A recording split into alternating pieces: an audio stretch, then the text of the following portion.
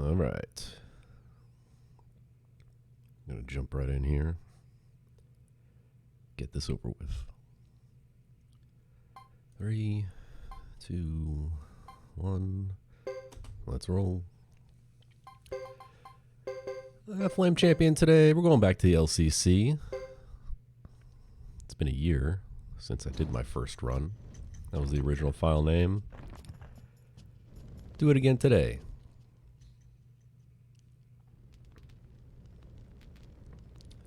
Jump right in.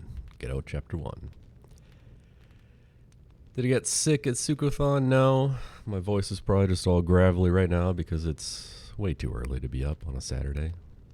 I'm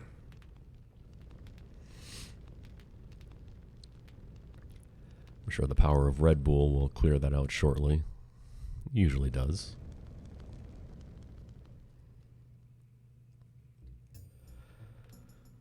All right. So, I was thinking about this today. This is going to be my first real, serious, no safety attempt at this game. When I was looking back at the run I did for Suikoden last week, I came to realization that I think we can get sub 1130. Just on how I was behind at the end of chapter 4 and was able to bring it all the way back. The way I see it, I've got probably 5 to save in the first 9 chapters. And probably another 5 in the late game. We are going to do the double Vicky strat at Water Dragon again today, so hopefully it doesn't blow up in my face again. That front loads some more stuff, but you save some later on. So there's 10 right there. And then maybe, get a little bit better luck throughout the run. Save another few minutes. That's the goal. Sub 1130. Let's see if we can do it.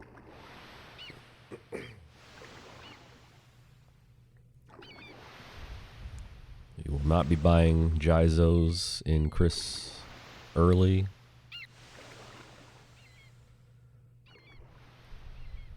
That should save a bit of time as well.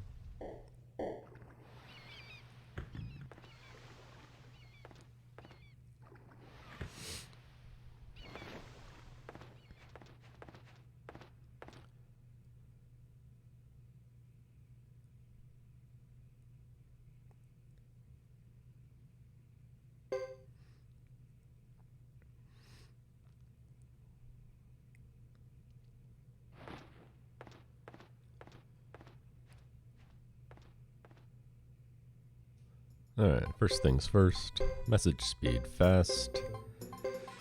Just my formation here. What do we got today, Joker? 90.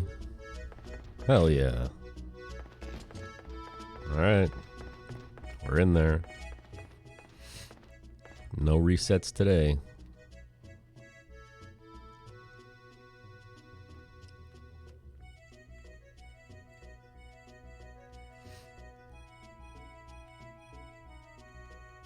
Did I get 90 in Suikoden? I've forgotten everything already. Or was it 89?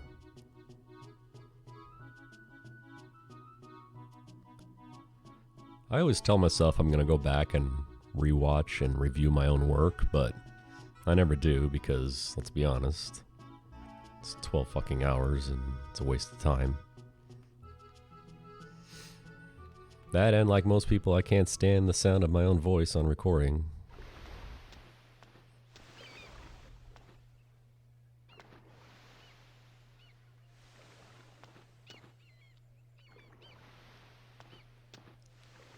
None of that matters. The only thing that matters is we're going hard today. It's not even 9 a.m. And I am going to make a conscious effort to have good movement today. Let's see how long that promise lasts. I'm guessing 5 minutes.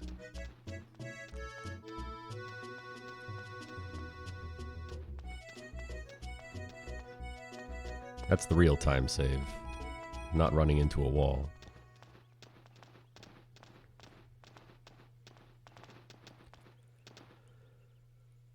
So I will try to do commentary today for all the new people that may be watching this.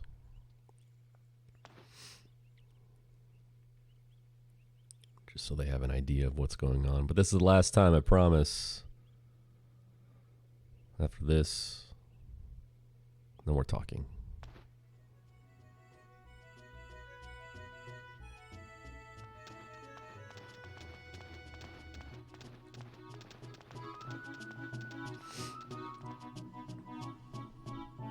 I really wasn't planning on doing this. If I had beaten my current time in Suikoden, that would have been it. I would have retired. But damn it. I know myself, and I knew as soon as that run was over that I couldn't let it go. And I had to give it at least one more shot.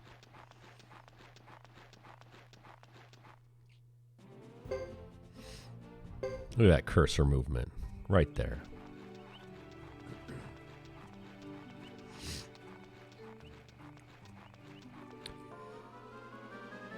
Oh. Alright.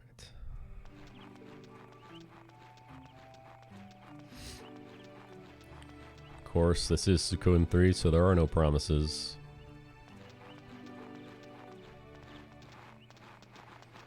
Could get 600 failed runs, do a bunch of troll dragons, and then just quit forever. I'm always one stream away from retirement.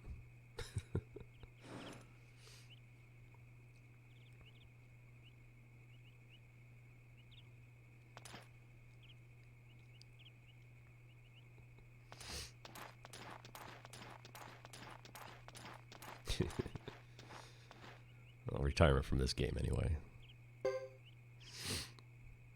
As I continue the infinite journey into the abyss of tactics, I'll probably have to find something else to do. Something short, like a side-scrolling platformer. Something that doesn't take 12 hours. So I can keep my legions of new fans entertained.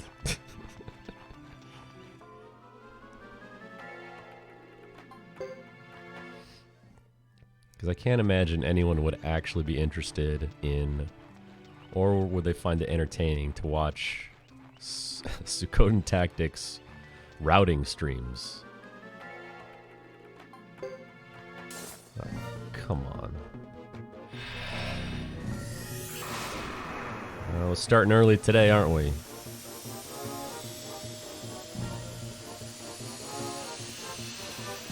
Oh, good. They're all asleep.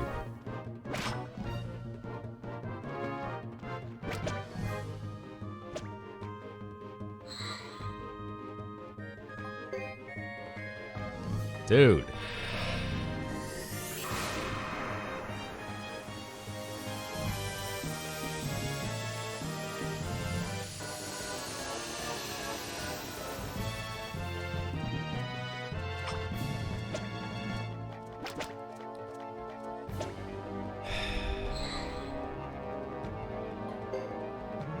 Someone remind me why I'm playing this game again?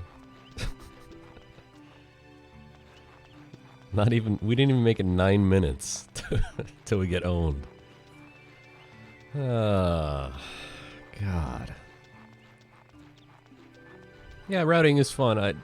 For me, when I can sit there and concentrate on routing, writing down notes on post-it notes and not have to worry about trying to entertain people.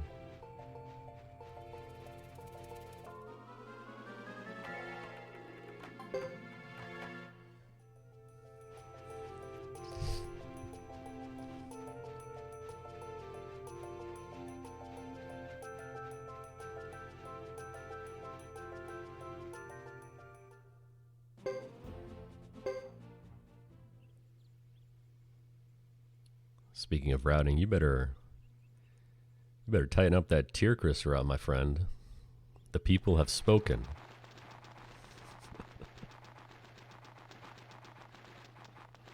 Tier cursor is going to be the finale in Suikoden 2.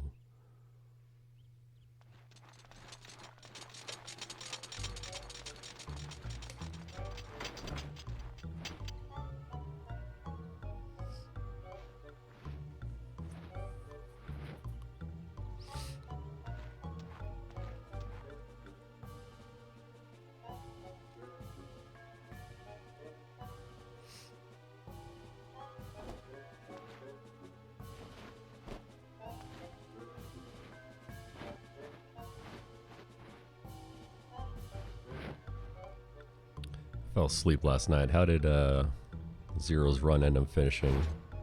Did you catch the end of it?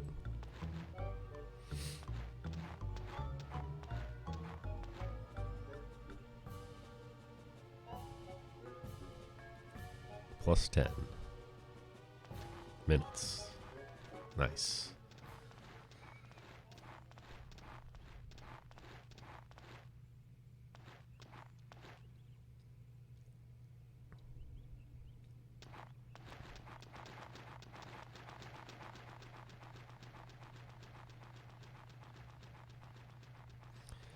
Zero should always be the finale. Let's not pump him up too much. One of these days we gotta bring him back down to earth, give him the graveyard shift. When Suikoden becomes a week-long marathon, he'll be doing the Wednesday midnight to 4 a.m. run.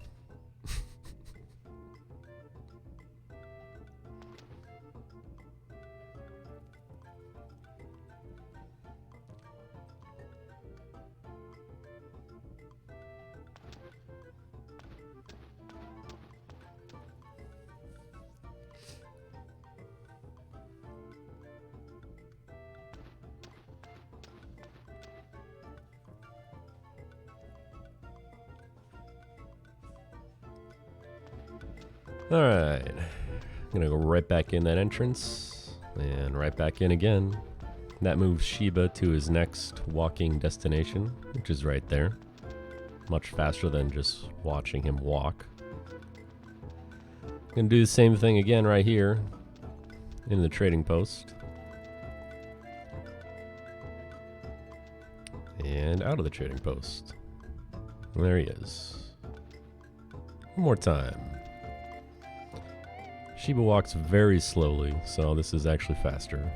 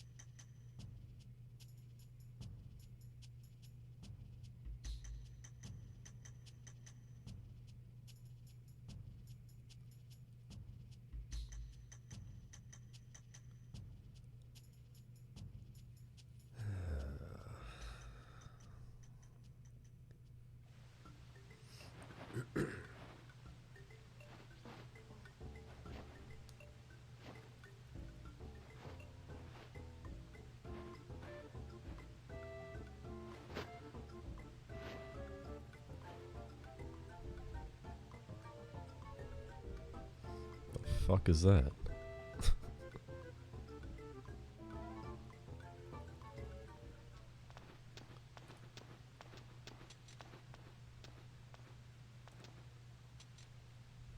Get out of here.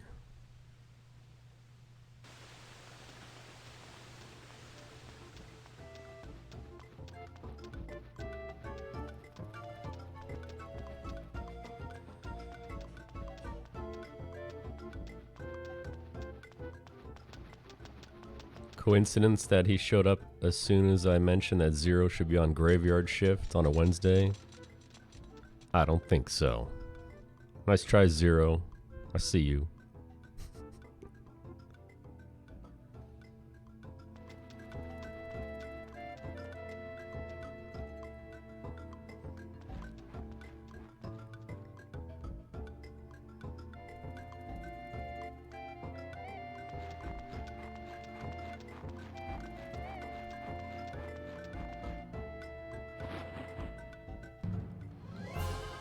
Alright. First battle. The classic strategy. Soaring Bolt. Attack, attack. What you want is these guys to come up and attack. And ideally, lizards will take out one person. Maybe ace. Well, not so lucky today. Just continue your chant. Defend with the rest.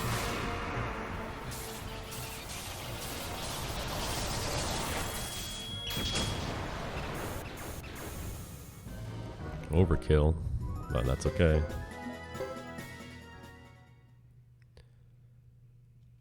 So you want someone to die there. That's not Joker, because that's just going to funnel more skill points to Joker and Ghetto who need them. We don't care about the rest of the people. And your skill points are divvied up amongst living members after the battle ends. Unlike experience.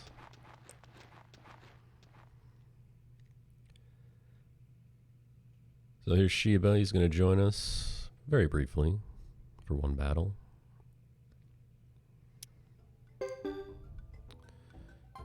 And we're just going to move everyone's equipment. In the next battle, we want to die as quickly as possible. And we're going to sell all this stuff later so we can buy Jizos.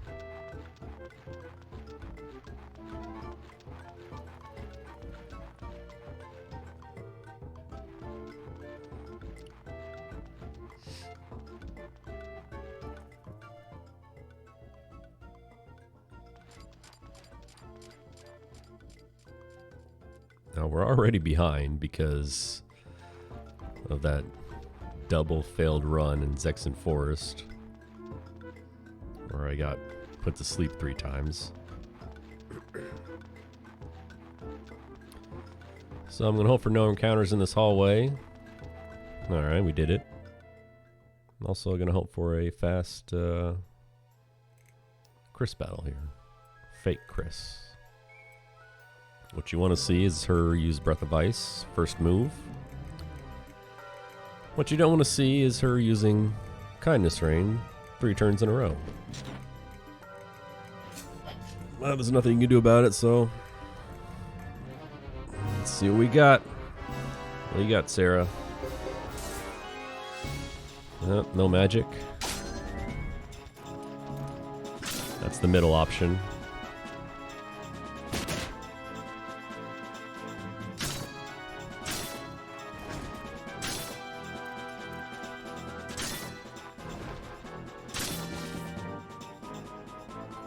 Okay.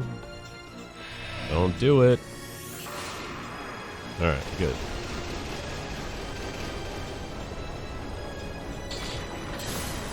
Is this even gonna hit everyone?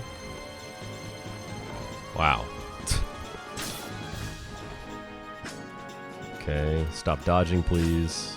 And deflecting.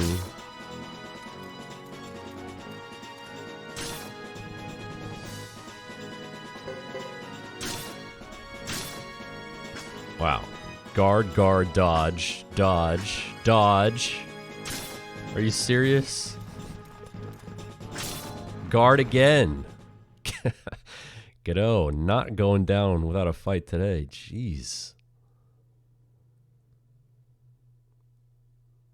Well, basically 19 minutes on that. That's fine.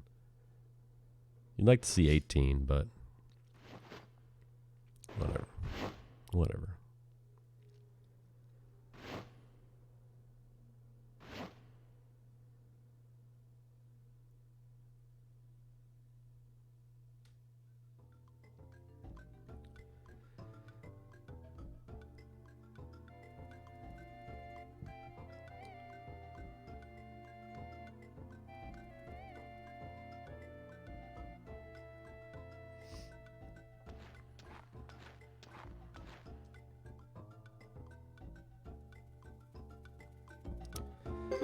Alright, Shiva's gonna leave. That's all we're gonna see of him.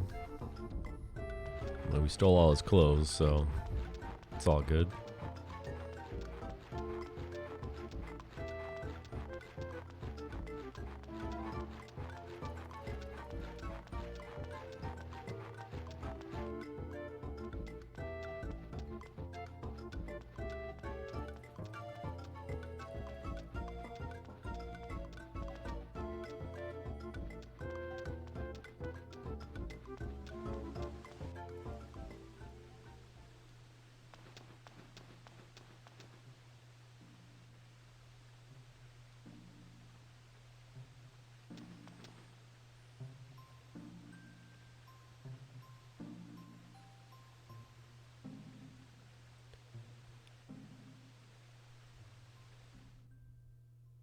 That attack was all a smoke screen so Uber could sneak in and take out Zeppon, start this war.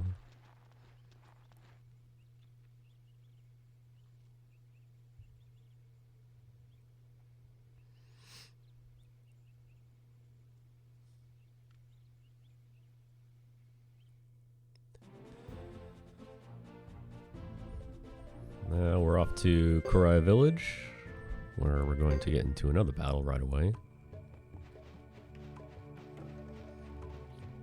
While we're walking, I'll talk about Joker's magic stat, so I haven't done that already. You start with Gedo Chapter 1 because it is the highest point of reset that you will get in this game.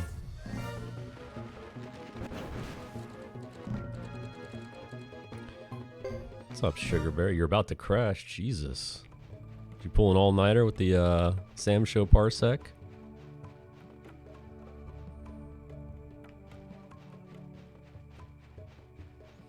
Thank you for the luck.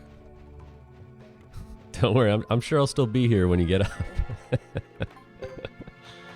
You got 12 hours.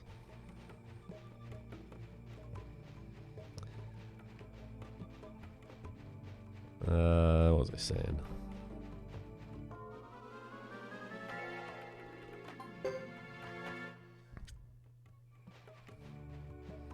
Okay. Yeah, man, get that sleep, dude. I know how it is. I spent all last week resetting my sleep schedule. So I did my run. I was up for most of the marathon as well, just to help out with it as well. So, a lot of work. But yeah, appreciate it. Might catch you later.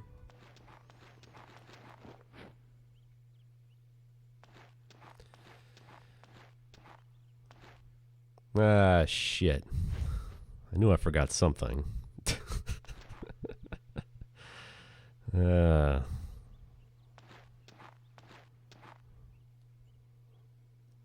Oops. Social media, my weak point. Alright, Soaring Bolt. Blazing Wall. Attack. Ace is gonna come up. Nice crit. Nice double crit. Jeez. The reversal crit. Queen's dead. That's fine. That's... okay, that's fine. I'll take that. It's not a big deal. Yeah. Okay, this is fine. Yeah, thanks, man. Appreciate it. Yeah, I always forget. I always forget.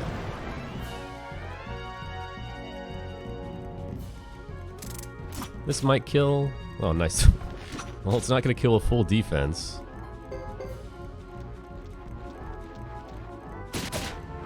Yeah, there you go. So we did that without Soaring Bolt going off, and that's ideally how you want it to go down. Gedo got his a chance stop there, which is rare, but it's fine because if Soaring Bolt goes off, it's overkill. You know, these rune animations are very long.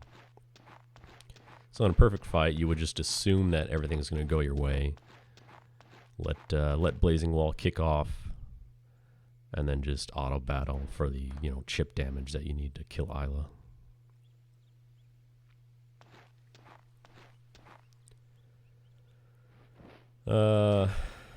Anyway, what was I saying? Oh yeah, so we start with Godot Chapter 1 because you're probably going to reset more here than anywhere else in the game, so you might as well just start here and get it over with. You know, imagine if you did Hugo's 3 chapters, Chris's 3 chapters, and then you got to Godot Chapter 1 and realized your magic stats sucked and you needed to reset or lose 10 minutes at Mountain Path. Not worth it. So, all the equipment we removed from everyone, and the few drops we just got in this last battle, we're going to sell it all.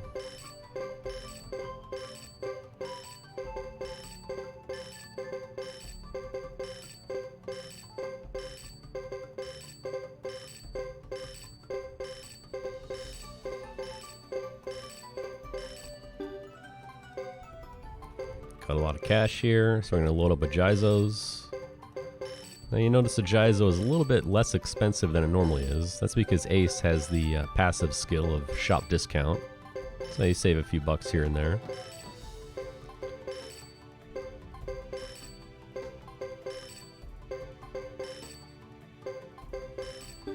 $14's good.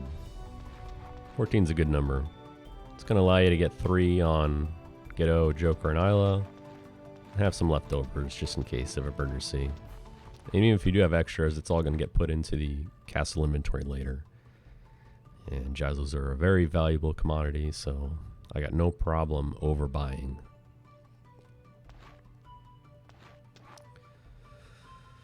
Anyway, yeah, so when you're starting this game, then you look at Joker's magic stat at the beginning of this chapter, you really need at least 83. If not more. I mean, the more you get, the easier it's going to be on you as far as what encounter you're going to fight at the mountain path. If you roll low and get an 83, you're going to be looking out for one group of the 5 butterfly enemies, the Chon-Chons. That's pretty much your only bet. And you might even have to fight another one after that. So usually... I mean, I don't know. It depends on how much anyone who runs this game, what your threshold for resetting is. I'm really not a fan of resetting, especially in a game that takes 12 hours. So many things can go your way and then not your way, and then it's quite a roller coaster. But the bottom line is, if you don't reset, you get to the mountain path and you're about 40 minutes in your run and you realize that it's just not going to happen. So why waste 40 minutes of your life when you can only waste 4 minutes of your life at a time? So I've got a chart here that shows me which encounters I can fight on the mountain path that will get my magic stat to where it needs to be for Joker. The goal is 101, which unlocks his level 4 spell, which for his fire rune is Explosion. And that's pretty much imperative that you get that before you fight the Twin Snake boss. Otherwise, you're going to have a heck of a time beating it. So the higher your starting magic stat is, the more likely you won't need to reset when you get to the mountain path. And you'll have a bunch more encounters that you can take as well.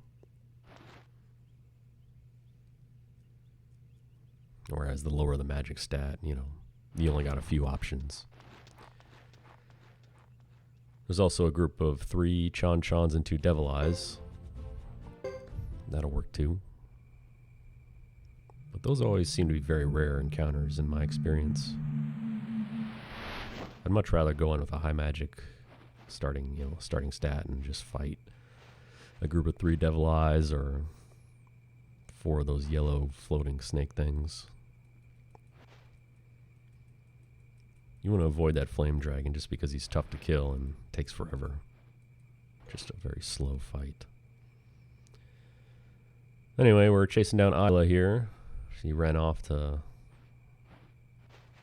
try and catch up with Sarah.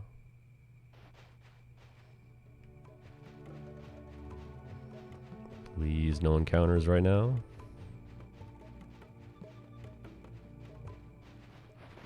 Alright, we did it.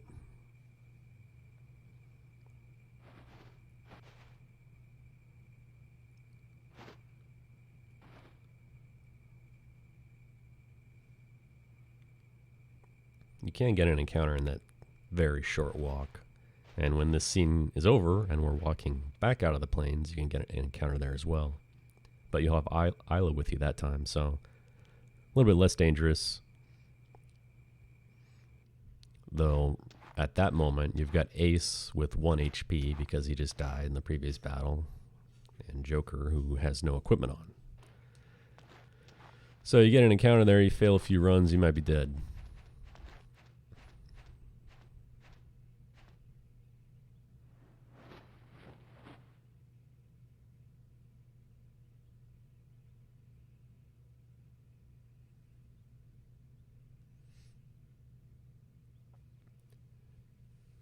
Godot with his classic secret meetings. Only he's loud.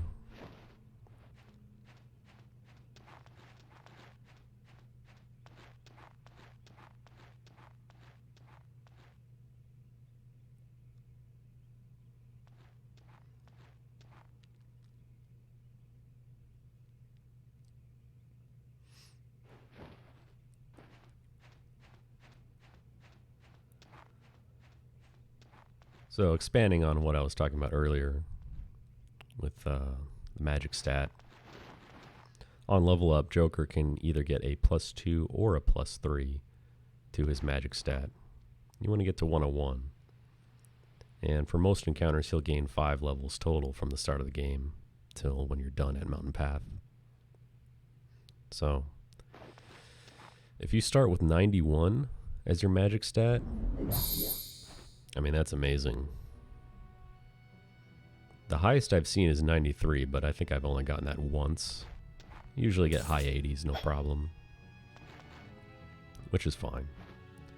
But, you know, you just got to do the math. You say you start with 90, assuming a worst case scenario where I only get a +2 bonus each level up. 5 times 2 is 10. I'd be at 100 if I got worst case scenario. So all I need is 1 level up where I get that +3. And according to Suikosource, the +2 is a 40% chance and the +3 is a 60% chance. So it's heavily weighed in your favor that, you know, even if you start with 87, it's heavily weighed in your favor that you're going to get to 101.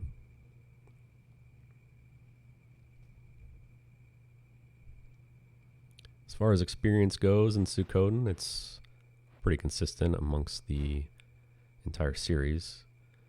You always need 1,000 EXP to level up, but the amount of EXP you get is dependent on your levels compared to the enemy levels and how many party members you have versus how many party members the enemy group has.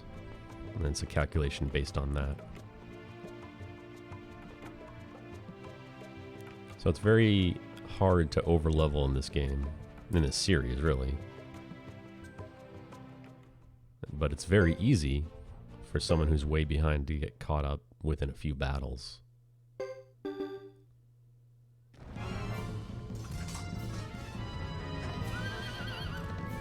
Pretty cool and unique system. I think everyone really likes it, you know. Alright, first real obstacle in the run. Dialogue options. You pick the right one here, it's over. You pick the wrong one here, it's over, sorry.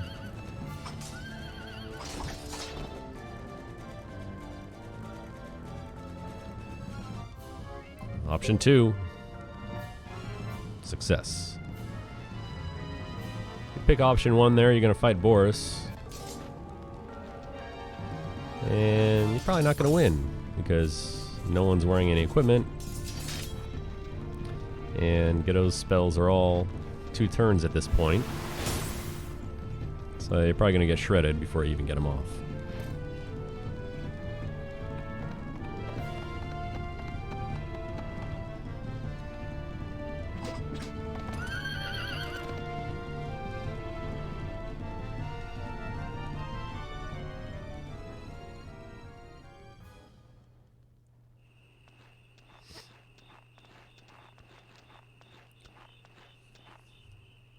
There's a handful of those dialogue choices in the game that you have to pick the right one.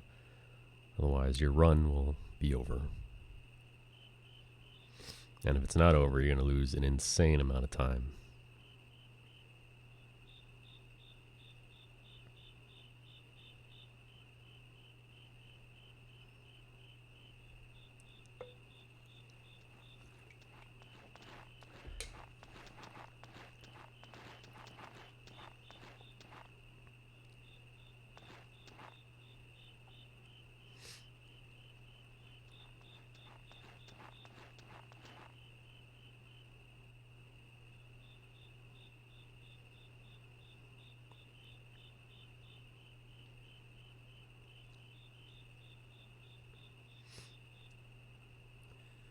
One last note about the experience points. It doesn't matter if your teammates are alive or dead at the end of the battle. The amount you're getting is the same. Skill points get pushed towards people that are alive. EXP is divvied out based on the number of people in your party. So you can't roll in with a group of 6, have everyone die, and then reap the rewards at the end of the battle for experience. That's not how it works. You'll get the same amount regardless.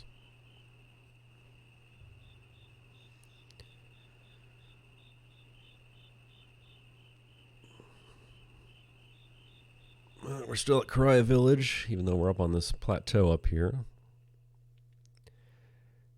Kind of an interesting choice for them not to let you come back here. I mean, you can come back here, but you're just looking at the plateau. Can't go back to the village after this.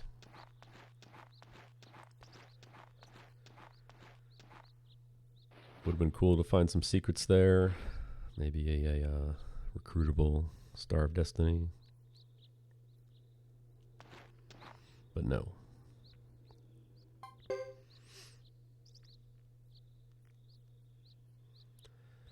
Also, I did time all of the dialogue options. Unfortunately, none of them really save any time at all. Only a few do. The others, by the time you select the option 2 to save one text box, you're probably actually losing time. But whatever, who cares?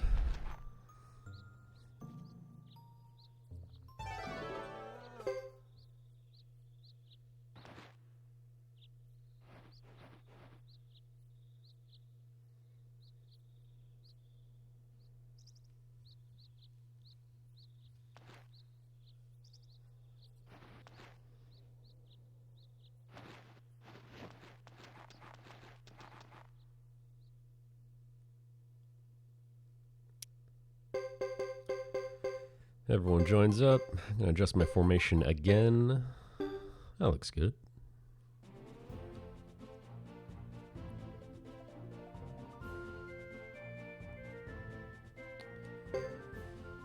Mountain path. Alright. Let's see what kind of encounter we get today. It's an interesting area because sometimes you can walk through this whole path without getting even one encounter. It's crazy.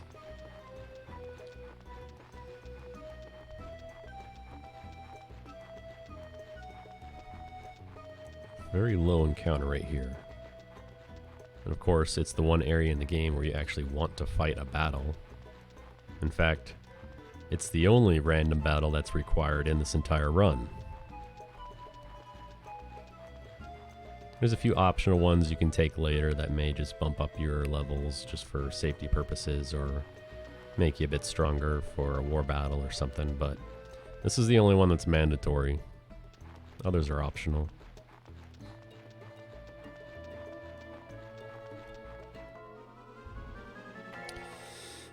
That is not going to work.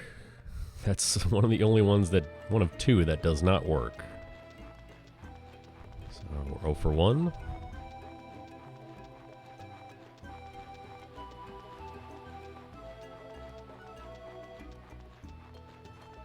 Two devil eyes, no. 3 devil eyes, yes. And this is where you kind of start to sweat a little bit because you've gone through 2 2 full screens with 1 encounter, and it wasn't the one you needed, so... Okay. Oh my god. No. That's also not gonna work. 0 for 2. Will this run end before the first boss?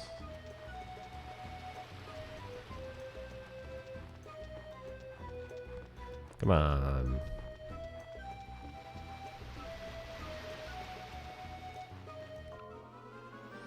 Alright.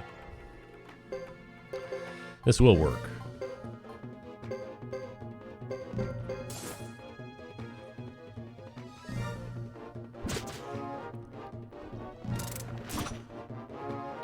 Although these things really suck because they're pro dodgers.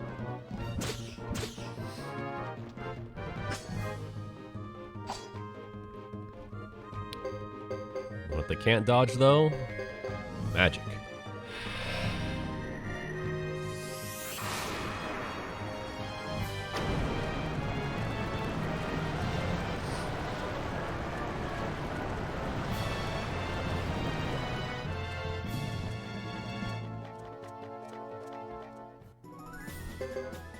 Okay, so we got to 105, 4 more than what we needed, which means we got a handful of +3 level ups for Joker's magic stat.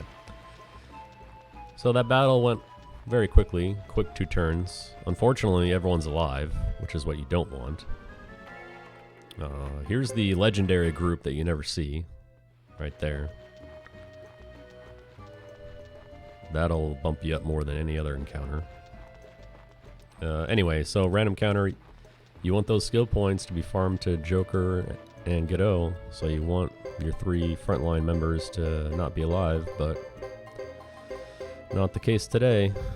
So, based on how things are going, we may need to fight an extra battle at Mount Sinai. But for now, we're just loading up Jizos for Godot, Joker, and Isla.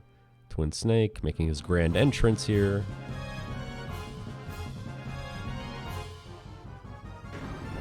Nice. Start off with Berserk Blow. Go with Explosion, which we just unlocked. And the most underrated spell in a speedrun, Battlefield. He's going to open with his triple combo attack. Let's hope that it doesn't stop any of my chants. Please.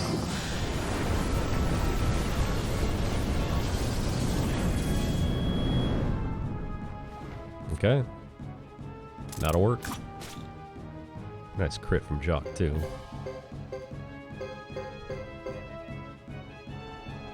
Okay, so he's gonna do this again. This should be fine. It should knock off Godot, Joker, and Isla, but they've all got Jizos, so it's not gonna matter.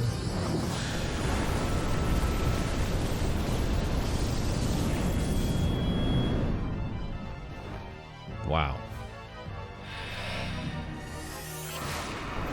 Okay, so it knocked out Godot's spell, which is fine. Not the end of the world there. If it knocks out Battlefield or Explosion, that's when you need to start kind of worrying. But this goes off, so we win.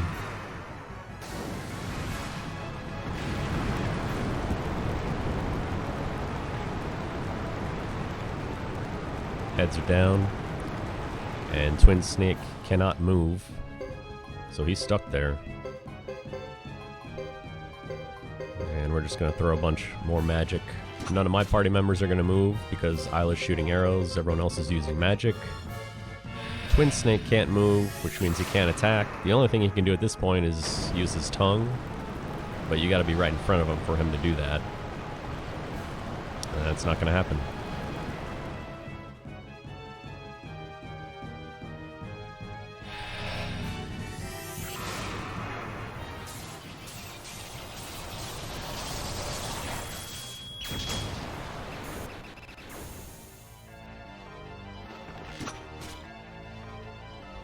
Dude, Isla with the kill shot.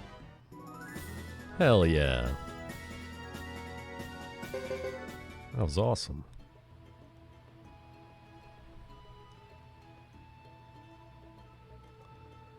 Alright, so 45-minute Twin Snake, that's solid. Take that any day.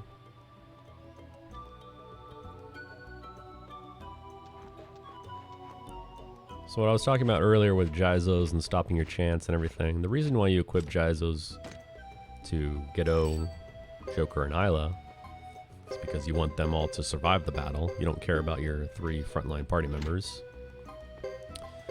Let's heal real quick. And that chest, what we're going to do is take the cash and take the armor so we can sell it later. You don't need anything else.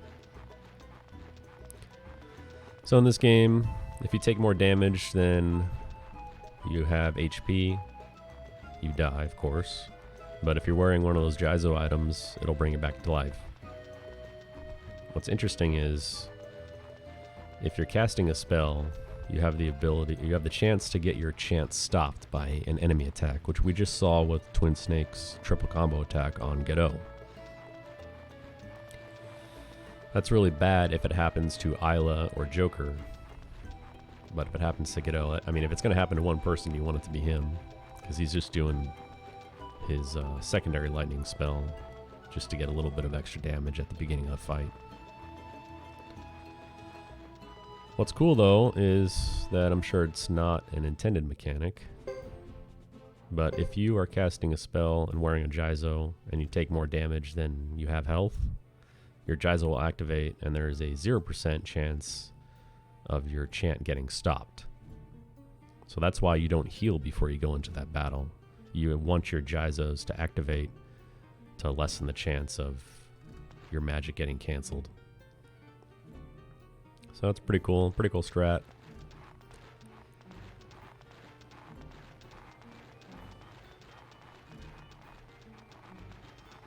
And that was the ideal battle, really, because Isla, Joker, and Gedo were all alive, which means they got all the skill points from Twin Snake. My frontline members were dead, which means they got none, which is fine, because they're useless.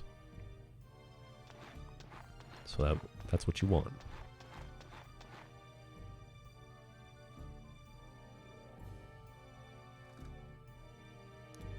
So Battlefield ups your magic damage, which in a speedrun is imperative, which is why that's the most important spell to kick off.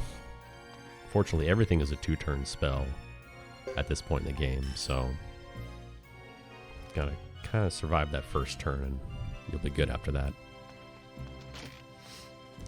And a battlefield boosted explosion from Joker will take out the 2 heads in one shot, and once those are gone, the battle's free.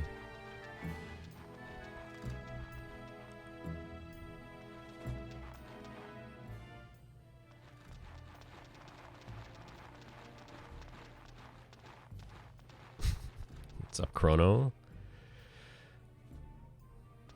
Yeah, that was a pretty legit crit, actually. That's what allowed Isla to kill with the chip damage at the end, so I'll give Jock a thumbs up. Thanks, Jock.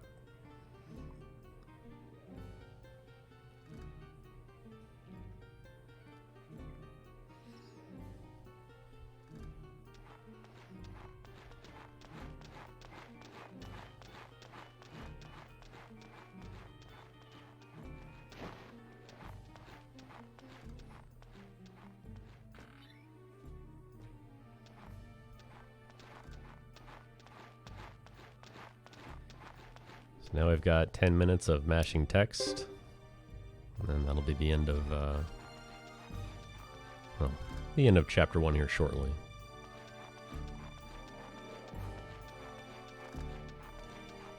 Oh yeah, I just realized this is my first run where I'm actually using splits. Nice. Keep track of my time save and time lost versus current world record.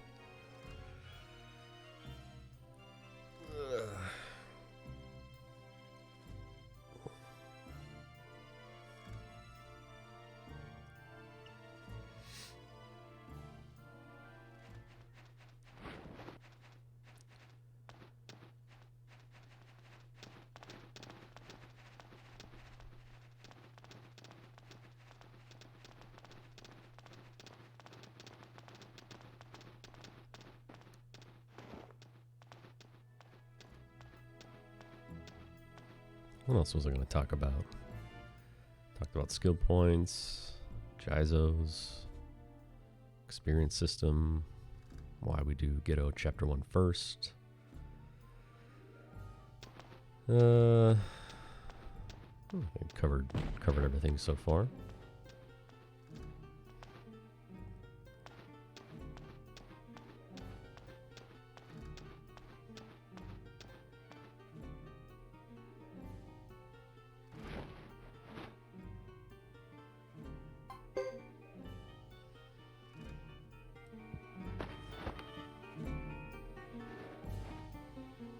Another meaningless dialogue option.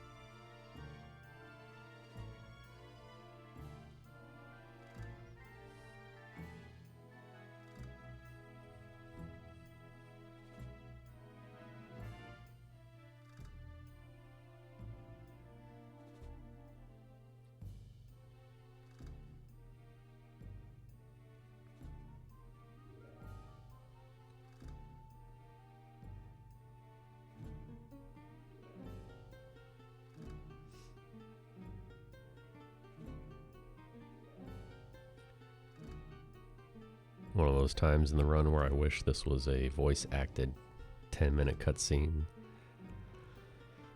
So I could at least go do something instead of sit here and just mash through text.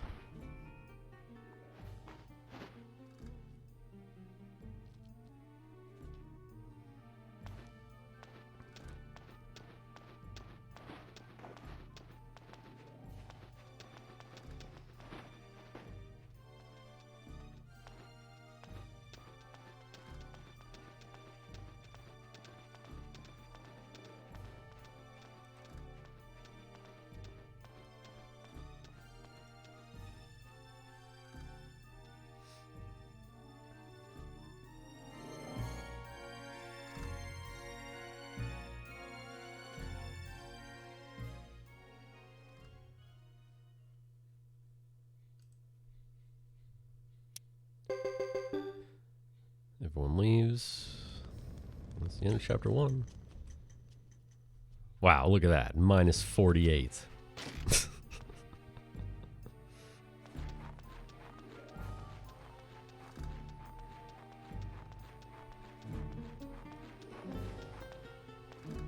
Alright, chapter 2, we go up to this little fruit stand here, which isn't really a fruit stand at all. Got some new hot tips, some leads that we're going to follow up with.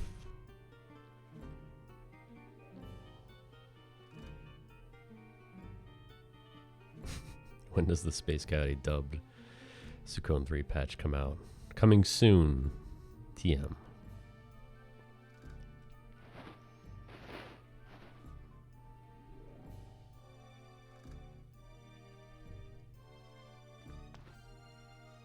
The real question is, what time will Zero be awake today? As usual, the line for the over-under is 4 p.m. Get your bets in now. Safe bet, always on the over.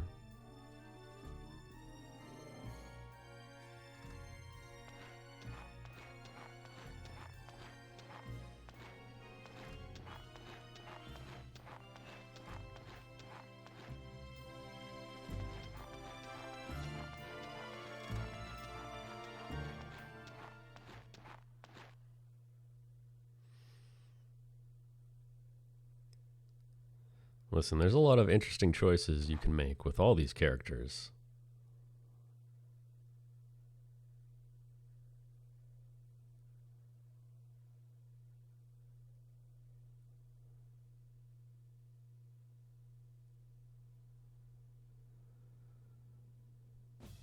My voice, Sergeant Joe. Go with that Mr. T voice.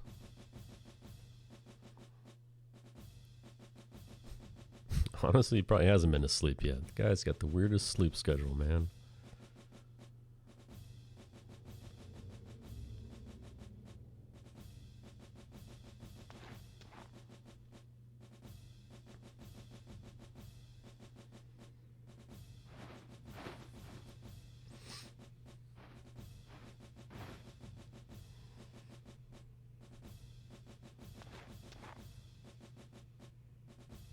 Imagine if this game had dialogue scene skips.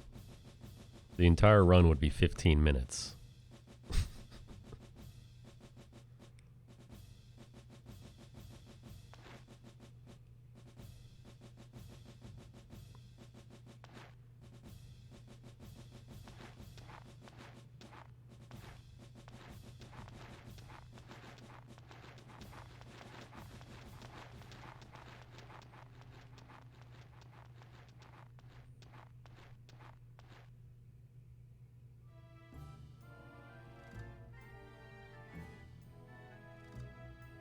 Yeah, that's true.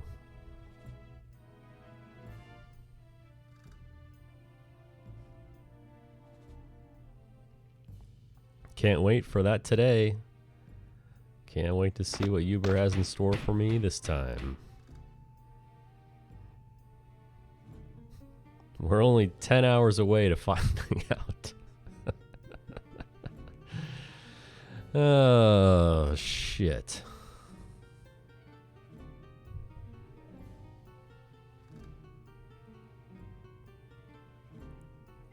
Good thing I've got all these snacks here.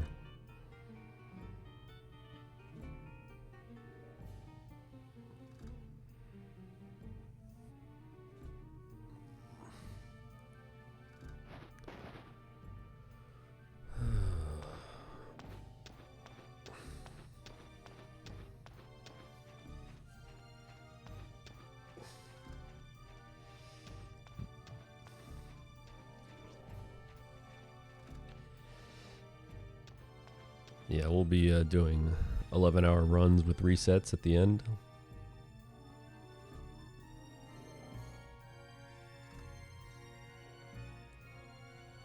And if you're behind at that point, it's just not going to happen.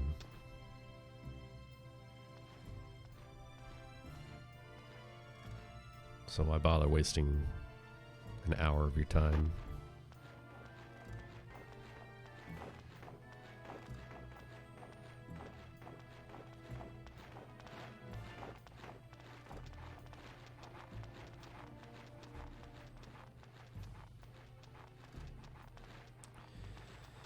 Finally.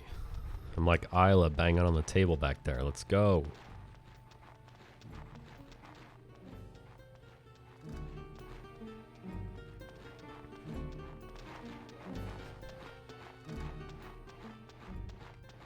Yo, is that legendary Exit Fate world record holder and master of foul language SRD _27? The 6 trillion person raid? Thanks, dude. Oh, wow. You raided me just to fuck with me. I see how it is.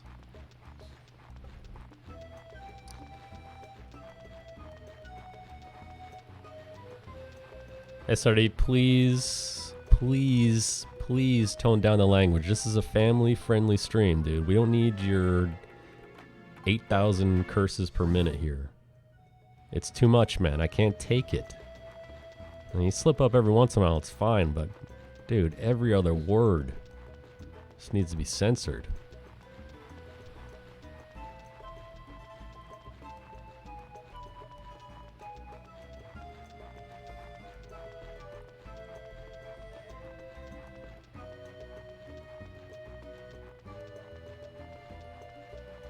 Oh, that emote is a curse word in this stream. Same thing.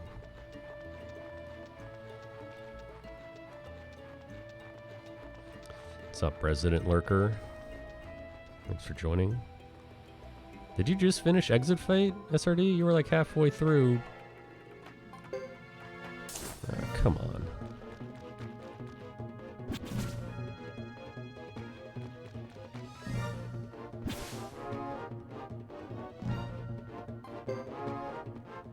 Alright. No, you had to be doing something else, right? Because you probably would have finished like 4 hours ago, right?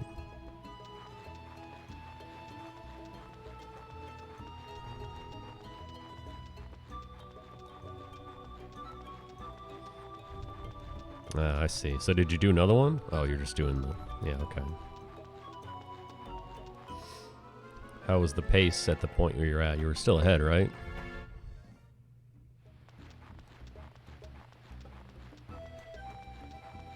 How do game overs work in that way? Do they just end it, like in this game, or do they give you a chance to retry the battle immediately, like other Suikoden games?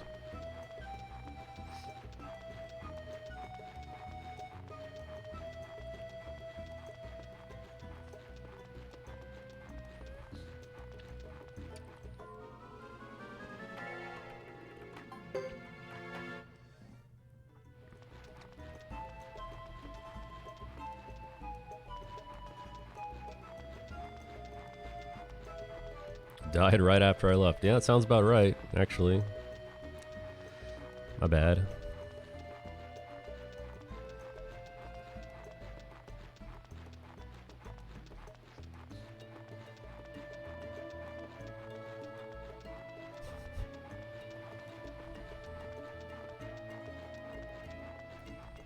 Wrong goat emote at the end of that, though, Chrono.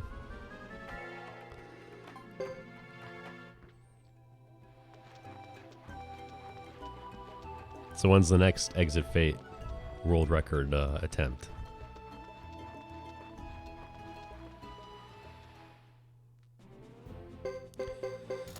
Alright, we did fail a run, so we gotta heal up the frontline members here, because just like in Karai Village, we're getting to a battle right away. With everyone's favorite, France.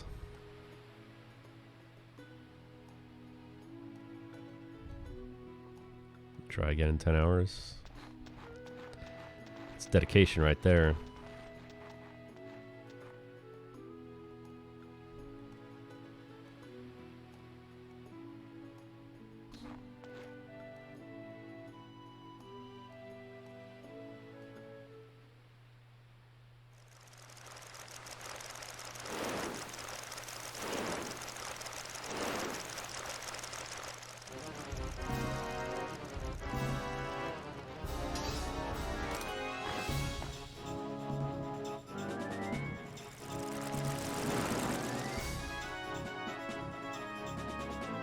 What's up, Boone Sauce? Hello and welcome.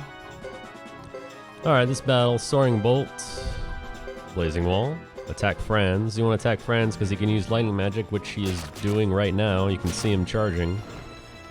So the idea is you want to stop his chant, because stopping chants work both ways. Nice, Isla. Isla coming to play today. Got the kill shot on Twin Snake. The stop chant on Franz. Got Blazing Wall to hit almost everyone.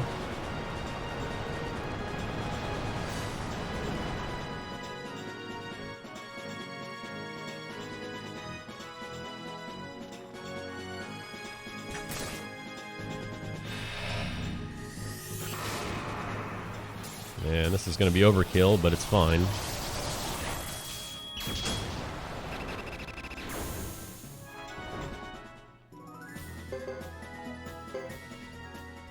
Okay, so you want to take a quick look at Joker's skill point total after that battle. And despite the fact that we had the mountain path encounter where everyone was alive, we're still above the minimum that we need. We're at 524. You need 510 to get fire magic to A. So we're good. Don't have to fight any other random encounters. These days, there's not much else you can do other than play at home. That's true. That's why I'm doing this today. Can't believe they're kickstarting a studio. Same. I can't believe it either. Youthon 2023. Great question, LCC. Also, hello and welcome. LCC is the file name again today. We're going back to our roots where we started. So enjoy your time as Flame Champion.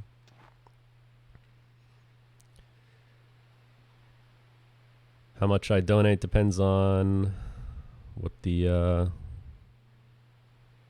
campaign looks like.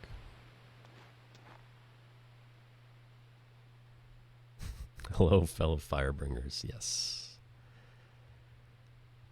I'm not really big on, you know, physical or tangible stuff.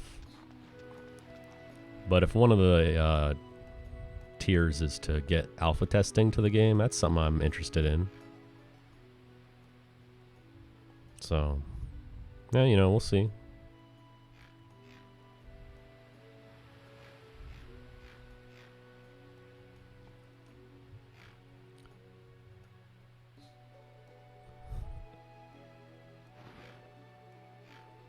Yeah, it does look really good. I love that style of graphics, you know. Looks like Octopath, but better. Very vibrant. Good stuff. What about creating a character?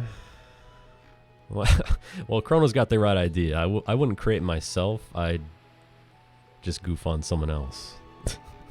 Goat Zero. That's a good idea.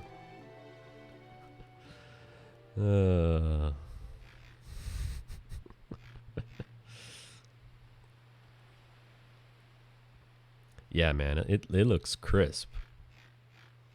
Crisp and vibrant. Octopath is, you know, it's good, but it's got that kind of muted tone to it. Kind of like Suikoden 4, where everything was just dark. Boon Sauce. What I thought would have been really cool, obviously they've been planning this for a while. You know, I mean, how could you not hear about Suikothon? Really? No, but that would have been cool if they gave us a heads up and wanted us to drop a video or a trailer there for them. I think we would have done it.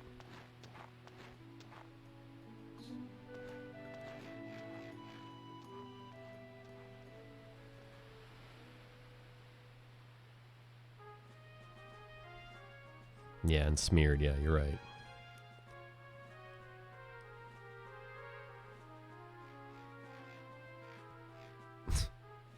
SRD with the inside info. I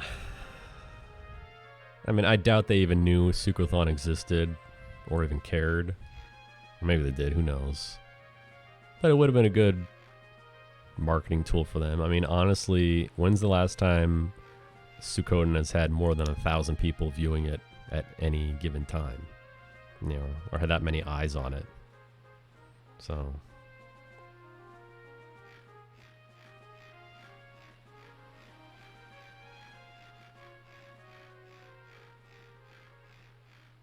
yeah, but I doubt they had any idea what Suikothon was, nor they'd probably care.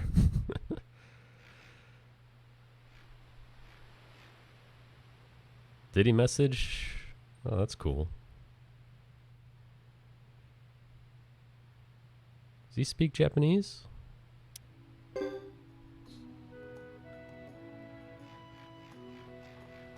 Oh yeah, we all care about it. But you know, I can imagine them being presented the idea and be like, "Oh, that's cool. Well, this isn't Suikoden. We're kind of doing our own thing, but it's all good."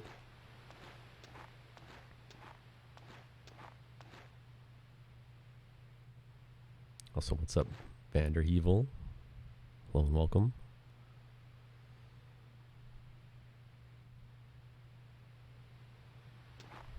Well, it doesn't matter. The fact that it's happening is pretty cool. It looks good.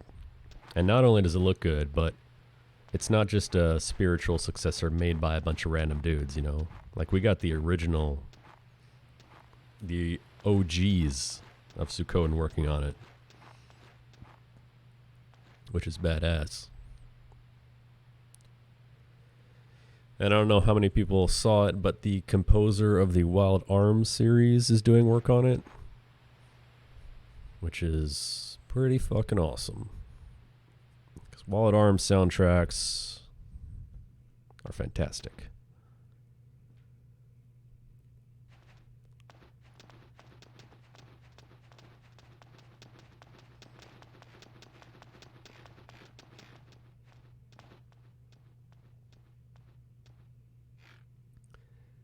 But honestly, you can kind of look at this two ways. You know, you could say one, well, it's not Suikoden, so we're not going to have the continuity or the characters that we love, stuff like that. That's fine. If people have that opinion, that's okay. I'll be supporting it, but if you do feel that way, I also kind of think that this is everyone's chance in the Suikoden community, the Suko-munity, if you will, to show Konami what's up. You know what I'm saying? You can be like, hey, people do still care about Suikoden. This is how much we care about a project that's kind of like Suikoden, so let's go.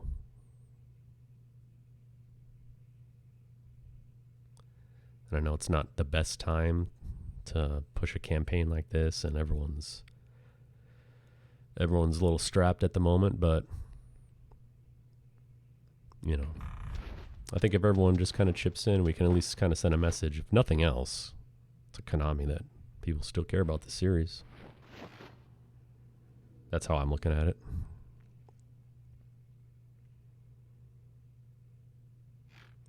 Yeah, that's the world building. People love that stuff, like the continuity, overarching themes, returning characters.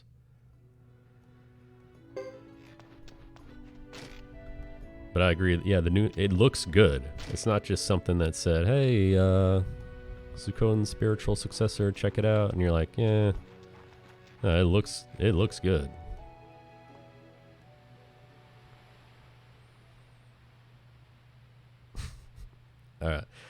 All right, Chrono. I rescind my previous statement about not caring about tangible assets. If they throw up a pachinko machine, I'm in. Let's go.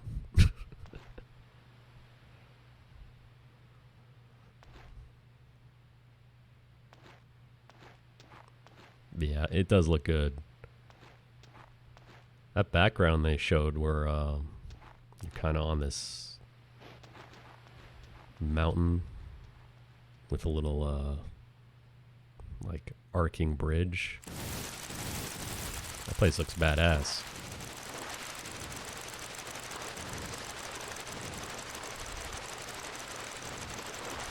But yeah, I'll be supporting it. I suggest everyone does too. Of course, you know,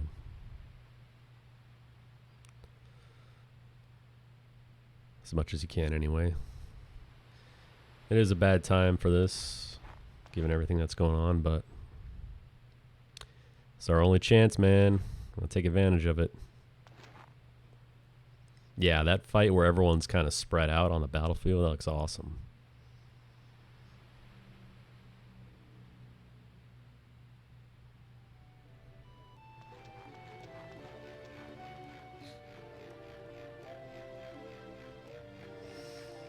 Well, they've already talked about having stretch goals to have console ports. I would imagine those get met, honestly.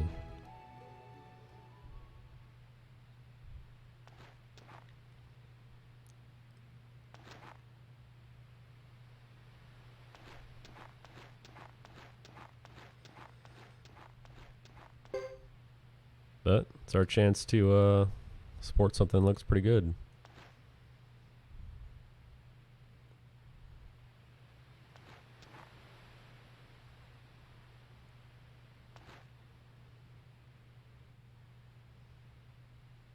Remember when that Mighty Number 9 Kickstarter blew up? I mean, the game blew up. But then we got Mega Man 11 after that. Those related? I don't know. Who knows? Maybe. Maybe not. I like to think they were, though.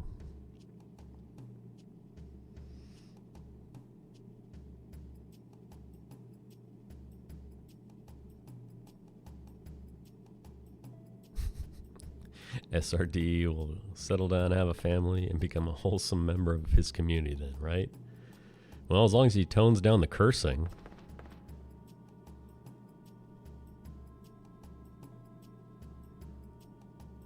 Oh yeah, that's the other thing too. Konami's probably like, yeah, whatever. Do what you want.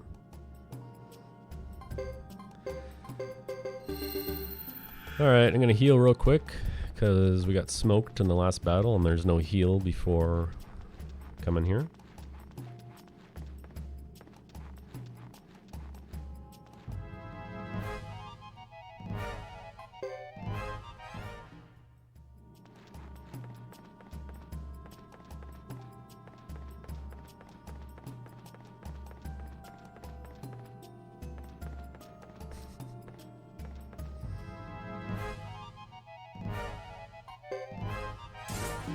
Come on, we just did this last week.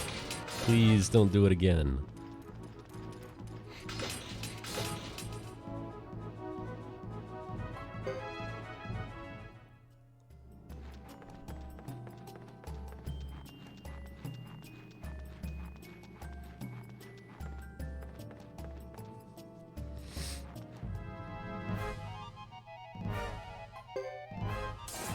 Jeez.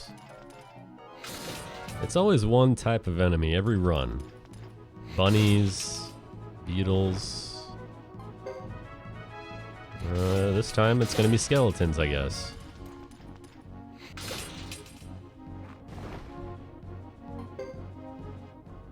Jeez. Oh, LCC, if you're still here, how did the Dirge of Cerberus race go? And did you enjoy it?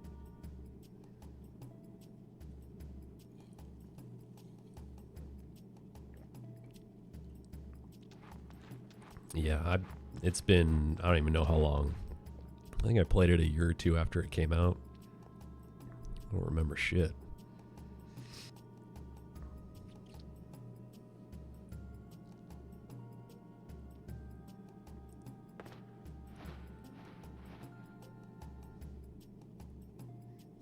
When the FF7 remake came out, I had to I read someone's wiki story synopsis or whatever on some site. And it's an all-encompassing document, and like it goes through Crisis Core and everything. There's a whole timeline. And it goes into Dirge of Cerberus, and I'm like, I don't remember any of this shit.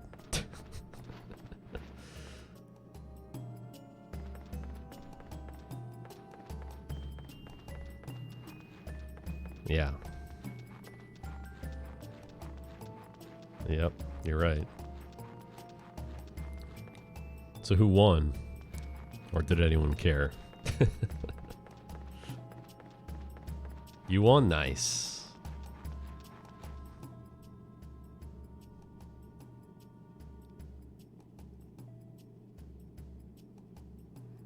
Ah, okay. Probably still blind. Like if I played it, it would be considered blind too. I don't know what the fuck's going on.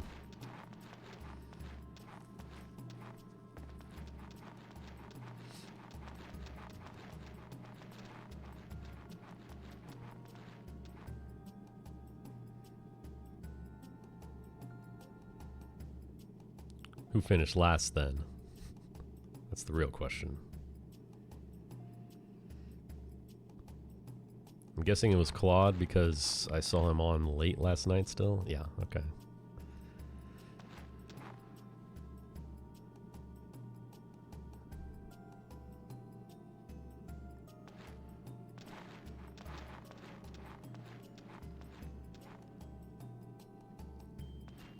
Very important.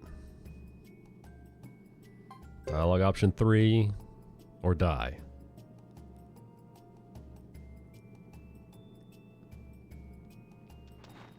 If you go with option 1 or 2, what's going to happen is you're going to fight Duke's team. And you can probably survive that. You still have a lot of magic after the Franz fight, including explosion with Joker. But what's going to happen after that is you're going to walk back to that room back there and you're going to fight these two. And they're probably just going to wipe the floor with you.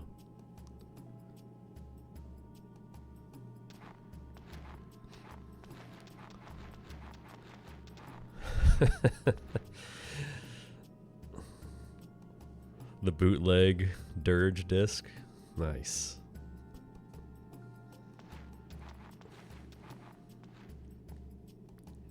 Yeah, fall 2020. We got a few years, but you know. Like I said, if they have one of their tiers that allows you to be an alpha tester, I'd spring for that. Then we'll see if they have rules or not and whether you can stream it.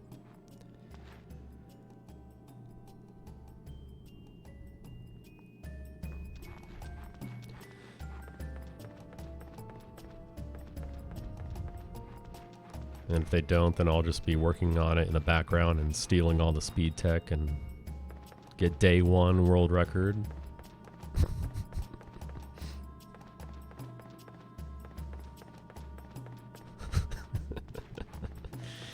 Yes. I'll create a fake account and everything.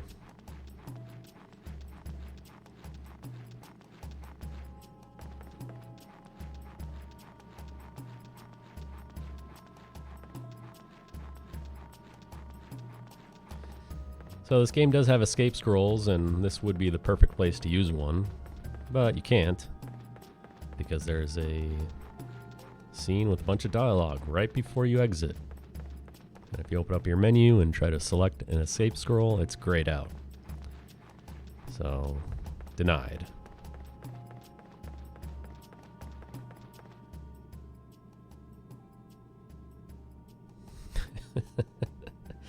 Aiden Chronicles. Yes. I'll create a fake game, fake community.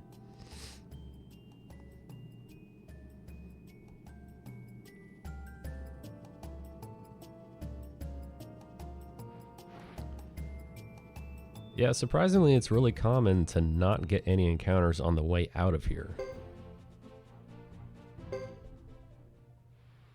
Kind of lucky if you see one. Which again kind of sucks, because going back to chapter 1 where you're on the mountain path and you can't get an encounter. If you're short on magic points for Joker, you do need to fight an extra battle, either at Mount Sinai or here right now.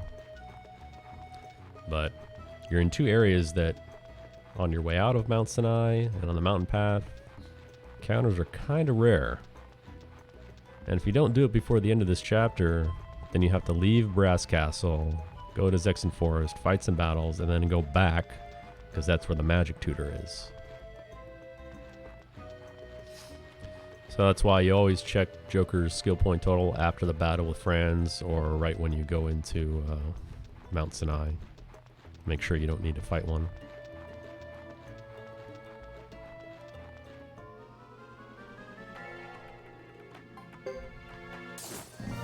Awesome.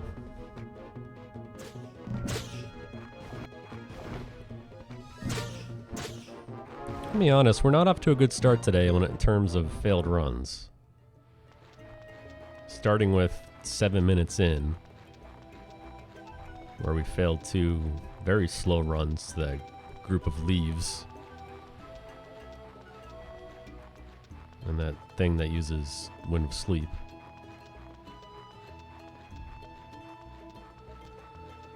What's the run rate in this game? Shitty.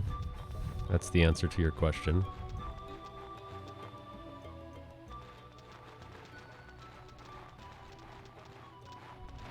It's actually something I've been meaning to do, is go through everyone's luck stat. See if there's a kind of a correlation there. I bet there is, but who knows? I always feel like I have the worst luck with Ghetto's group in terms of failed runs. So maybe there's something to that, I don't know. Not that it's going to make a difference if you investigate it. You can't change your party or anything. It's just how it is.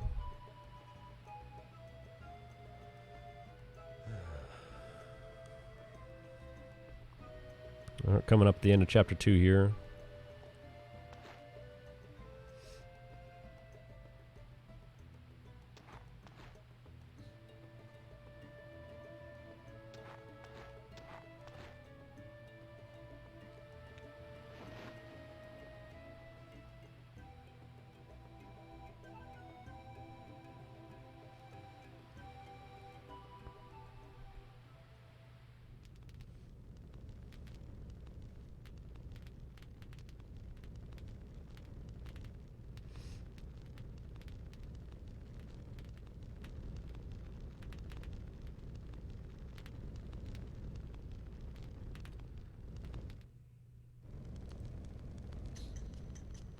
There's chapter 2.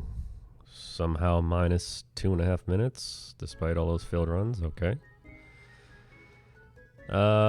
Honestly, you're right. I mean, we can go back in time to Suikoden 2 when who knew there were such a thing as Pilica points? Right? So, who knows? However, if removing all your equipment increased your odds, then we're really fucked. Because everyone's naked already.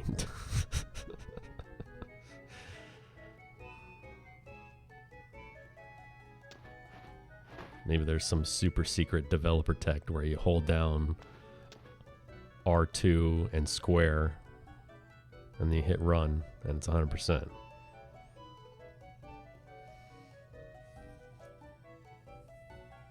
Enter in the debug mode or whatever. Ugh.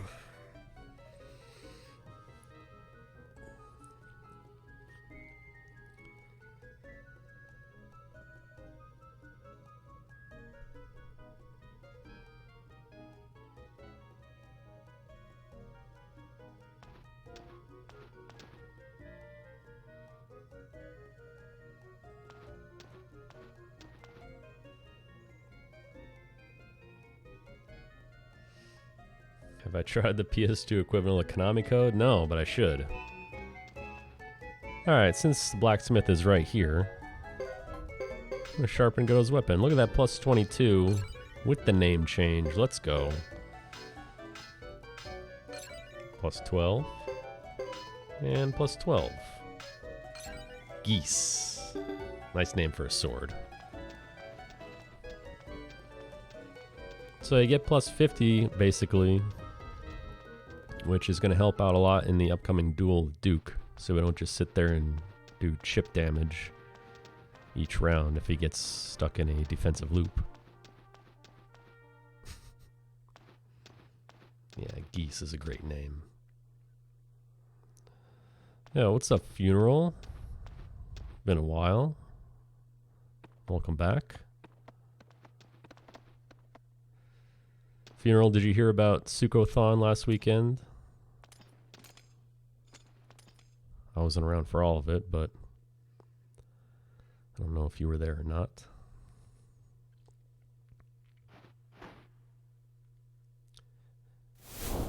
Yeah, that's right, SRD, and it's so easy that I'm going to push off that task to you.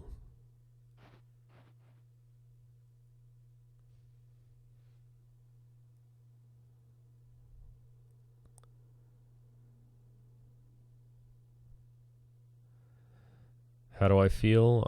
I feel embarrassed that this is what I'm associated with, to be honest with you. Embarrassed, ashamed.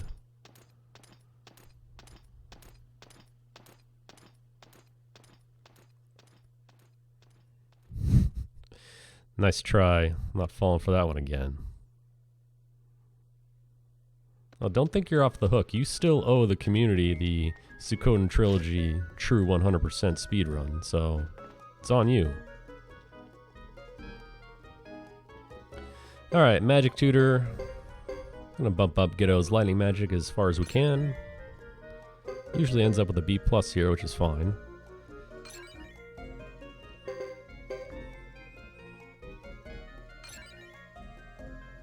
I think I've only had it once where he's had enough skill points to get to A. Same thing with Joker, except we have to get Fire Magic to A, which is why you manage your skill points for him in Ghetto's Chapter 1 and 2. There it is. 510's what you need. We barely had enough. And Isla, gonna bump up her Earth Magic to maximum.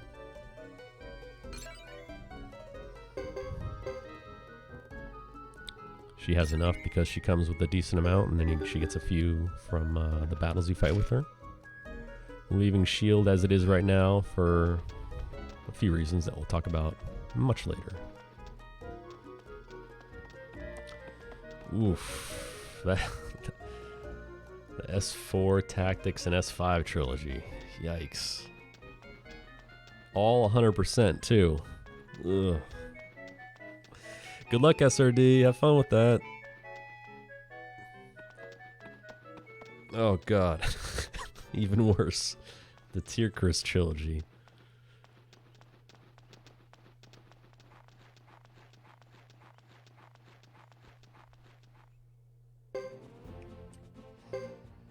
Alright.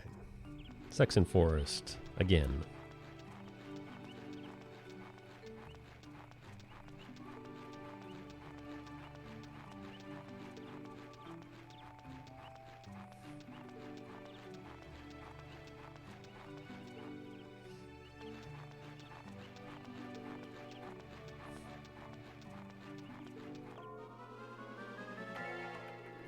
Please don't. Thank you. That's another failed run that's slow.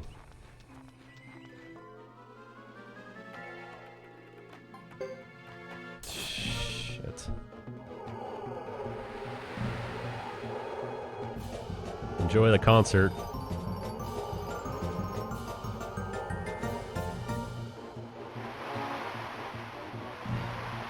Look, they got the applause and everything.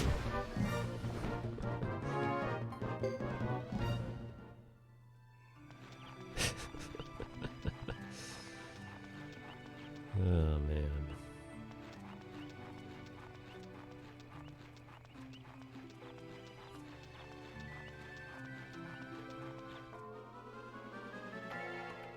The tree with glasses. Oh, come on, guys.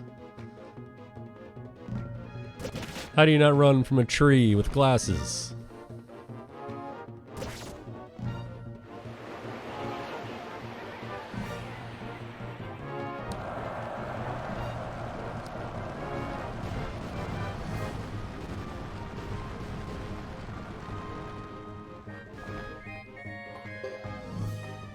Jeez.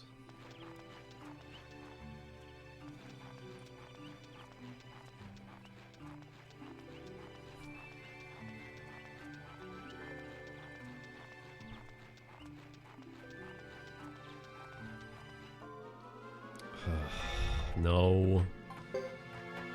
Thank you. No encore for that concert.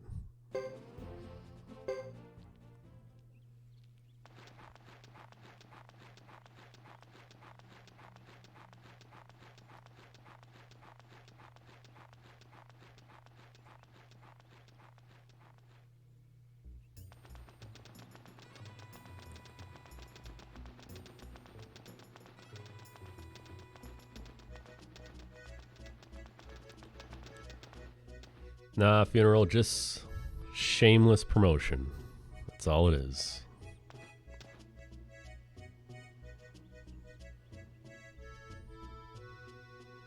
Don't listen to SRD's lies where he tells you he's got the inside info, because he doesn't. Seaglance is right. Technically, we're all going to be involved. We're all going to be shareholders.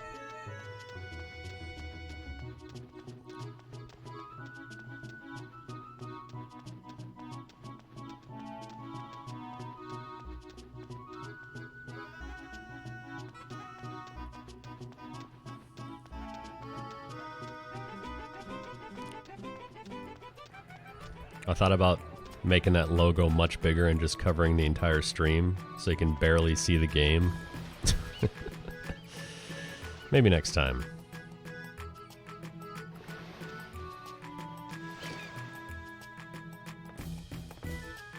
Alright, first stop, armor shop. Wizard hat for Ghetto. Wizard hat for Joker. And one just to put in my bag because I feel like it.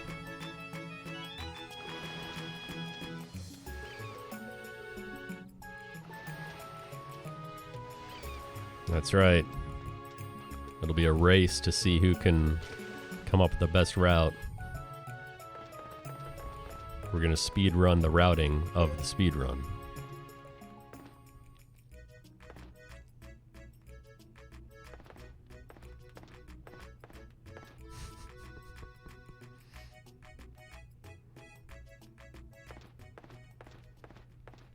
How about just a stream where the logos take up 95% of the layout? And I've got a timer with no splits in the corner and the game feed at like 2% of its current size in the other corner. How's that sound?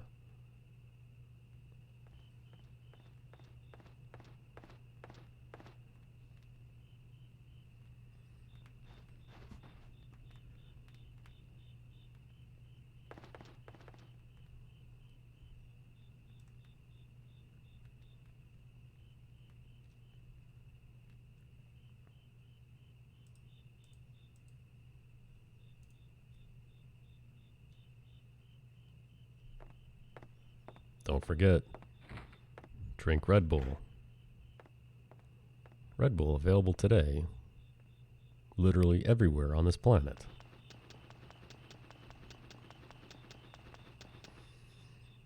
Pretty sure they sell Red Bull at graveyards now, too. You guys ever been to a cultural funeral that takes 13 hours? Sometimes you need to pick me up.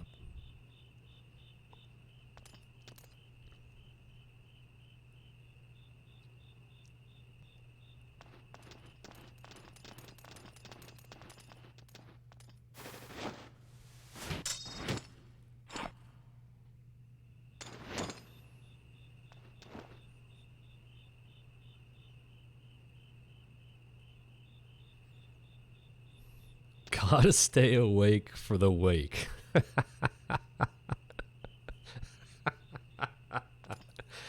That's good shit.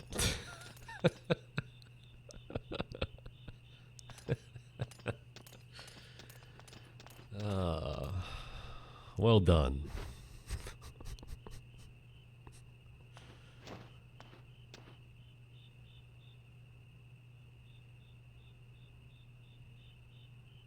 Nice, dude. Red Bull's everywhere. A train with arms. Perfect.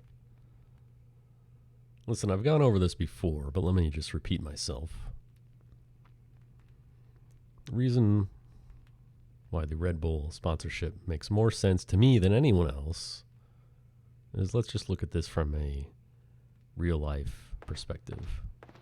Now, Red Bull wants to be associated with action sports like squirrel suit, skydiving, motocross, rally car racing, snowboarding when there's an avalanche behind you. And that's cool. But here's the thing about all those. That adrenaline is free. You don't need Red Bull when you're snowboarding down a mountain and there's an avalanche behind you. All right? You're already amped up on free adrenaline. So let's think about who really needs Red Bull. How about the asshole who decided to speedrun Suikoden 3? He's the guy who actually needs it, legitimately. I mean, tell me I'm wrong. I'm not. The speedrun wouldn't be possible without it.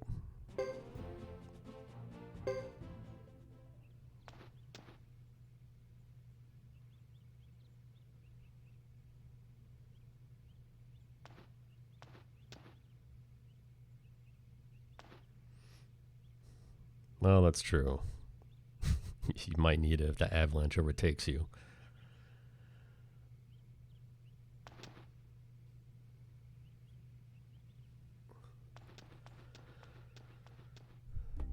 Ugh. Hell yeah, it gets you Landis. We've seen it. The magic of the S patterns. S pattern sponsored by Red Bull. There's no S in that name. Oh, nice one, dummy. Well, at the very beginning of the stream, I said I would concentrate on nice movement, but then I wondered how long it would take for me to blow it. Well, we lasted an hour and 40 minutes.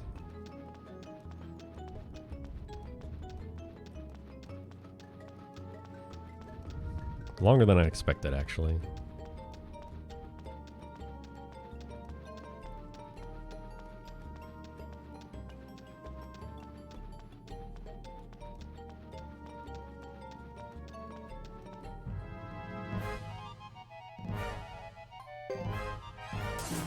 Shit.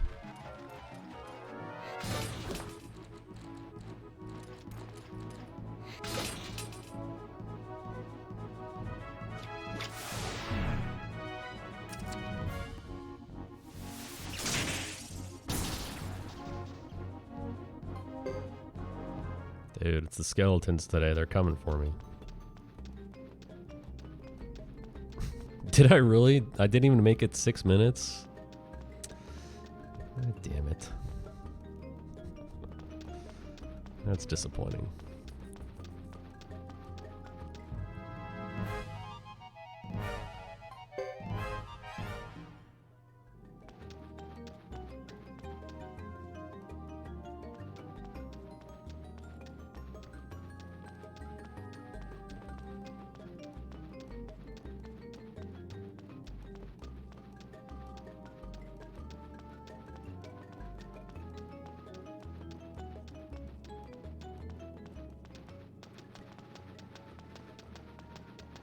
Alright, Duke. Let's see what you got. Fun fact about Duke. This is the only duel in the entire game that you have to win.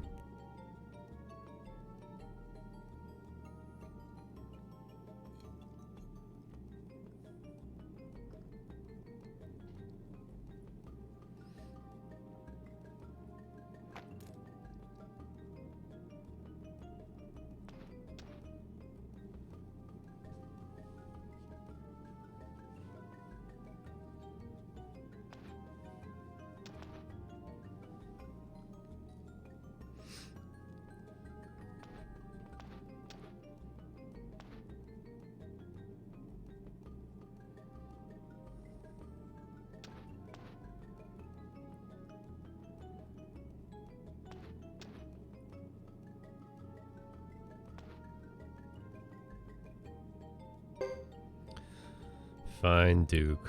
Let's go.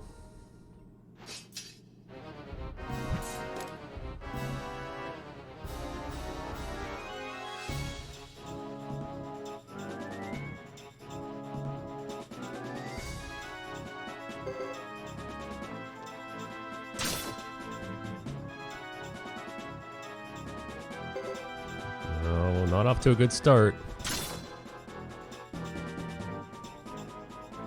Defend, defend, defend. Come on.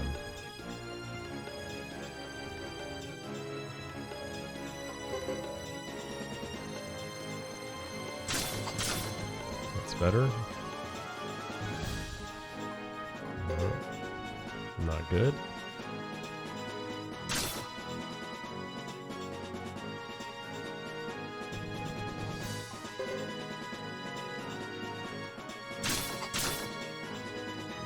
Okay.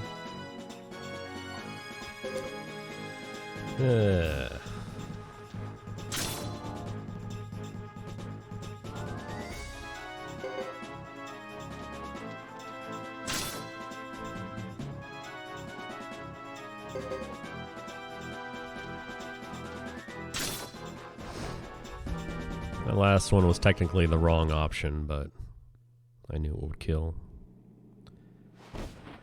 Yeah, Elaine's a babe, for sure. This game's got a lot of them. Big fan of my girl Yuri from Almakinon. Nice flawless victory, by the way, even though it was slow. He says something different depending on if you get a flawless or if you get hit a few times. I think there's a third one too.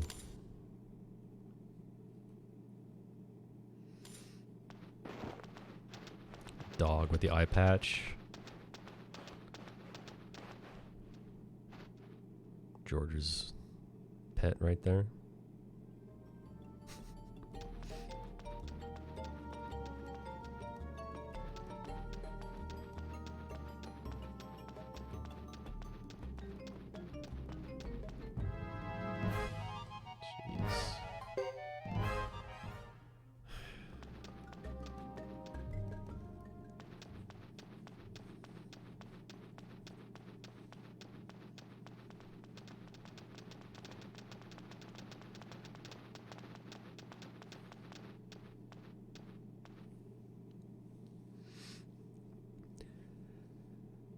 LCC, I know you don't stream a lot nowadays, but you've been at this for a long time.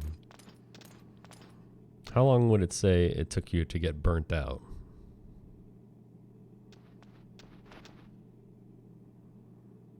Because I think, what is this, my 12th stream? And I'm already burnt out.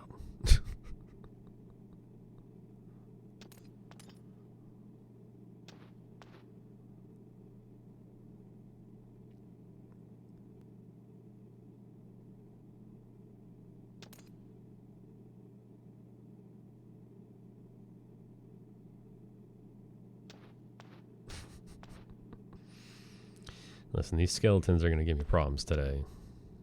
It's every run is something different. So far, they've been destroying me.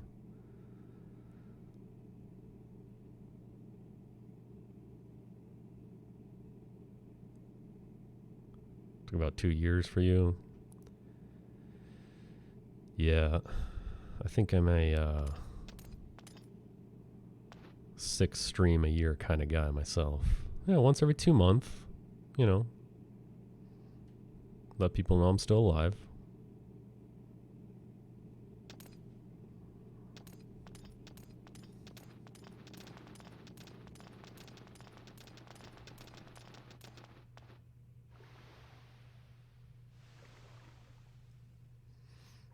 Nice, Ghost Ribbon. I like your style.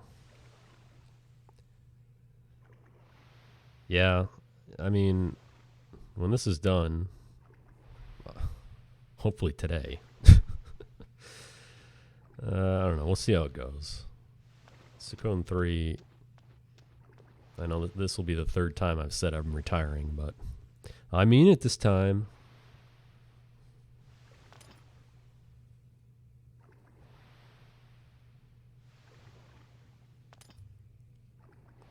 I'm guessing a lot of the problem is the fact that I'm doing a speed run that takes literally half of a day.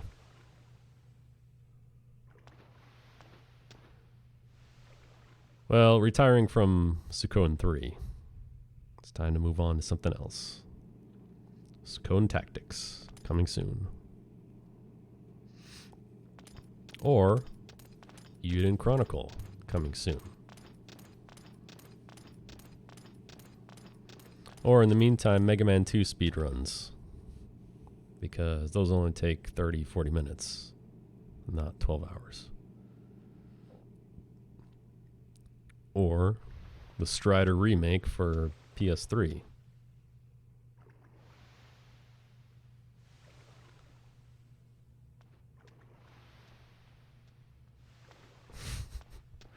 Wow. Rudy upgraded his emote game, didn't he? That's great. Speedrun Mahjong. I guess Mahjong is like the new hot thing, isn't it? I see it everywhere.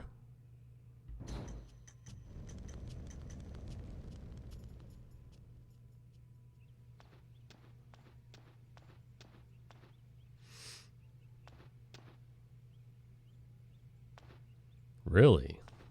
Elo jumping on FF6? It's awesome.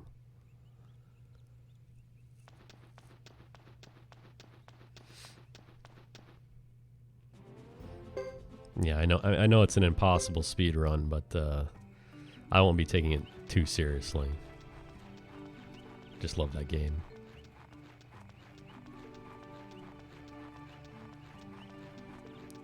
Nice. Well, our very own SRD speedruns a card game as well. It's Code and Card Stories. Bit slower than the FF8 card game. But still a card game.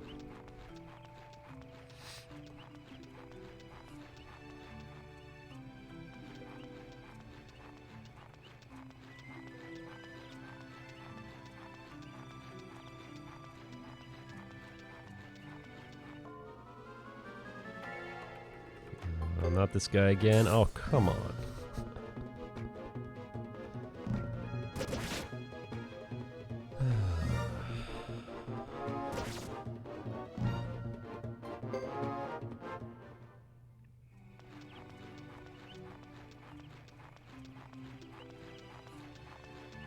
Did you do a speed card game, LCC? Yeah. Card games of the future, maybe. Battleship speedrunner. 69 battleships in 4 minutes? Dude, that's legendary.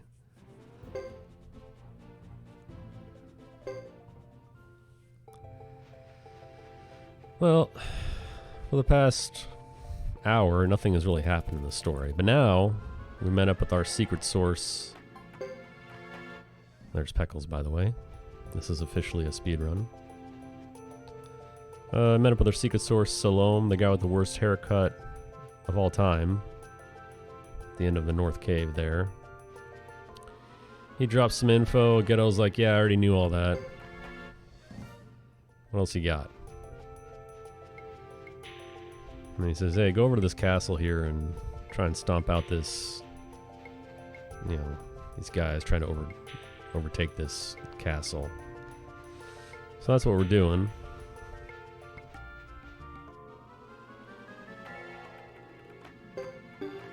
Oops.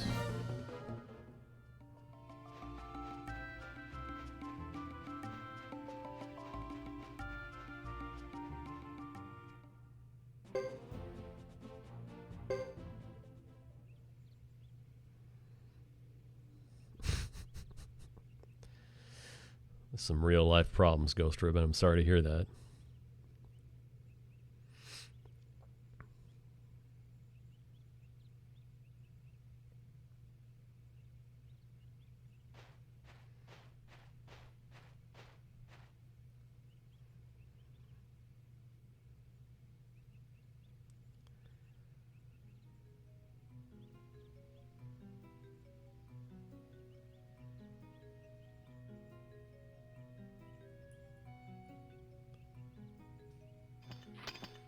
So Cecile is the other option to bring to the final battle, because she does actually get a B in water magic, so you can make the case that she can go in with a flowing rune and silent link. But here's the problem. Cecile will be at level 1 when you get her. You would need to set her up, get her magic stat high enough to get silent lake, attach the flowing rune, bring her to the final battle, all to save the cutscene with her and Thomas after the final battle, and it ends up being not worth it.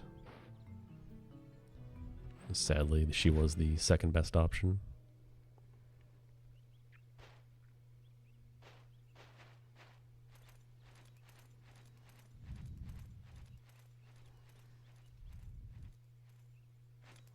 What?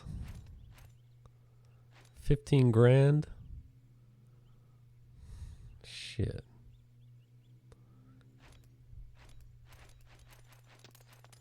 It's crazy.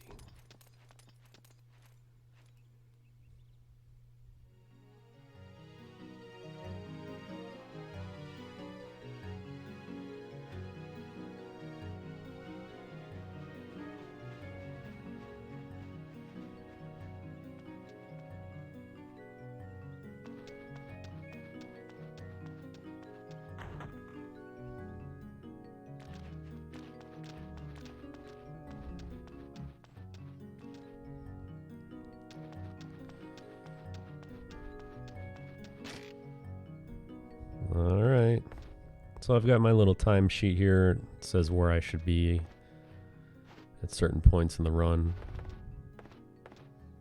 Library is 2 hours, so we're ahead.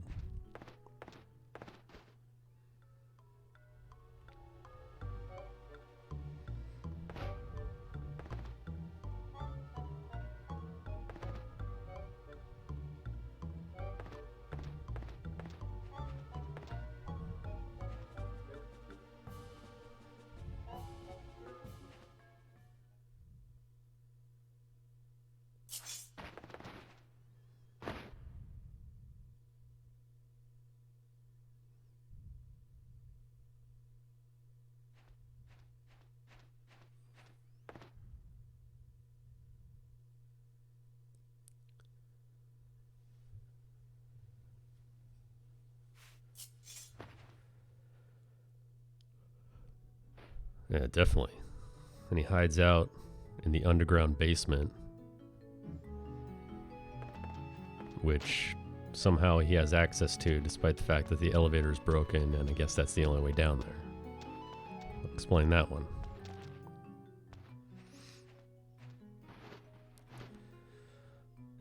I'd love to know how to get down to the basement, but only one person knows the answer to that, and his name is Zero.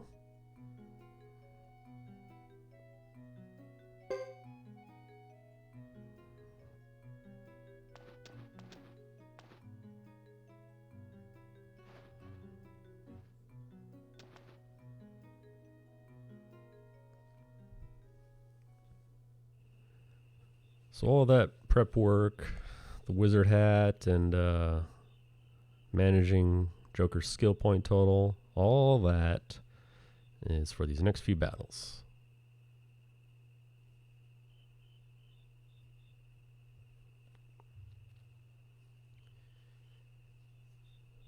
You have a Miyake's poster in your basement. Well, that doesn't surprise me.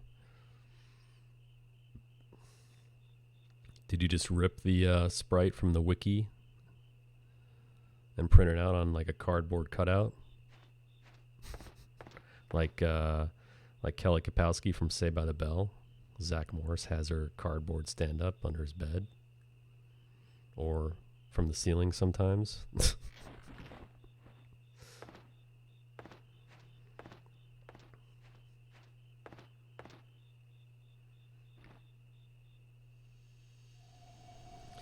So this is where you find out that Godot has had the True Lightning Rune all along.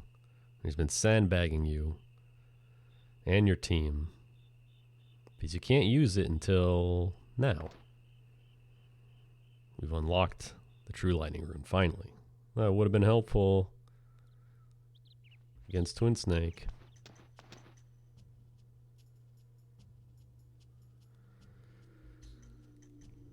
Is Sergeant Joe Hugo's dad? SRD has all the hot lore on Hugo's dad.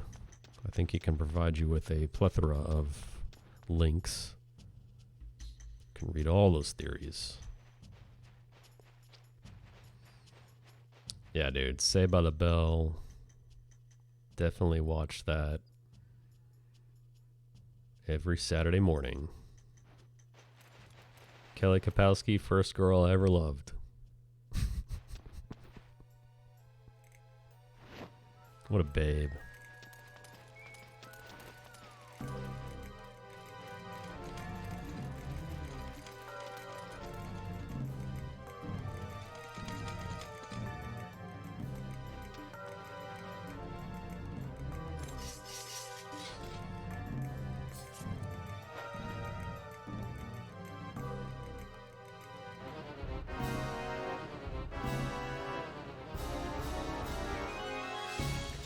Alright, so all that prep I just talked about a minute ago is for this. Blazing Wall. It's going to go first. And it's going to be leveled up enough to take all these guys out in one turn.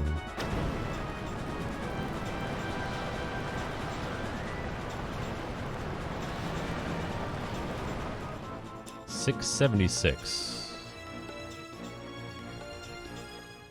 In Suikoden, we got the cryptic 666 damage.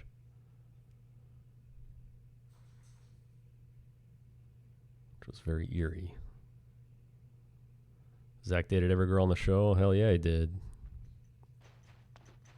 I mean, who could resist Zach Morris? He could stop time. He had a superpower, the greatest superpower ever. He could stop time. He hit you with the timeout, you couldn't move. But he could.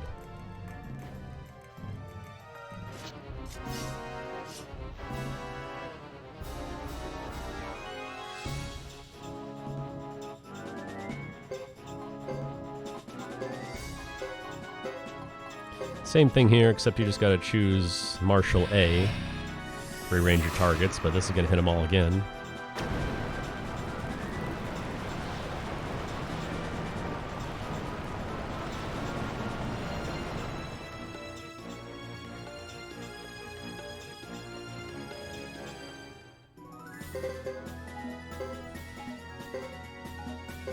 Come on. All these drops are gonna mess me up later, I know it.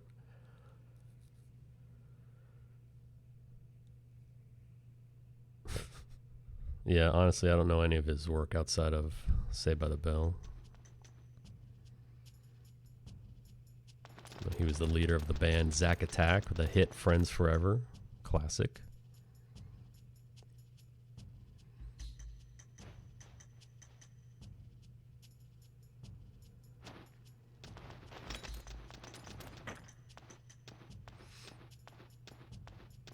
He would always sit on the trash can in Bayside High Lobby. That was his spot.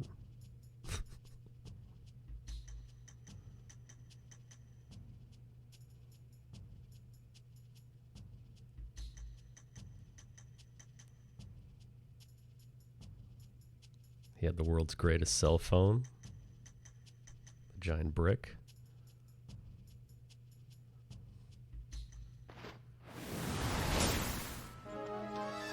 Alright, last one. We're out of Blazing Wall. So we're going to go in with the newly acquired True Lightning Rune. Hit him with Thunderstorm. It's going to be way overkill, but it works.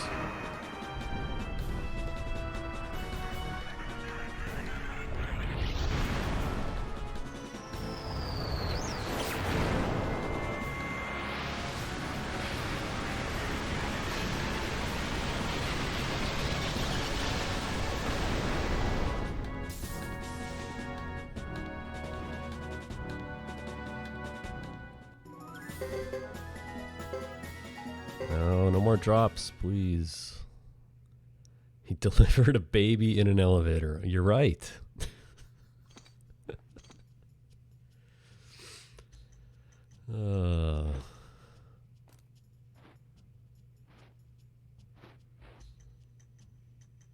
He helped Jessie when she was addicted to those, kind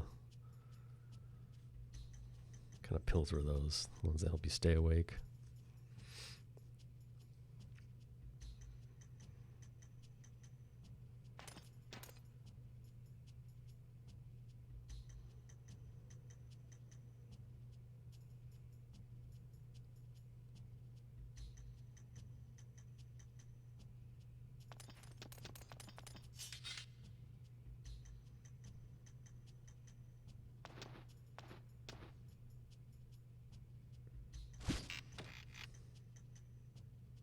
No. Please, Haruka, no. We must get world record today so we can quit forever.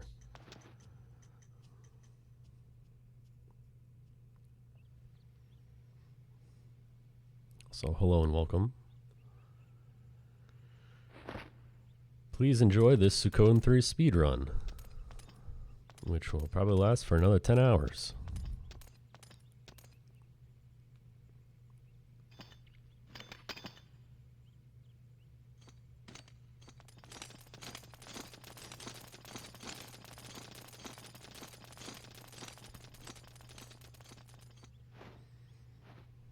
It's not world record pace. Yeah, but I'm too lazy to add right now, so whatever.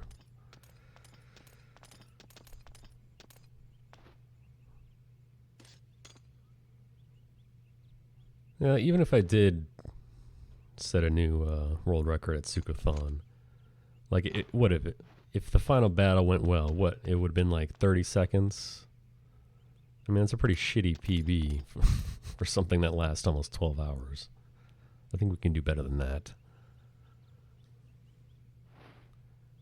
I guess it would have been cool in a marathon setting, though.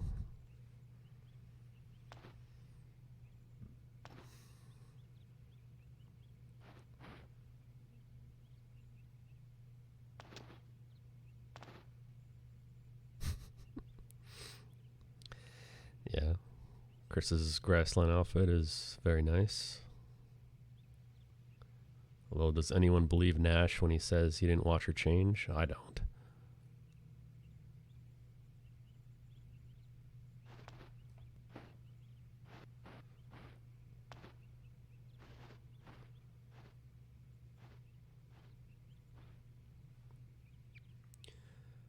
Jacques is like Andy Kaufman.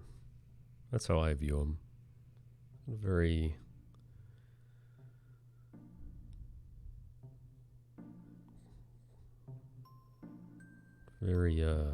what's the word I'm looking for? That sense of humor where you're just messing with people. I like to think that anyway. Well, maybe that is his real personality, who knows?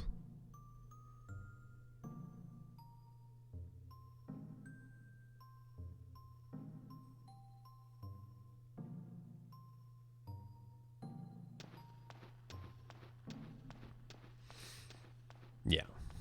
Yeah, he's just messing with everyone.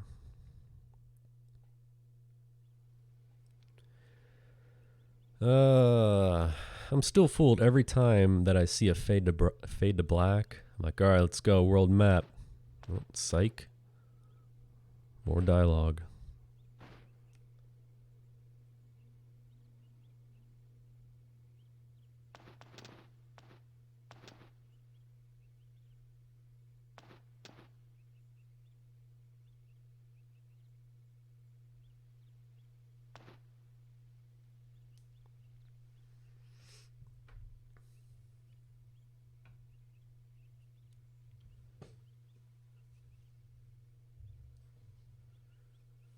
That's kind of where Queen lets on that she's got a past that we don't know about.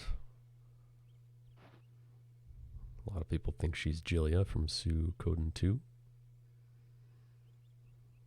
Good theory. Alright, finally.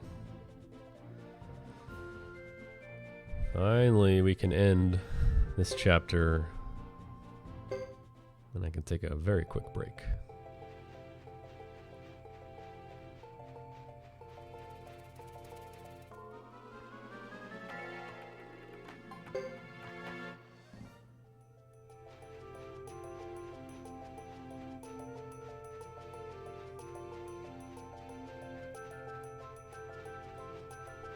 Now it's real, SRD. We must believe everything we read.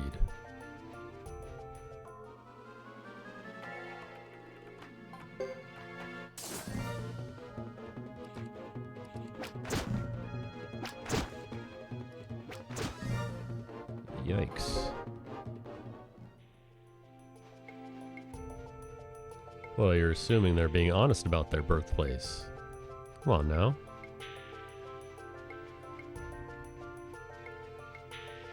Alright, we want to take the north exit here on Yazaplan. If you take the south exit, you'll have to walk all the way through Brass Castle.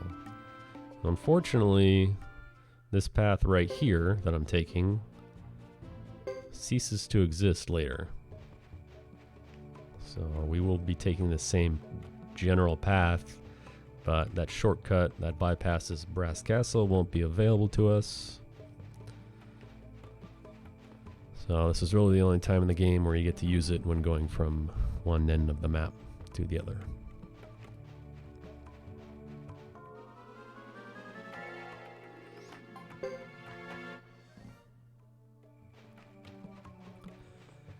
Why does it disappear? Story reasons. They want to force you to go through Brass Castle so you can watch more story events.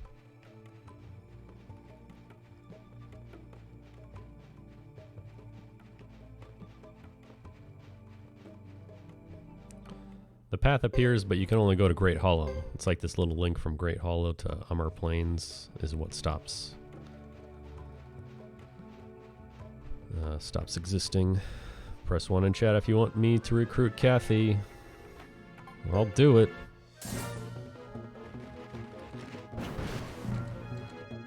Why is it every time I say that, I immediately fail a run?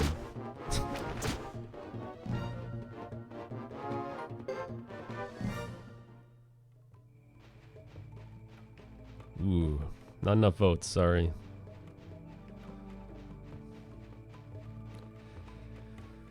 No counting horses today.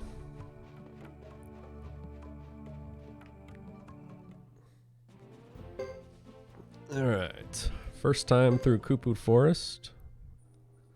First of many, many times.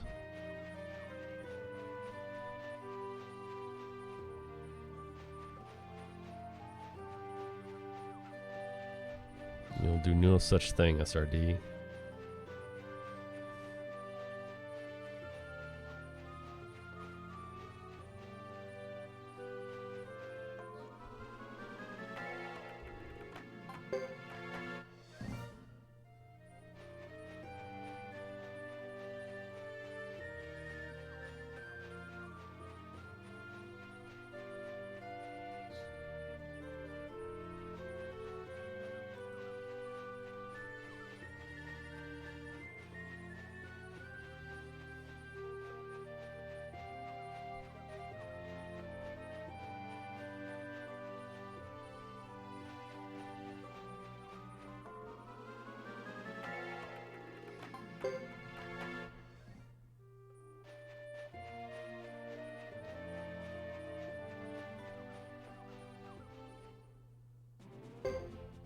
Alright. Flame Champion Hideaway. Fun fact, the real name of this location is Serenia. And you only find that out if you play Luke's chapter at the end.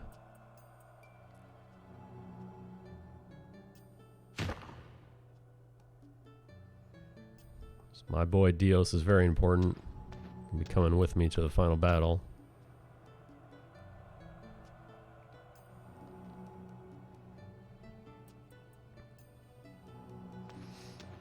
There's a new emote idea for you, Seaglans. Ace's foot. Gets stomped on so much, it's just mangled. It's no longer a foot anymore. Just a stomped out pile of flesh.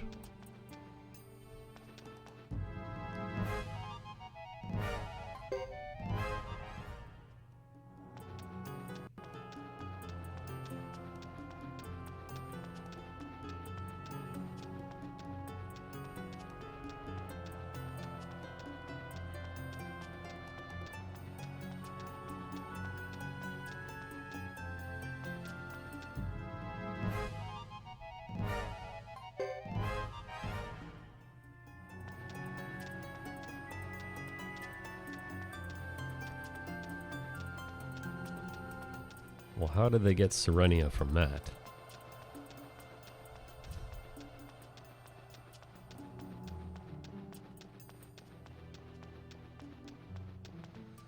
Alright, we made it.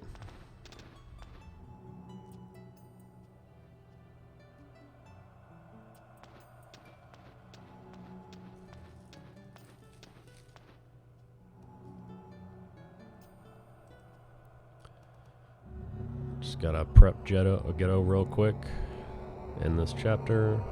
We'll see where we're at.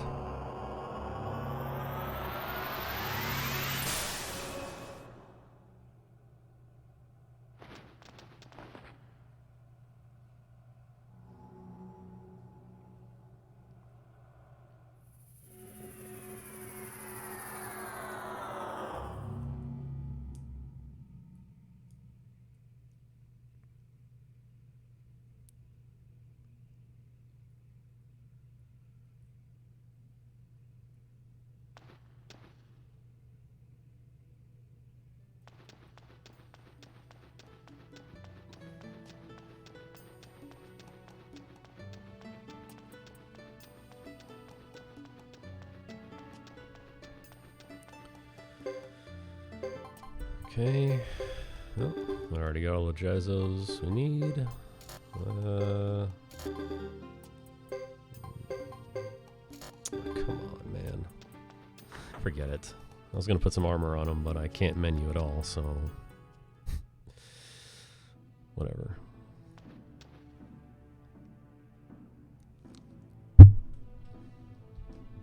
Oops.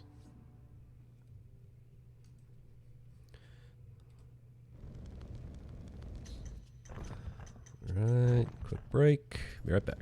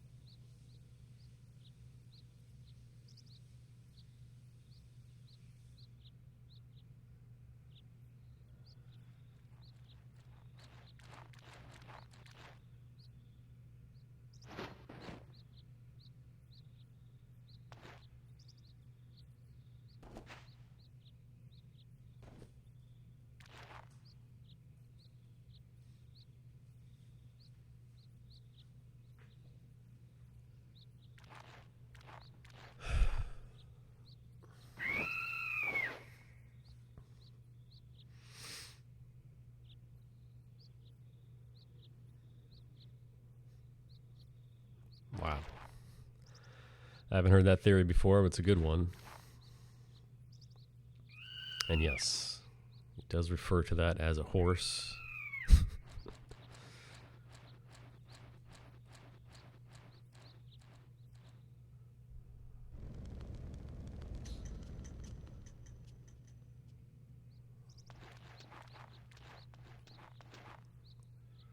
Somehow we're 6.5 minutes ahead. I have no idea how. Honestly. I mean, I knew my first run was more of a tutorial, but jeez.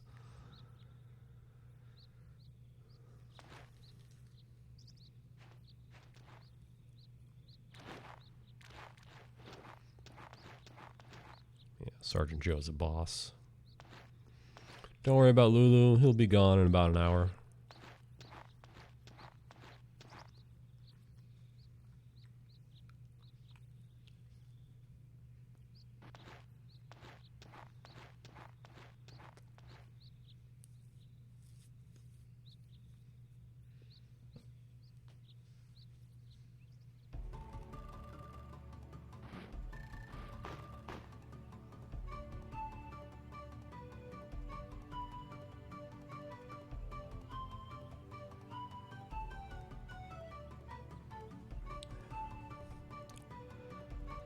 Yeah, Lucia, another babe.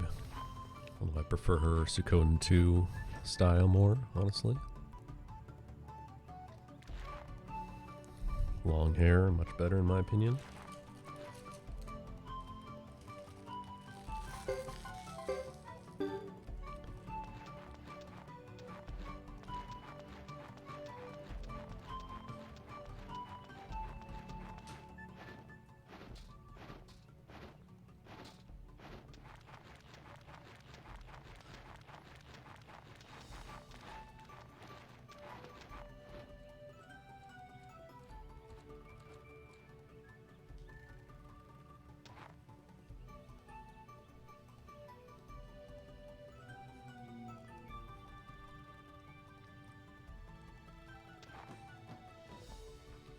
Ulan's great because she's got the Shoryuken.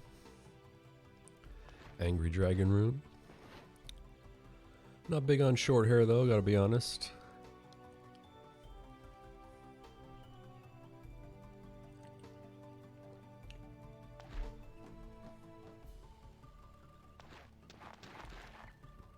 What I am big on though are snacks. Got a brand new package of orange Tic Tacs here.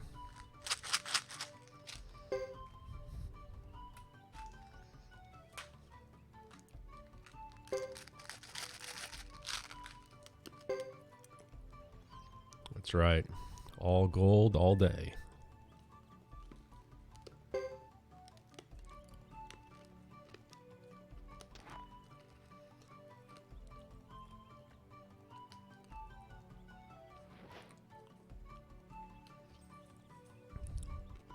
Yeah, Elza's legit too. Underrated.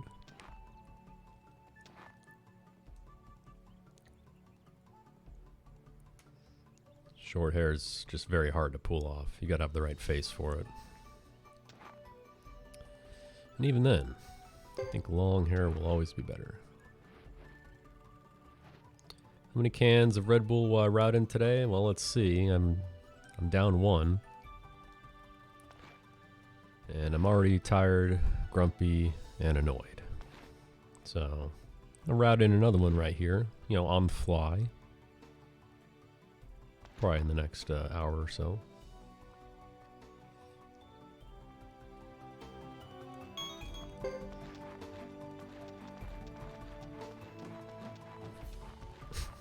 Keg of Red Bull. Oof. You roll into a party with that? Nuts.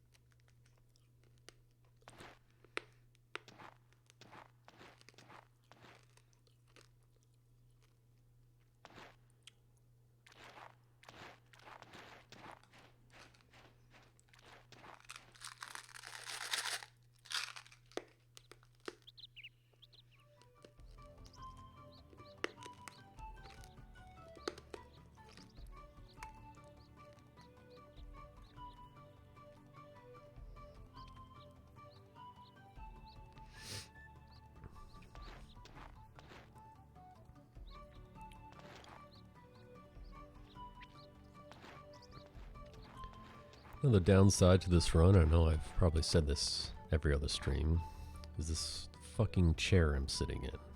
Which reminds me, did you guys see the official release of the Herman Miller gaming chair? And more importantly, did you see the price?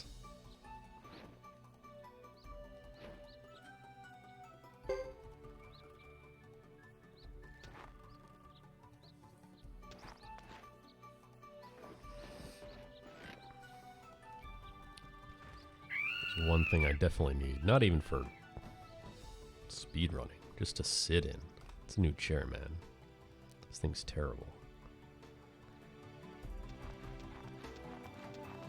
And yes, $1,500 for a chair.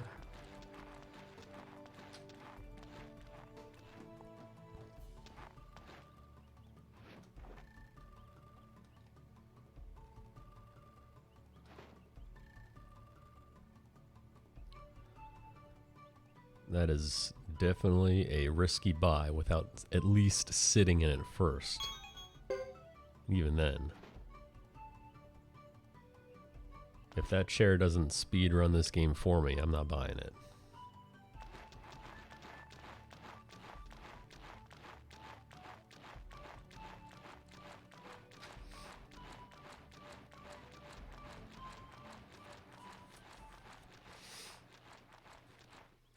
Yeah, exactly. That's a lot of money.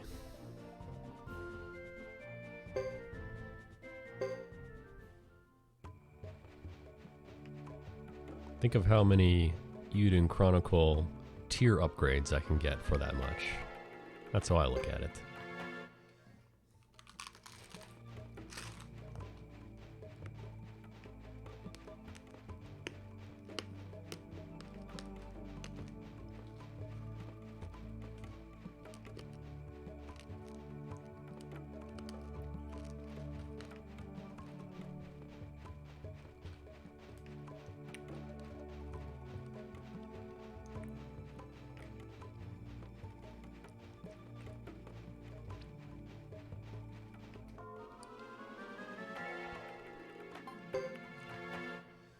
That purple creeper right there drops a screw. So if you're doing a 108 run and you see one of those, you got to take a shot at it. The only other encounter I would fight optionally right there is the 2 purple creepers and 2 blade bunnies. Because that's a decent boost in levels for your team right now, which helps out a lot in the upcoming battle versus the 3 soldiers at VDZ.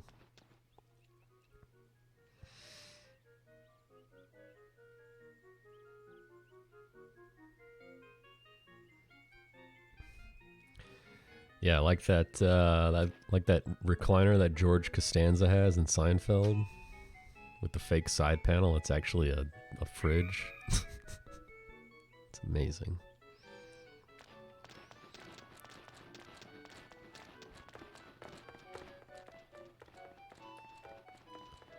At least it looks nice, though. I will say that. You know, I've been following that announcement for quite some time, hoping it would be reasonably priced, which was foolish to think because it's Herman Miller. But still, at least it doesn't have like neon lights and, you know, fluorescent foam padding all over it. I appreciate the subtle approach to it.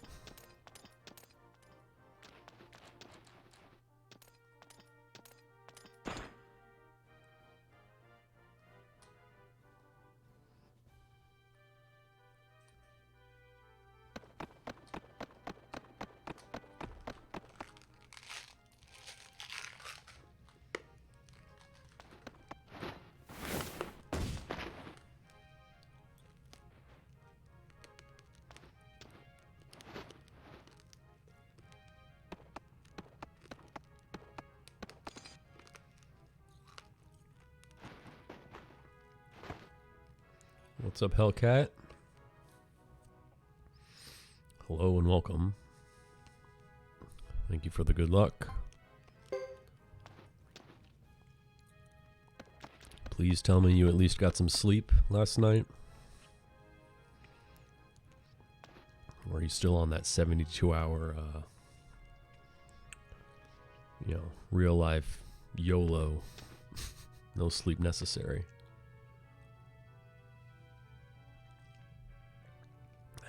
All right, good. Well, if you need more sleep, you're in the right spot. This is the best speed run to watch if your goal is to fall asleep.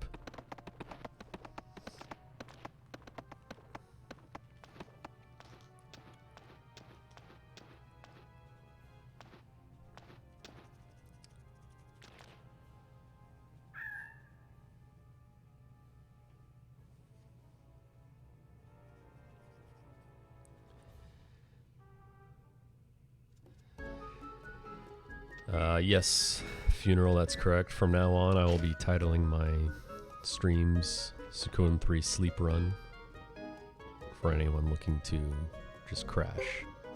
If you have insomnia, come here. We'll cure it. Alright, Magic Tutor, you gotta upgrade Hugo's Wind Magic 1 level. And upgrade Sergeant Joe's Water Magic 1 level. 'Cause that's all you can do. You only bump up Hugo's Magic 1 level to manipulate the turn order in the upcoming battles. And unlike Suikothon, I am going to remember today to remove the Sword of Cyclone rune from Lulu. There, we did it. Not sure why I would forget something like that, but okay.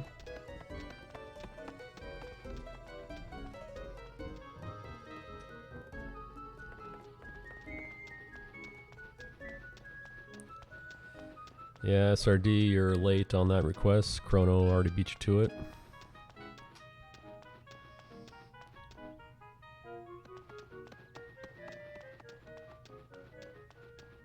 Of course.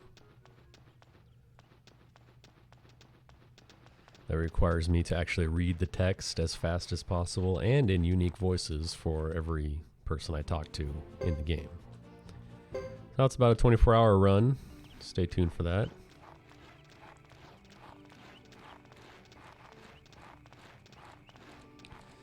Well, are you surprised, Chrono? I'm not.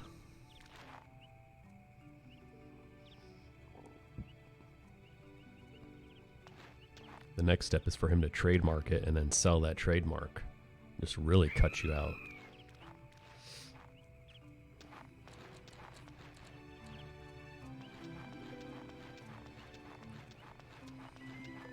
Yeah, it'll be like a book on tape. We'll get everyone to jump in and do their part. It'll be awesome.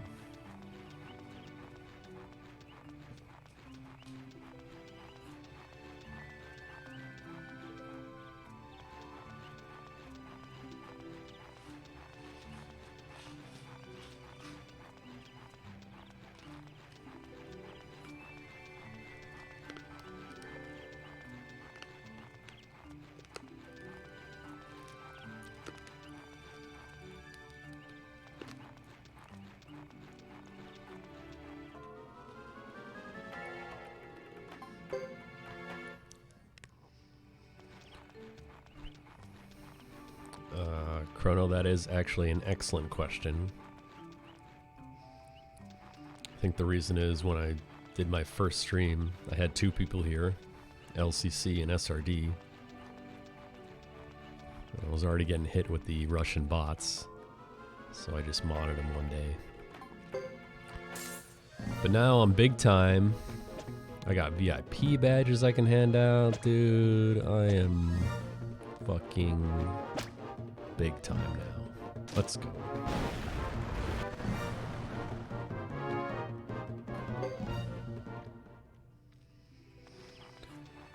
Fortunately, I forgot how to do everything, so maybe I'll do that before next stream. I'll rearrange the status of everyone here.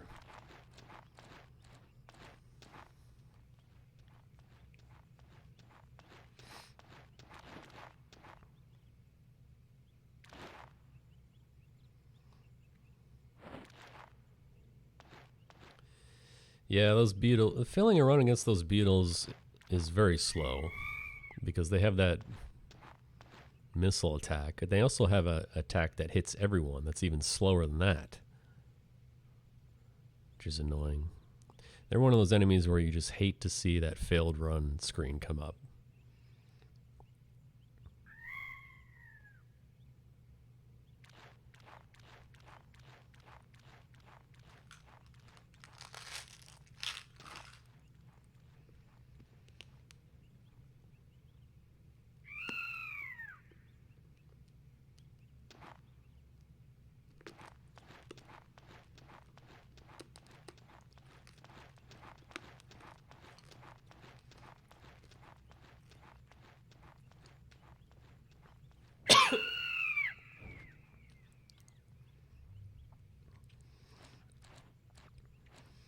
Dude, how amazing would that artwork be? Especially if you run Suikoden 5 Miyake's %. Now let me ask you this. Which perspective do you want that from? Do you want to see Miyake's face and the hero's throat getting cut? Or do you want to see probably the more aesthetically pleasing view, which is what we see in the duel, right? From behind, where we get to see Miyake's, but we don't get to see the, her face or the knives going into the hero's throat. That's the real question.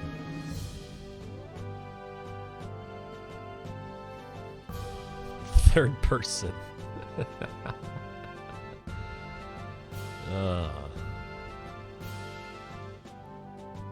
Chrono, I need you to do something for me right now, just while we're on that subject.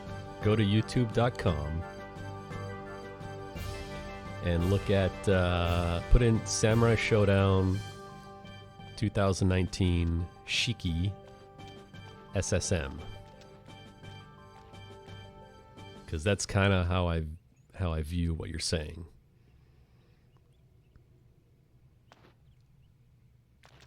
It's her super move where she binds you with chains and then walks up to you and slices you open. Kind of the same idea. And Shiki, a real babe as well, so check that out real quick and report back to me, please.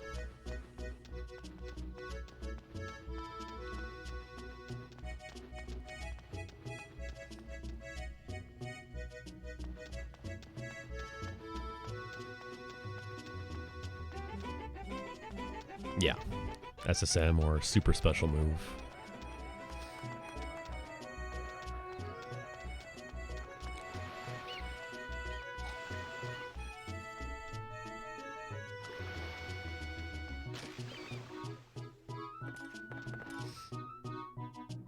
Alright, first stop here. Sell that Sword of Cyclone. Sell Lulu's gear.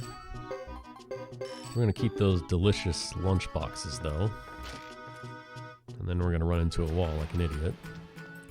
And then we're going to come up here to the blacksmith. Yeah, you had it right, SSM.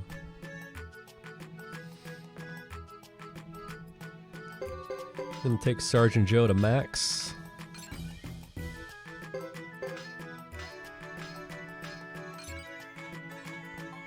And then Hugo till as far as we can go.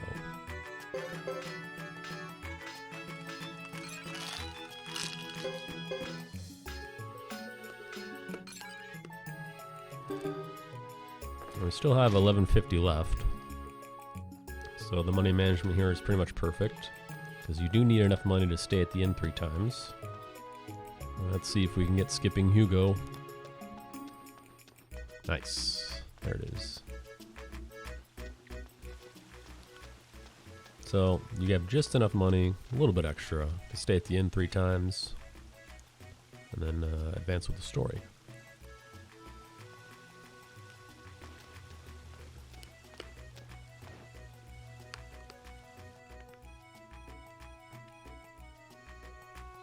Yeah, it's good. You see what I'm talking about, though? Same concept, right? With that third-person view where she's standing right over you.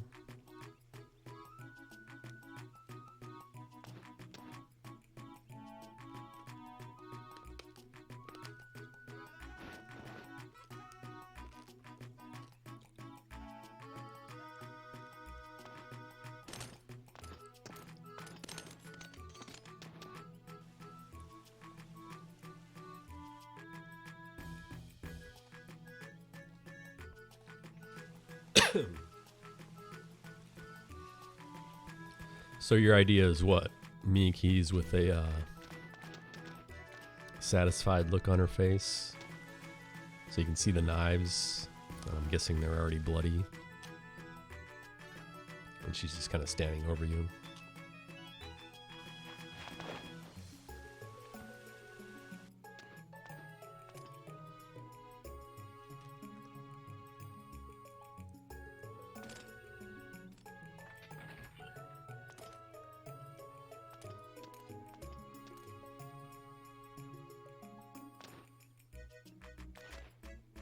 It's a great idea.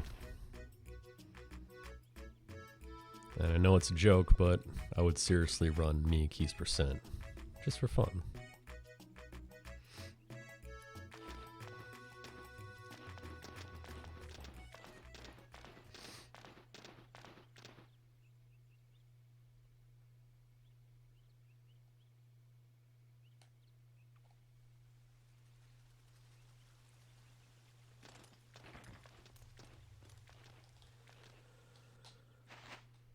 Well, anyway, back to this boring game. We came all the way here to deliver a message of peace to the council. And they said, no, you're not coming in. Then we argued with them, and they said, no, we are coming in. They let us in. And they kicked us out. Said, come back in 3 days. And then we got the classic black cat, red herring right here. So what the game wants you to do is go to the inn, stay the night, come back. Go to the inn, stay the night, come back. You know, watch a scene each time. Then go to the inn, stay at night, come back to proceed with the story. But you can do really the only legitimate sequence break in the game. You don't have to do any of that. You just have to stay at the end 3 times in a row, and it'll advance the story for you.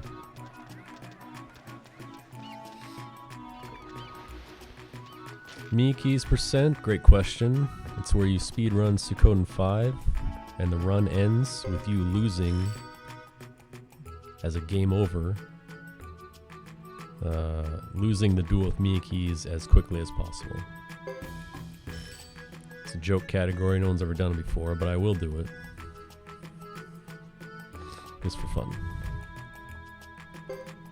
And it will be the greatest speedrun of my speed career. And we'll have custom artwork, Chrono assisting with the art direction.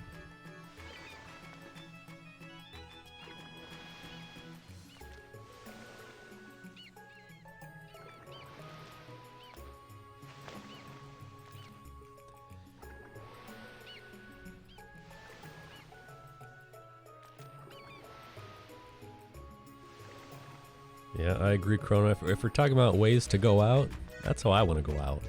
Just like that.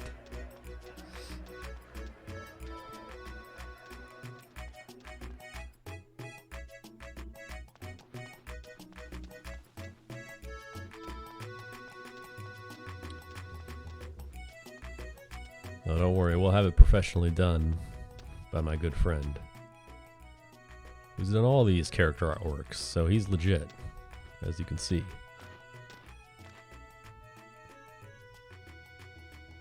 Is there S2 dead dog cat? I don't know exactly what you're asking, Hellcat.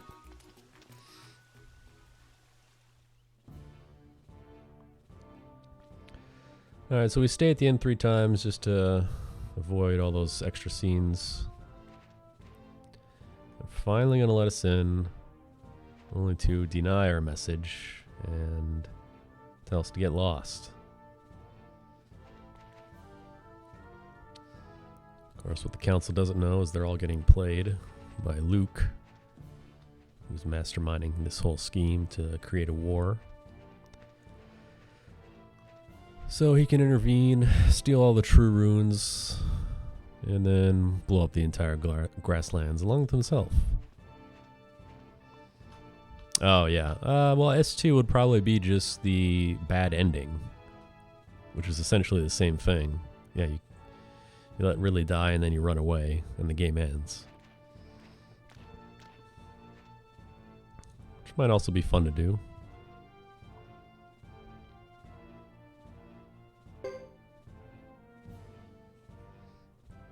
I don't think anyone's ever done that before either. Might be wrong on that though. Yeah, the Tinto bad ending.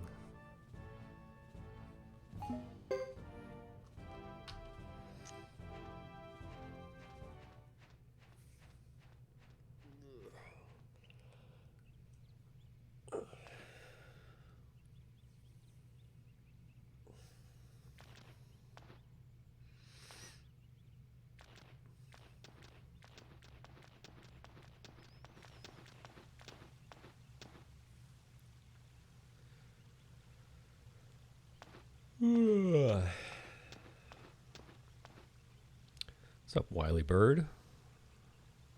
Welcome back. Ridley can... I forget. It's been so long since I've actually done it. But yeah, Ridley dies and you get his... What is it? His son, Boris? No relation to the Boris in this game. I forget which war battle it is that actually happens. Where you kind of desert him.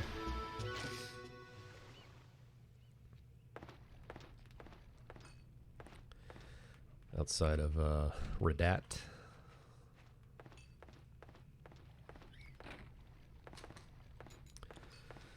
So back at the inn here, and we're about to get ambushed because the council not only denied our message for peace treaty, but they're going to send in the knights to come smoke us out, basically.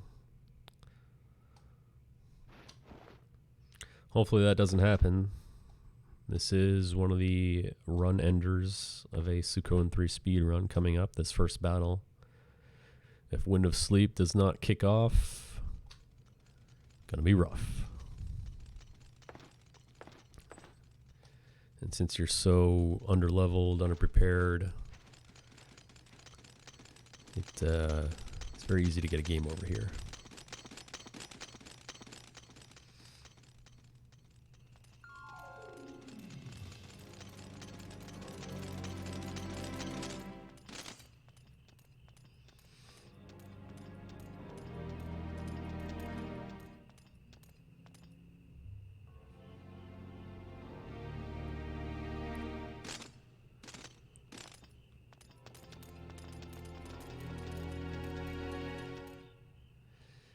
Yeah, I think that's when he actually dies. Yeah, but outside of Radat, I don't think he actually permanently dies. He just gets defeated.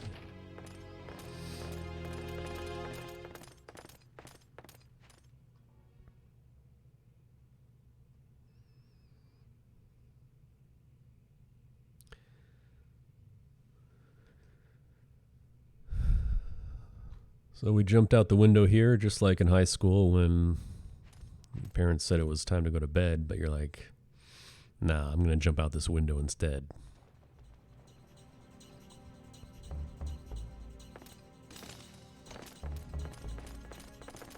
I'm going to go down to the smoothie stand and hang out with my friends on our bikes.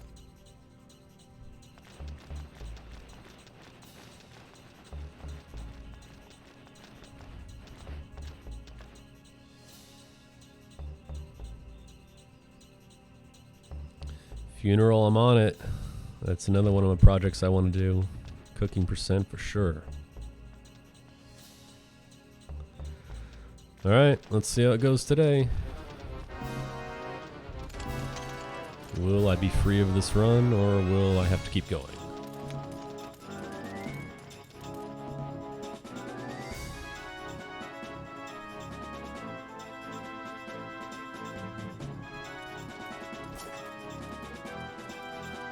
There's 4 knights in front of me. Somehow one of them ran away, the other 2 changed their outfits. Defend, Wind of Sleep. Come on, Wind of Sleep.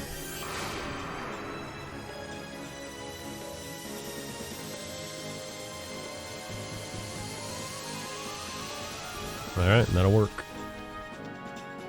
2 out of 3 is acceptable. Nope, wrong one. There we go.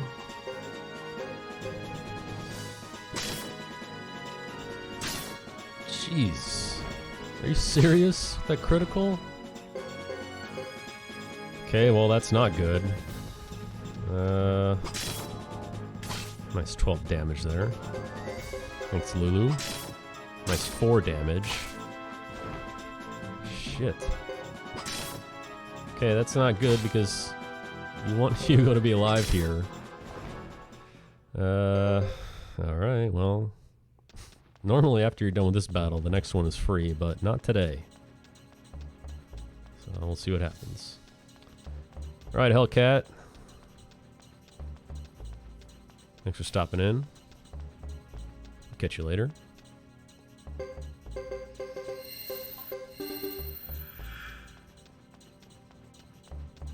Heal up. We'll go for a second battle. When we're writing Suikoden Tactics, that's another one. I'll talk about my projects after this battle right here.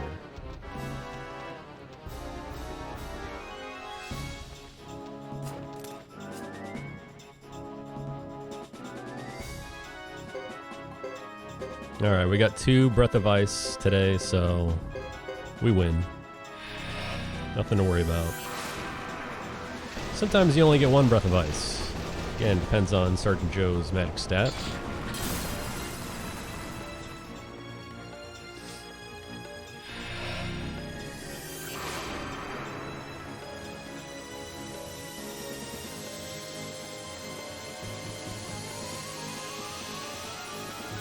Out of 4, I'll take it. Breath of Ice gonna take them all out. It's over.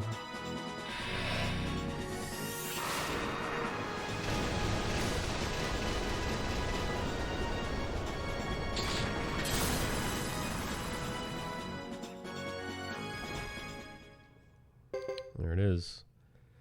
So for whatever reason, you saw Wind of Sleep miss that front guy, but he did nothing. It's almost like Breath of Ice kind of stuns the enemy, because there's no reason for him not to act, but he didn't. And then if you have 2 Breath of Ices, obviously it goes first on the next turn, and you just wipe them all out.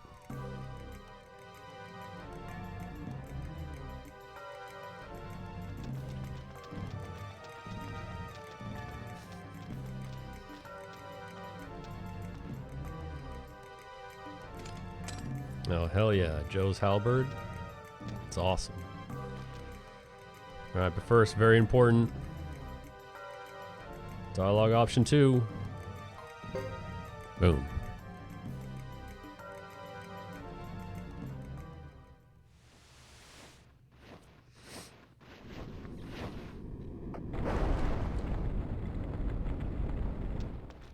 Alright.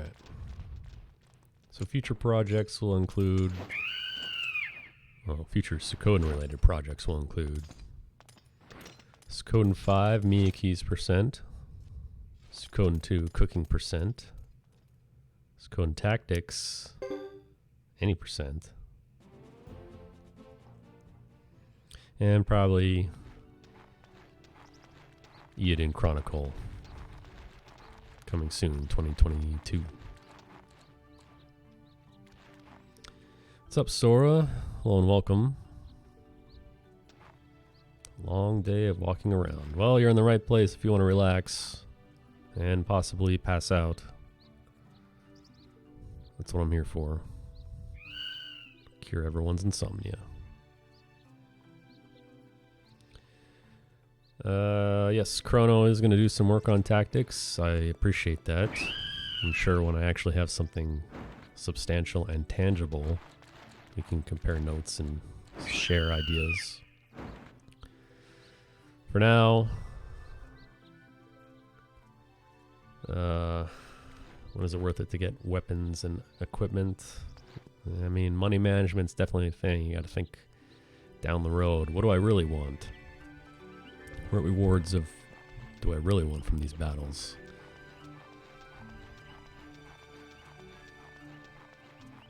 Elementals can actually be a huge help in the right case.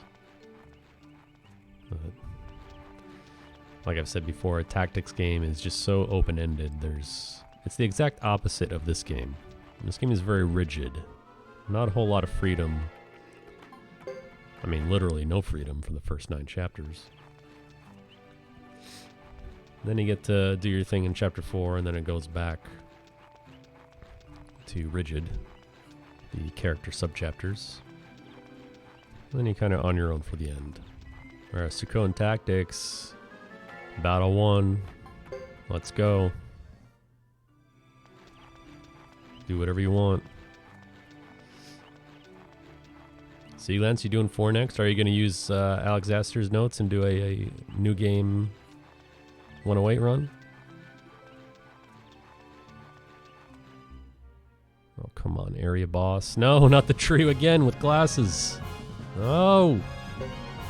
Oh my god.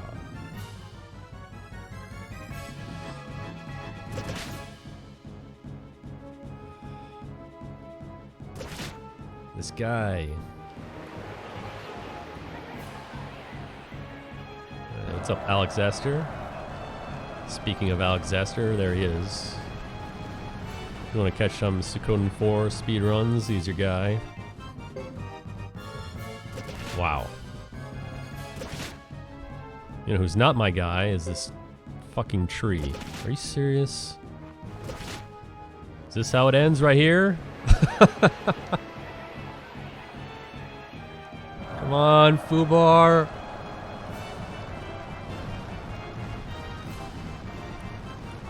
Oh, God. Please? Oh.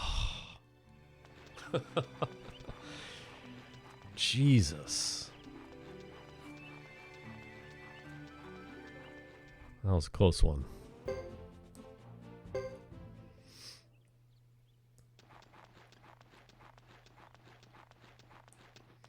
Yeah, Sora, there are 3 main characters in this game. It's very unique. It's got what they call the Trinity Sight system, where you essentially go through the first part of the game from the viewpoints of 3 different characters.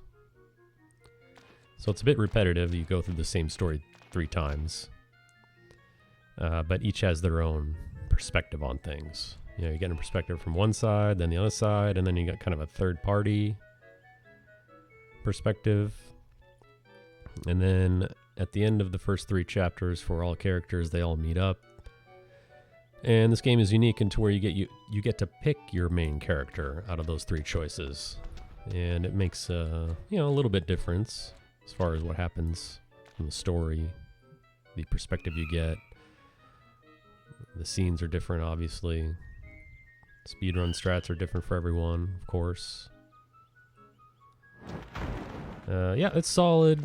It's a good game to casual. I would not recommend speedrunning this game, because you never get to take a break, and you risk permanent kidney damage every time you do. But the game does have a good story. It's got really good characters.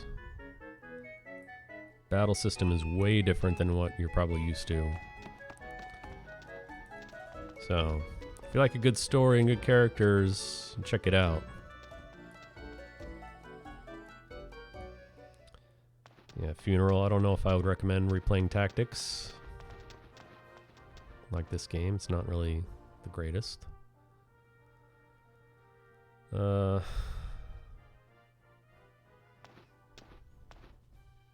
I enjoy putting myself in situations that I hate, so that's why I'm speedrunning this game.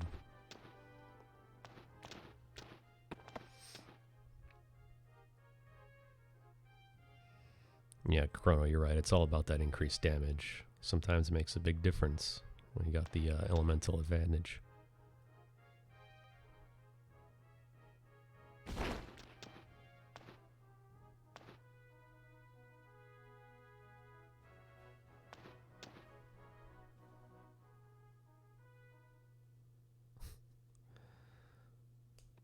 Imagine this was my retirement stream, losing to a tree with glasses. Didn't even make it to the 3-hour mark.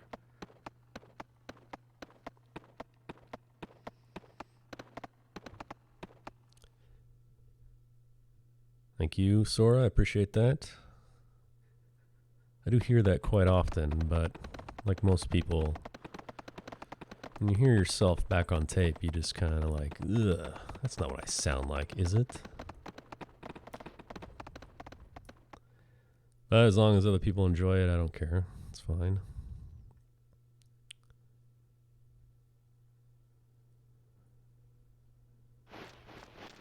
Someone said I should go into a studio and create a what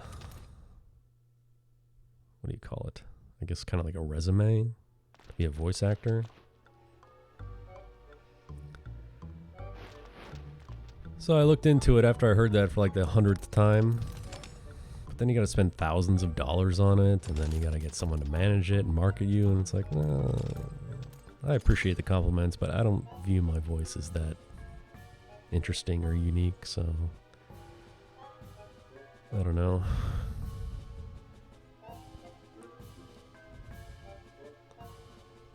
Everyone who says that to me, I tell them, you know, at that point I said, well, if you really feel that strongly, then sponsor me. And they're like, yeah, no, your voice isn't that good, sorry. I was just trying to be nice.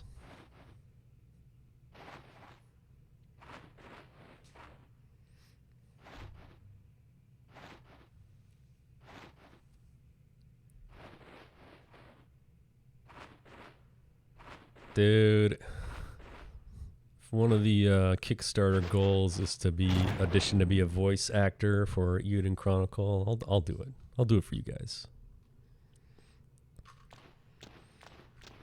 Or if Konami asked me to do Suikoden 6 because they retweeted my Suikoden 3 speedrun for Suikothon, they must like what they hear. Yeah, Konami, if you're listening, I'm available.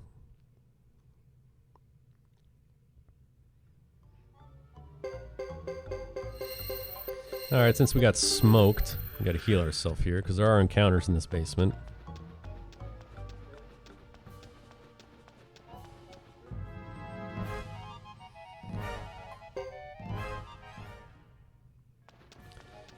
Yes, they know. They know I exist. Step 1 complete.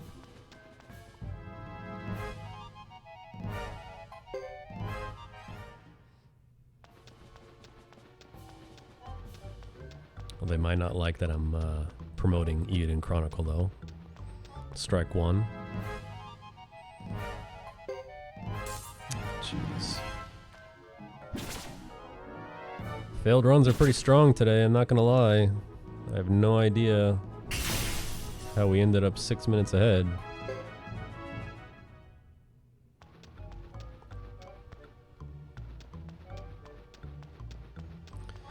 Well, Funeral, you're probably right. But the way I look at it, go all in on this Eden Chronicle Kickstarter, show Konami that we still care about this series. And then pray. 99.9% chance they don't give a shit, but you never know. We were talking about earlier. It could be like Capcom where they wanted to smite the Mighty Number 9 project, but like, alright, fine, we'll make a Mega Man 11 and smoke you. Which is exactly what happened.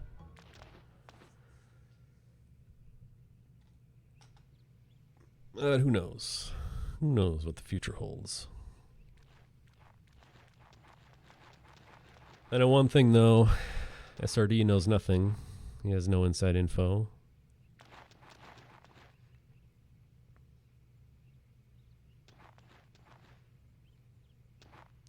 Someone screenshot that, please. I've been making a habit of screenshotting all of SRD's text, so I can remind him what he owes us. Yes, it was Alex Astor. But it was so well received when it was announced, raising millions of dollars, that it probably woke up Capcom and be like, oh yeah, guess we should make a new Mega Man game. And they watched that disaster unfold and they're like, no, this is how it's done. And it was pretty good. I like Mega Man 11. MN9 was the exact opposite. It was no good. Well, that's the way it goes. I like to think part of the huge response to Mighty Number 9 was what kind of kickstarted, if you will, the movement at Capcom to bring back Mega Man. Probably not the case, but who knows? When are they going to bring back the Mega Man X series? Excellent question. I would love Mega Man X9.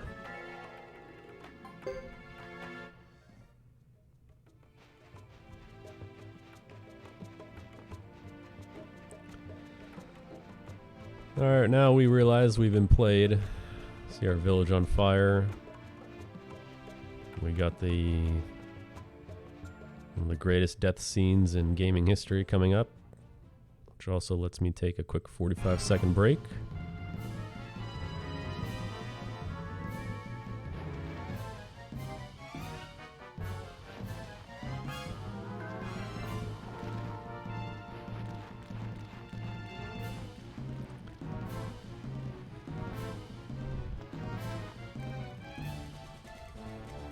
Someone's about to die, yes. And I'm about to go get something to drink.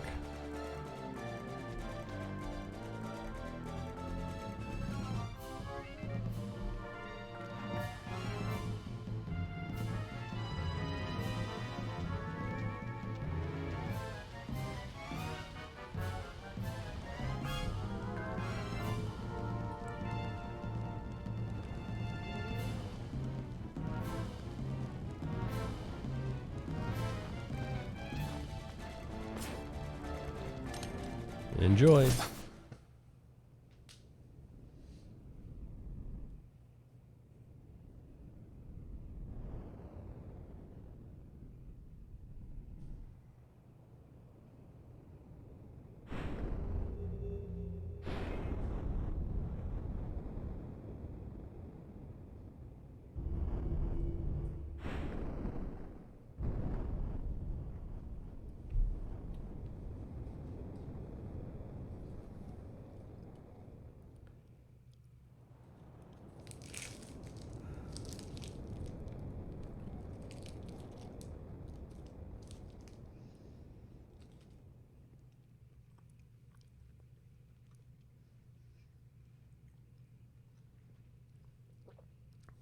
Super slow-mo death scene.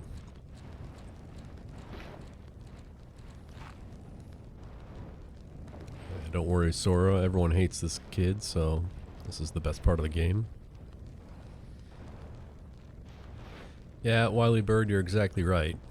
That's the biggest concern. I mean, what people love about Suikoden is the continuity, the world building, overarching theme, the characters. You know, that's one of the biggest draws for it.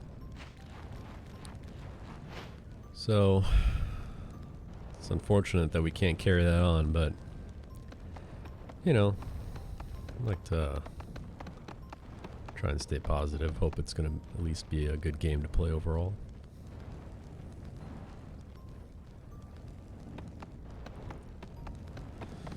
What's up, Devins? Yes, I agree. Twice is not enough, plus the additional flashback, not enough. We need at least 3 more flashbacks in super slow-mo, where it takes a minute and a half.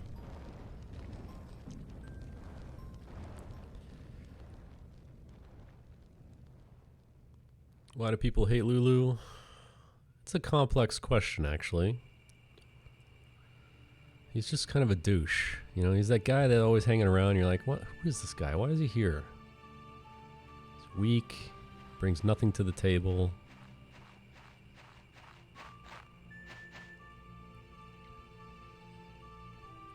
Sergeant Joe digging a grave with his feathers. Amazing.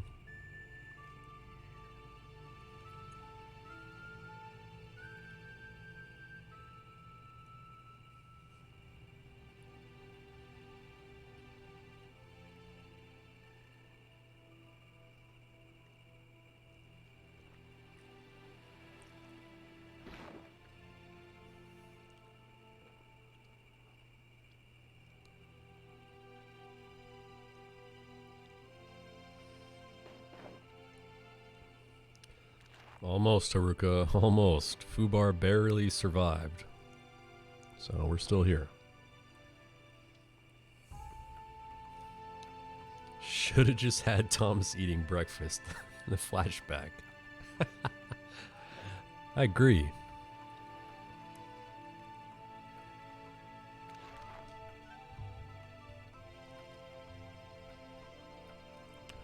We got this scene that takes way too long. Another reason we hate Lulu. Trying to speed up the speed run. Come on, we don't need the speech. Let's go.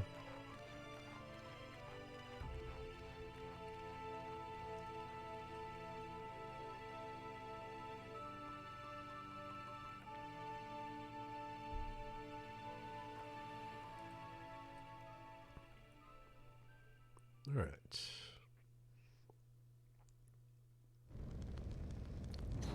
Chapter 2. What the fuck? Minus 740? Seriously?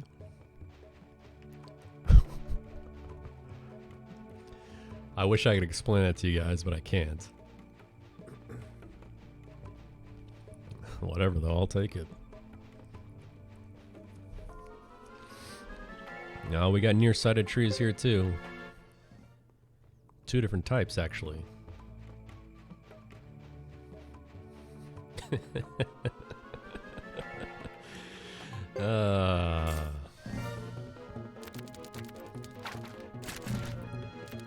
I had a pet chameleon when I was a kid. Jackson chameleon. You want the horns on it? And when it died, I did that exact same thing. Buried him out back, right next to the fence. Rest in peace, chameleon.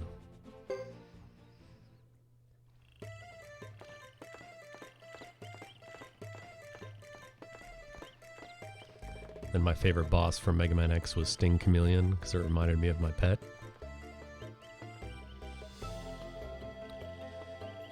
Lulu worse than Snow? Yes. Yes, he is.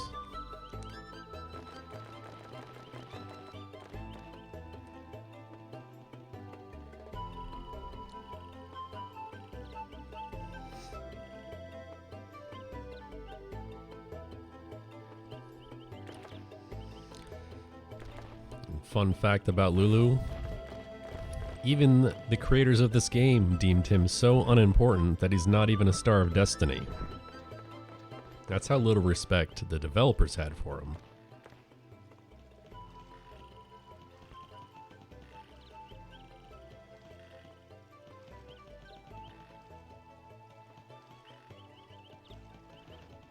Wow, Chrono, that's blasphemous, I'm gonna be honest with you.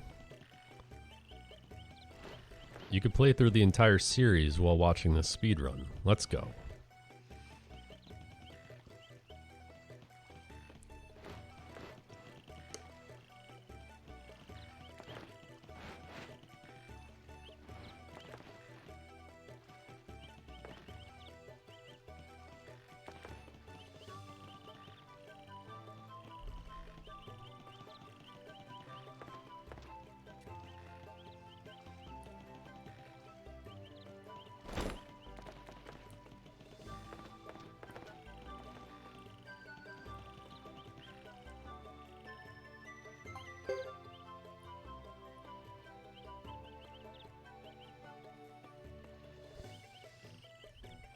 Dude, you got no excuse then.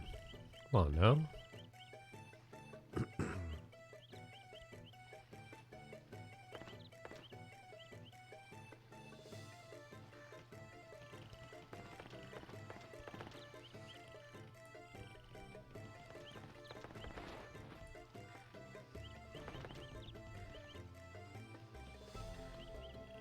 Well, yeah, that makes sense. I mean, especially if you want to plan for console releases. Can't take that epic money. You end up losing in the end.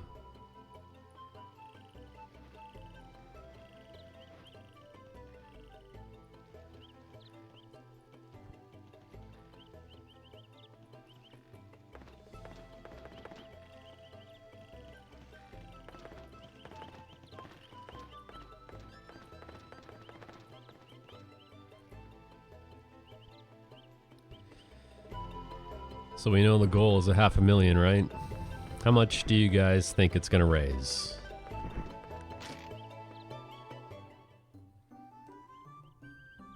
Post your guess in chat now.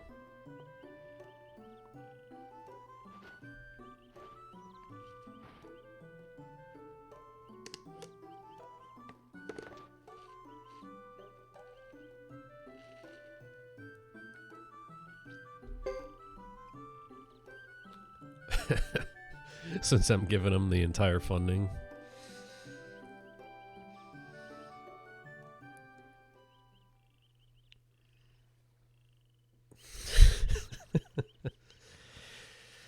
You guys with your jokes.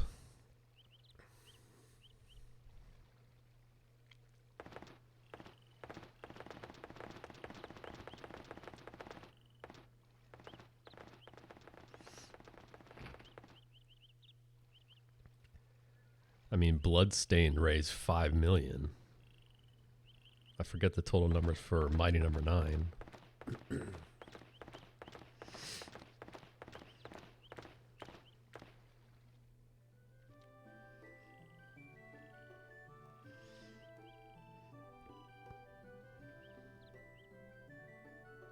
Listen, if one of the goals is to design one of the characters, I'm going to throw down and just basically create Miyake's 2.0.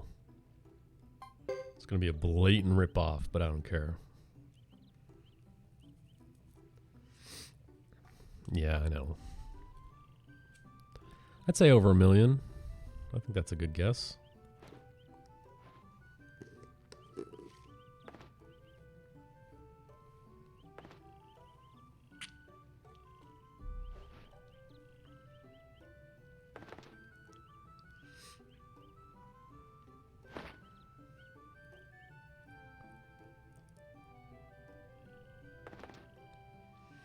Imagine if I'm $100 short of that bid because I got scammed by resident con artist SRD_27.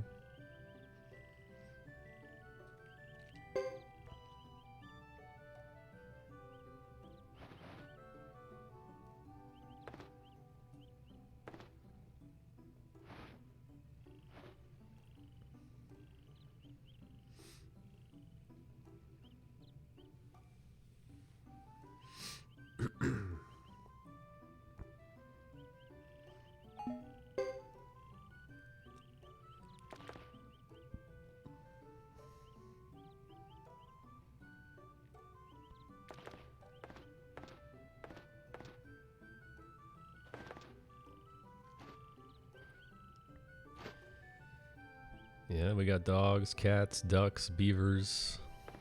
We got lizards, mermaids. We got weird fish monster things from Tactics.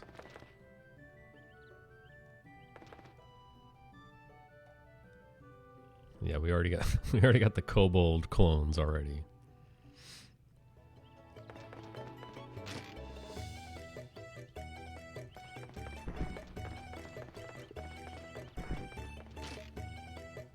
Good, I'm still poisoned.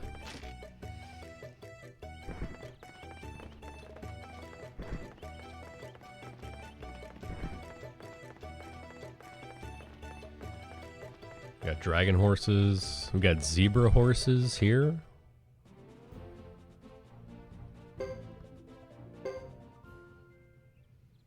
Bird people.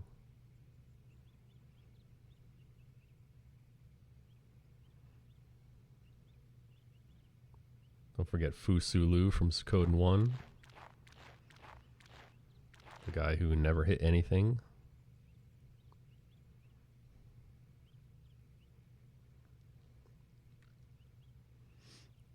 Yeah. Speaking of Kraken, you guys see Seattle's new NHL hockey team name?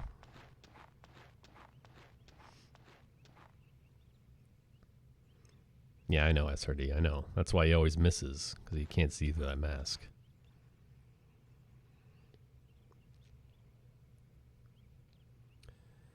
Yeah, they revealed it the other day. It's the Seattle Kraken.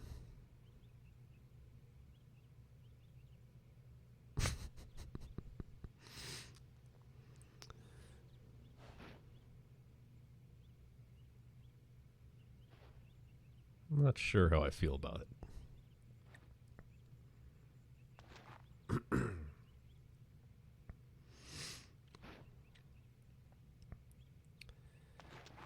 Yes, I did hear about that.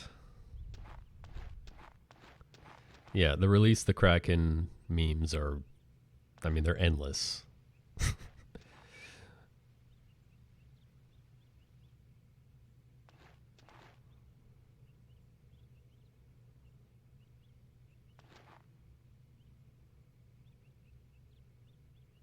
Some pretty sweet Red Wolves concept art floating around. Haruka. I like that. Yes, the Seattle Kraken, however when you say it, release it.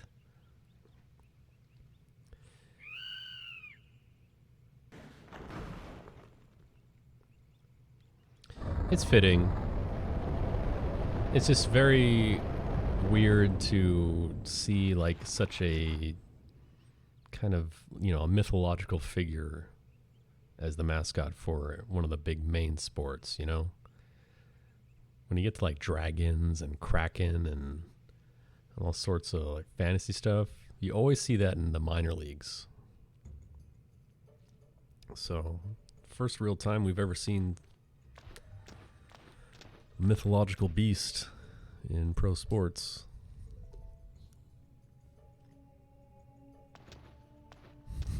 My kraken.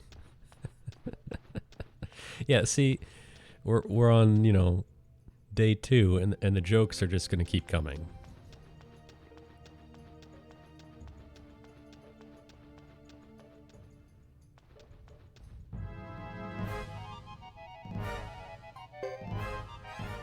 All right, you don't want to fail that run because those guys can teleport all over the place and it takes forever.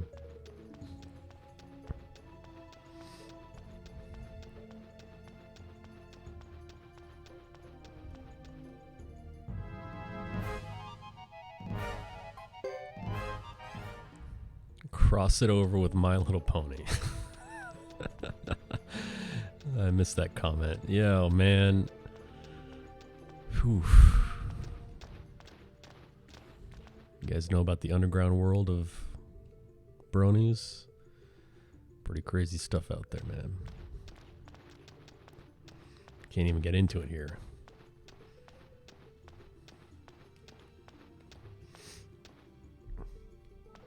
Could be naming Named after socks. Yeah, that's true. Red socks, white socks.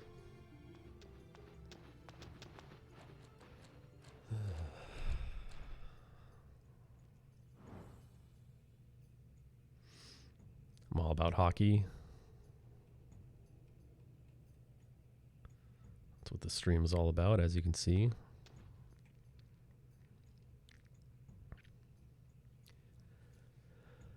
Alright, more importantly though, gotta skip this battle with Uber. You skip the battle by saying you want to do a frontal assault. Oddly enough. That's why a lot of people playing this casually didn't know that they could actually skip this battle.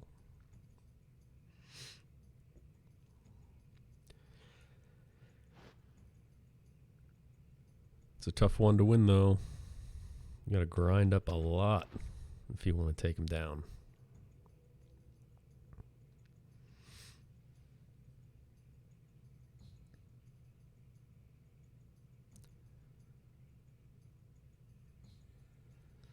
So we're in Hugo Chapter 2, by the way, which means absolutely nothing will happen. We walk through this tunnel here. We choose a bunch of dialogue options. And then we move on with our lives. It's a very exciting 45 minutes of this game. Then we carry that on into Chapter 3, where we're at Lake Castle. And we run back and forth for another 10 minutes or so.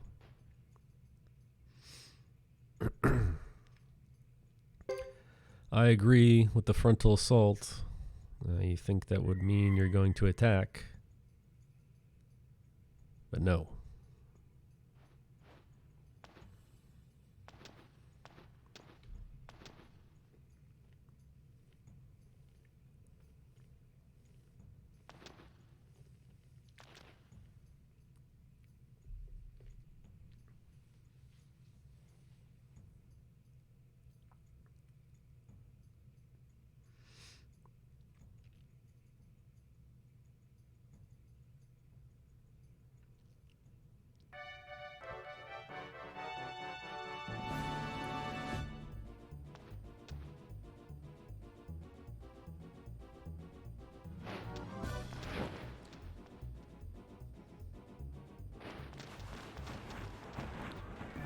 Nice frontal assault. Also, did you catch Albert's alias here? Man in coat. Great alias.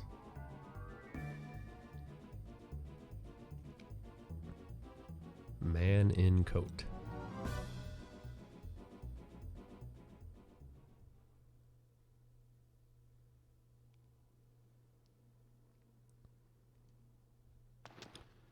Yeah, you don't know the identity of all those guys yet. So, Uber is Man in Black. Luke is the masked man. Albert was Man in Coat.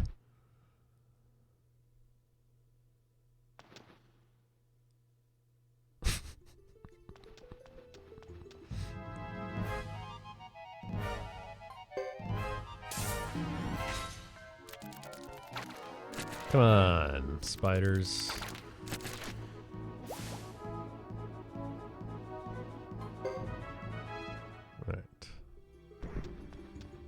Yeah, that's where the game trips you up. Frontal assault? No. Oh, that's true, Big Pharma. I stand corrected.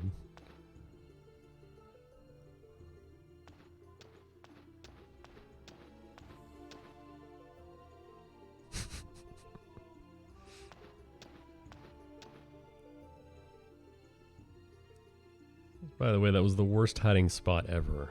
Even from Sarah's point of view, you can clearly see everyone.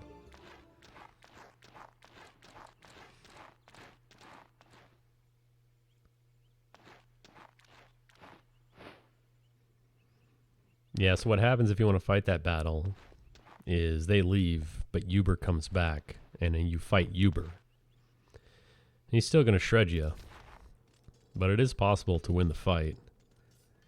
And you do get a bonus item if you do so. I forget what it is though. I've only done it once, casually for fun.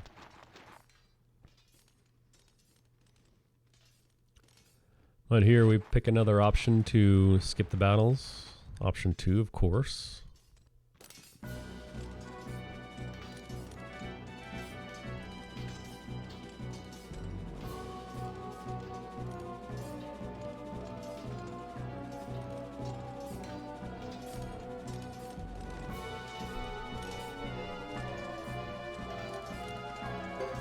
If you choose option 1, you go walk down there and you get into a bunch of fights. Completely unnecessary and a huge waste of time.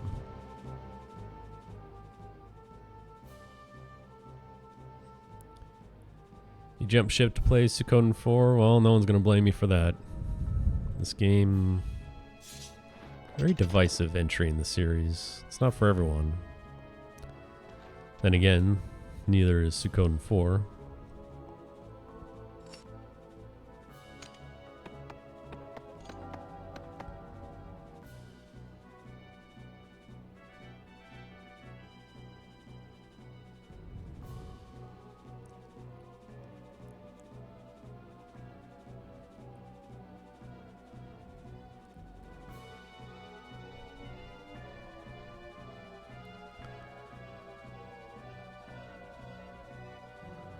I think if they had the story of this game with the mechanics of 4, it'd be a really good game.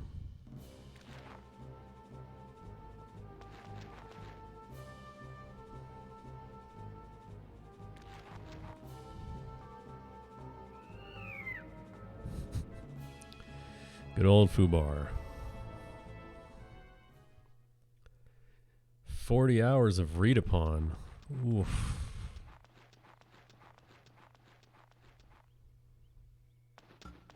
Well, you're the real MVP today, Big Pharma. None of us, anyone here, none of us could do that.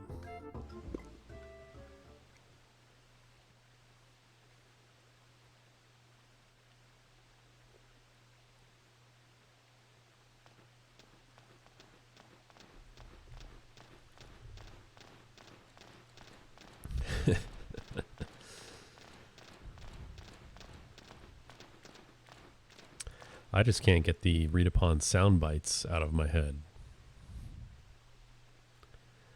So that lady on the horse, well, we'll see. We get to see the story from her perspective after Hugo. So she's the perspective of the knights in the city of VDZ. Hugo is the perspective of the grasslands. Kiddo's like the private investigator.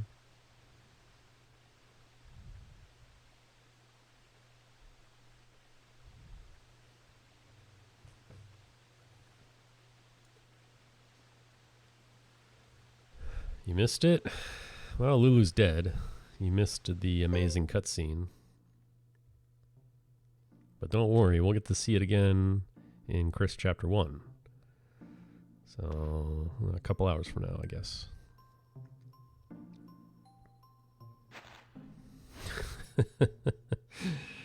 Read upon, Ritalin. Yeah, I can see it.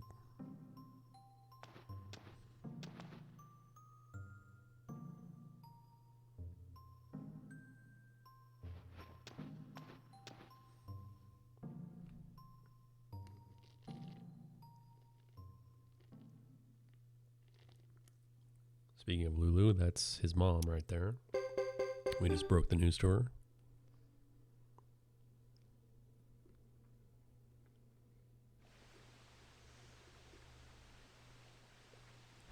It's been so long that I actually played Suikoden 4. I don't even remember how to play Read Upon.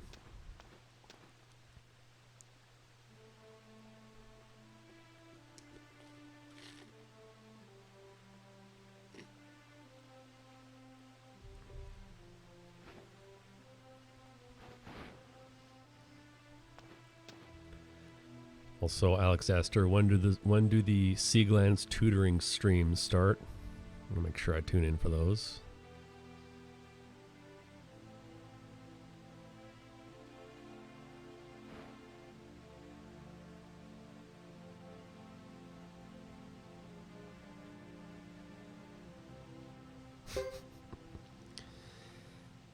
That's right, Haruka.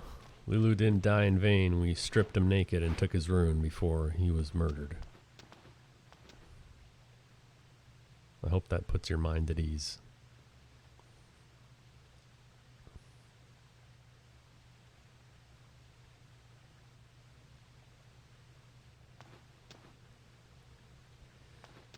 Dang, dude. 70 hours of triple triad. Well, you know, you might have to come back to Suikoden 3 and play Mike in his card game Kabu.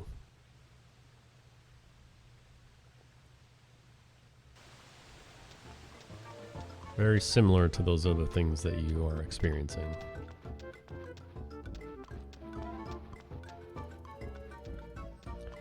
Gin rummy with mahjong tiles and an elemental twist. That's actually a pretty good description. Alright, we gotta go up here first.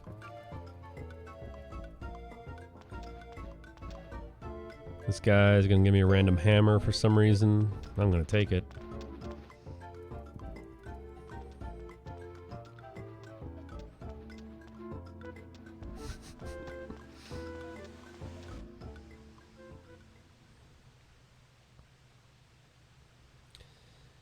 Yeah, it wouldn't have been till much later.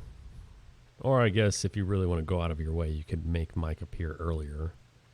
But from a casual standpoint, you wouldn't run into him till near the end.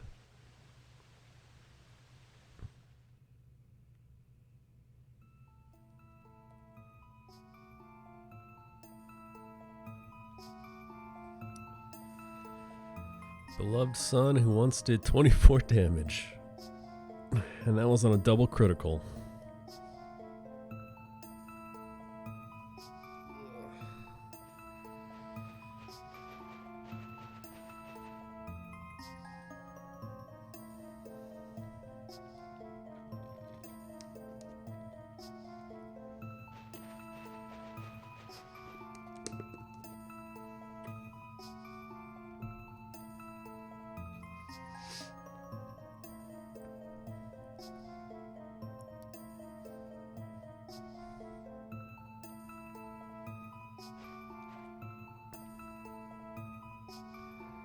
Like I mentioned before, Hugo Chapter 2 is all about mashing text, watching flashbacks, story scenes, choose a few dialogue options.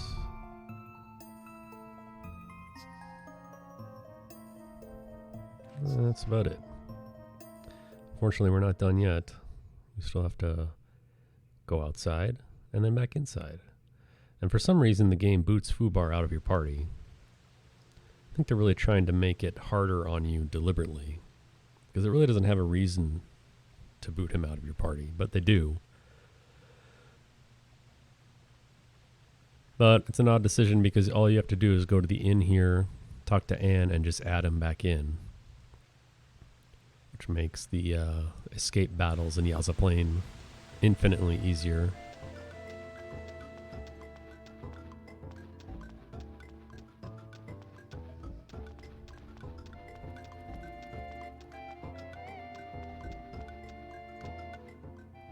Trigger another scene with these guys. They're going to claim they're broke and they don't have the extra 2 Gs that they owe me.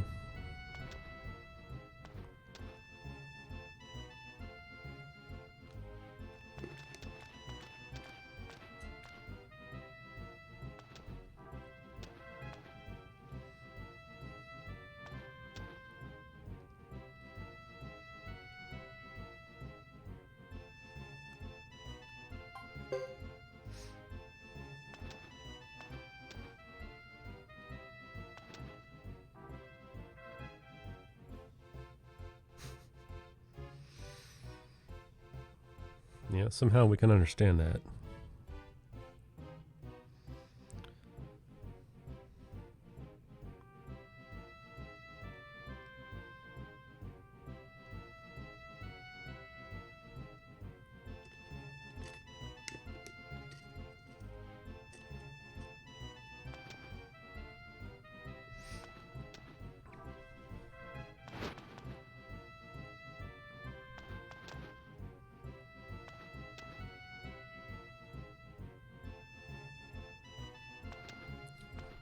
took my headphones off because this track annoys me.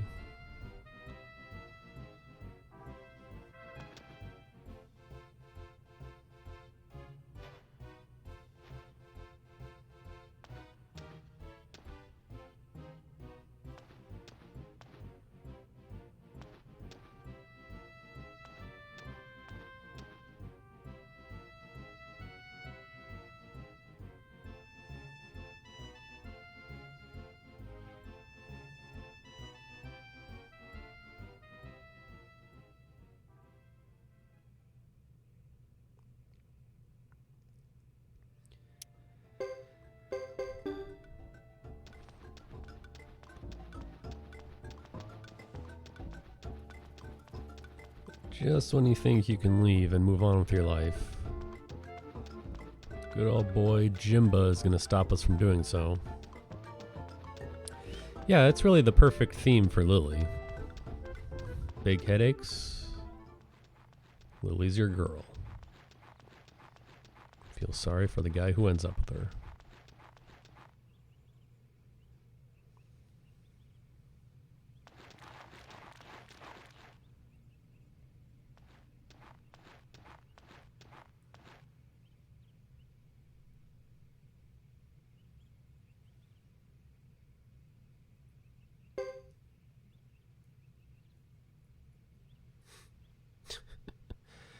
Seriously.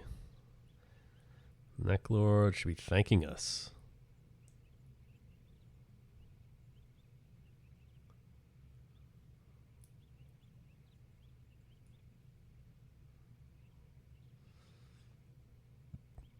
No, you thought you were going to leave? Just kidding. Go back inside now.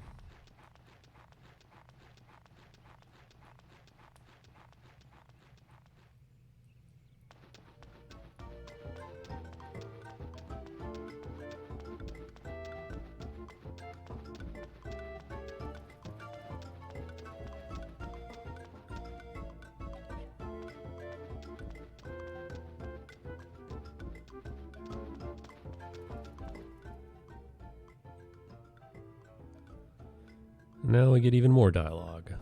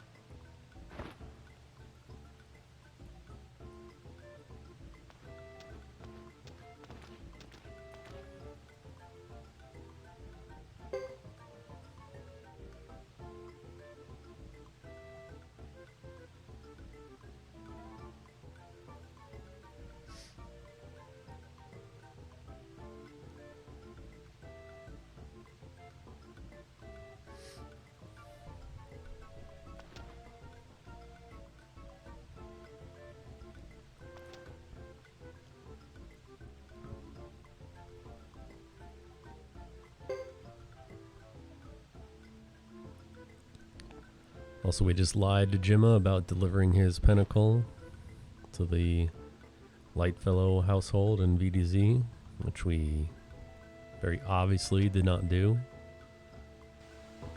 You can make some money by doing so, but it's not worth it. It takes too long. Anyway, before we leave, finally, we do have to go back here to the inn. Just gotta bring our boy Fubar along with us. Talk to Anne.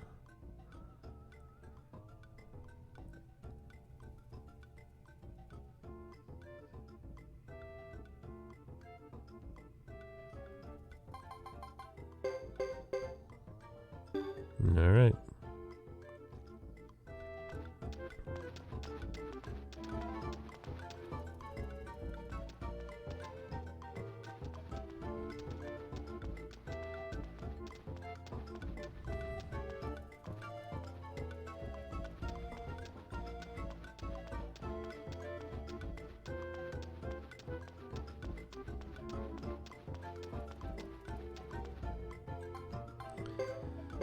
Adjust the formation here. You do want Hugo mounted on foobar for the upcoming battles, even though it's not going to be for a while.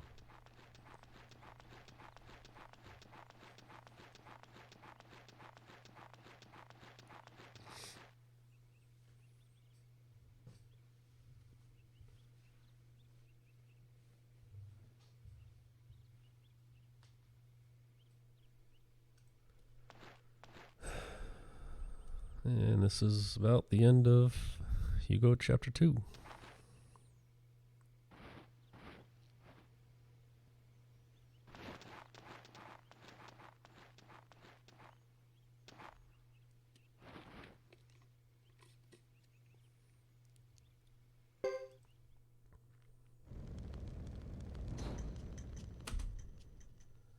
What the fuck? Well, I'm 8 minutes ahead. How am I 8 minutes ahead? I have no idea. What's up, Gugino? Gugino, I tried watching your stream last night. But... oh, shit. This guy.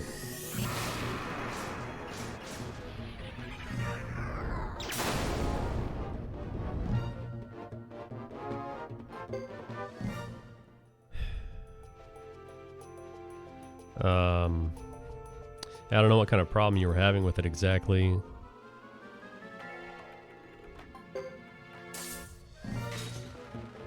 That's Peckles.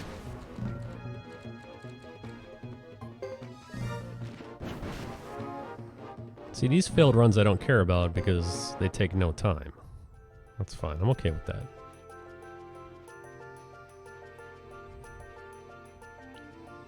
Okay, so you started Suikoden 2. Does that mean that you finished Suikoden 1, or did you just jump right ahead to Suikoden 2 already?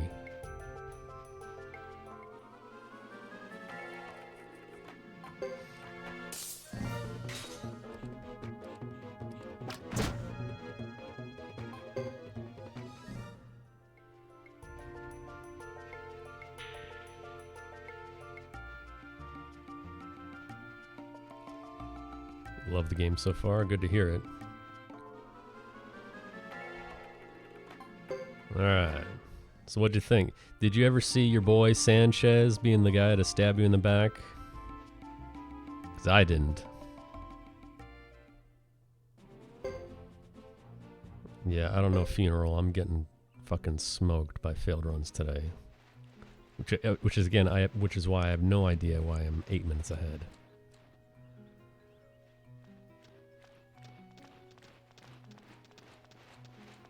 Maybe it was even worse in my run a year ago. Who knows?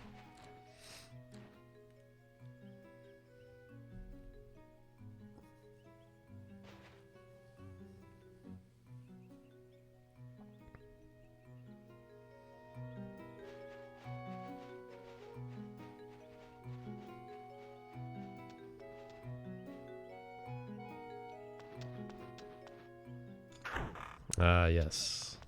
Well, you were paying very close attention.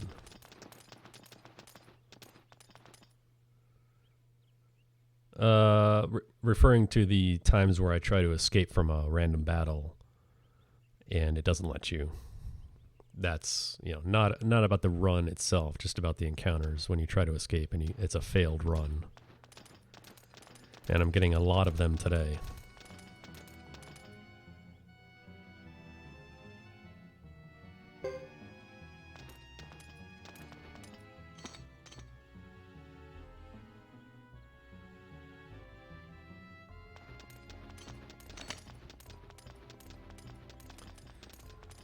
So what'd you think of Suikoden 1 overall? Did you enjoy it?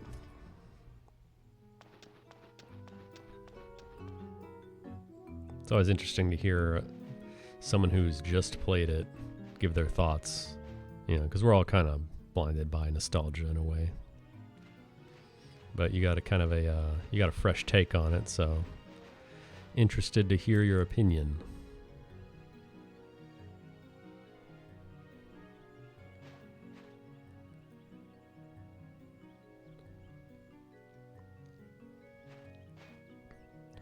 Everyone say hi to Gugino, by the way.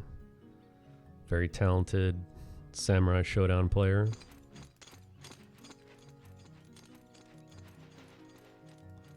Oh shit. And legendary first round Eason.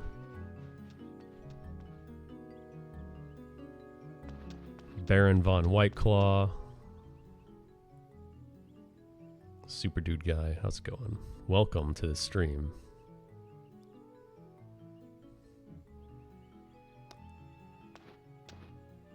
Gugino, by the way, I got something for you. Super Dude, I got something for you as well. It's coming. It's not quite ready yet, but it's coming.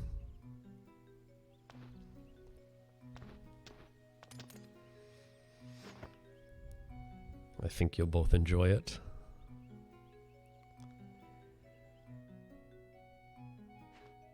That's right, that final split is no accident.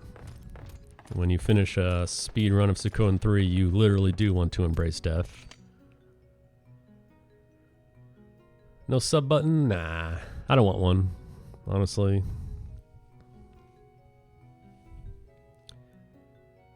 There's plenty of other people who could use the support more than me.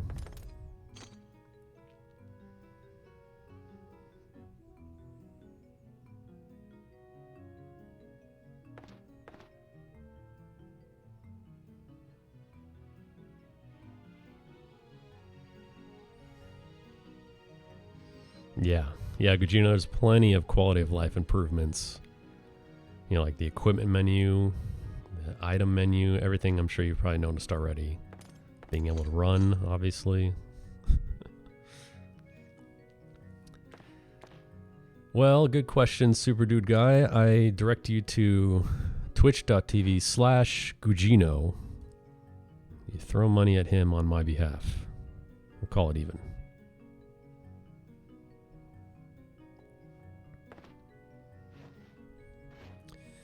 Yeah, we're -8 chrono, and no one cares. No one cares about the splits. We don't want to overshadow Mina. Come on now.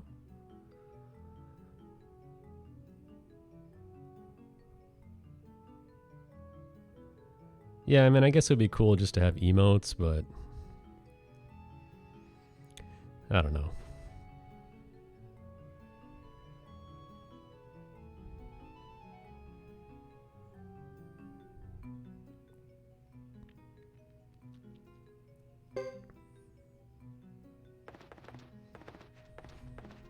And yeah, exactly. One of the rules of speedrunning Suikoden 3 is you don't even talk about or care about the pace you're on until the 11-hour mark. Those are the rules we live by.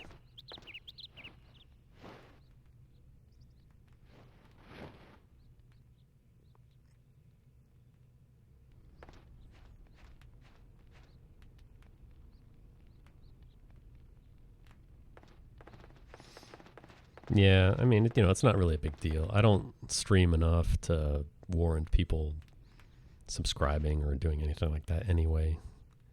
I'd feel bad, honestly.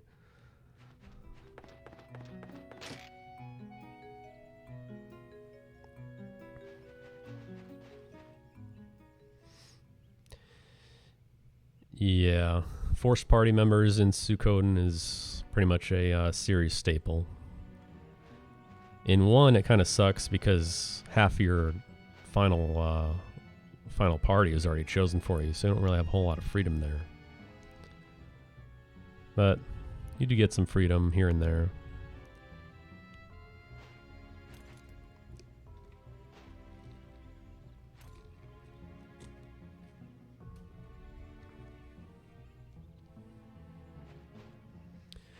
Do I ever forget to split in my run? No, not really, because my splits are on the chapter ends. So it's a very easy thing to remember to split on. The way Siglance does it, he does it on, I think, every boss, which in that case, I would forget. I just wouldn't remember. Honestly, I'm not really a big split guy to begin with. You know, it's more for the viewers, really. The only time that matters is the final one.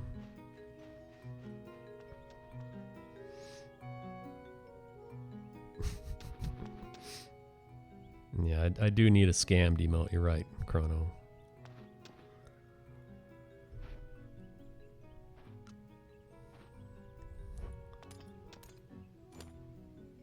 The other thing that people sometimes complain about in Suikoden games is like the lack of direction, where sometimes you're just, you know, you're at your castle and there's no real,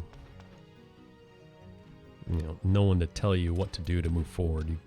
But that's kind of the fun of exploring. Speaking of Suikoden though, news just dropped yesterday.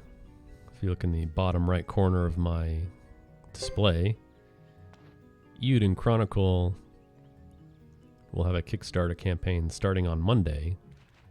And what that is, it's a spiritual successor to Suikoden created by the original, the OGs of Suikoden. So that news literally just dropped like 24 hours ago. So I'm excited for it. They're giving it the style of like Octopath Traveler, but much more crisp and vibrant. So anyone can check that out if they want to. Yeah, Super Dude, I've only backed a few projects on Kickstarter. But this is definitely one that I'm going to go in on.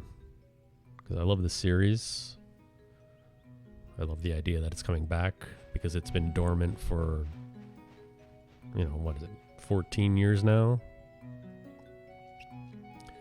Unfortunately, the OGs are no longer part of Konami, so they can't build off the Suikoden brand or the world or the characters. But they've made it pretty transparent that it's going to be Suikoden, just with a different name.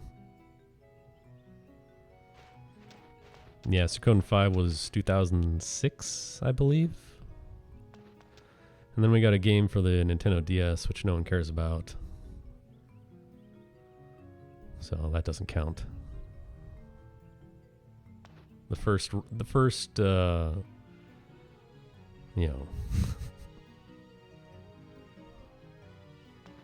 Oh, that's true. Everyone at Suikothon did want to vote Seaglance to run Tier Chris.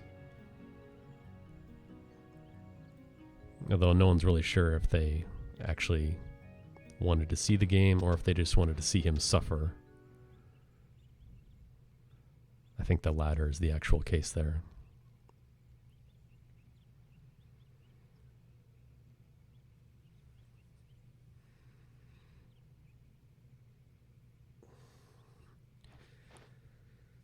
And if I haven't talked about the game in 20 minutes, it's because there's been nothing worth talking about.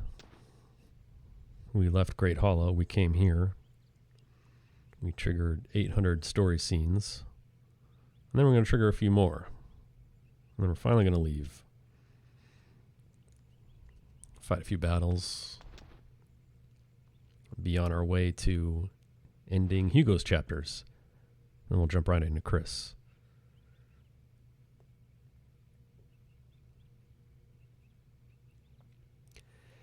Yeah, Sora. Caesar's got that look to him. Which makes me a bit nervous because he's your military strategist for this game. There he is, Caesar, the military genius who's going to lead your army to victory. Can you believe that? I'm skeptical.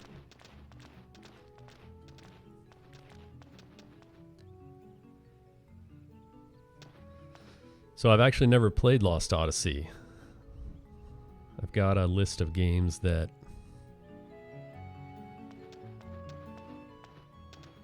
I regret not playing, and that's on it. Probably my top 3 are Valkyrie Profile, Xenogears, and Vagrant Story. But I always hear good things about Lost Odyssey.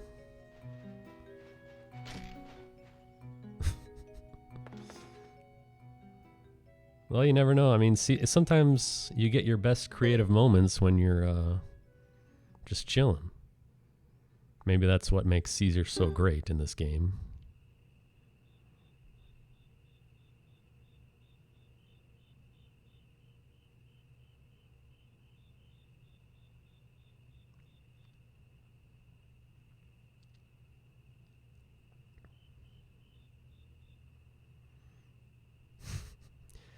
Everything's gonna be fine, man. Just relax. Just chill out, man. It's alright. Why are you freaking out? It's just an entire army coming to slaughter us. Just chill.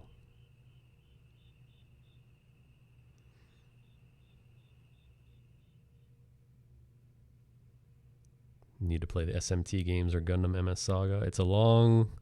Yes, I have a very long list of games I need to play. Lost Odyssey in your top 5? Nice. Gugino, please list your entire top 5 list for me.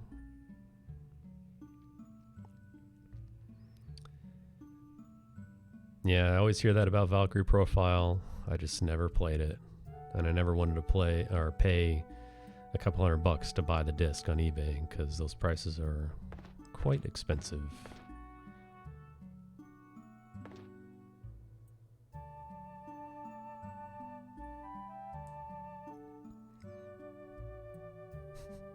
Number 1 on that list is Sam Show. That's right. Fucking right it is.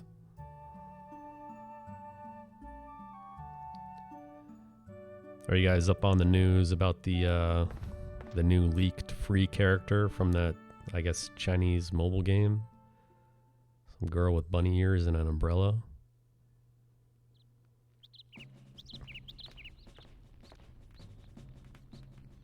Yeah, they're saying it's free.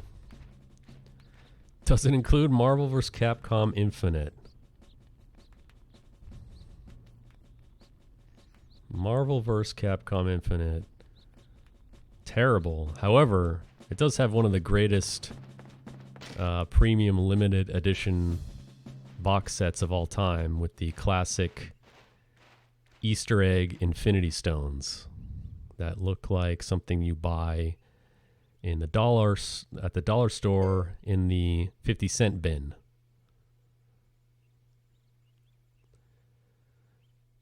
Who fights with an umbrella? Great question. Probably gonna be broken, throwing their umbrella around, deflecting fireballs with it, floating, using it as some sort of razor blade rapid attack.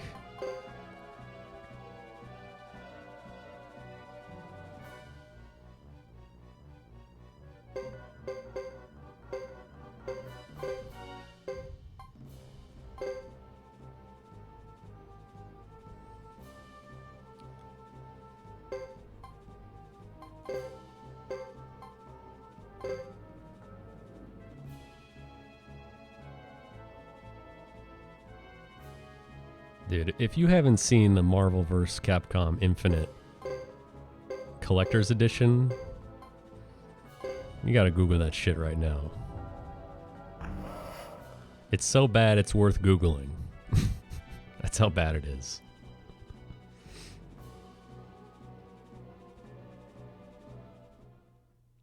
Alright, that was the first war battle in this game, but it's auto-played for you and you do nothing. The computer takes over. You do actually get to play that war battle out if you do Thomas's chapters. And in a speedrun setting, you actually gotta stay on your toes. Because you do node leveling with Thomas, and you just gotta run away and hope you don't get sliced up.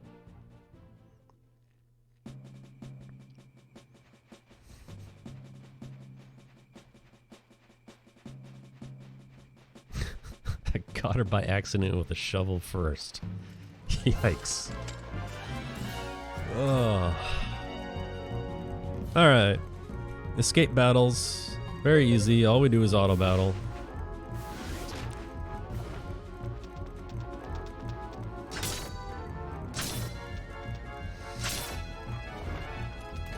Doesn't matter if anyone dies as long as Hugo and Fubar survive. It's the only one you care about.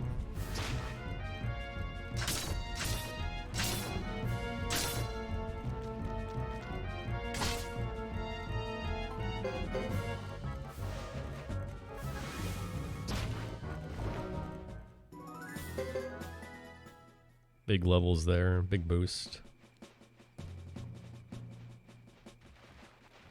Oh damn, she caught you. She got caught with a shovel backswing. Let it knock some teeth out too. Alright, auto battle again. Same thing. Didn't heal because you don't need to.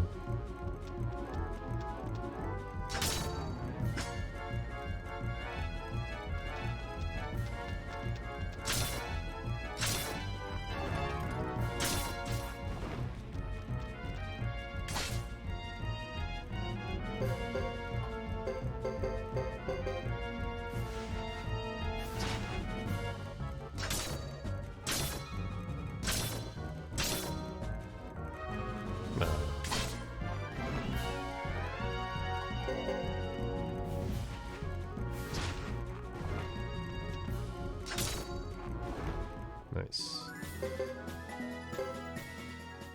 Another boost to your levels, and we'll do one more. And then we'll read and dissect Gugino's top 5 list.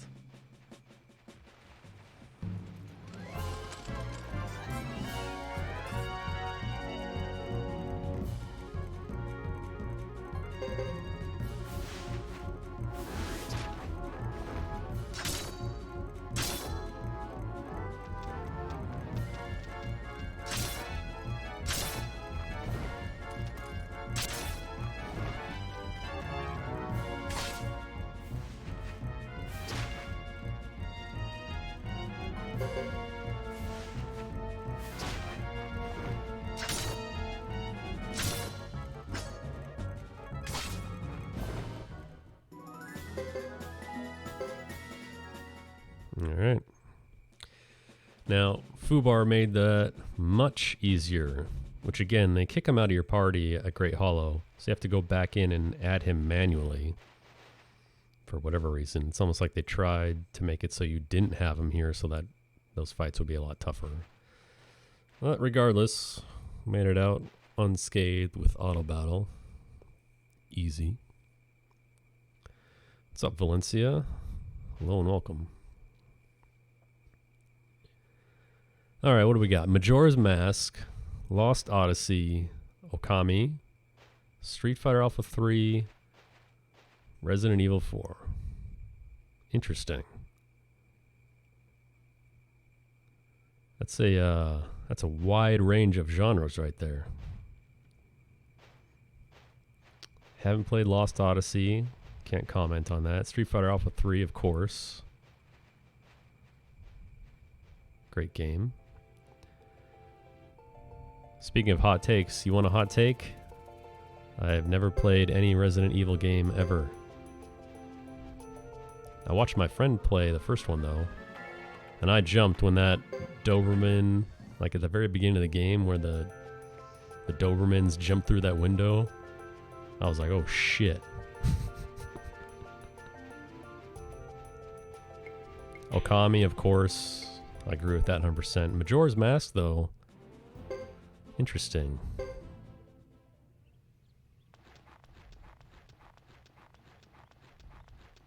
Did you like the whole time aspect of that, like resetting the day and?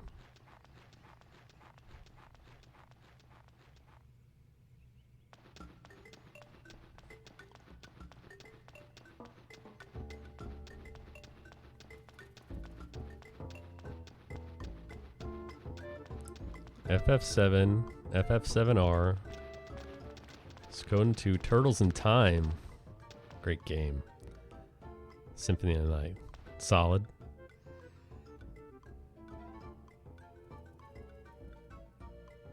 Alright, yeah, one for each genre. That's fair.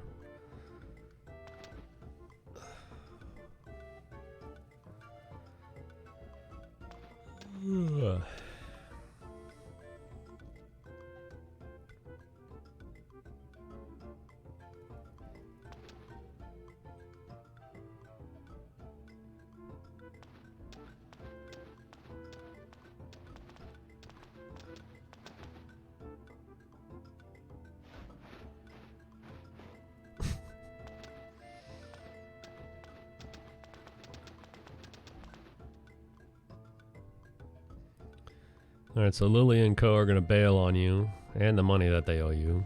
So you're just sitting around here like a bunch of losers. You're like, you know what? We just got scammed. Just like when Space Coyote got scammed by SRD. So we're gonna go chase them down at Brass Castle, see if they're there.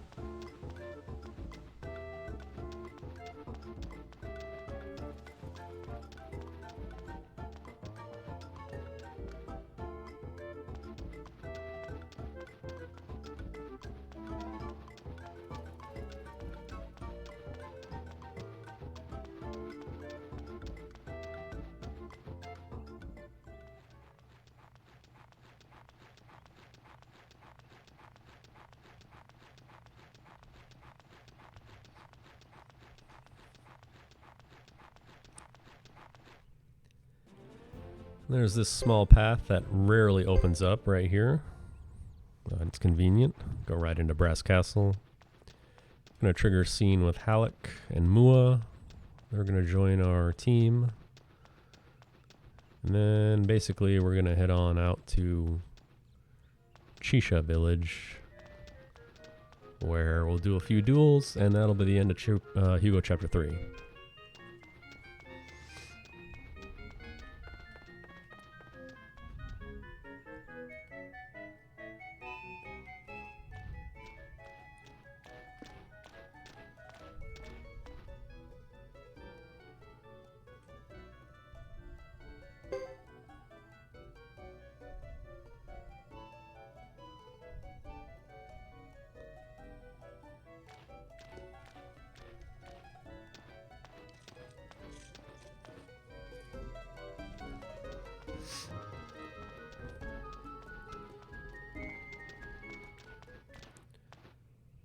The hitbox, if you will, for triggering this scene is pretty tight.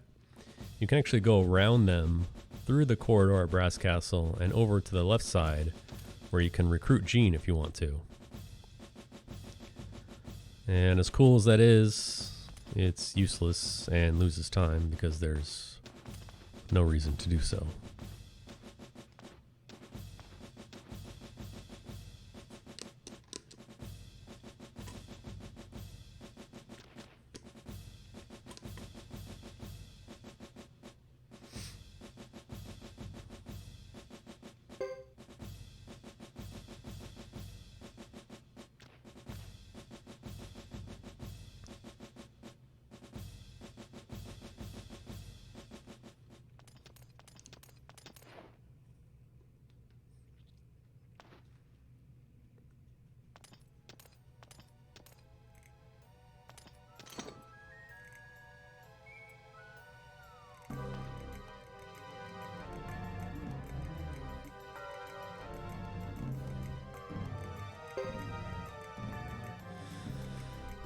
The rare instance where option 1 is actually the correct dialogue option. If you choose option 2, this time will be different. You actually fight these guys. And you can win the battle, but it's going to be tough. But you don't need to, and it's just, again, a waste of time, so we skip it.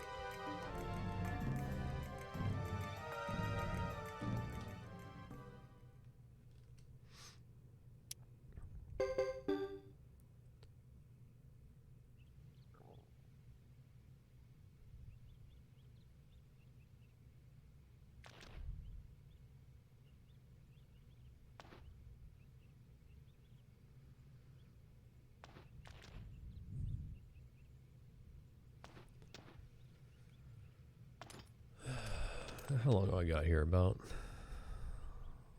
35 minutes.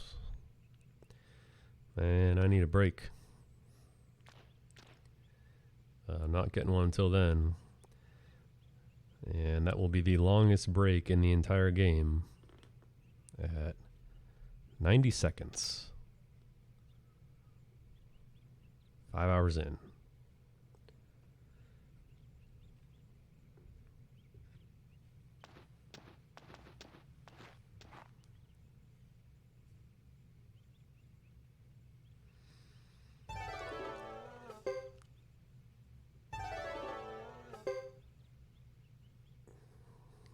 Alright, they join us for no reason. Go back to Great Hollow.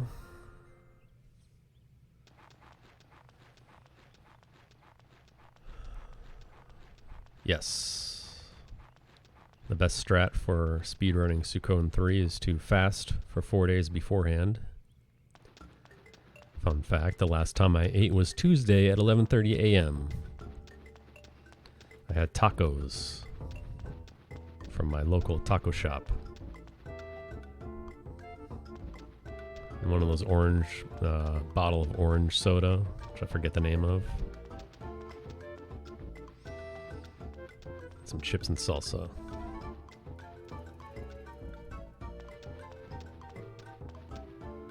So how many days was that? Yeah, it's been over 4 days since my last meal. And of course, I am streaming from a hamster cage right now, where I have a water feeder that I have to press my tongue against the valve to release water, so I can sip on it very carefully. Stay hydrated, but stay alive, you know what I'm saying? And I'm sitting in a giant pile of cedar chips.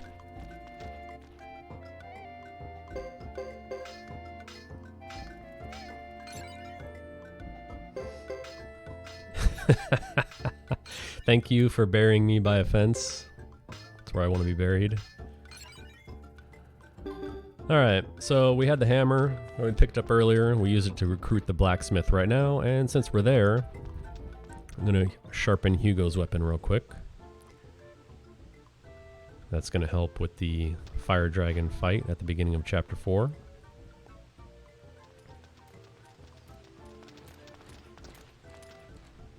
Rice, chicken, and shrimp, and a sweet Asian sauce. Sounds good.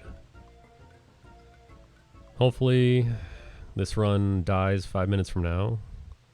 But if it doesn't and I actually finish it, it'll still be early enough to go get some food.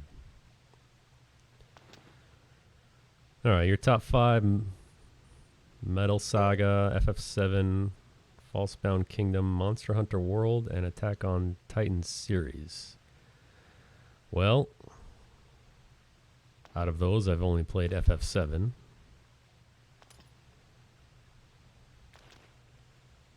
I'm sorry, I failed you. I failed you all.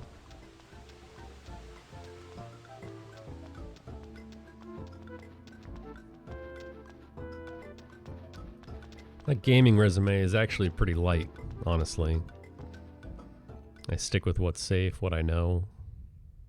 You know, Suikoden, Wild Arms, Final Fantasy. Every once in a while, though, you just see a gem that you know you're going to love. Which is true with Okami. Fun fact, I've bought Okami on PS2, Nintendo Wii, imported the physical copy for the PS3 remaster, and bought the PS4 version as well. And the Switch version, even though I don't own a Switch. And, of course, the sequel, Okami Den, on the Nintendo DS. So the real question is, when's Okami 2? The developers actually kind of teased that they want to do it. I believe it was earlier this year. But that was the last we heard of it. Also, is it Gen Design or Gen Design? Who are the formerly known as Team Eco, creators of Eco, Shadow of the Colossus, and Last Guardian. I've also been teasing their new project, which is apparently an Epic Game Store exclusive. But we've had no real news or images or anything like that in quite some time. So look forward to that as well.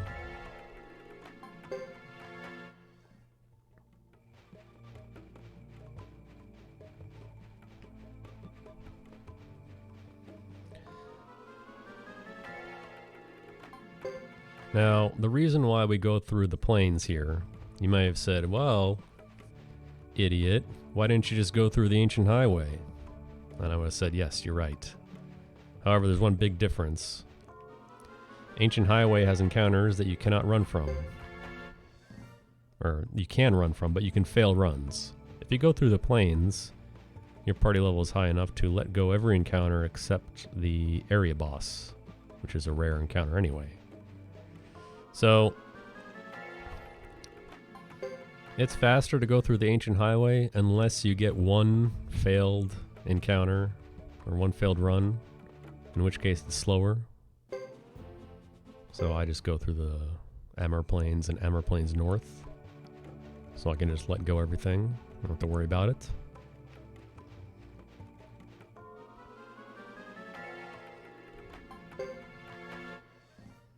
Alright, what do we got? Metal Saga is a JRPG made by Atlas. Oh, nice. Love Atlas. Customized tanks and all kinds of cool shit. Sounds good. Samurai Showdown, Golden Sun 1 and 2, Xenosaga series. Brave Fencer Musashi, I remember that game. Game was sick. And insert new Metroidvania title here. Alright, if you're a fan of that genre, Super Dude, have you played the Strider remake for PlayStation 3?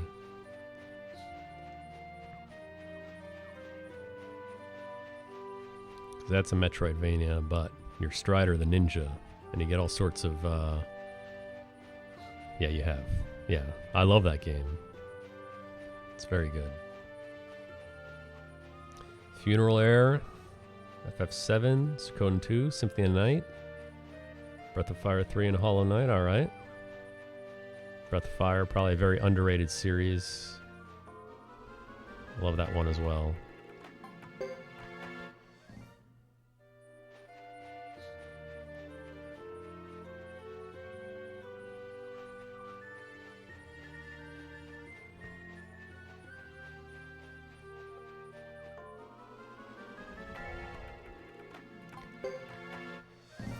I hate failing runs to those guys.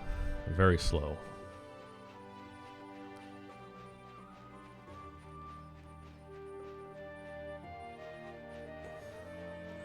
Yeah, if you're in chat and you want to post up your top 5 so I can dissect it, please feel free to do so. Anyway, we're here at Chisha Village. Got some more battles to fight. We got a duel we're going to get smoked on. Then we got a duel that we don't have to win if we don't want to. And then we'll be on our way. Katamari. Nice.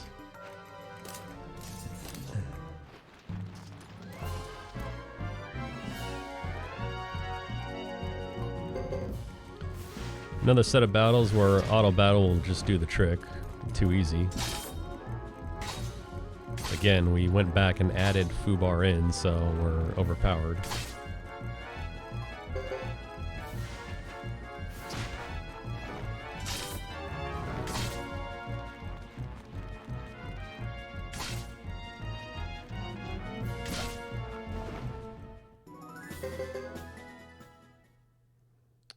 Either one, Big Pharma. Either one's fine.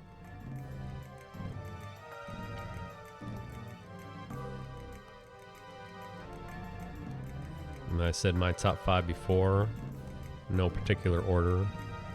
Okami, Shadow of the Colossus, Final Fantasy Tactics, Suikoden 2. Those are the top 4. Those are never going to change, probably. Number 5 spot up for grabs. We got Samurai Showdown. We got Super Mario RPG. We got Mega Man 2. Chrono Trigger. Symphony of the Night. A lot of choices vying for that number 5 spot. Top 5 games I haven't played but really should. Went over 3 of them already. Valkyrie Profile, number 1. Vagrant Story. Xenogears. I'm not sure what 4 and 5 would be. I have to think about those last 2.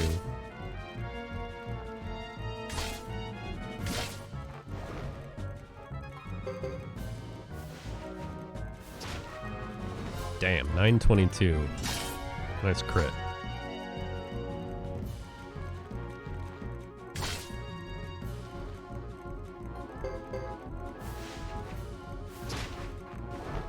double. A couple of 900s. I'll take it.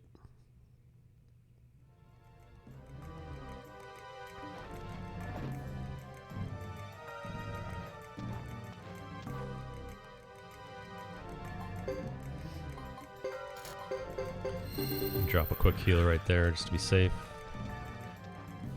Really want Hugo and Fubar to survive these battles. Them getting levels and skill points is very important. Now I got one of my favorite lines of the entire game. Sergeant Joe bringing the corny gauge up to maximum.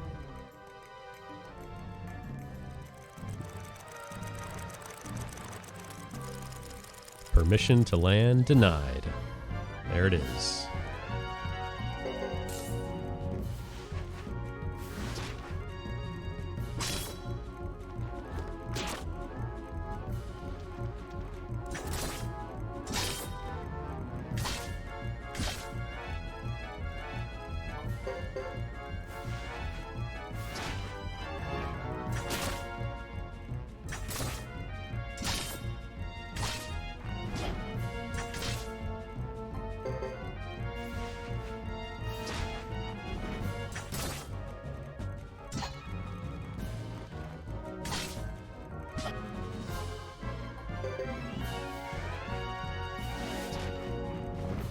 Alright. Those three are done.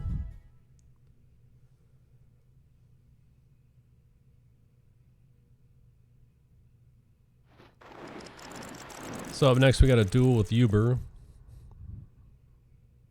which is going to be great. Fastest duel in the game.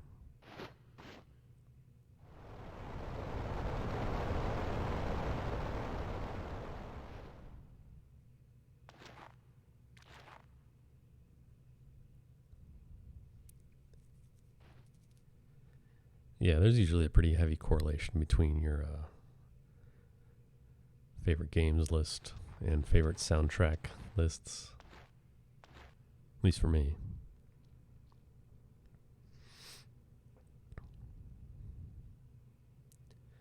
Everyone seemed to respond positively to the DJ Coyote segment I did after Suikoden, while SRD was delaying his startup time.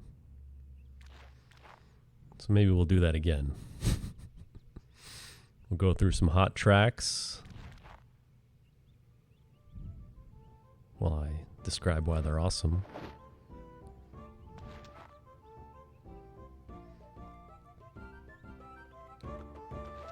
Dude, Mario Kart, fucking love that game. Mario Kart, man. You temporarily lost some friendships as a kid playing Mario Kart. You didn't talk to people for a week at a time, which when you're a kid is like a billion years. Don't you dare throw that banana peel down. Oh, you bastard.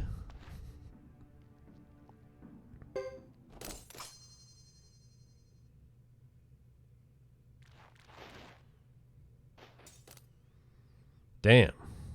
Funeral with a controversial opinion. I don't think I've ever heard anyone say that before.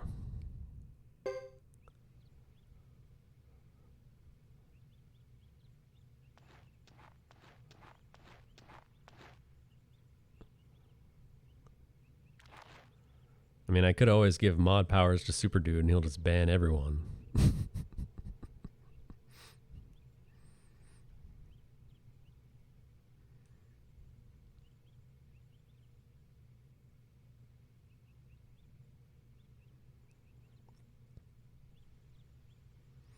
Yeah. I mean, even my top 5 list, I always second guess myself like, what am I forgetting here? Because I know I've played some real gems.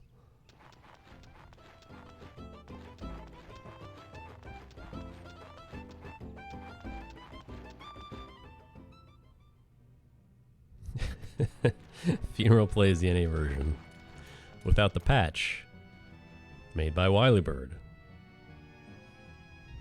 Everyone appreciates that, by the way. Thank you.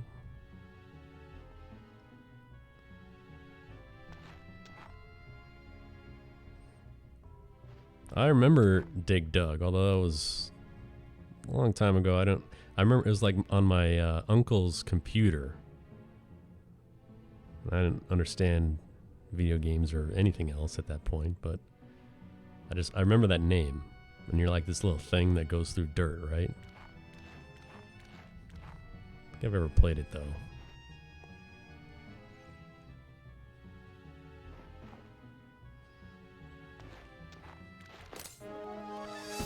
Alright, duel with Uber. You have to very carefully manage this duel.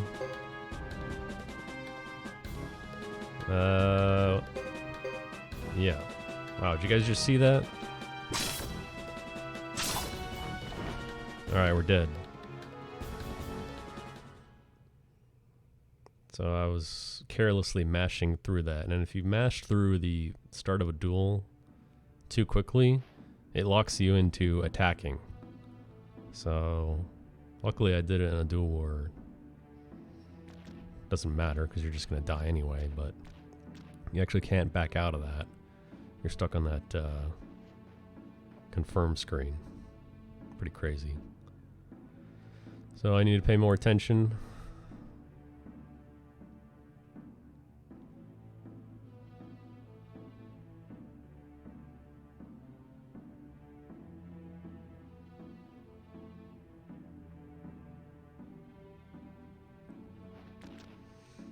All those co-op games were really special back then. Double Dragon. Amazing.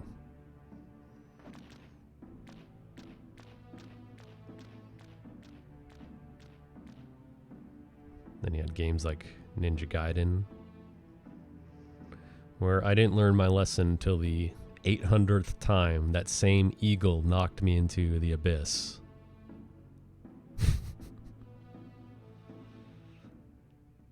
A young, dumb kid jumping the same arc, the same way, the same timing every time. Didn't pick up on the fact that that eagle was always going to be there.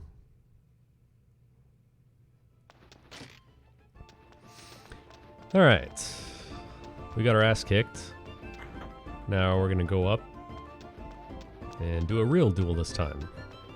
But first, we're going to see a Wanfu sighting. There's Wanfu right there. Laying in the bottom of the item shop like a bum, waiting for you to pay his bill. We're gonna go up here, buy some Jizos. It's gonna be to prep Hugo for the Fire Dragon fight. You only need a few here.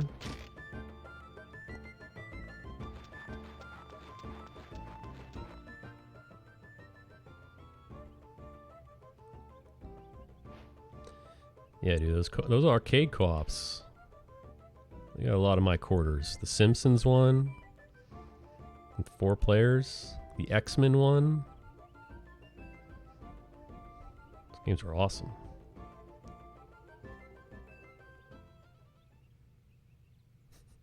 He's not dead, he's just broke. Every Suikoden game has a guy like that.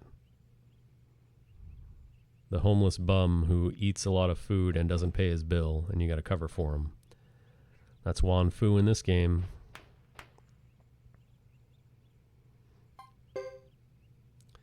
Yeah, Secret of Mana co-op. Crazy. Revolutionary, right? Play a action style RPG with 2 players. Let's see how the multi-tap. Go all in.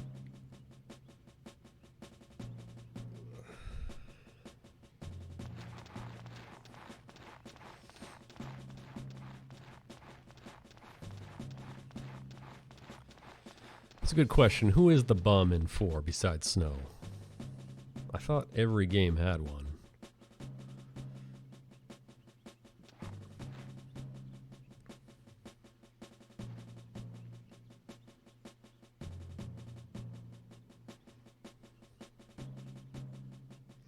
Might be wrong though.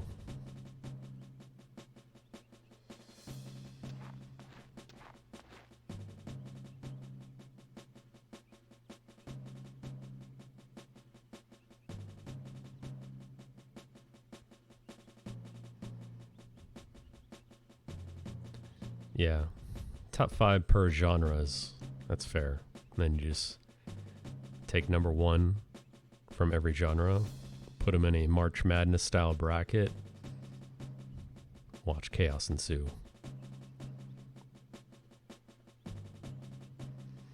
Alright, we're going to duel this guy right here. Fun fact about this duel, you don't have to win, but you also can't lose. This duel will end after 10 turns, regardless of what's going on. But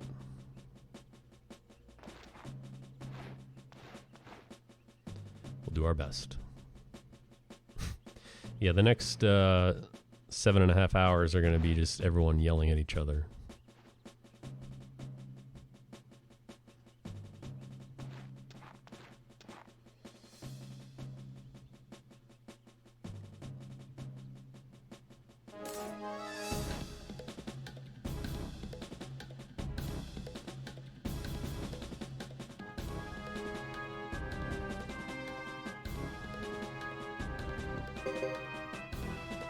I don't think I've ever seen that option before.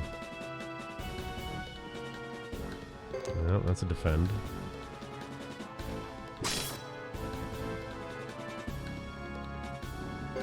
Defend. Come on, don't do this to me today. What a dick.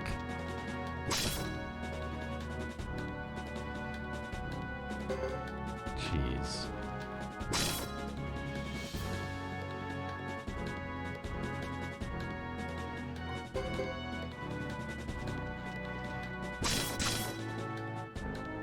Okay, it's better.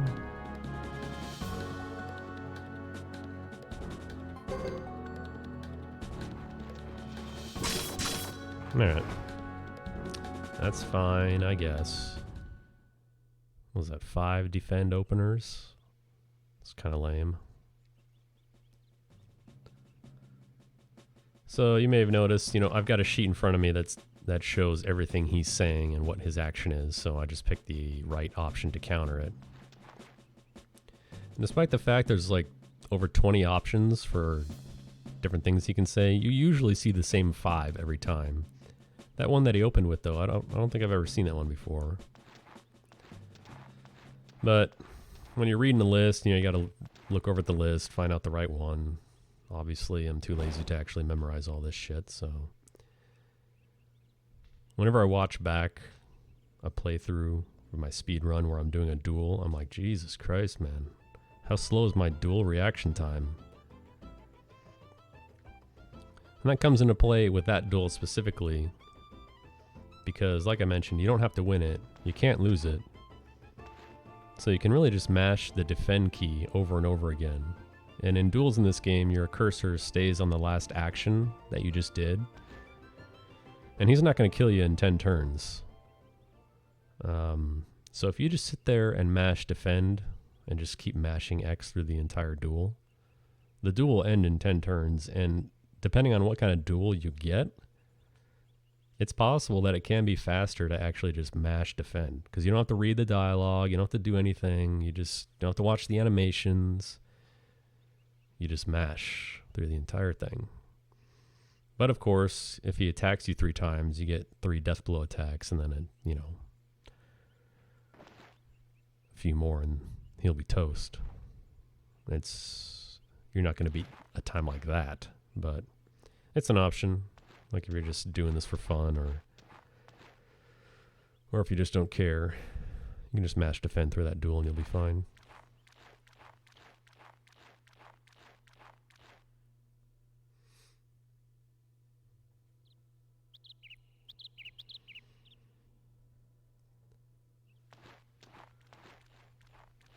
Big party last night. Sergeant Joe hungover right now.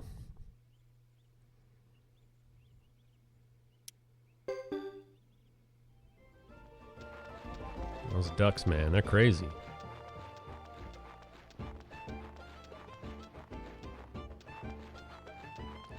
Going back to what Funeral said earlier about how 2 had a weak soundtrack. If he was being serious, I don't know. I disagree, but if he said it about this game, I wouldn't argue with him. This game has really good town themes, I think. It's got one good battle theme, which we just heard, that duel theme. But the rest, I'm not really big on the rest. Anyway, so we're coming up to the end of this chapter. Just put a few extra characters in your party, because otherwise you just have Hugo and Sergeant Joe, and you're going into this place which is dangerous. You fail a few runs here, you can die. And adding the party members doesn't really lose you any time other than selecting with your cursor. Because even if you don't select someone to come in your party, they do have dialogue, and their dialogue is going to be, hey, why am I not invited? So it's really an insignificant time loss.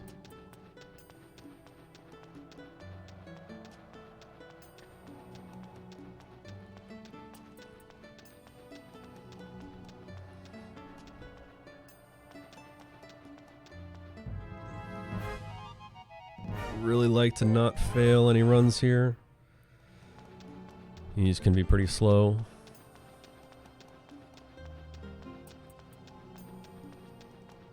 Very much looking forward to taking a break. So close.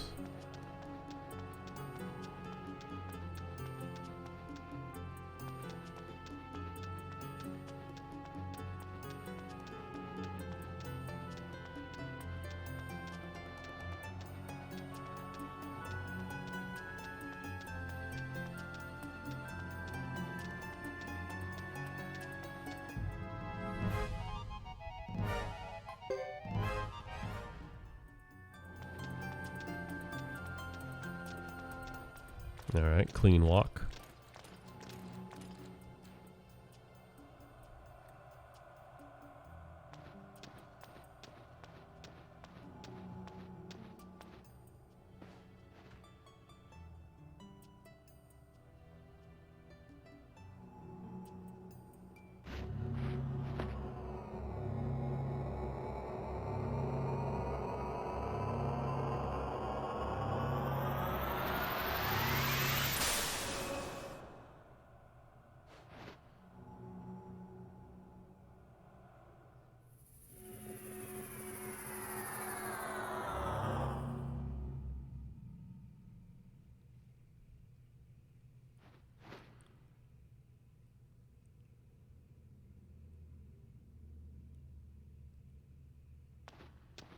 Yeah, that's a fair statement. I mean, the tracks that are good really are outstanding. But I'd say it's got a lot of other gems as well.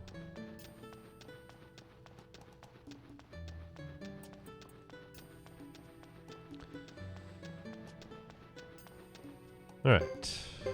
Got full health. Throw on 2 Jizos. I'm going to play a little more risky today.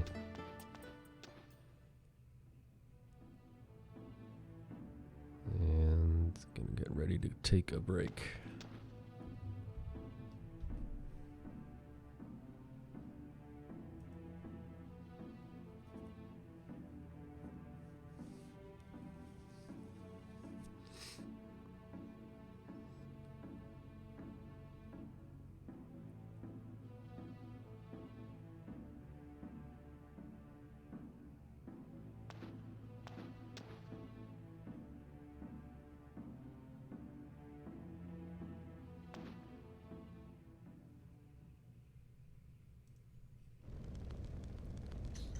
Done with Hugo, on to Chris. Be right back.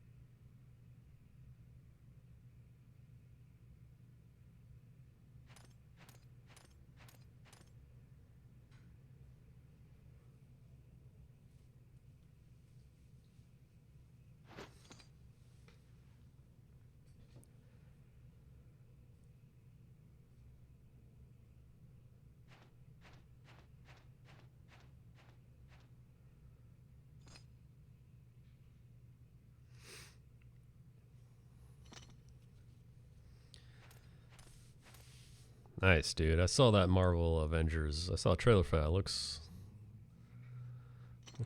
pretty fucking solid. Fun with friends. Hell yeah.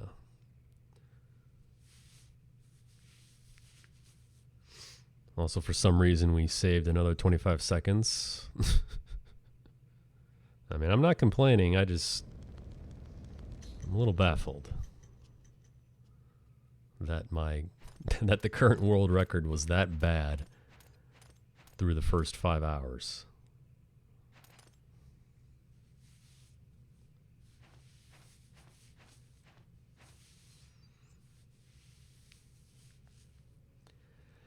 There's everyone's favorite bug-eyed Lewis, whose eyes are way too big for his head.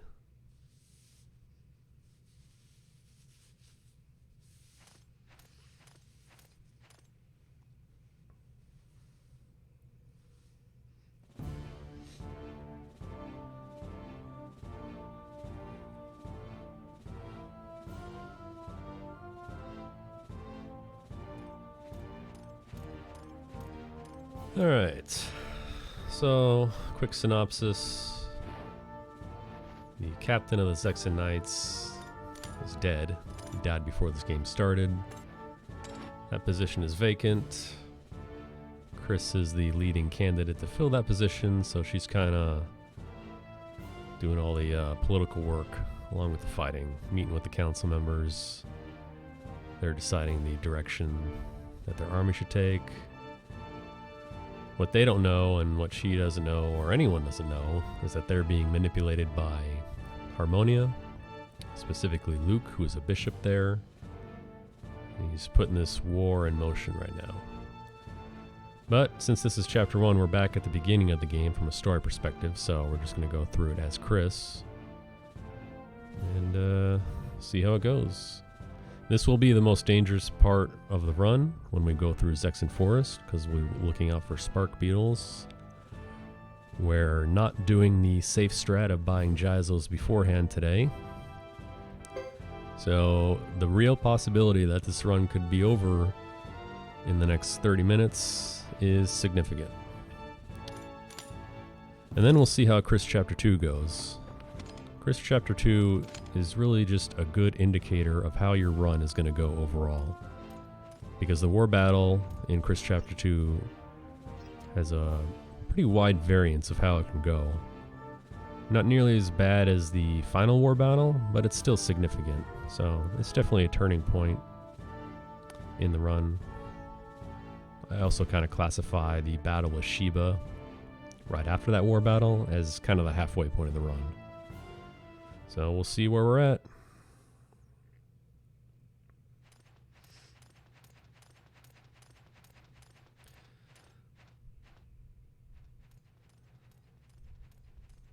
Well, yeah, that's what's interesting about this game is Chris is the bad guy to some people and other people are bad guys to her.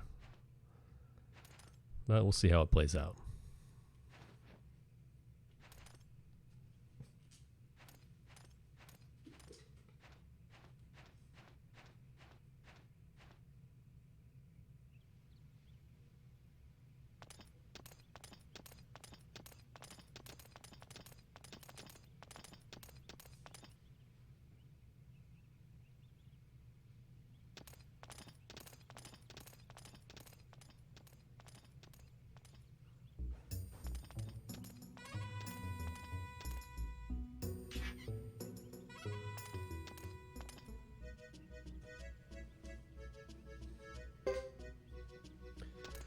So normally we turn around right here, go back to the guild hall, and buy all the Gyzos now. But that takes about a minute and a half. And since this is serious shit today, we're skipping that. No safety today. Going all in.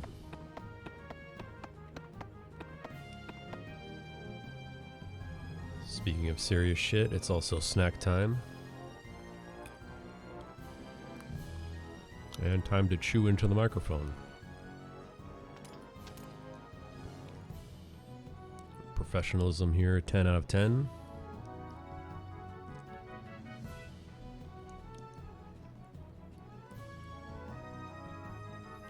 And guess what this is? I will not be impressed.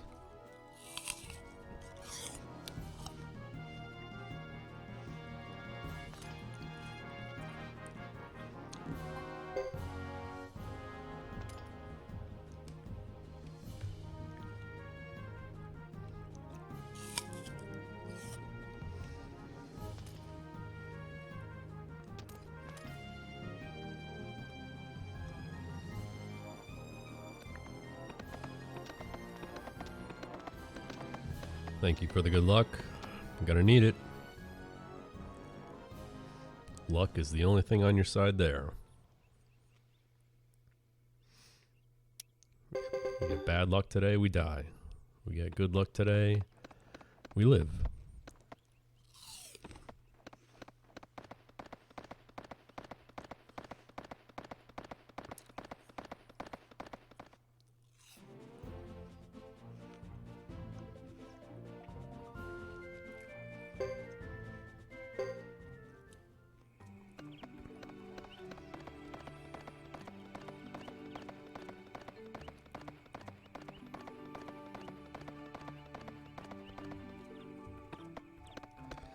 This walk isn't the one that's dangerous. Your first time through is fine.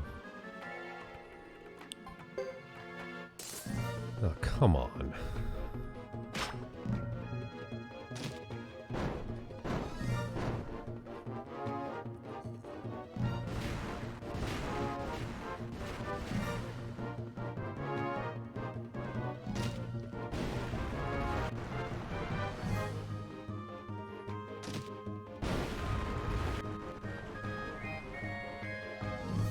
See what I'm talking about with these guys? They just take forever.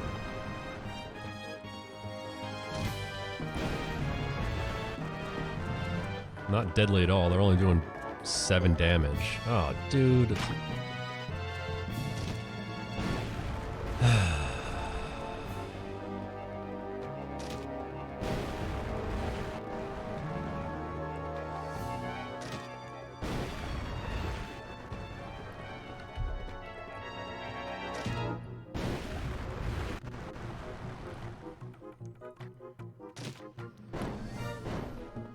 Jesus.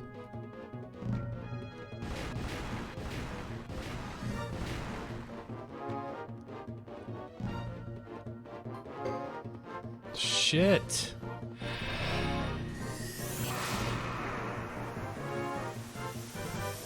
Come on.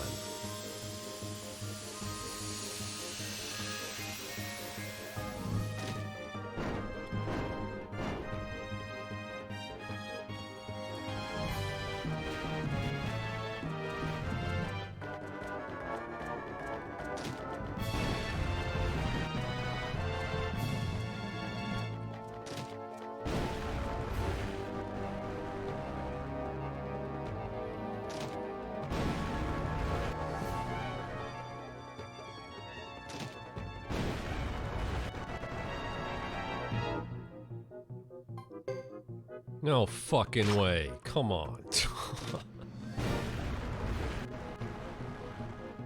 Oh.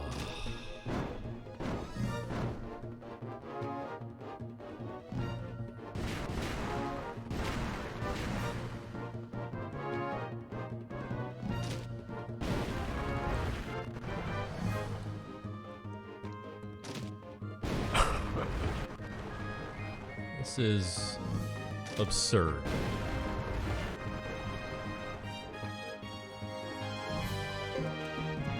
Fuck.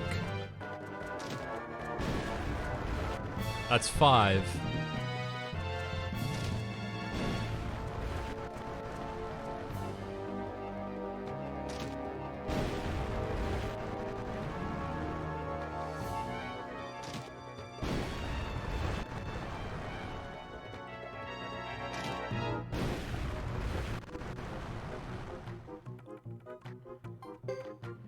Jesus Christ.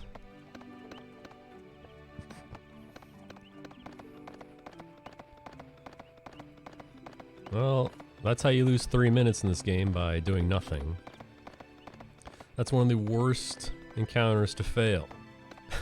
And we've just failed it 5 times. Oh, man. Don't you dare.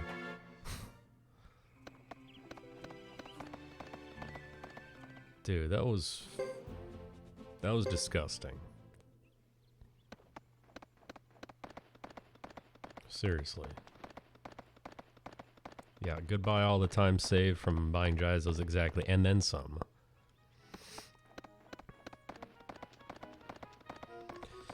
New record, no. Sadly, the record is even worse than that. Although that might be the new record for total time lost. But I failed 7 runs in a row before. I just don't think it was that long. Oh, man. Didn't I just say before that happened that that forest was inconsequential?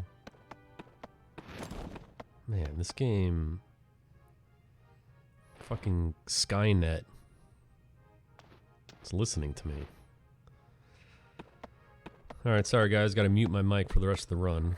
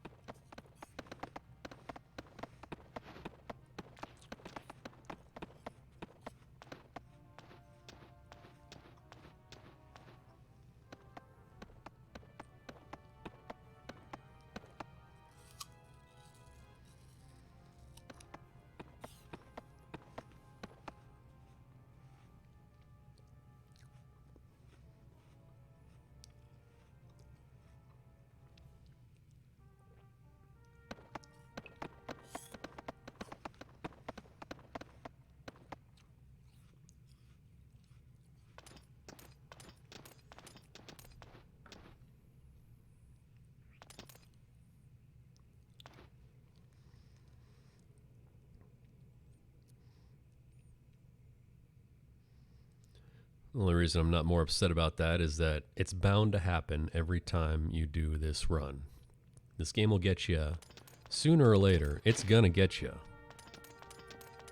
Just so happened today it was in Chris Chapter 1. So let's just hope that was it and it doesn't happen again.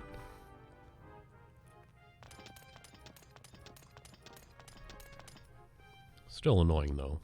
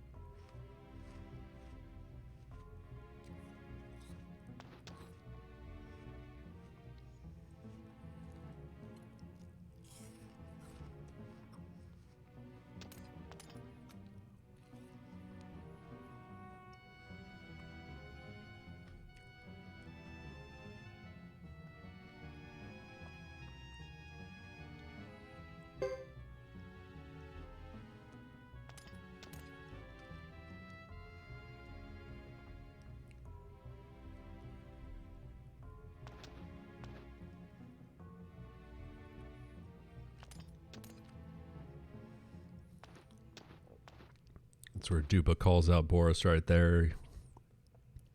can just pick up the scent that Boris is really into Chris, apparently.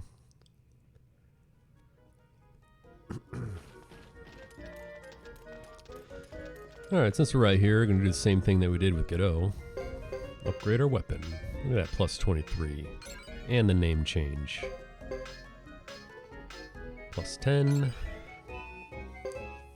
Plus 10. And that's all we can do. Coming up next, we got a war battle. The first real war battle. We had a fake war battle in Hugo's chapters where we couldn't do anything, but this will be a real war battle. A really easy war battle as well. They really ease you into the war battle system in this game. And the first one is essentially free. And it'll be over very quickly.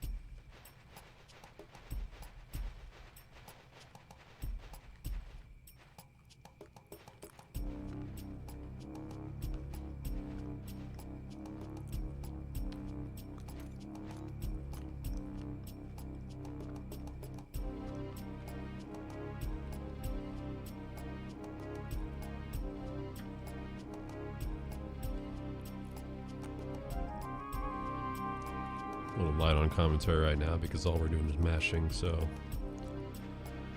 it's snack time.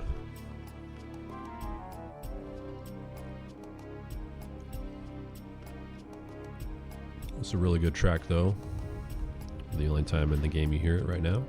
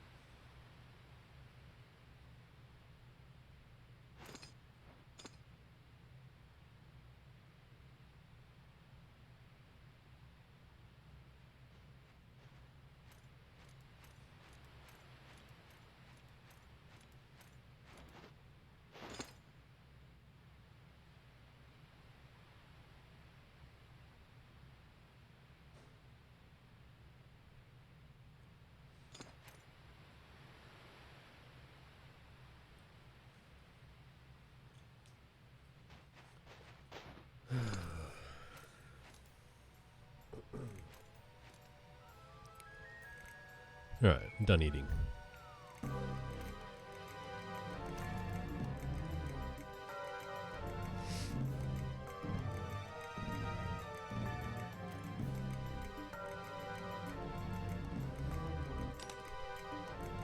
This is supposed to be a peace summit, but it's not the way it's going down right now. Looks like we're about to be ambushed, so we're just going to escape instead. War battle strategies in this game, pretty much standard throughout most of the game. We're going to retreat with Unit 4 and Roland's unit back up top, because I already know what the objective is. Since they're not adjacent to me anymore, they can't attack, and won't be wasting any time. But they are going to move up here. Second turn, Unit number 12 is going to appear. Our objective is going to change to escape to the east. So we got one unit in our way, number 12. And if you look at the little icons, you see 3 of the units have 3 characters, but Roland's unit has 4 characters. So we're going to use him to attack the enemy group. Also has 4 characters. It's a bit of a gamble because Roland is awful. Sometimes he'll do this hit all arrow attack, which is a complete disgrace. And even then he doesn't do really big damage. But this is the war battle system. The objective is to take out the leader unit, which we just did. That'll end the battle. And now the path is clear to the exit, so what I'm going to do is move everyone over right. Yeah, the turn is going to end. Someone is probably going to attack Roland. I don't know who, don't care. Yeah, number 3. Instead of counterattacking, I'm just going to retreat. And in this game, you have a chance of getting a successful retreat, although it's not likely. So when you retreat in a war battle confrontation, you have to outlast 1 turn of enemy attacks, which is what we just did. And then they're going to retreat there. No one else is adjacent, so they can't attack me. And the only objective in this battle is to get 1 unit to that right square over there.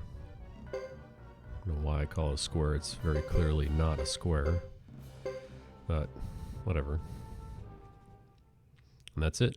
Safe retreat. That's how you end that war battle. Yes, that is a lot of lizards. We'll be seeing a lot more lizards later. Now, Salom, the guy with the terrible haircut, his plan is to retreat and torch the entire village of Kara to the ground to distract the enemy so we can escape. What he doesn't know is that Luke, Sarah, Albert, and Huber are so good at predicting strategies that they knew Salom would do this. So they cast a kind of like a force field of around the village that anyone who walks into it experiences bloodlust. And so not only are we going to torch the village, we are going to slaughter everyone there as well.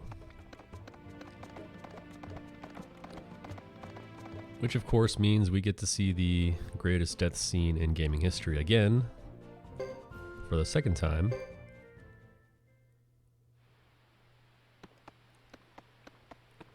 And it means I get another free 45-second break. Yes, that squarish circle over there. Exactly. Is it possible to kill them all? Probably. I mean, you really got to grind. Actually, you know, I don't know. I don't know if anyone's ever won that war battle by defeating every unit. That's actually a really good question. Meanwhile, everyone's in a hurry, but what are we going to do? We're just going to walk. Nice slow trot. No urgency. No big deal. Don't worry about it. Take your time, Chris. Take your time.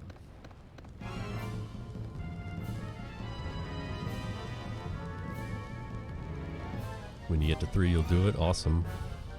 Look forward to that.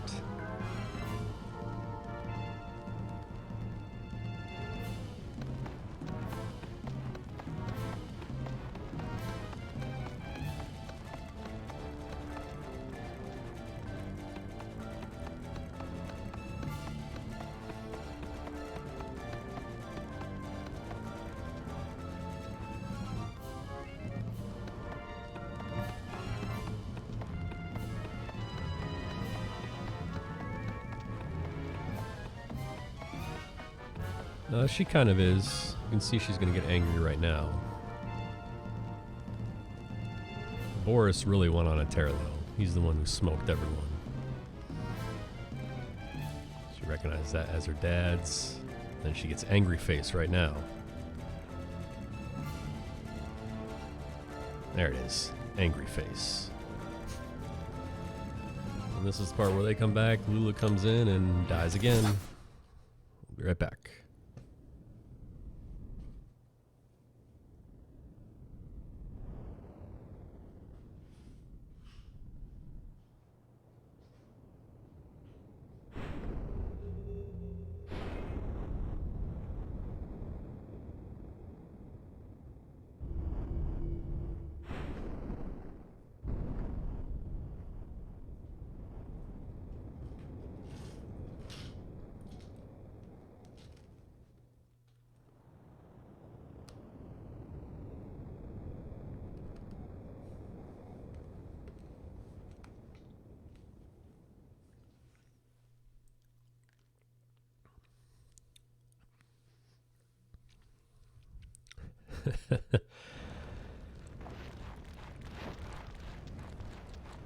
.24 damage, not even close. Got parried and countered. The one hit Eason strike. Toast. It's over.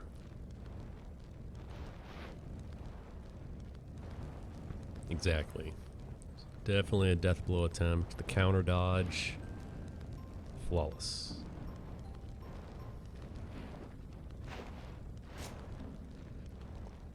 Forgot to mention it, in Hugo's chapter you can choose to duel Chris right now by picking the other dialogue option, but it's a waste of time.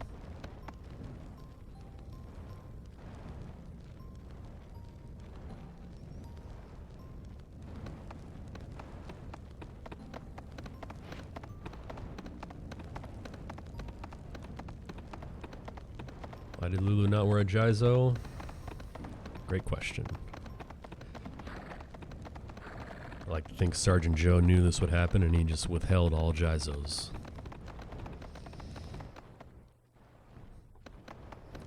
Kind of talk shit to Hugo after the scene at the end of his chapter 1. He was all upset and Sergeant Joe's like, dude, man up, let's go, come on. Do you get anything if you win that and do the duel? I don't think so.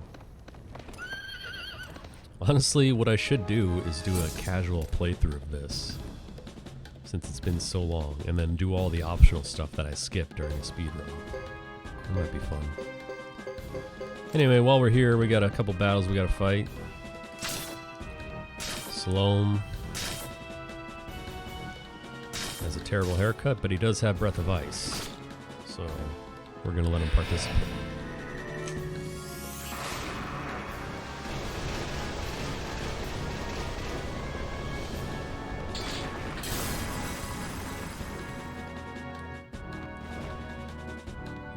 If you do duel and you win, I know the story just proceeds as normal. Doesn't change the outcome from a story perspective.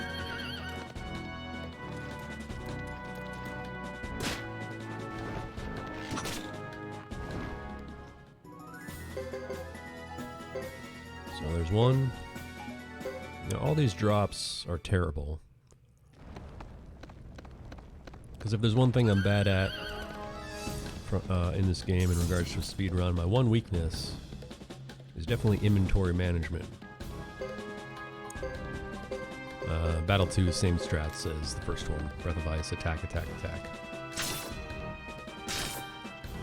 Now, we saw it at the end of Ghetto's Chapter 3 when I looked like a complete idiot trying to remove a Jizo when I had full inventory already, and then I just gave up and proceeded anyway. But this game has very limited item space, so when you see drops like that, all it's doing is really just clogging up your inventory. And we're going to be buying a bunch of Jizos later, so I don't really have any free room to spare here. So when I see drops like that, it's almost like I kind of make a mental note of it, but I never do. So, you know, I always get frazzled and make a bunch of dumb menu errors.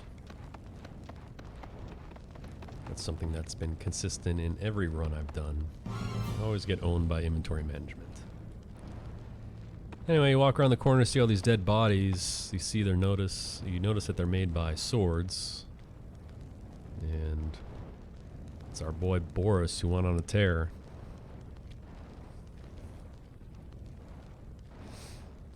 But technically Salome's plan worked, so we're going to retreat to Brass Castle.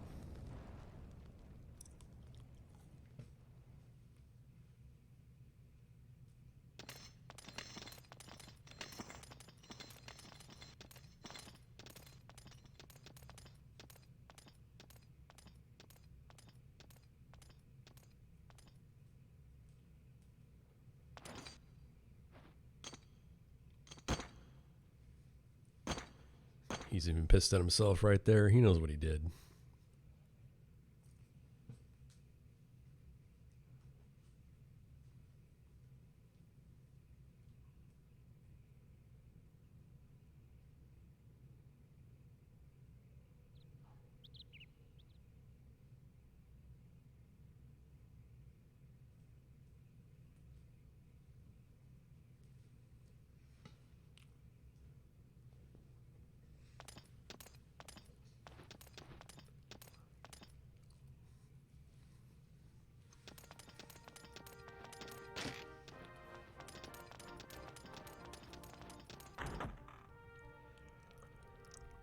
So we're back here now, and Slome's like, hey, I've been summoned back to the council building. Meanwhile, Boris is lying about what he just did.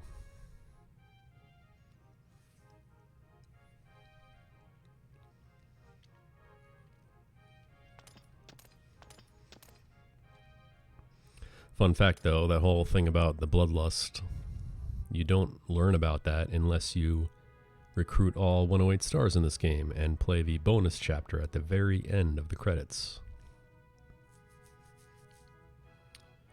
It's a really good bonus. Maybe my favorite bonus, because it actually gives you more content. If anyone's not aware, you get to play throughout the story of the game, a very condensed version, mind you. You get to play as the villain, which is really cool. So you get to see things from Luke's point of view. Mind you, it only takes an hour or so. But still fun nonetheless. So you get to see, really watch his plan develop and learn about his character and maybe even feel a little bit sympathetic for him.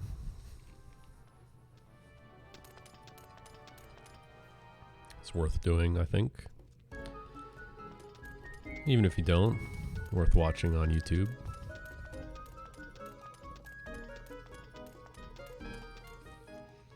So we're going to meet with Boris right here. Chris is going to be like, hey, Boris, what was that all about?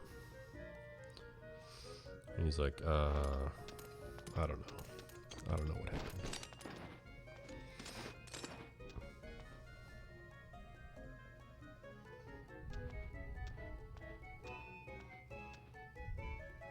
He knows what he did.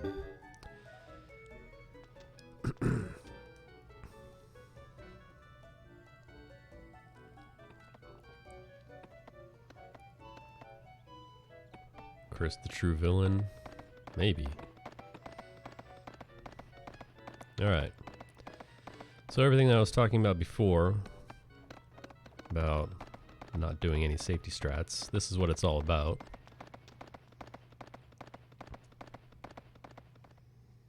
The most dangerous walk in the entire game, right here. Let's see how it goes. Watch out for green beetles who have access to insanely high-level lighting magic for some reason. Oh, dear God, no. Shit. Okay, they're not.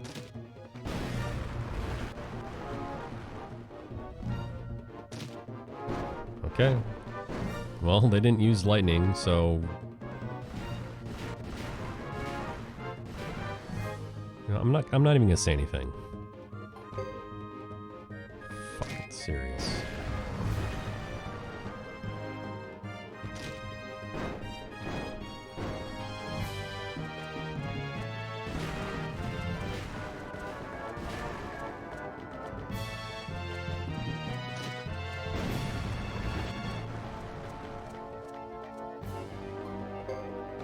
Jesus Christ.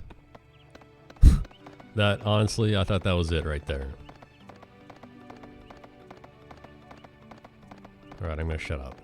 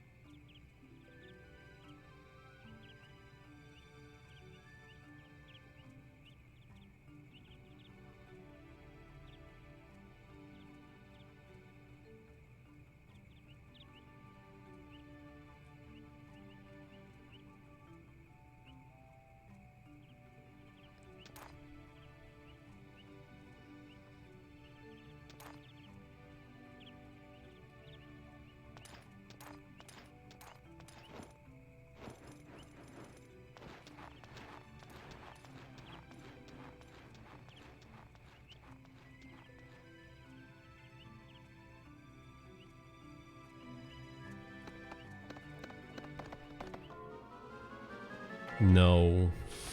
Fuck you. Okay, thank you. That's the worst encounter. Not only get 3 beetles, you get a bunny too. And he can use lightning magic as well. Okay, well. We lived.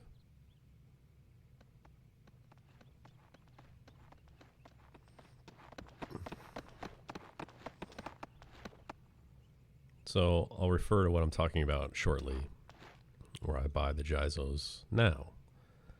Because we're going to be at the council building. And in Chris Chapter 1, we were at the council building too, but as soon as we left, it puts you automatically right outside of Chris's house, which is the story trigger to move on with the story. Normally, you have to walk all the way back from Chris's house to the guild hall shop and then back to Chris's house again. The time for buying a Jizos is a wash because you do it anyway, but it's that walk back and forth. That's, you know, a little under 2 minutes.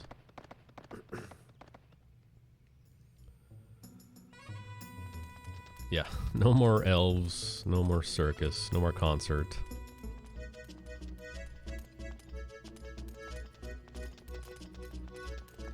So on the way back, the forest is going to be exactly the same, except this time we're going to have auto life equipped to the maximum. So I'm not worried about it anymore.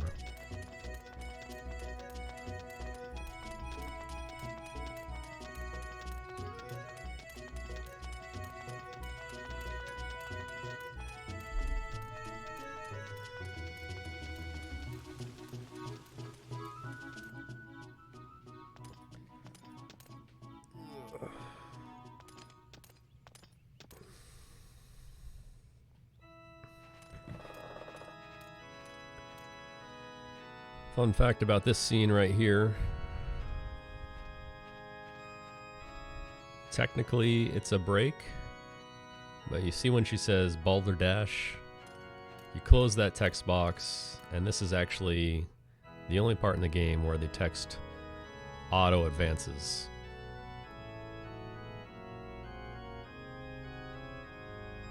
And fun fact, we get to see Lulu die again. Right there.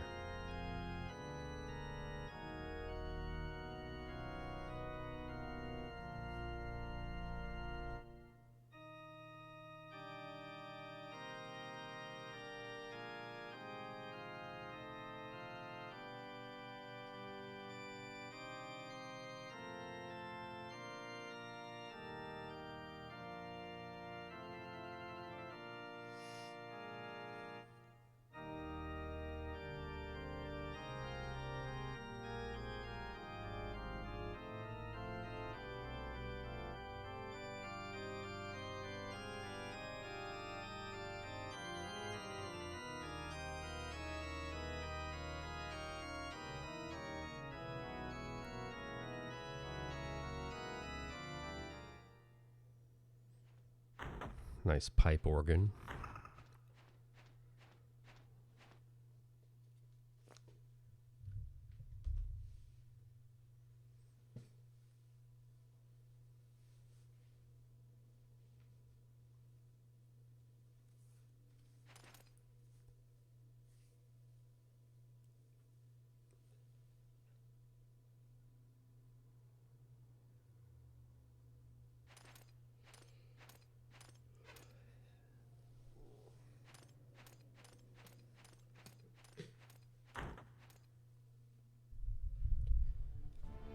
I gotta stand up, man.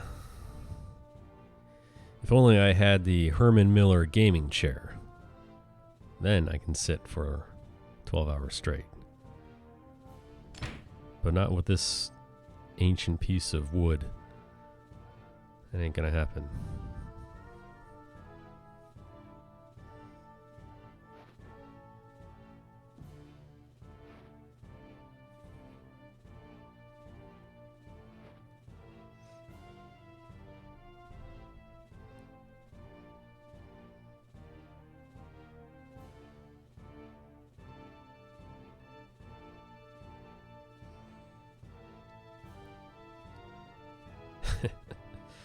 Listen, if you ever hear me streaming and there's an echo in the background, it means I've completely given up and gone full degenerate mode, and I'm streaming from my bathroom.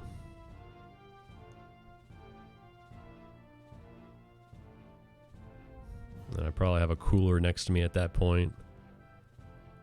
A Yeti cooler, because no other cooler will suffice. You gotta have that Yeti cooler to keep everything ice cold for 12 hours.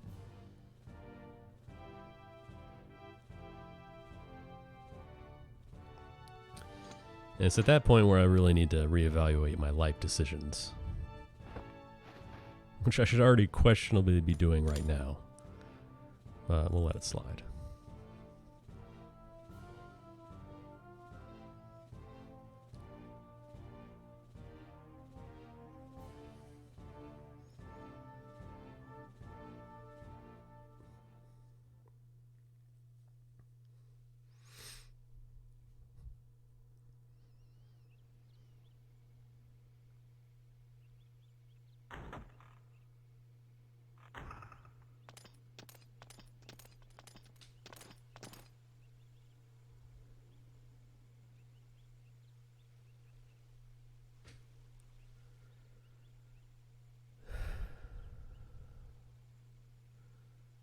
Story synopsis. We went to the council building. They said, alright, new orders. Kill the lizard clan and everyone in it. And you're like, excuse me? And they're like, yeah, do it. So now we gotta do it. But first we turn around, make a U-turn here. Go into the guild shop. And we officially activate easy mode. Jizos. Now look how much cash I got. You start with 200 grand. I'm going to fully equip Boris and Chris with Jizos. I'm going to bag that flame amulet. I'll use it later. I'm also going to dump a bunch into my party items.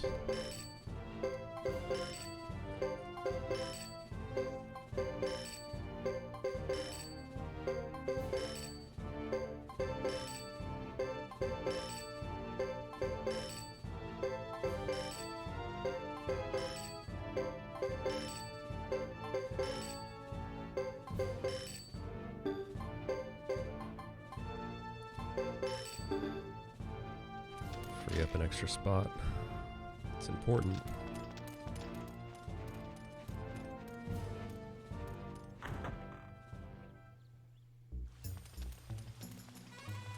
Now we go back to Chris's house, and that'll be the end of chapter 1. And we'll see how much time we lost from that disgusting occurrence of 5 failed runs to the group of 5 beetles. Get your guesses in now. It's a lot. Oh, good. I just looked over. We're already losing it. Wow, that timer counts down, huh? It wants to let you know you fucked up.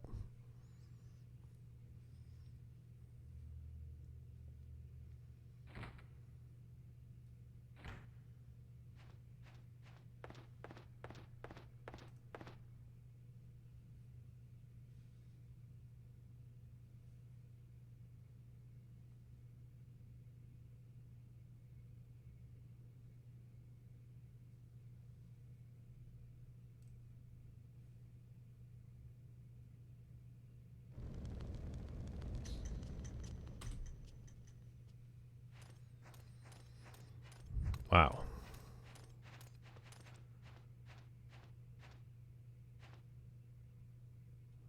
You were close. I would have guessed. I was guessing 4. My guess was 4 minutes. All right. Well, that's a lot better than I thought. This is fine. That's right. Too bad our streak of gold has ended. Thanks, brown beetles.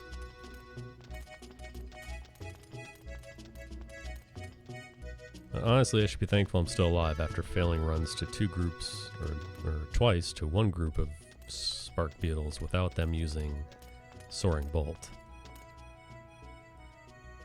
So the true runes have blessed me today, letting us continue this run. Although maybe blessing's not the right word, maybe it's cursed.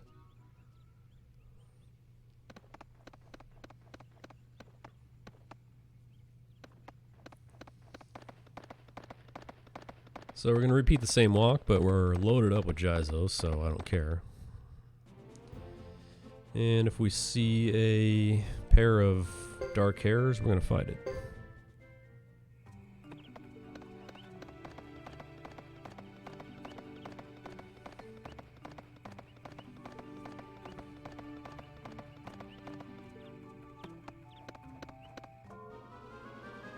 Yeah, there they are.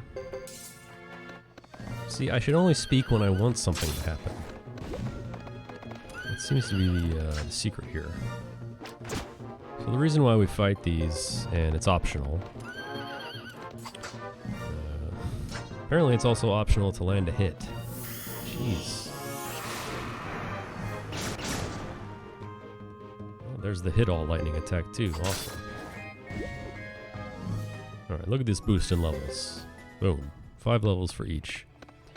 The reason why we bump up so much is, again, because of how the leveling system in this game works. We've only got 2 party members in our group, and we just fought 2 enemies that were much higher level than us. So because of the way experience works in this game, you do the math, and you end up getting 5,000 EXP each. I think we were at level 22. Come on. And now we're at level 27, and now we're about to die. Good thing I got those Jizos. Because the bunnies all along I needed to be afraid of. Yikes.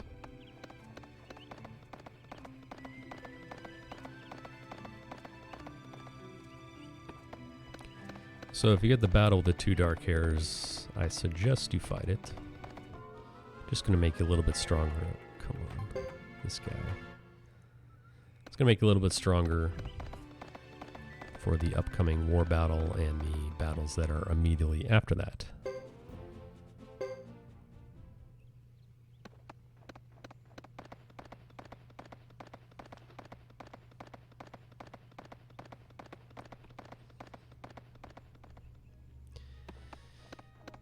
Game was merciful, but it still had to punish me a little bit. Yeah, that would be something this game would do.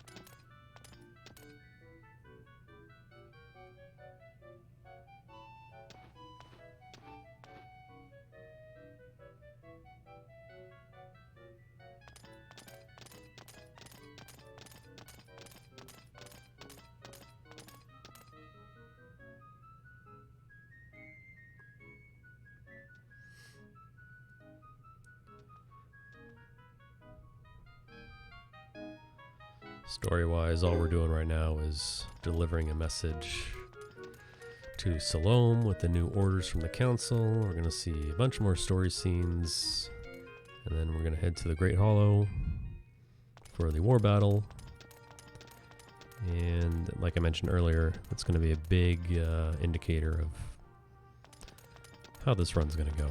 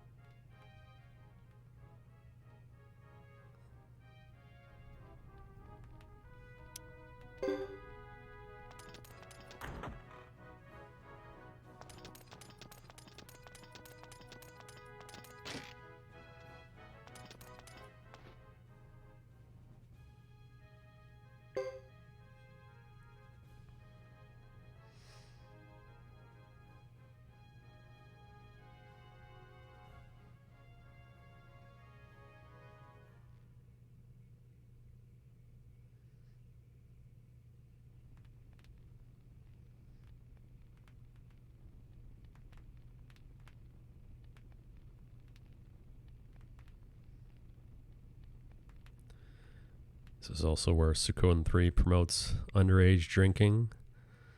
We'll get to see Lewis hungover tomorrow. They make it very clear Percival gave him all that famous wine. Thanks, Suikoden 3.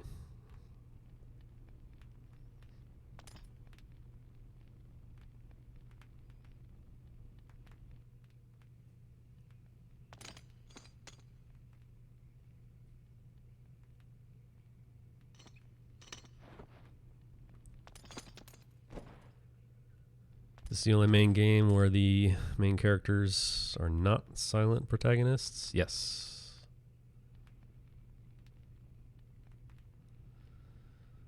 Laszlo, silent. Freydor, silent. Tyr is silent. Rao is silent. Not these guys, though. Hugo, Chris, Godot, and even Thomas, if you want to consider him, because of his star position. Always talking.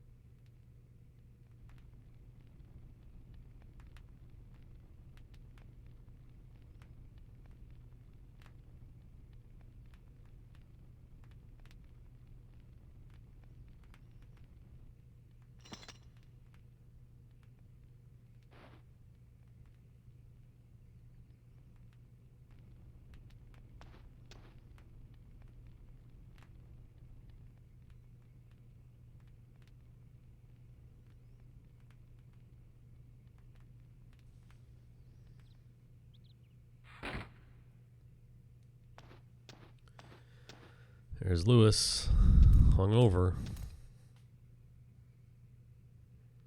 All that wine.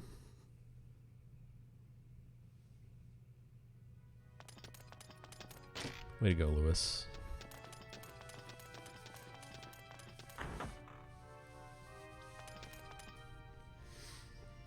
And you got the option to do a bunch of prep work, rearrange your battle units, all sorts of other stuff, but we're just going in. He even asks you twice, are you sure you're ready? Which kind of indicates that you should probably do some preparation. And honestly, I can see the argument for going down to the blacksmith and dojo to really kind of give a bump up to your fighters, because this war battle's tough.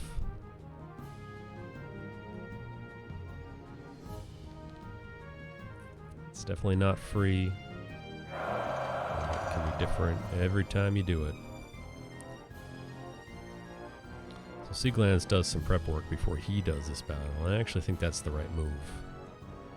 But I'm too lazy to actually look into it and figure out my own path, so we're just going in like this and just hoping for the best. Alright, first real war battle in the game. We got a fake one in Hugo 3 and an easy one in Chris 1, but this is the real deal. So what we want to do here is move up with Chris, down with Leo, move up with Roland. If Chris dies, it's a game over. So you want to kind of protect her, put Roland on that spot too. You want the enemy to attack you right away so you can counterattack. Okay, so far so good. We counter with Roland. It would be really, really nice if we could take out this enemy unit. The goal here is to kill 5 enemy units in total. The battle's over. Easier said than done. Especially when Roland does this. The worst command rune in the entire game. The hit all attack that does 10 damage. Again, the objective is to take out the leader. And he's going to do it again. Thanks, Roland. Appreciate it. Off to a good start. 8 damage. Huge. I mean, you're getting out damaged by Lulu. You know there's a problem. Okay. Please finish him off.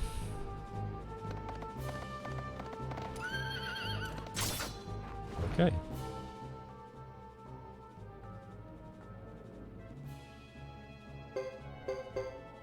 That was dumb. It would have been really nice if 2 attacked Leo, but he decided to move up instead, so I'm gonna... This is kind of a risky move here, especially since I should have known that Shiba would intercept. Roland already took some hits. Shiba's a very strong unit, but at the end of the day, you gotta attack when you're on offense. You can't just sit back and wait for the enemy to come to you. You're just gonna lose a bunch of time.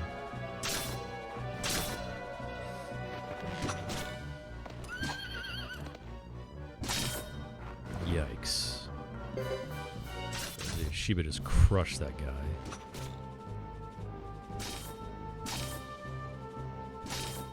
Ugh. Oh, come on. You're gonna leave him with 3 life left.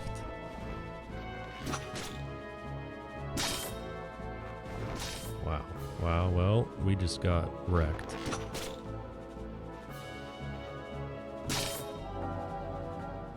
When I said it was a risky move to do that, that's why.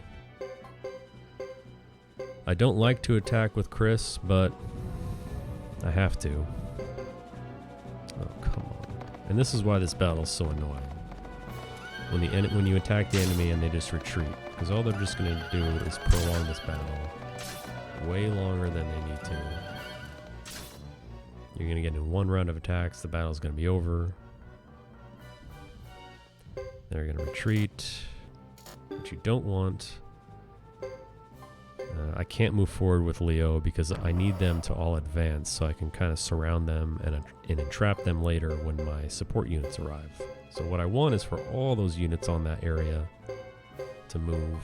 Okay, she was going to attack me. I have to counter with Chris. I can't counter with Roland because it's just Roland. Just going to wipe him out. So at this point, Roland's kind of like a decoy unit. Chris using her command rune. Kind of sucks. Shiva's low on health. Hopefully we can... Okay. Alright, well I'll take that.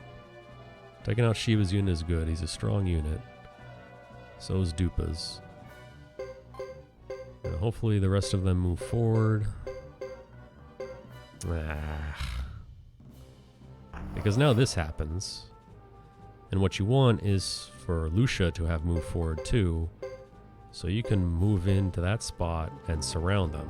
And when you surround the enemy in war battles, you get what's called cover support, which raises your attack. So the general strat for this battle is to let the enemy come to you, hopefully, and you kind of surround them, cut off their retreat, and you just shred them. Because the cover support is significant. But instead, I'm fighting Lucia heads up, and I'm taking a beating right now.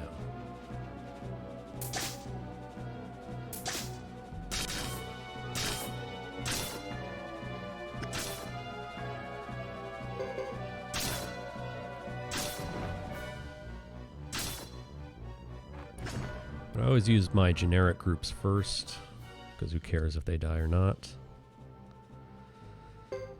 Got another one right here. We'll see how this plays out. Okay.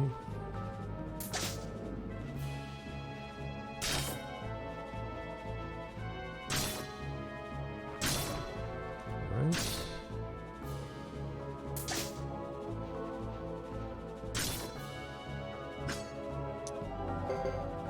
Come on. No. No! No! Oh, that's so annoying. We're going to move Boris here because he's got the 3 Geisels on still. And Geisels are active in War Battle. Now you notice that cover arrow coming from 2 sides, which means my attacks are going to be a lot stronger than they normally would.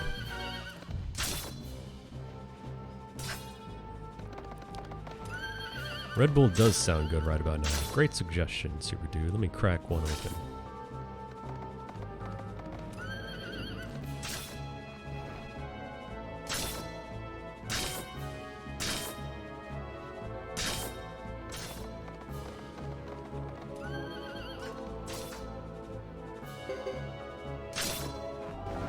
Nice. Okay, so we took out Beecham. So that's 3. Now I haven't used Leo yet, which is surprising. Usually he's the first one of the first people for me to attack with. He is your strongest unit. Unfortunately, because Dupa moved down here, we have to fight Dupa's unit, and it's my strongest unit versus their strongest unit.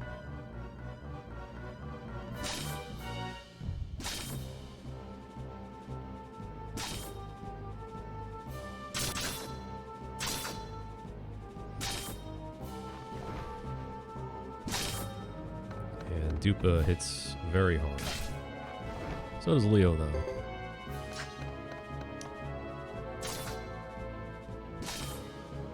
Yikes. Come on, guys, you can do this. Get him. 18 life, please. Yes. So that's 4.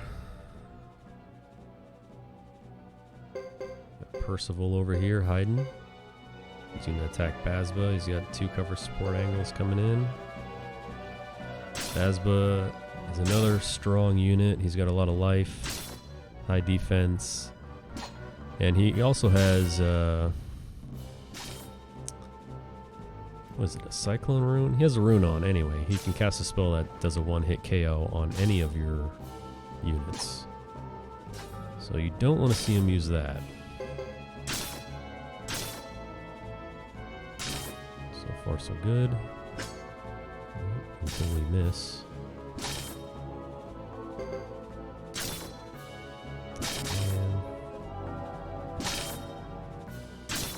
Oh, see, he's chanting.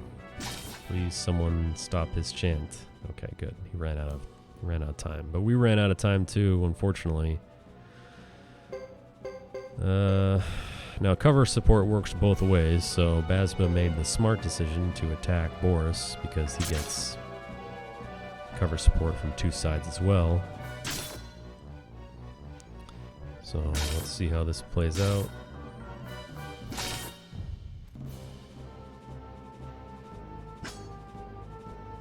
He's he's casting. Really don't want to see it. Yeah, shit.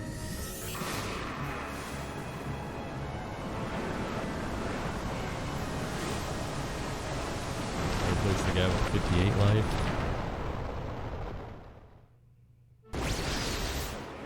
Nice. So yeah, that is a one-hit kill move. But he used it on my weakest guy, so it's not the end of the world. What I am worried about, though, is that I'm getting my ass kicked right now.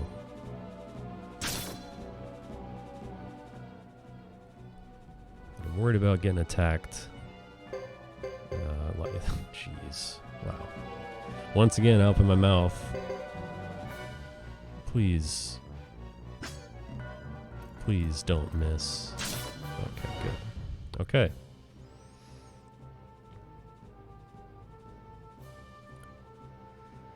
So we did it. And we got no deaths, so we get the bonus item. Major victory.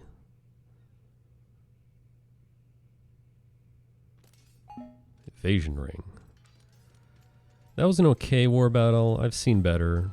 The fact that we didn't get to surround them all immediately kind of delayed things a bit. But I'm not going to be angry with how that went. Now, we do have a battle gauntlet coming up here. 3 battles right in a row. You do get breaks in between, though. So I'm going to change my formation a bit. And all the Jizos about earlier, we're going to give everyone a Jizo. You get a Jizo. You get a Jizo. You get a Jizo. We're going to go right in.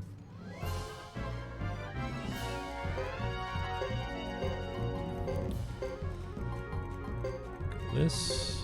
Percival has Breath of Ice. Let that rip. Blitzball. Damn, dude.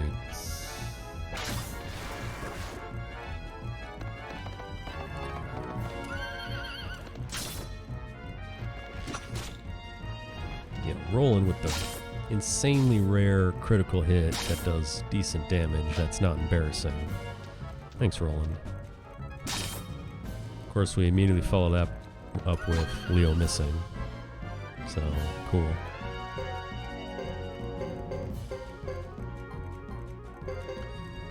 Breath of Ice is going to go off. You want to adjust your target to make sure you hit as many as possible. It looks like we get them all right here. My guys will move out of the way. Fun fact, this game does have friendly fire with fire magic and Breath of Ice. Lightning magic does not have friendly fire. And when it comes to friendly fire, your team, you can see them there, they moved out of the way so they didn't get hit. And that does happen when your team has a good affinity with each other. So sometimes you'll be in a battle, you'll cast a area of effect fire spell and it's going to smoke your own team.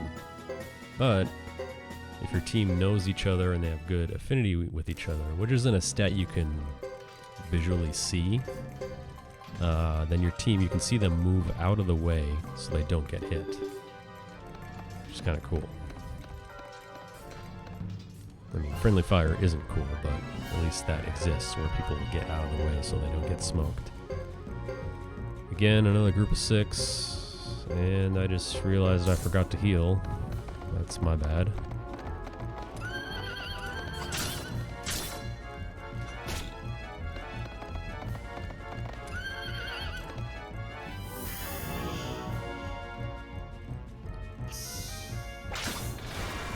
FFX-2. That game had arguably one of the best combat systems in the series.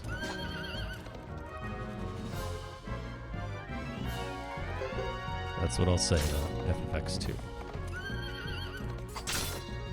We'll give it a compliment sandwich, as they say. You say something nice, and then you see something awful. And then he says something nice, so they feel good at the end. Alright, great battle system. Maybe the best battle system. What was bad? The story. What was good? The outfits.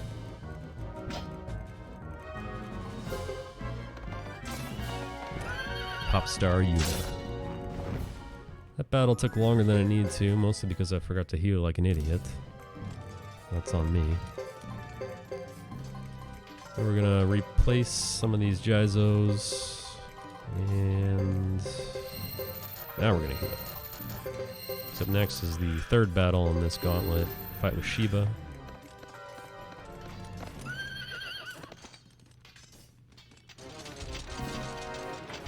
See how it goes.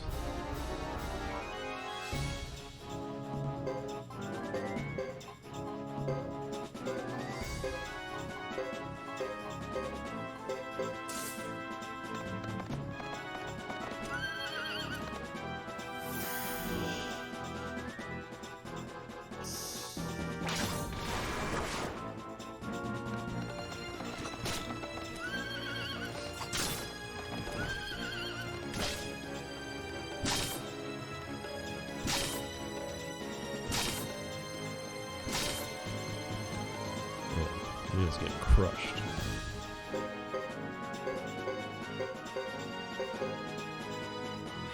And use our other Breath of Ice now.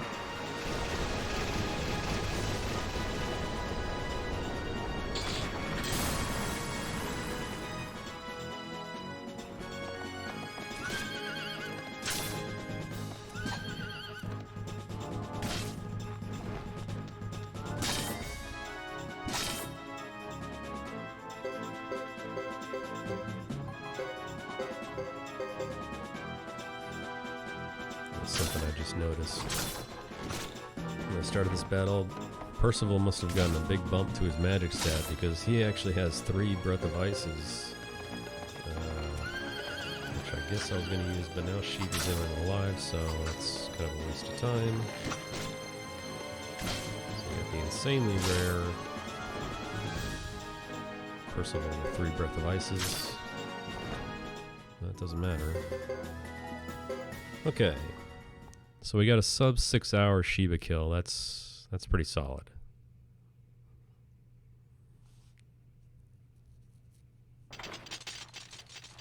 Good thing you love ham.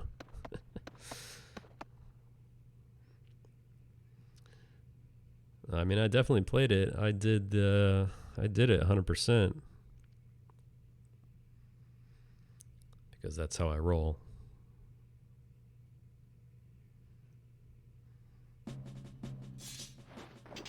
Always 100%.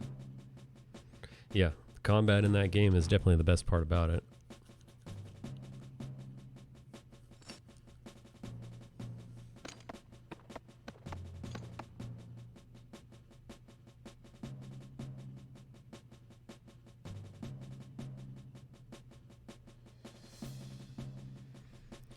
It also has my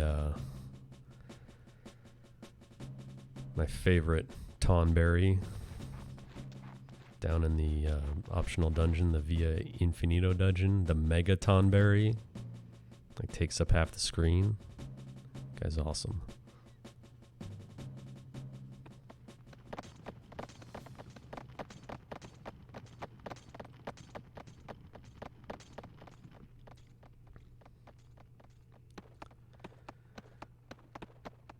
Fun fact, I have a Tonberry, stuffed Tonberry that I got from the Square Enix store, Artnia, in Tokyo. It's pretty awesome.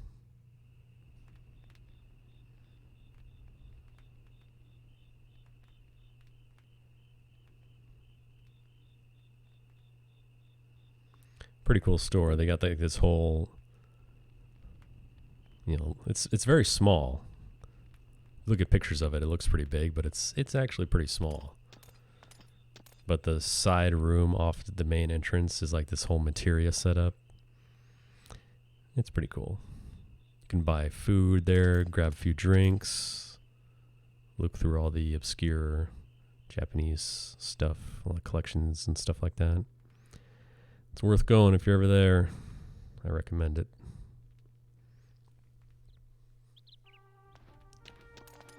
I'm not big on tangible souvenirs, but I saw that tonberry. I was like, yeah, I'm getting that.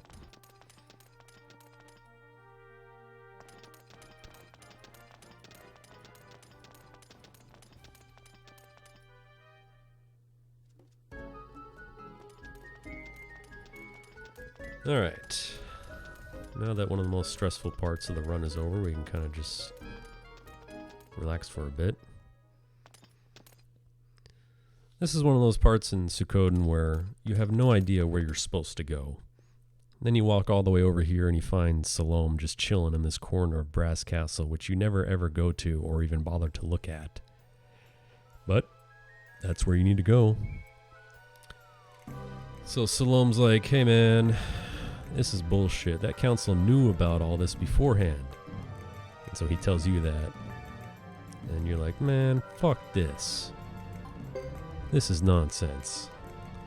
She's like, I'll show them. I'm going to give them a piece of my mind.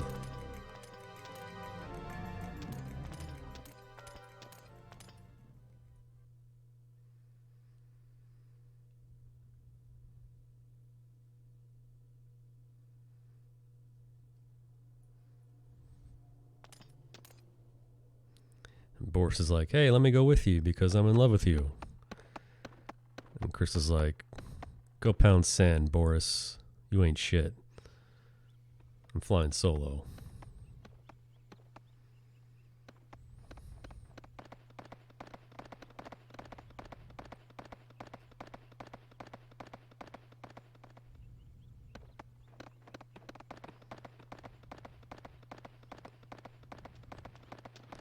So we do have one more dangerous walk through this dumb forest. And Chris is solo this time.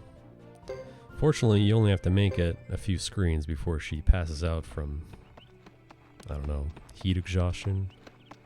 Something. She's like, oh, I'm not feeling well.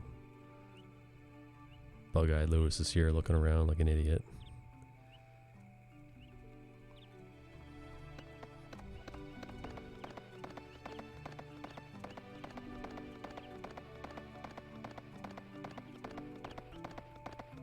Alright, there's one screen. Halfway there.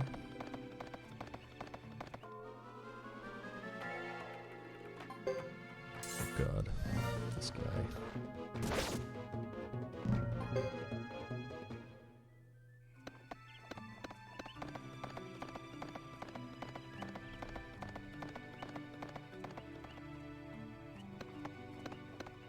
And you gotta make it a few steps into this screen. Alright, we did it.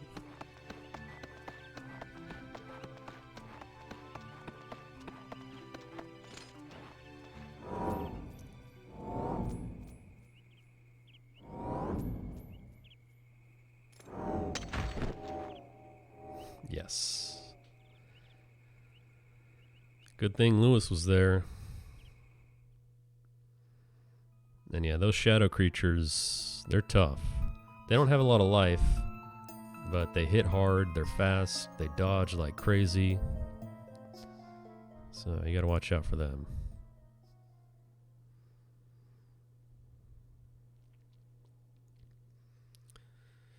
Anyway, we went to go give the council a piece of our mind, but instead we just passed out. Now we're back at Brass Castle again.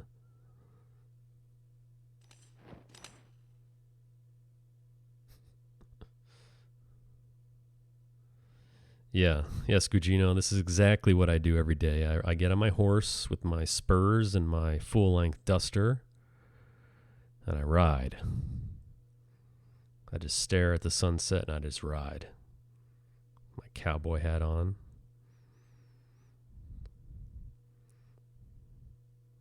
Except there's no trees around here. So you just pass out and get sunburned like an idiot. And then you look like a lobster the next day.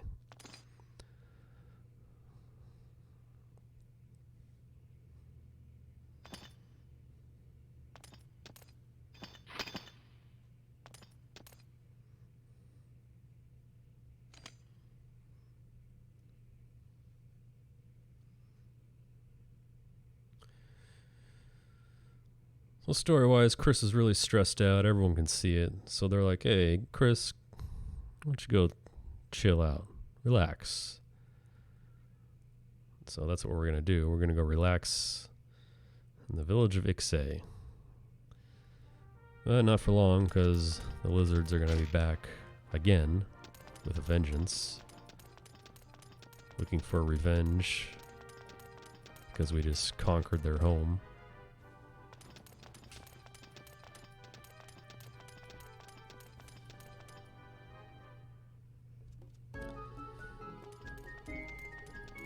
And fun fact, if you do Chris's chapters before Hugo's chapters, after that battle with Shiva, you'll have the option to duel Lucia.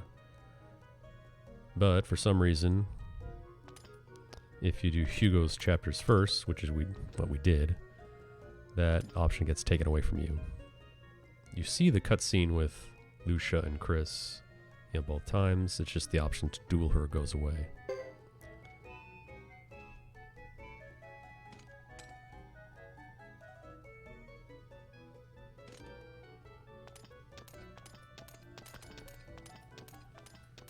So Percival's like, hey, let's go back to my hometown. Let's go to my place.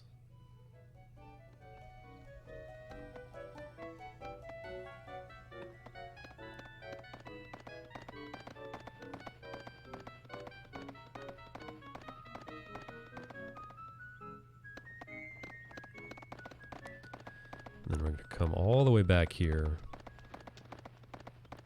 And that'll be the end of chapter 2. Then after we're done going through the same forest 5 times in Chris's chapter 3, then we can really move on with the story.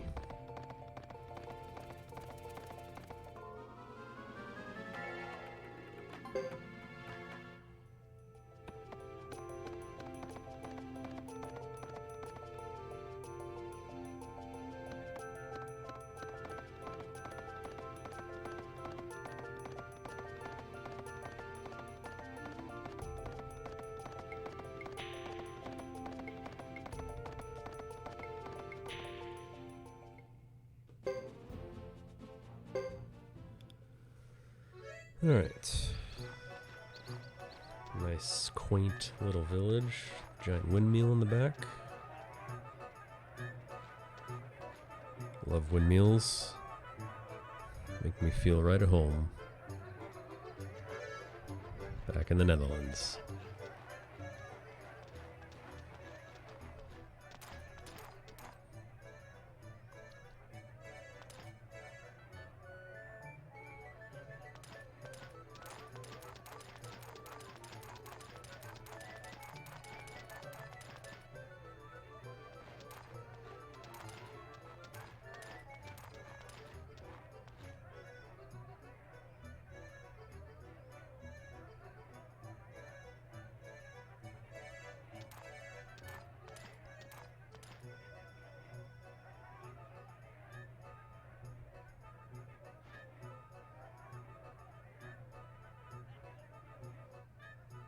Percival's mom embarrassing him.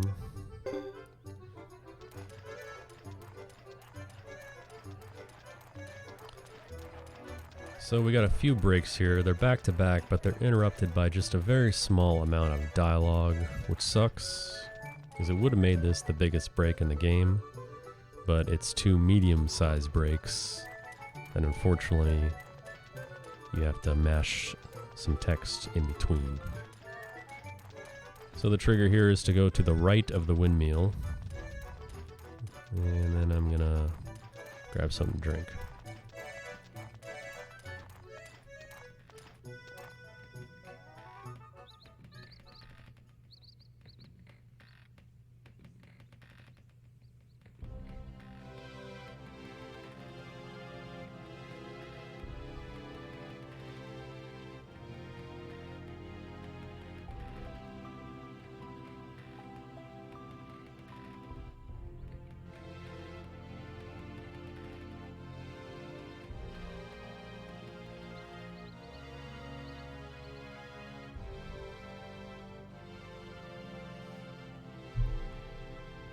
Ah, nice break.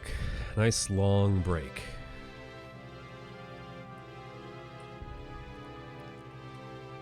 Mash some text and then we'll take another one. watch one of the only FMV scenes in this game.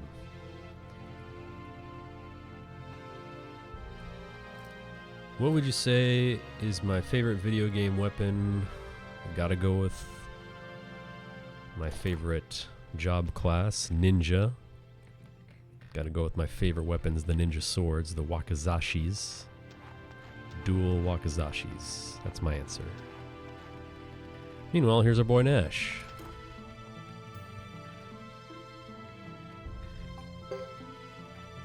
Man, you should start speedrunning an RPG. Well, you too can have permanent kidney damage, just like me. Speedrunning Suikoden 3.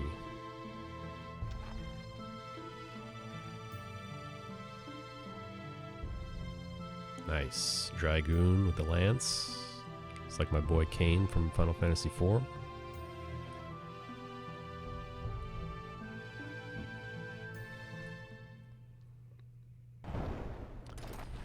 Alright, another break. Enjoy this amazing cutscene.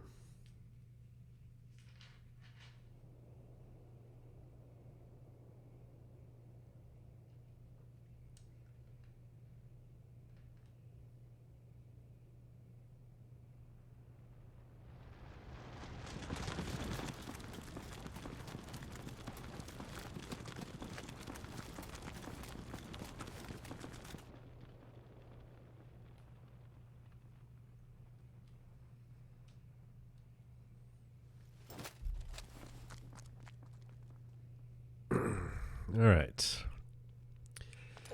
Do I actually have kidney damage? No, not that I know of. It's possible though. Alright, Nash is going to join. We're going to run in, fight some battles. Ah, damn it. Alright, hold up everyone. Hold up. Hold up guys. Zero's here. Take all your electronics off of your desk. Take anything valuable that you don't want ruined off the floor. Zero's here. He just walked in with a giant keg of iced tea. I'm rolling my pant legs up just to be on the safe side. Spill that shit all over the place.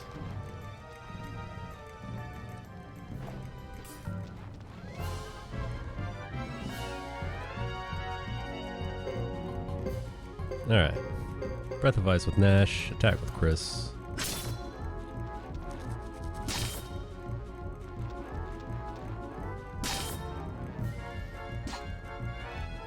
Dude, it's like a 96-ounce cup. And by the way, every time I tell that story, the container is going to get bigger and bigger. Next time I tell it, it's going to be a bathtub full of iced tea. I'm not sure what comes next. A hot tub full of iced tea. Like you just walk around with a hot tub.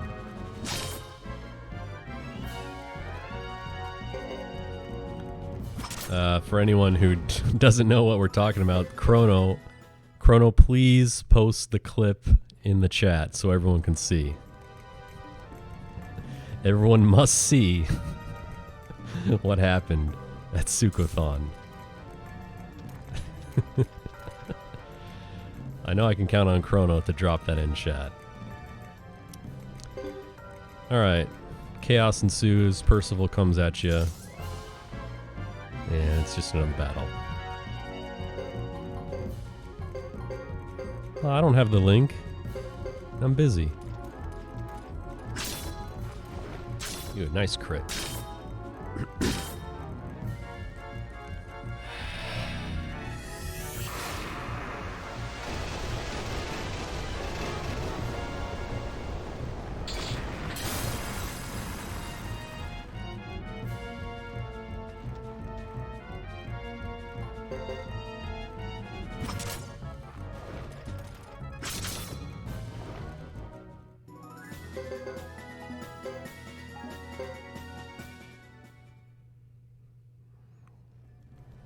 No thanks. I'm gonna pass on that one.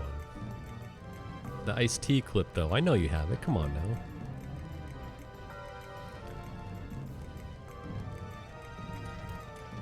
Also, obviously, Zero and SRD are in cahoots because, once again, I just lost $100. Alright, dialogue option 2 there, by the way. Otherwise, you fight a battle and lose your run. We have a game we play every day where we bet on the over-under of when is Zero going to be awake. And the line has always been at 4 p.m. And historically, if you bet the over, you won every single fucking time.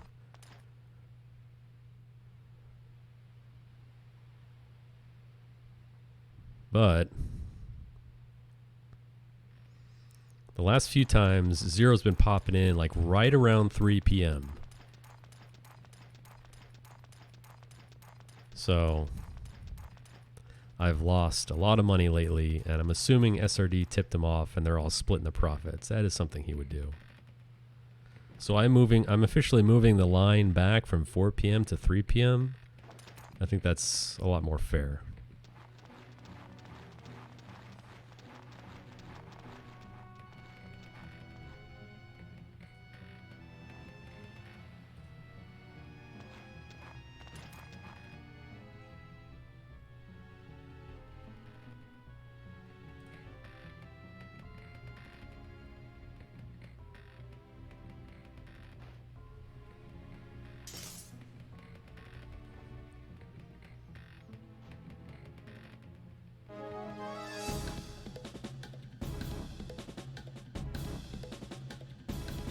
Alright, duel versus your dad.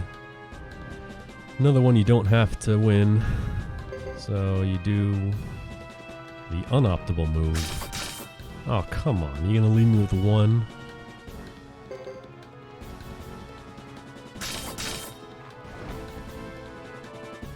Alright, fair enough. Faster to lose than to win, so you just want to lose that one.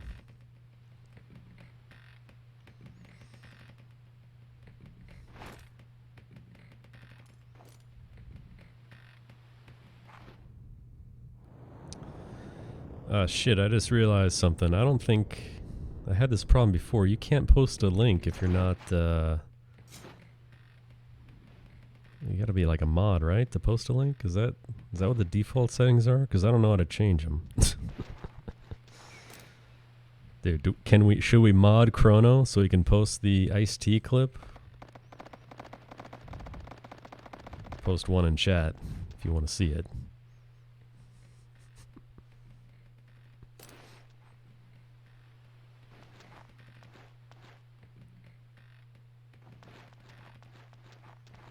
It just looks like a bunch of asterisks, Chrono. Which I think that's the case.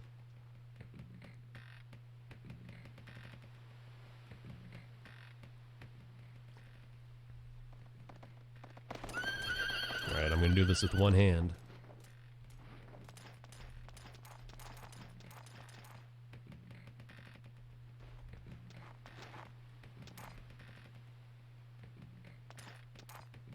Unless Zero wants to be a man and post his own clip. You know you do, Zero. Be a team player.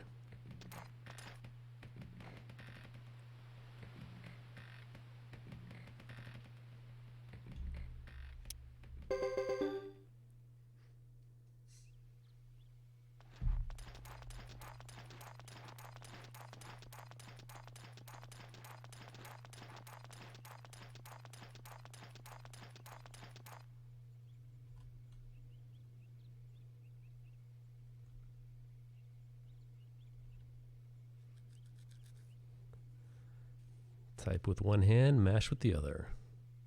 Alright, does this work?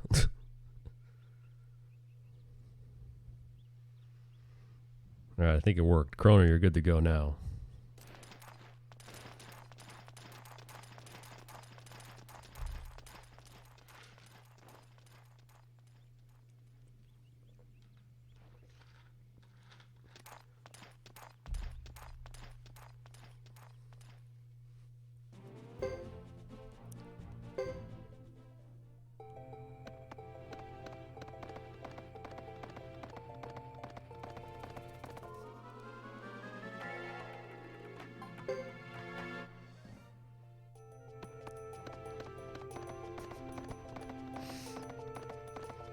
I mean, it's not funny that you knocked over a giant cup of iced tea during a speedrun marathon in the finale, playing the most popular game. That's not funny. That's very tragic. But what's funny to me is that you... Because if I did it, I'm trying to put myself in your position. If I did it, I would have just said, fuck it, gotten a towel, kept the timer going, you know, stomped it out the best I could, and then got back to the game. You, however, you put your customer service hat on, which I love. I love the dedication. Stopped the timer, which I wouldn't have even thought to do. and then you put to entertain the viewers, you put on some music. Oh shit. That's what's funny to me, not the fact that you spilled the iced tea.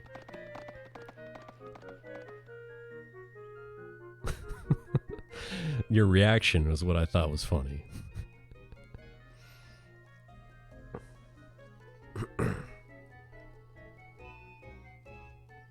Yeah, but see, I can't spill my water feeder that I got hooked up. It's impossible.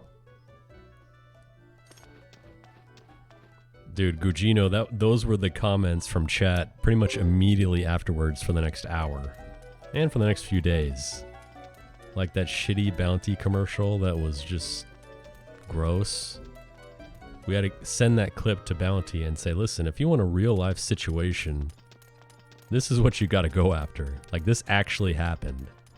And Zero didn't have Bounty paper towels, so he was screwed.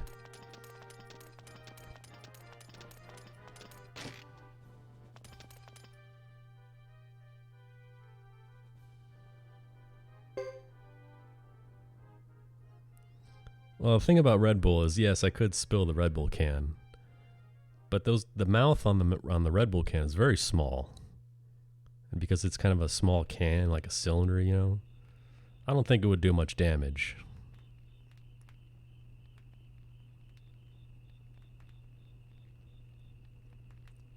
Yeah, it would be expensive though.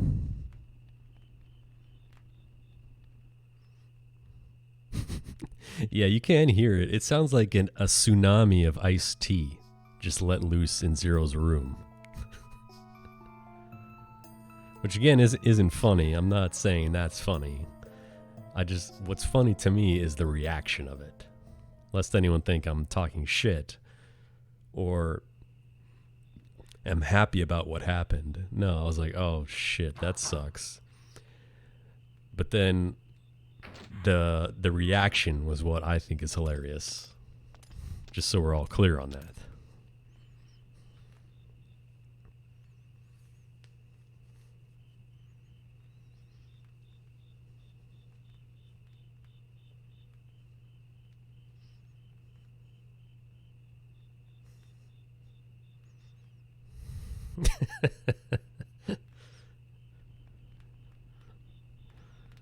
Yeah, as expected, Chrono.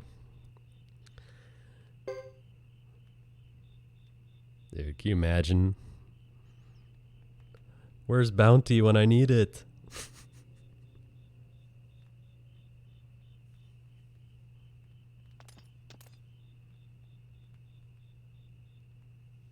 No, yeah, that's why I can actually sympathize and feel bad about him spilling the iced tea. It's because as a runner myself of a game where that requires constant button mashing, I can understand how terrible that would be. However, I would definitely not put on music, stop the timer, and spend 10 minutes cleaning it up. Which, by the way, I went back and watched. You did spend literally 10 minutes, which is a long time.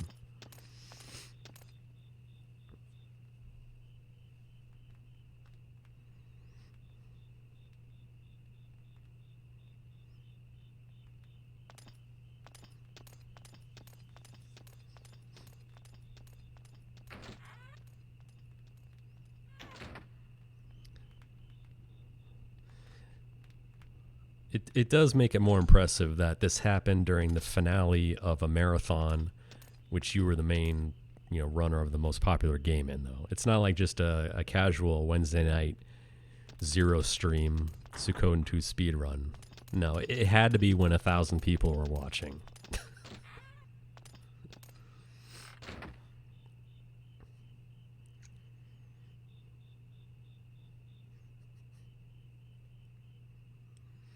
Also, just as a reminder to everyone, the RPG Limit Break channel is considered PG, so no one's supposed to curse while on that channel. It's supposed to be very family friendly. And my curse counter was 0. I was very proud of that. 0 was doing so good. No curses through his first Suikoden 4 run. He let one slip when he was getting owned at the dice game, but then the streak just went to complete shit after he spilled the iced tea.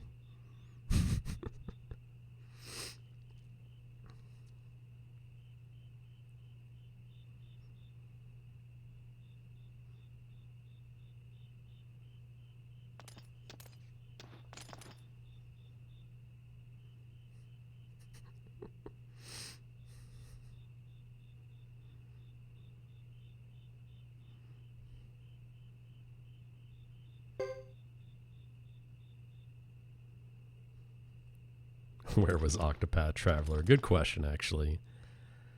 We all know 0 sold out for Octopath a long time ago.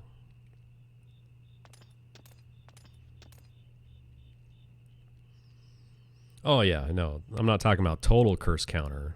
SRD smoked everyone. SRD had more curses than all the other runners combined, which is pretty impressive considering the crew that was running games.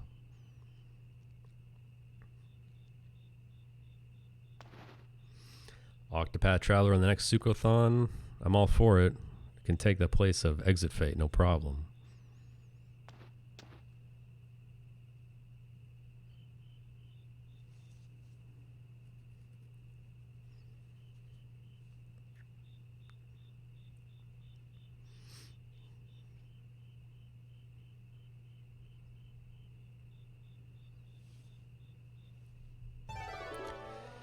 Yeah, you only get one shit. Unlike a Suikoden 3 speedrun where you get 0.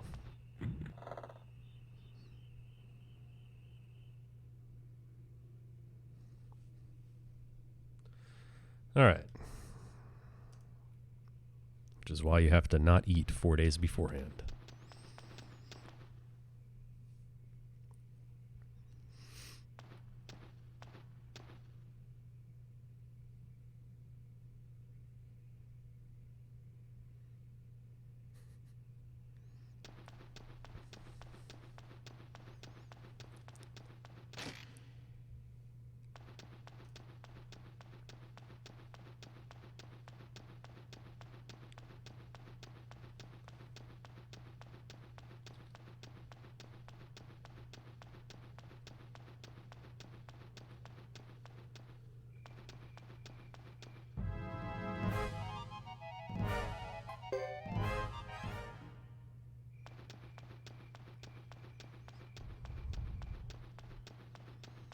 I'll do a speedrun of Sam show. A speedrun doesn't require me to be continuously connected to another person online with not having a 5,000 ping status. Shiki, computer level difficulty 1, helicopter move all over the place, SSM, Eason. I'm in there.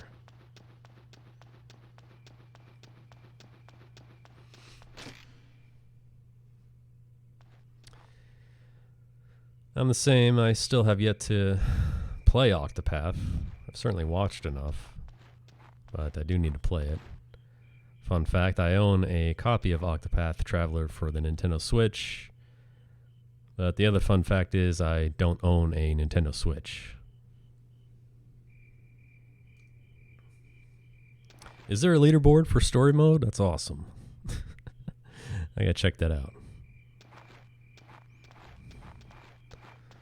Dali Daga.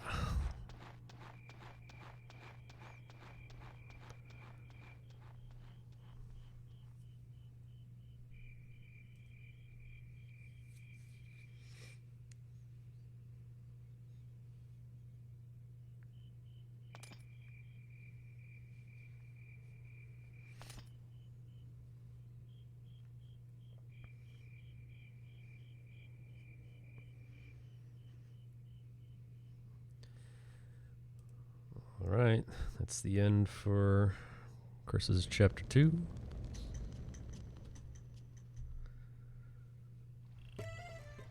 You know, see, that kind of time variance I expect. 45 seconds here or there. You know, that's a failed run here or there. But losing 2.5 minutes was gross. Then again, being ahead by 8.5 minutes was also gross, in a good way. I blocked that surf. I think we all want that on our tombstone.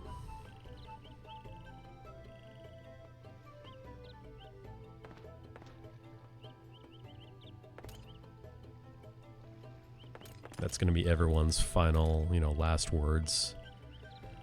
Please tell Cow I blocked that surf. I want him to know that.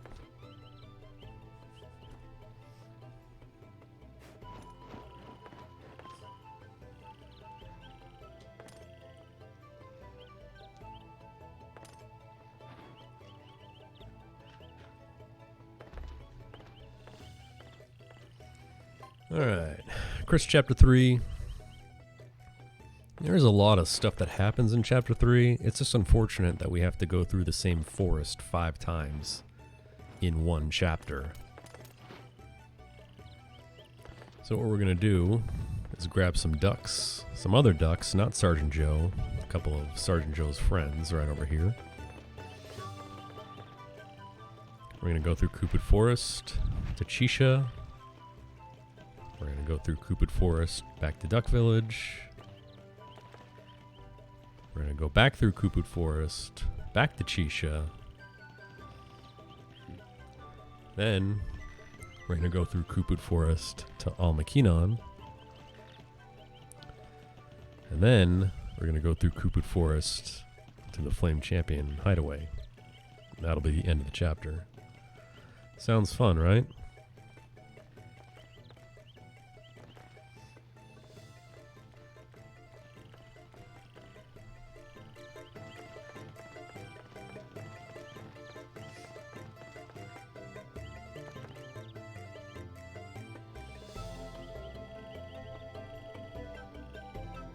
Well, so let's try some more one-handed typing.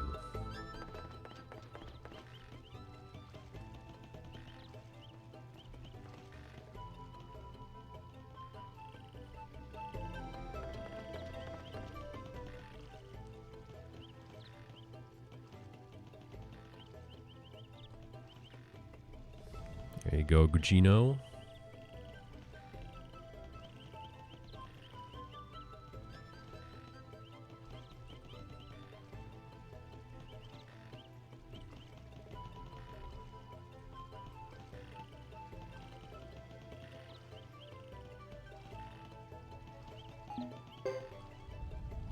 There you go, Super Dude.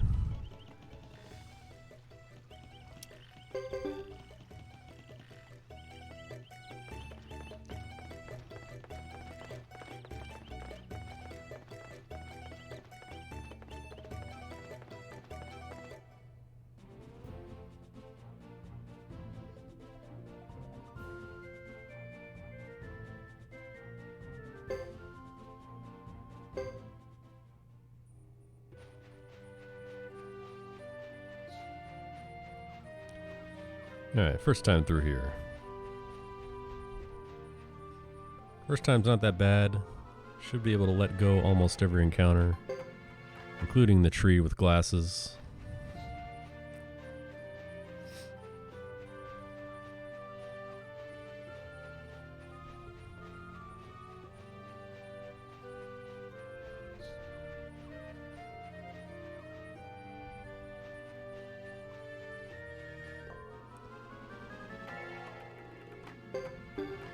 Oops.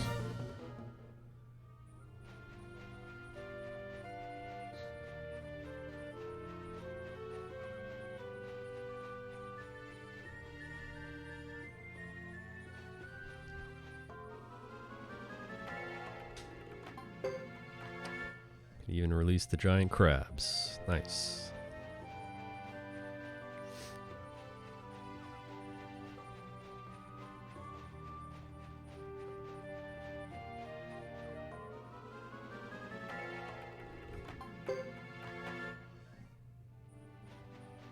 Release the crabs, yes.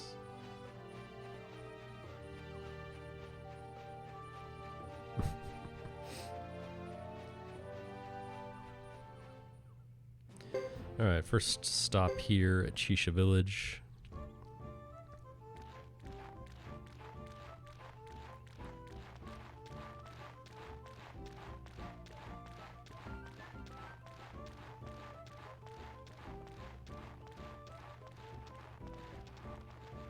Also, you know what I really need is I need one of those, Zero got it in his stream, right? The, what, a different type of bot. Night bot. A way you guys can entertain yourselves. Actually take care of some shit. Because whatever bot comes with Streamlabs, I don't know. I feel like it never works. I'll look into that. Although if you're in chat and you want to type in exclamation point 8-ball, then you can ask it whatever question you want. I think that still works.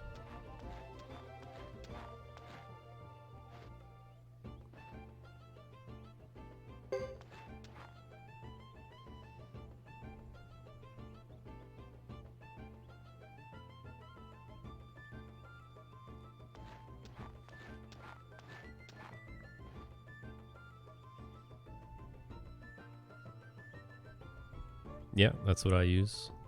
It's nice and easy, pretty user-friendly for beginners like myself. I love the modified emotes.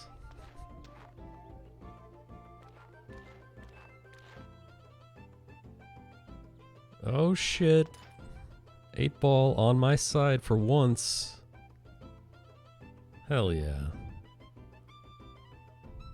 Well, we'll find out Monday, won't we?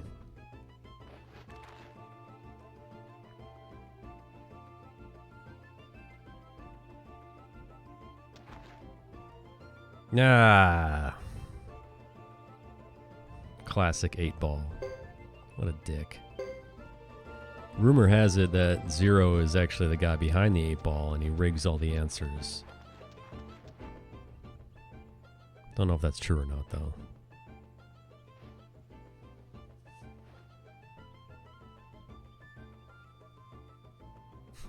Yeah, who would have thought?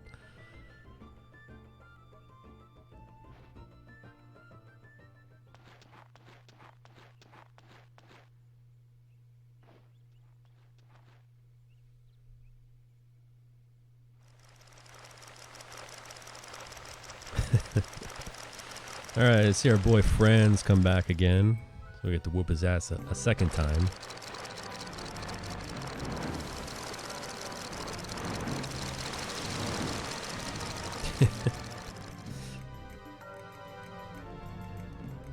Yeah, it's got some cooldown time apparently.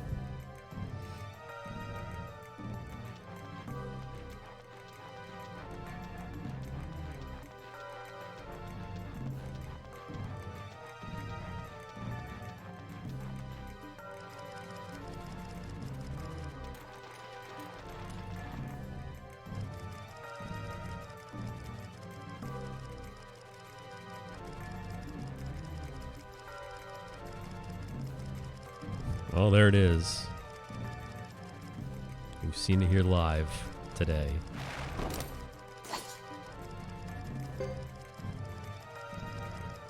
Alright, so the one thing you have to remember to do here is to just swap in Yumi, who's in your convoy, into your battle party. What I do is I just replace her with one of the ducks, because the ducks don't do anything.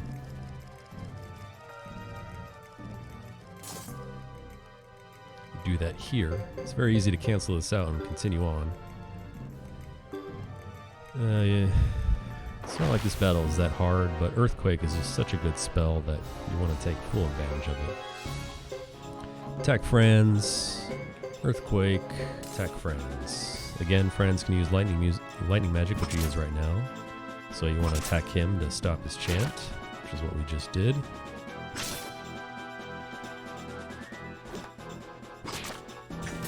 Earthquake right now is a 2-turn spell, unfortunately, so we will have to wait till the beginning of turn 2. Just defend with everyone else. Let it rip. My favorite spell in the game right here is it's fast and does huge damage. Not like every other rune animation, which takes 45 seconds. Only one downside, Earthquake. It doesn't hit flying enemies, but there's only a few instances where that's a problem in the speedrun. Water Dragon and the Ghost Armors that are with Sarah at the ceremonial site if you need Earthquake as a backup.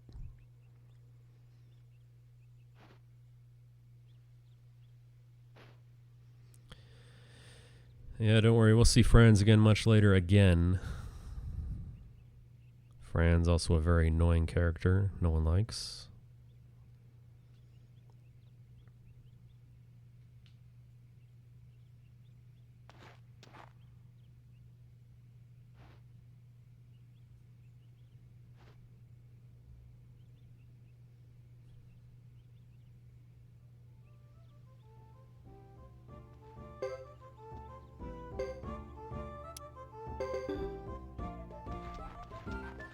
So you got a bunch of unnecessary like party management menus here. Before you leave, it's going to change again. It's weird how they decided to do that. This is another classic Suikoden 3 moment, or Suikoden series moment, where you're left with no direction on where to go, and you have to go to the top right of this village. And you're not even talking to anyone. You just have to go to the top right. Trigger a scene where you need to collect your thoughts, and then Nash comes over.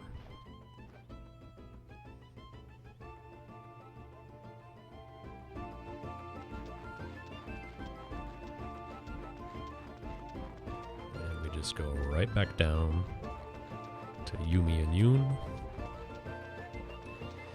Yumi, by the way, who will never be in our party, though she is a Star of Destiny.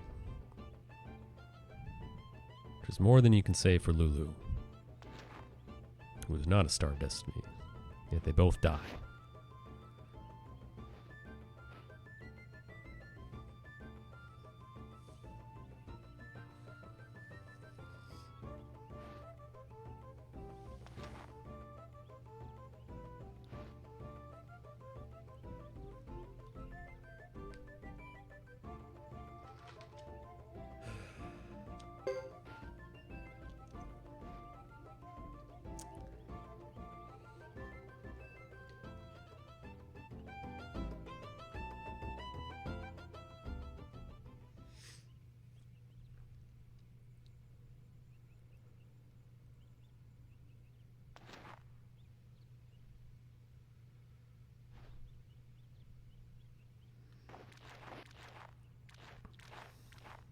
What is my favorite monster girl type?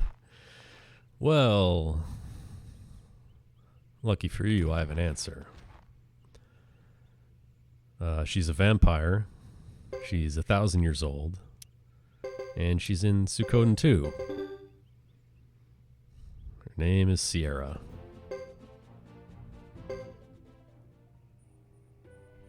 What a babe.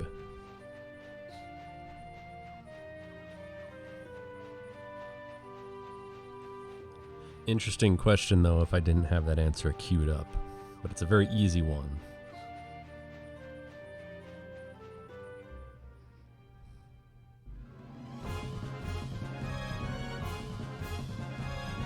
Come on, area boss. Thank you.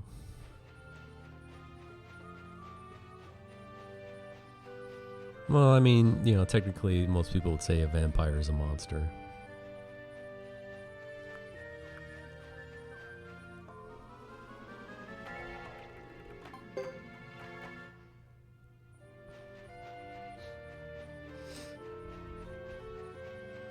So I'm using that logic loophole to declares Sierra the best.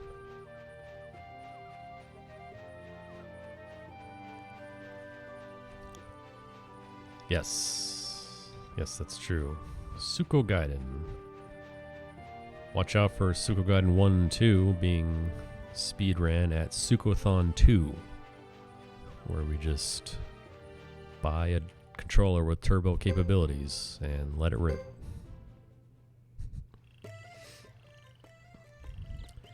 Can only imagine SRD will be doing those. Seems like his thing.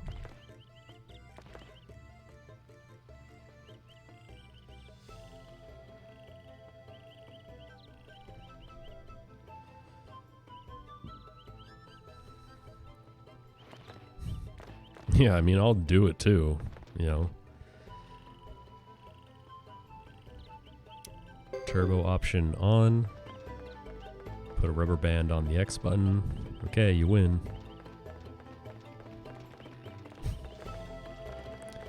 When's Suikothon 2? Great question. Seems like a summer event, you know. July is a good time. For me, anyway.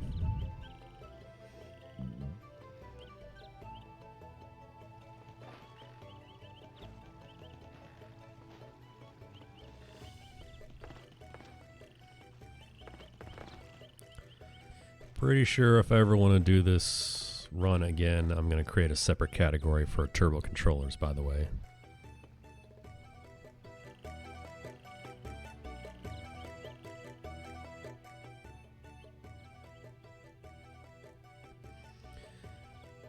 To avoid tendinitis in my hands. I think it's for the best. I've done my part. I've done all the runs, all the categories. Did them all legit. It's time to move on.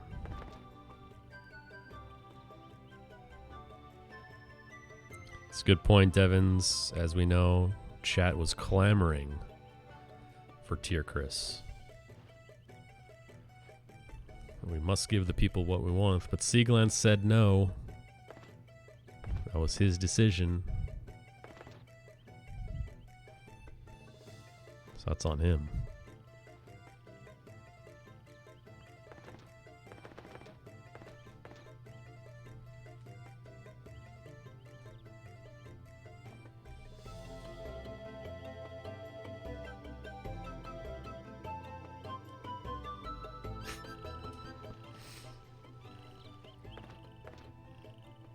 Classic Seaglance.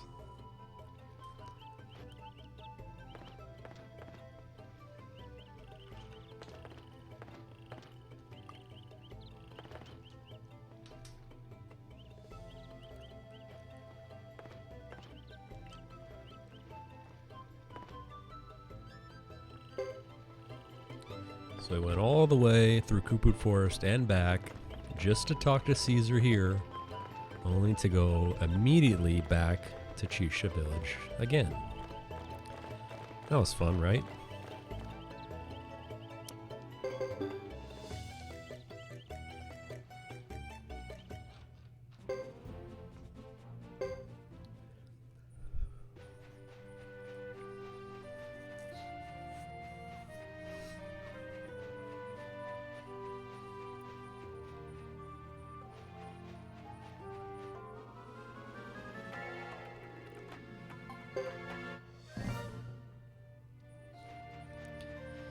Yes, that's an accurate description.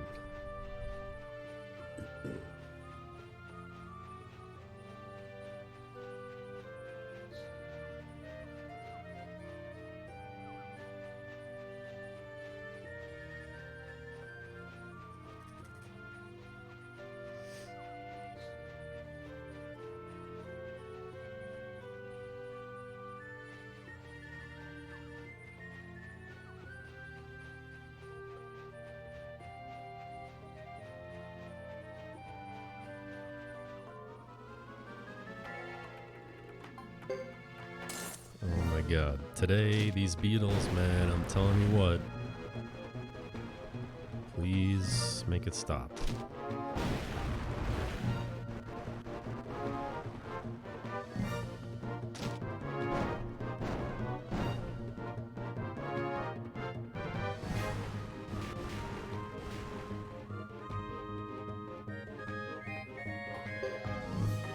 Jeez.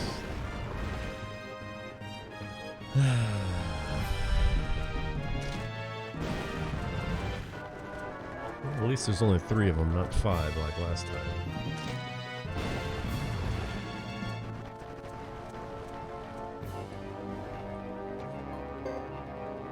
Come on.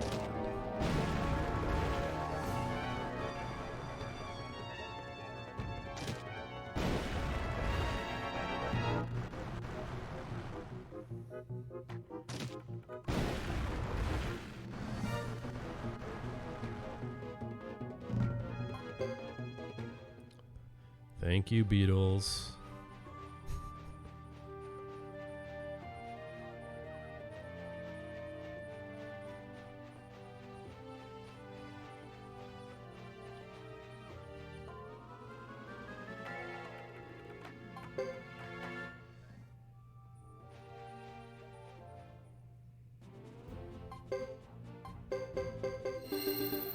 Heal up.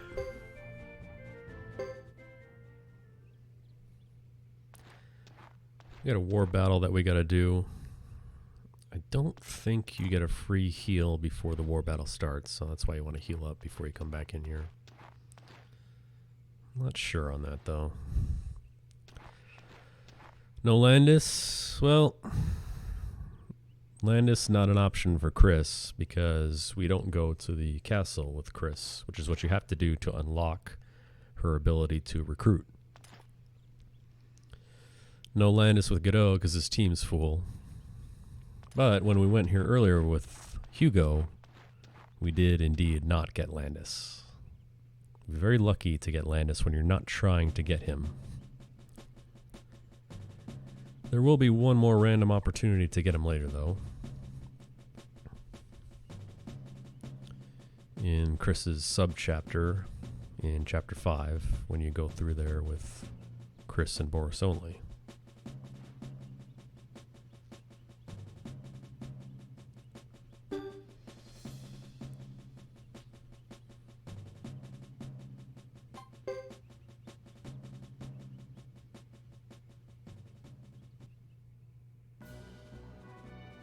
Alright, another war battle.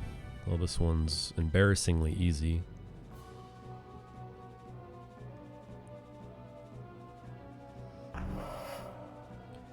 All we do is retreat. Well, we're going to end our turn. Enemy is going to attack. We're going to retreat. We'll advance, and then we'll retreat. We'll retreat again.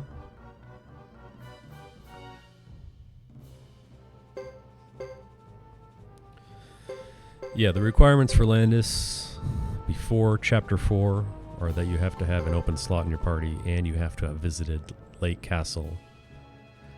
Godot does that automatically, though he doesn't have an empty slot. Hugo does it automatically. He does have an empty slot, so it is possible for him. Chris doesn't do it automatically, though you can go there if you want, but it's a 2.5 minute time loss for no reason. So she will not be able to get Landis unless she visits the castle.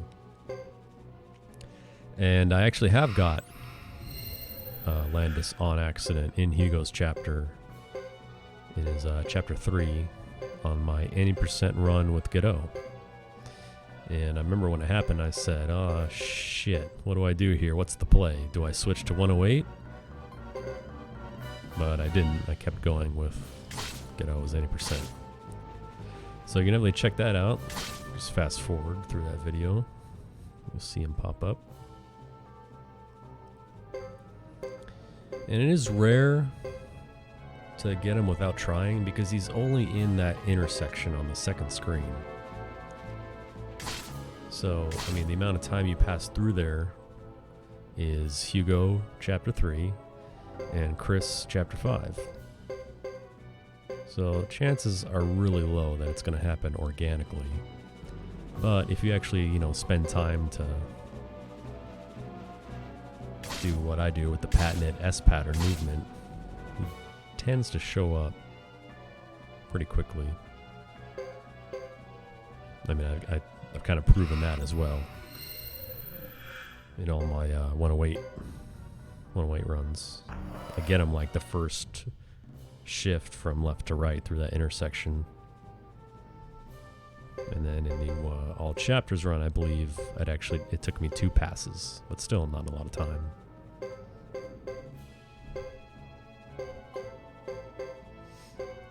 But yeah, answer to the question is yes, it has happened before to me.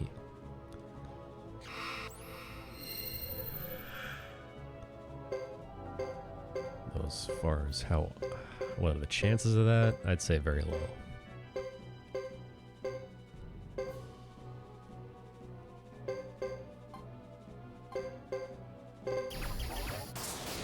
This guy's got lightning magic. He can get you from 2 areas away.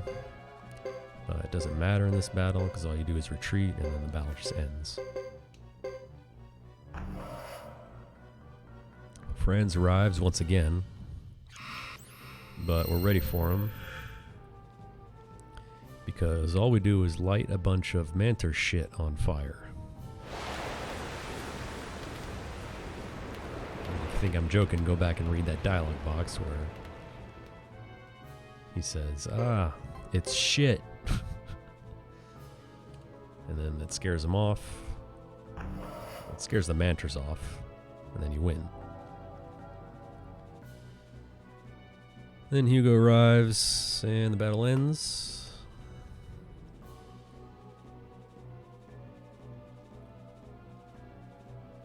And the next time we go through Kupud Forest, we'll be on to Almakinon.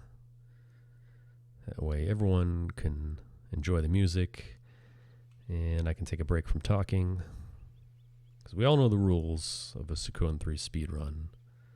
No talking over the music at Almakinon.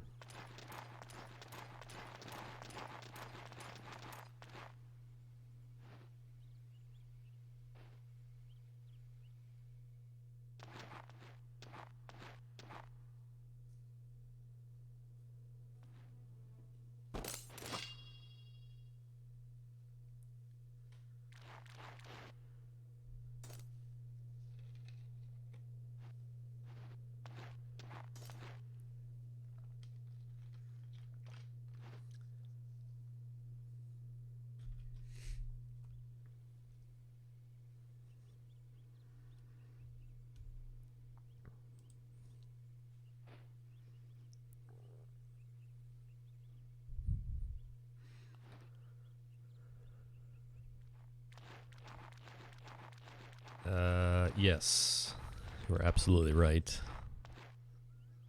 You need to flashback at least once every chapter. I'm okay with that.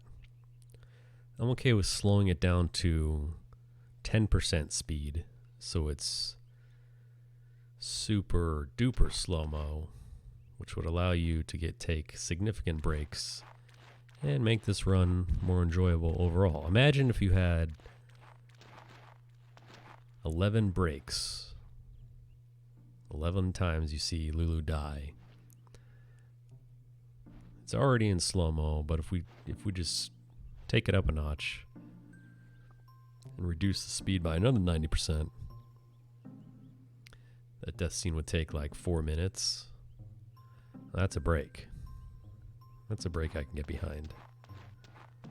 If that adds 30 minutes to the overall time of this run, I'm fine with it.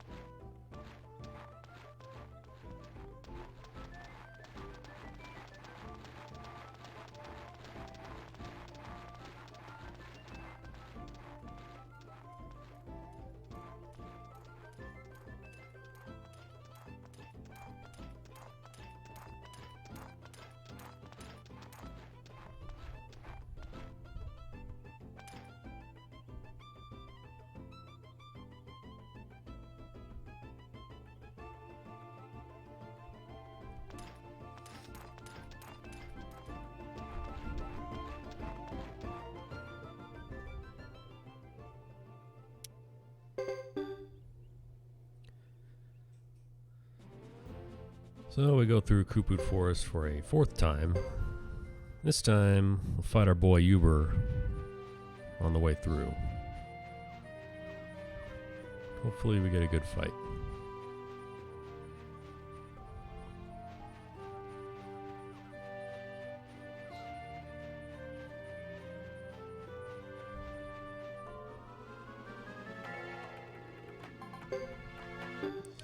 No. Run, please. Come on.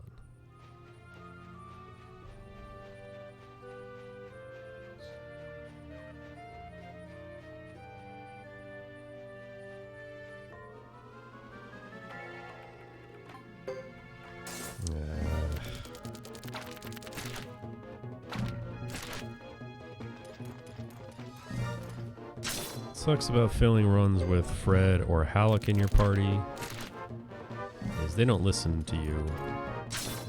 Fred's just going to go in and attack.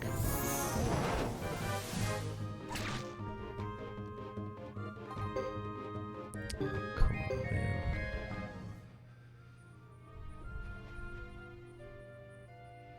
So here's the secret passageway to Almakinon, which doesn't look so secret. But if you try and go through here without Yumi and Yoon, you'll just get caught in the infinite combo and just keep repeating the screen over and over again. Kind of like the original Legend of Zelda when you go through the Lost Woods. That screen just keeps scrolling forever. Same thing here. You'll just keep repeating the screen. It just resets you back at the starting point. What you didn't know is what Yumi just said right there. There's a force field here. And if you're with these girls, then you're allowed to go through it onto the village. So, lucky you.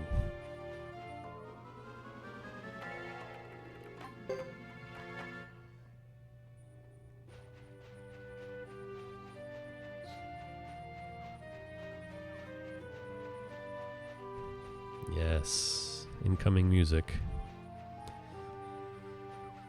Music in the battle with Uber is actually good too. It's the only battle theme in this game that I like. So we get that, and then we got Almakinon right afterwards. Then we get the Flame Champion Hideaway music, which is also good. So here we are. I'm going to load up with Jizos before this. Chris, Nash, and Fred. Throw them on if you got them, especially Fred. You want Fred to survive. But we've got plenty of Jizos today. Heal. Since we failed some runs. And come in right here.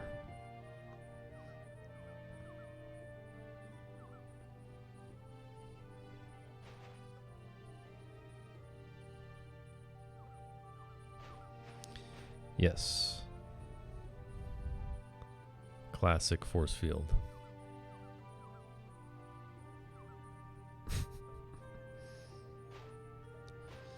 Yeah, you're not worried about the other members because they're just going to be staying back and using magic.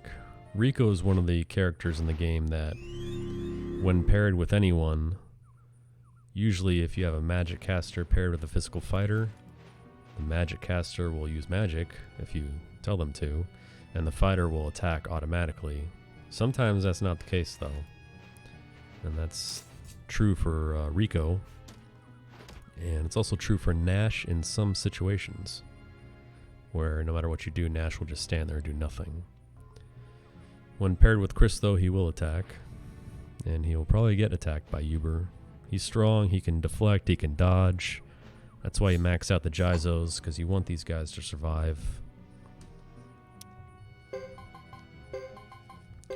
All you do is swap Yumi and Rico. That's the optimal formation here, so quick and easy. Attack with Nash and Chris. My favorite spell, Earthquake. And then Yuri joins, so you're going to use all of her wind magic. The goal is to have Uber dead by the time you're out of offensive wind magic. I'm not off to a good start. Deflect, deflect. Already wasted some Jizos.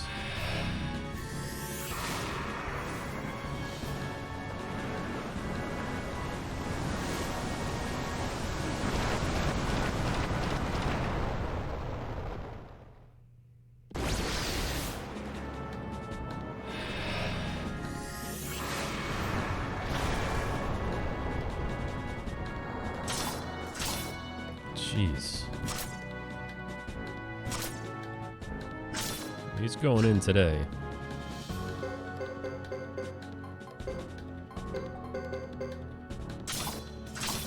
My goodness. Deflect, attacking Fred, missing, miss.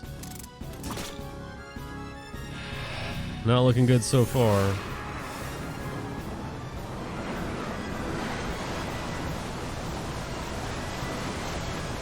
And unlike other battles with Uber, you do have to win this one.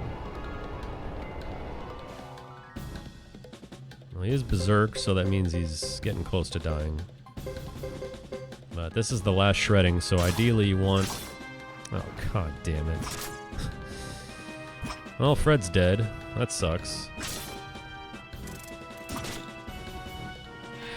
Ideally, this will be the kill shot, but I don't know. You've missed him a lot.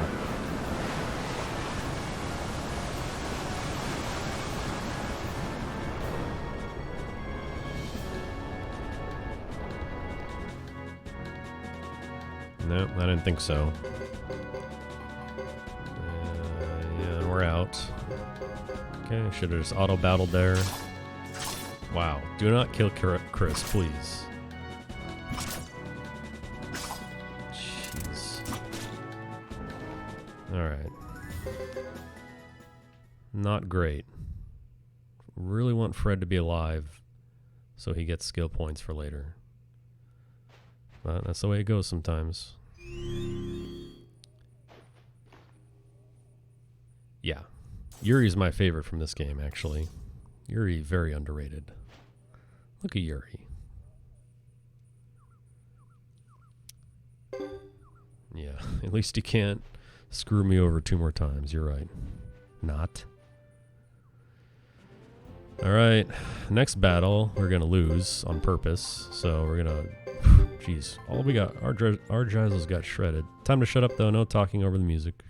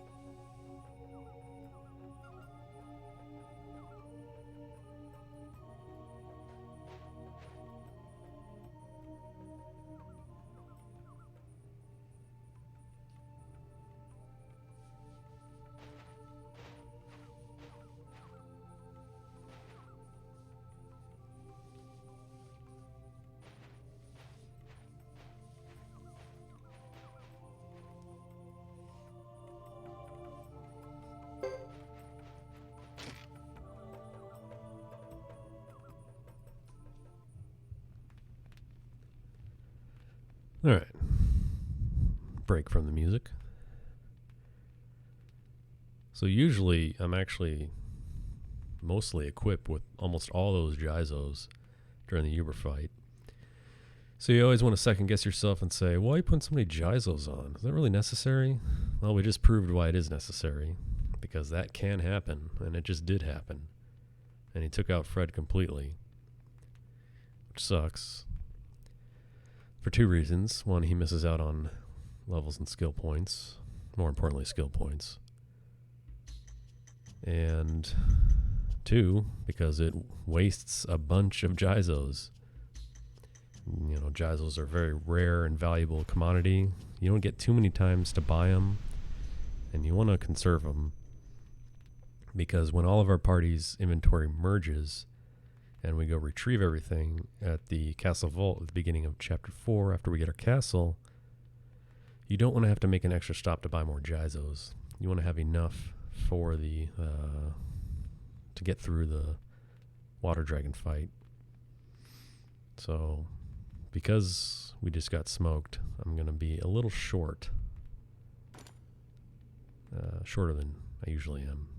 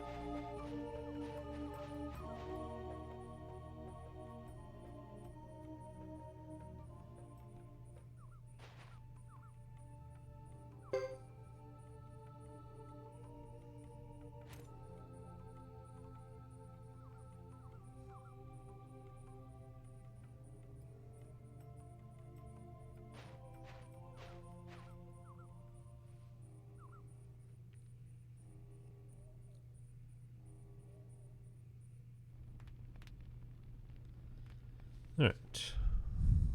Short break from the music there. Hope everyone enjoyed it.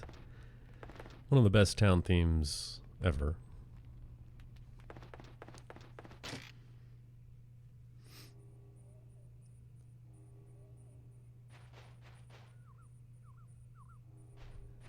Then we get to see the ritual that was kind of alluded to earlier the Yoon sacrifice to seal away the True Water Rune.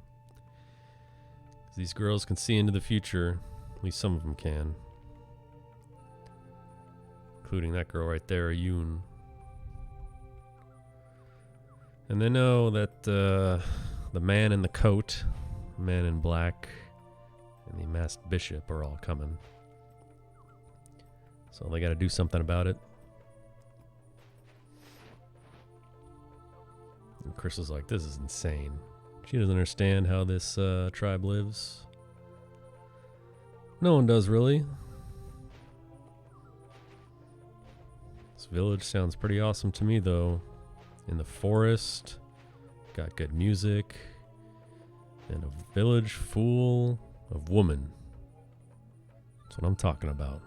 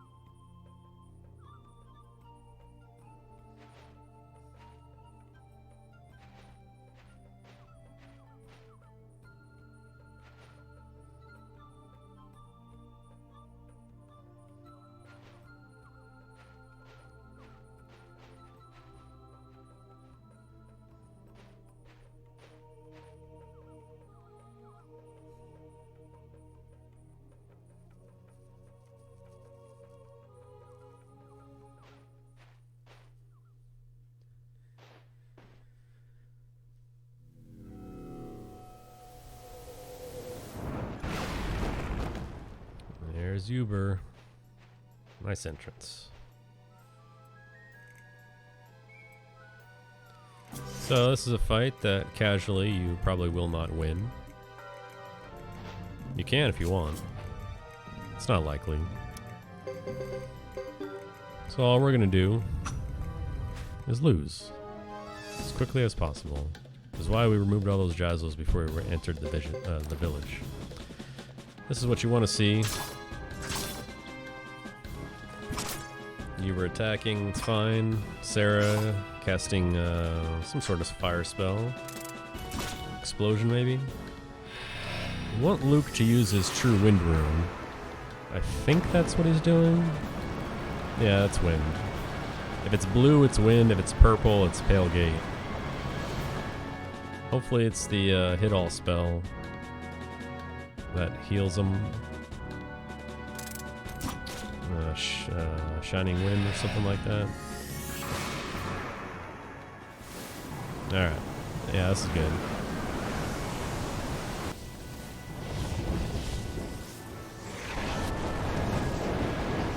That should do it. All right. 1 round. That's good. Sarah can open that battle along with many others with her classic patented move, Kindness Rain. Ewer can use his Thunder Rune, hit you with a soaring bolt for really low damage. He can also use his 8 Devil Rune for his command attack, which is also slow. And Luke can use the Pale Gate Rune to summon the Water Dragon, which is also slow. So that was pretty optimal right there. Not that I had any control over it. Just got good luck. Did you get anything for winning? Yes. Although I, once again, don't remember what. It's probably been 15 years since I won that battle. Yeah, usually if you're going to win a battle that you're not supposed to win, you'll always get something. I just forget what they are. I don't think it's ever anything that substantial. Just like a nice souvenir. Probably an item you can't really get anywhere else, but nothing amazing. Not going to drop a Cyclone Rune or anything cool like that.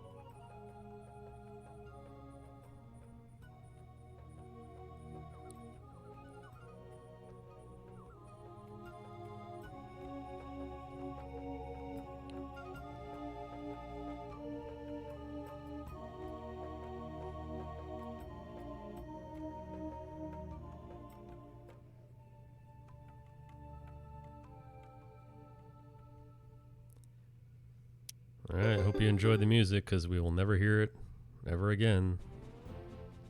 Even in a 108 run, you only hear it one more time. You go back to Almacanon to get Rhodey and Estelle. And that's it. Very sad. Best village in the game. Only go there once.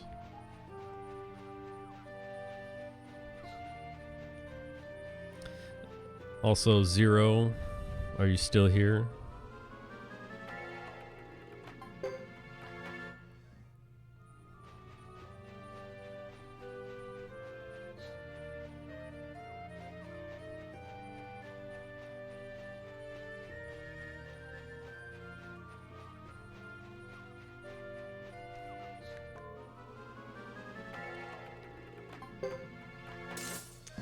Come on.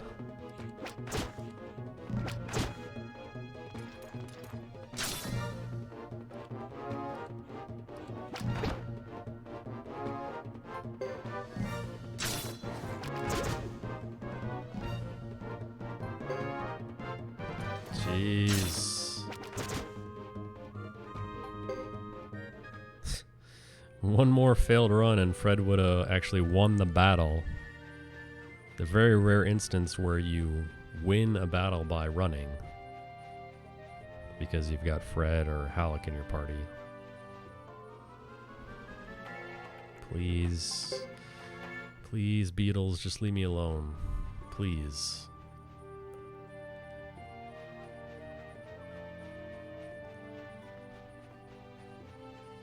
Yes, pacifist percent.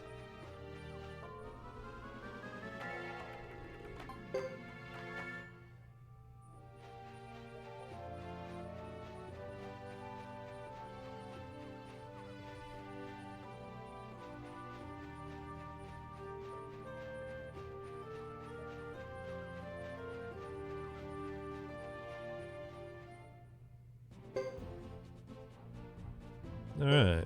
Coming up at the end of Chris Chapter 3. And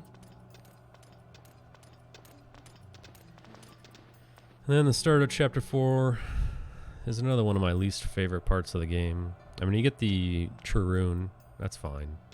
But then you spend a bunch of time running away from 3 consecutive war battles. Then you finally get your castle. And getting the castle is really when this game starts. So you want to talk about a slow build-up. Find me a game with a slower build-up than Suikoden 3. I dare you.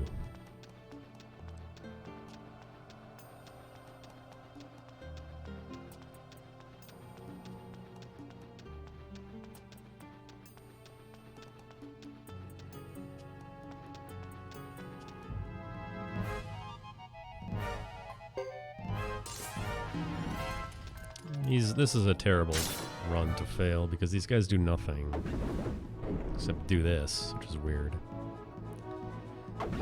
Yeah, man. Appreciate you for stopping by, hanging out for a while. As always, thank you.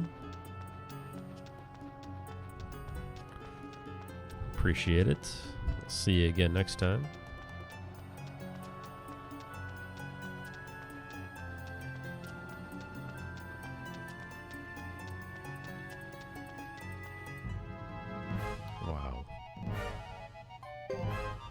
Oh my god, like 2 steps away. Come on.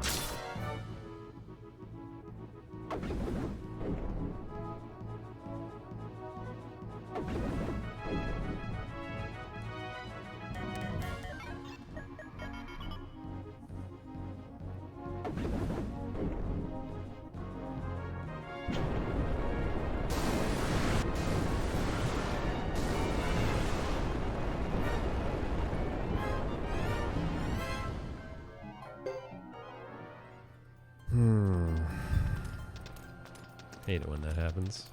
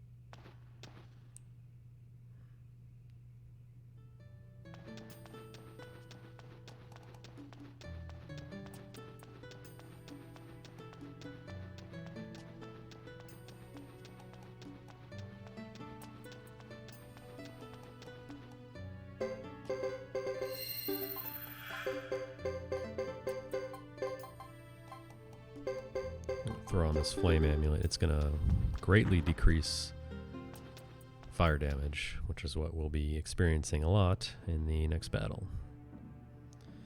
Always prep your characters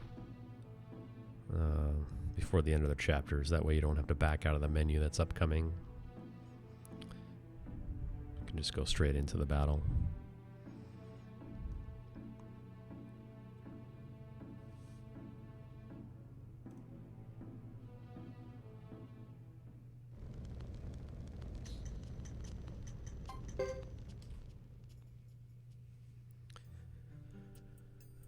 Okay, well, we lost another 30 seconds or so. Again, time like that is understandable. You know, it's never going to be consistent. It's just going to matter how many encounters you get, really. So, 7:31 for the first 9. I think that's the best pace anyone's ever been on.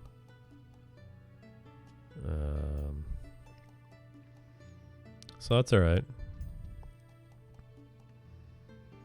Given the failed run situation so far, I mean, it's gonna happen to you. It's gonna happen. It's never not gonna happen unless we figure something else out. So it's easy to get upset about that time loss from Hugo 3 to Chris 1, but I mean, that's the way it goes. I think going forward, 7:30, you know, assuming this run finishes in a timely manner, which of course there's no guarantee of,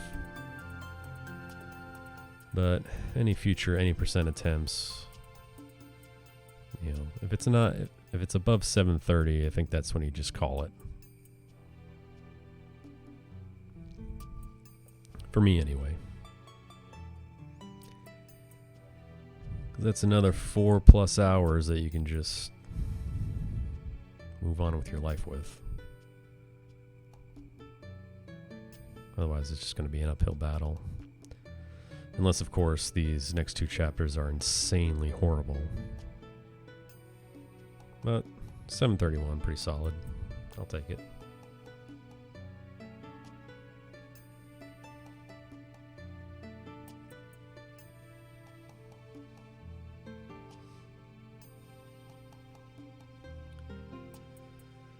What we got here is flashback. There's a flame champion. Young Sana. Looking good.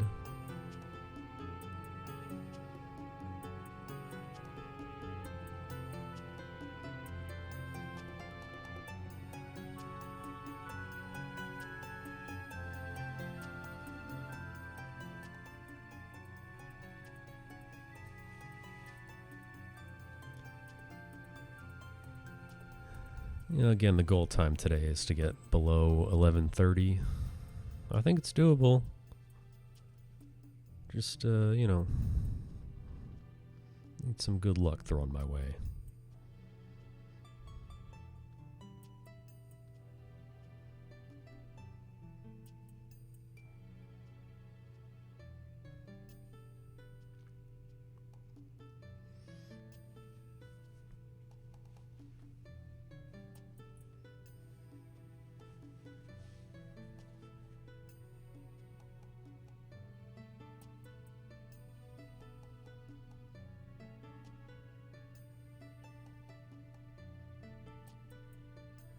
This is the point in the game where you get to choose who your main character is going to be. Hugo, Chris, or Godot. They're all pretty close to each other in terms of how it's going to impact your run. You know, war battle luck and failed run luck is going to be the biggest factor.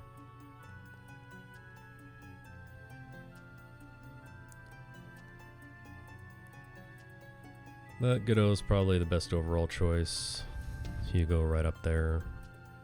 Chris loses some time, but she's still solid. You know, a minute or 2 back, I'd say. But each one has their ups and downs.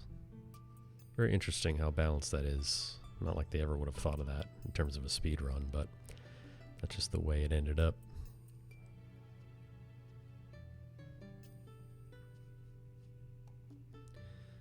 I'll stick with my boy Hugo, because that's who I originally routed. That's who I'm most familiar with.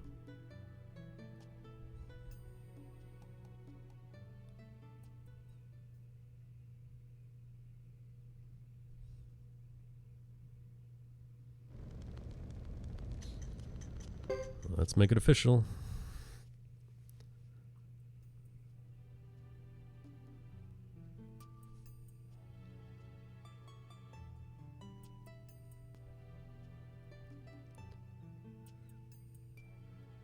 So yeah, when I first started this project, didn't really know what direction I wanted to take, but I did most of my routing. I mean, I knew it all ends up the same, right? But I did most of my routing with Hugo. And that's how I played it casually. That's how I like it. It's a solid choice. So, I like to kind of put my stamp on this game, you know? My own route, did it my way. I know Sieg and Zero both think Ghetto is the better choice. And they're probably right. But I'll stick with my boy Hugo.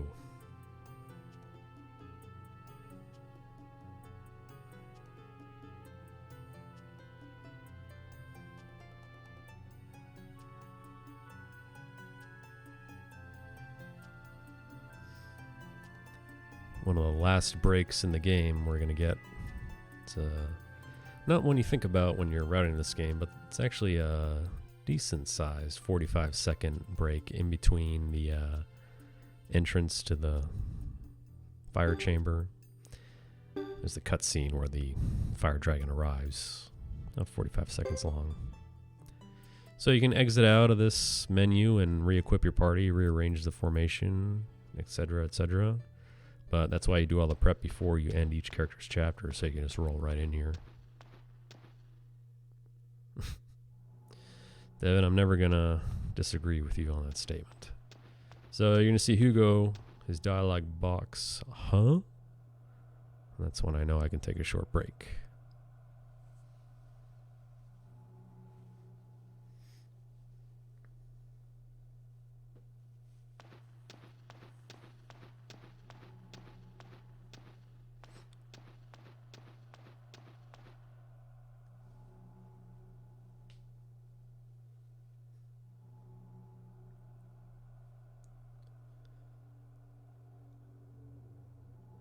There it is.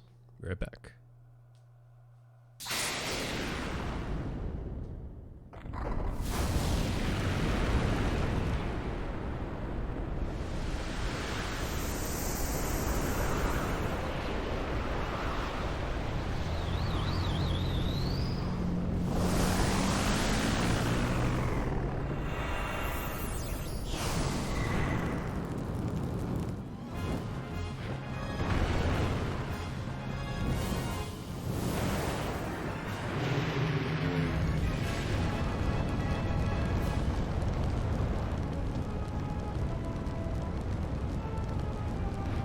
Alright. Interesting mechanic about this battle is that the fire dragon has the ability to repel your magic, which is your main source of damage here. Hopefully that doesn't happen, because you lose about 1,000 damage a turn and it really sucks. Jesus. Well, there it is.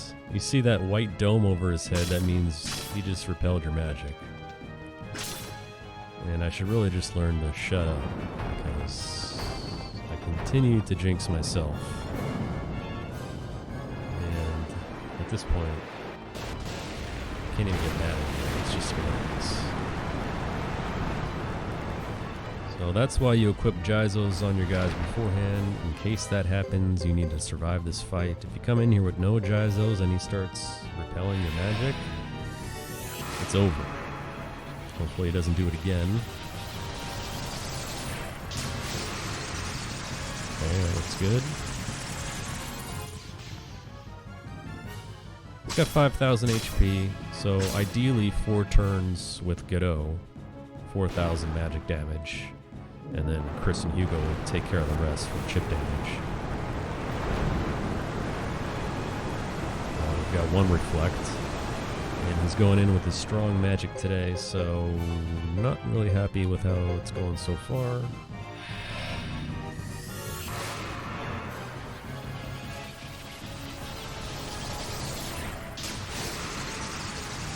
Okay, that looks good.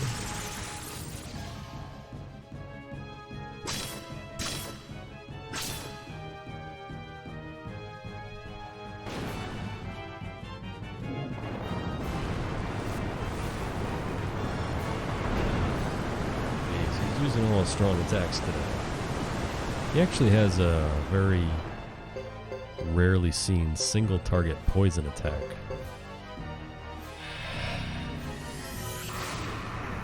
It would be nice of him to pull that out right now.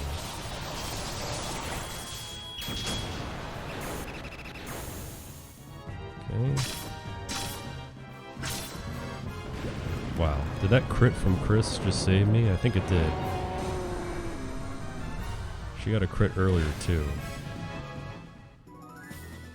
Nice work, Chris. Now, even though Hugo's your flame champion, you still want the other characters to survive that battle. Not really so much Gedo, but Gedo will most likely be the only one surviving if no one else, because he's the one doing all the damage. But the other characters are still important too.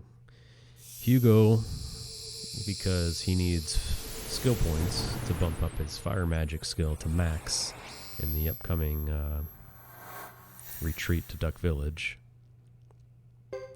Gedo's nice to bump up his lightning magic to A, even though I don't even think that's necessary anymore. And depending on how things are going, we'll probably just skip that later. And Chris more so for the levels, because this is the last battle that you're going to fight with Chris until the final battle. Or really till Sarah, which is at the final dungeon, and then the final battle. She'll be in the party as well. The thing about Chris is she needs enough levels to get her magic skill to unlock her level 3 magic spell, because we're going to be attaching a flowing rune to her later so she can have Silent Lake, which she'll be losing or using against Sarah in the second to last fight. It's very important. If she doesn't survive this, it probably means you're going to have to take a battle in the ceremonial site to get her up to speed. And you don't want to do that because, again, it's slow. So you want her to survive now. It's nice because she's doing that chip damage as well. And this guy gives a ton of skill points. 700, I think, which is a lot. So you want those skill points for everyone. And then, of course, these guys show up again. Luke says, hey, give me that rune you just got. So that's what he's doing all game, just searching for true runes. You say, nope. So he's going to summon these guys. And you're going to fight him. And again, this is another battle that you do not have to win. We're just going to auto it. Sarah. Yeah. That's not what you want to see. Full party heal on the opening move. Just a time waster.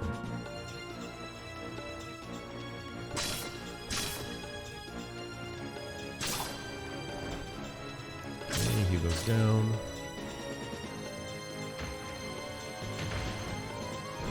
Don't like these guys because they're slow.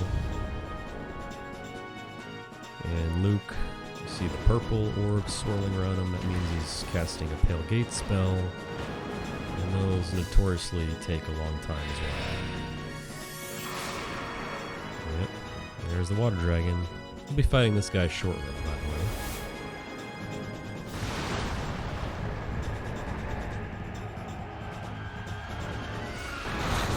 I think this should do it. Or does someone still have a Jazzo on? Oh, that's it.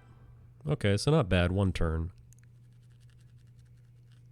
Nothing to complain about too much.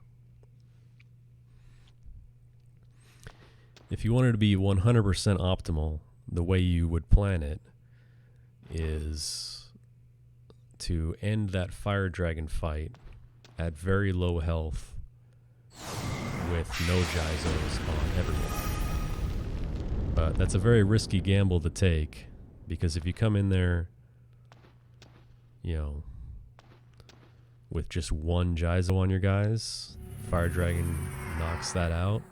He reflects one spell, and you're toast. It's over. Your game's over. So, even though we're kind of against safety strats today, you still have to be smart.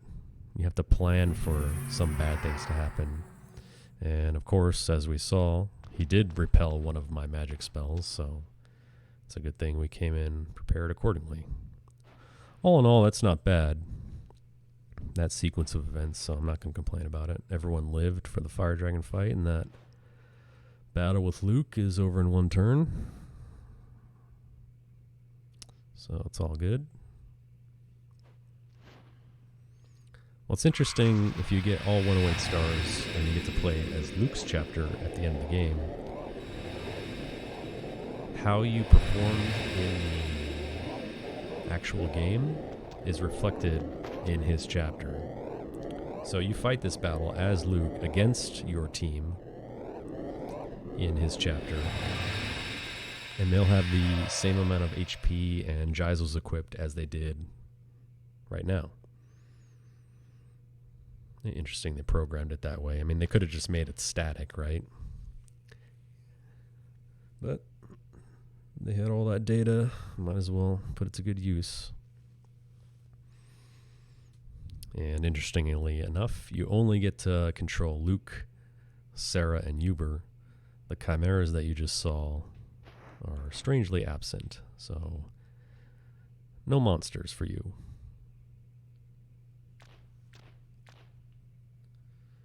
You wake up defeated at Shisha Village again.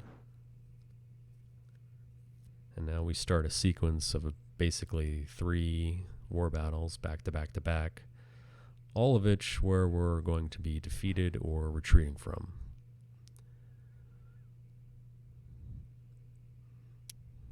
The third battle at Brass Castle is one that you really have to stay on top of in terms of how you manage it. And no matter what you do, although the chance is low, it is possible for you to get it wiped out. Because you're outnumbered, outclassed, you're underprepared, and you're just kind of on the run, so you can get slaughtered if the enemy overtakes your position. I'll talk about that more when I get there. First step here is to run to the village entrance. Everyone's arguing with each other. Hugo's all excited now. He's like, hey guys, I got the true fire rune. And no one gives a shit. Instead, everyone kind of does their own thing. We go right into a war battle where the objective is going to be to lose 2 units as quickly as possible.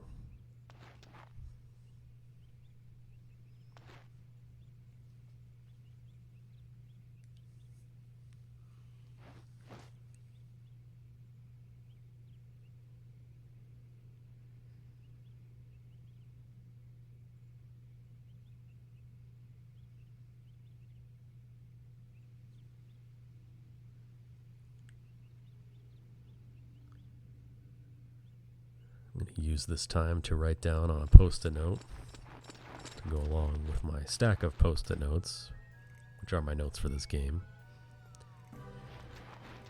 Make sure to pay attention to the number of geisels I have for the water dragon fight.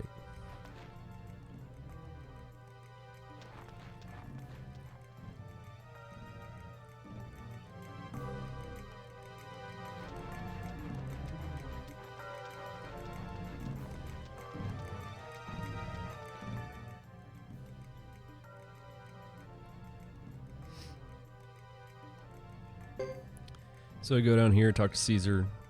You got 3 options. It's very unique. Hugo has the option to not do this war battle and just run straight to Duck Village.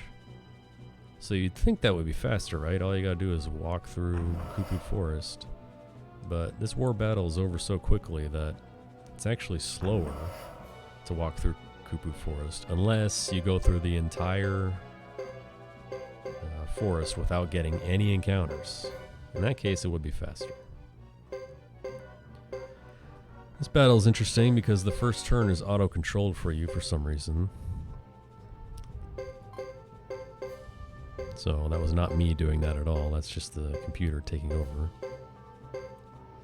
Next turn, the main objective is to lose as quickly as possible. So we're going to take 2 weak units, attack the enemy units. We are severely outmatched, so we should lose instantly.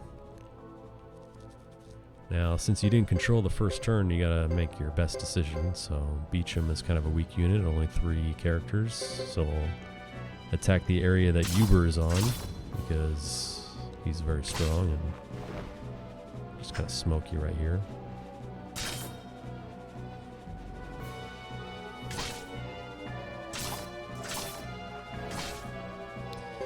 Yeah, let's not forget what happened at Suikoden, where I ate a live crow on stream, and that I've never not been defeated in this war battle before, but we saw it happen, so there you go. Alright, Bazba's my other choice. I'm not sure it was a good choice, full defense.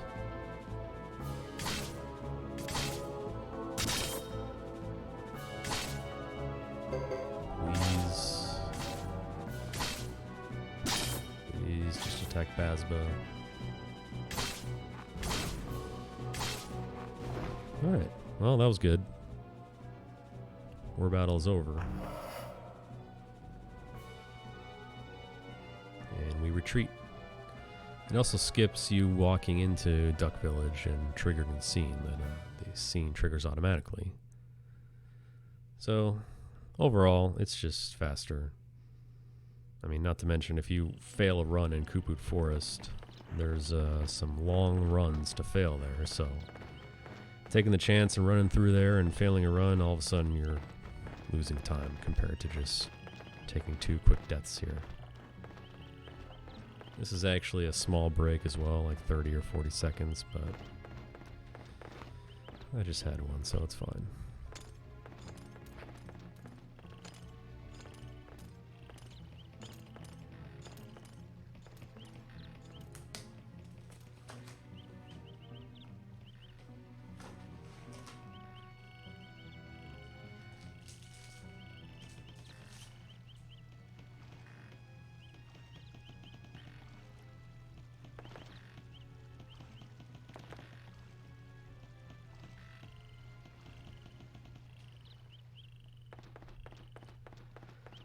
First thing you gotta do here is go to the inn, trigger the scene at this table right here, where everyone's yelling at each other.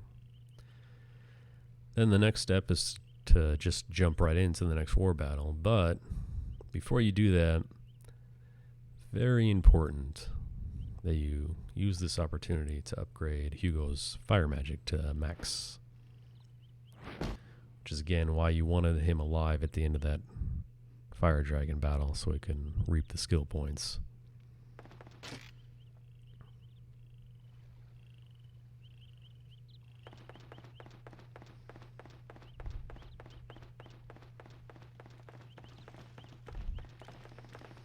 But it's a bad time to train. Even the shop owner here says not the best timing, but what he doesn't know is it is actually the best timing.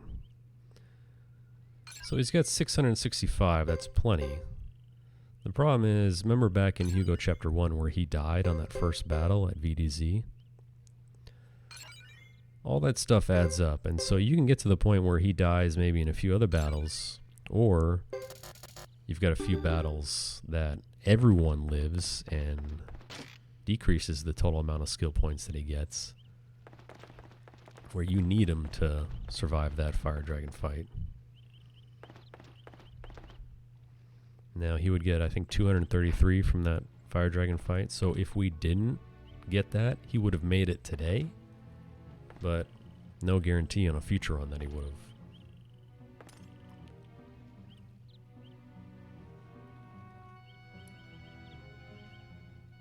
So it looks like he had a lot left over. And he did. But if I didn't win that fire dragon fight and him not being alive, it would have been very close.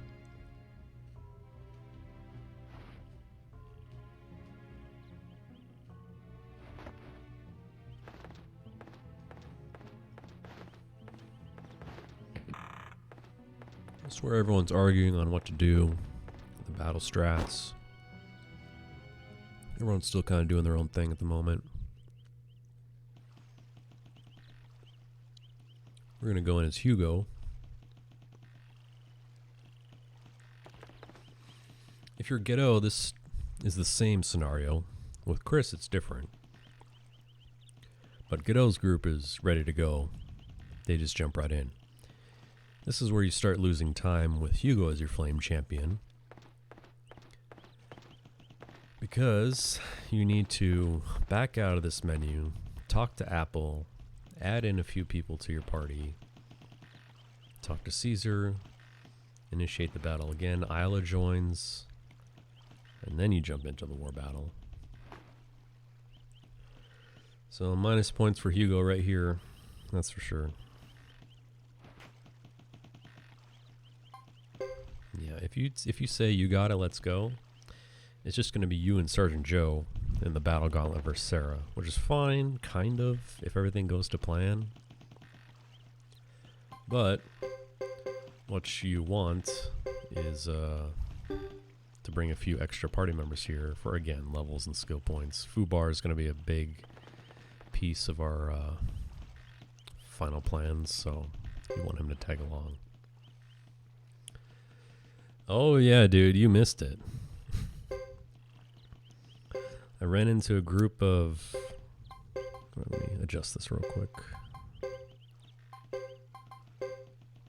Alright. I ran into a group of 5 of those brown beetles. And I think there was that Holly Fairy too. So 6 enemies. And you know those beetles use their missile attack, which takes 8 billion years. So I failed 5 runs to that entire enemy group. It was really something special.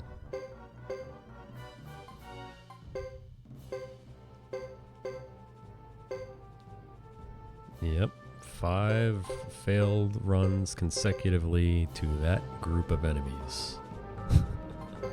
Just absurd, honestly.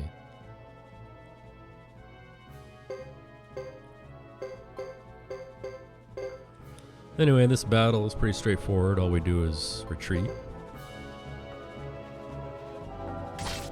We'll hold our position for a turn, and then we'll just retreat again.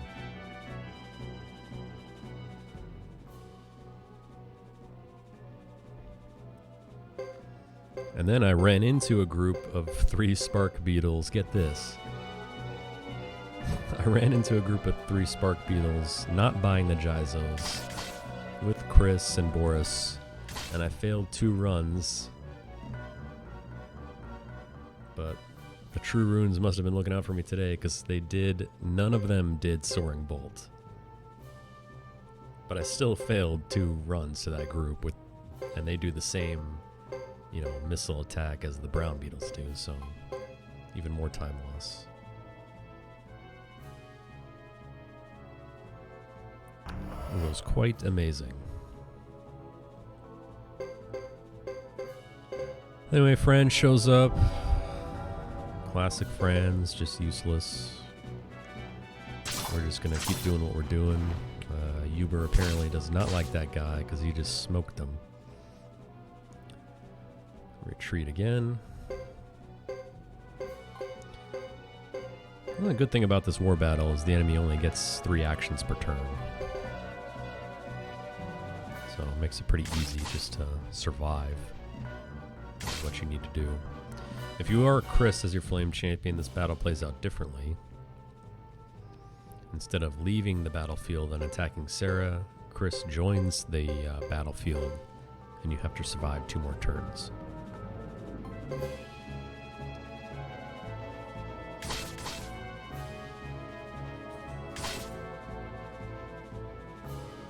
But if you do it right, you should just end those turns right away, never get attacked, and actually be ahead of Ghetto and Hugo.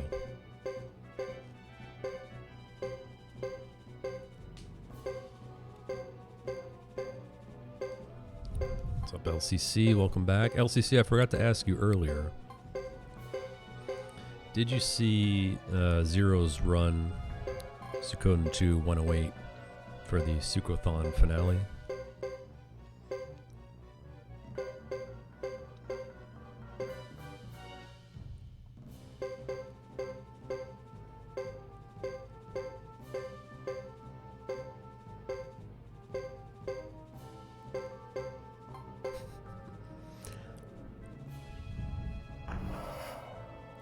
Yeah. You're a bit early. You're a bit early, but it's coming up soon.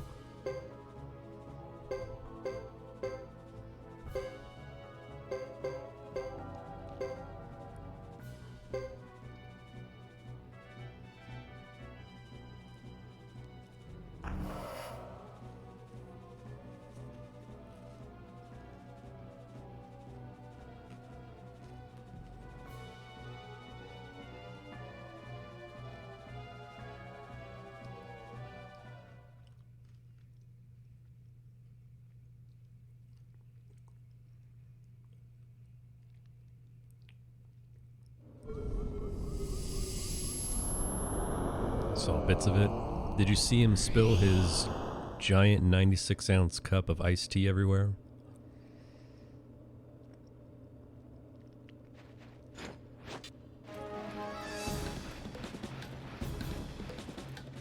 Alright, we got a 3-battle gauntlet here. All we're going to do is use our brand new True Fire move. Blazing Wall is going to wipe these guys out. It's going to do the same thing the next battle. And hopefully it does the same thing against Sarah.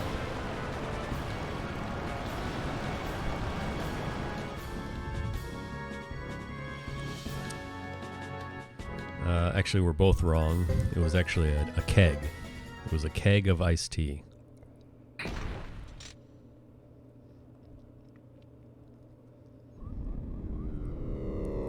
Yeah, you're right. 8 minutes ain't shit in this game. You're wiped out in a single instance. Same thing, second battle.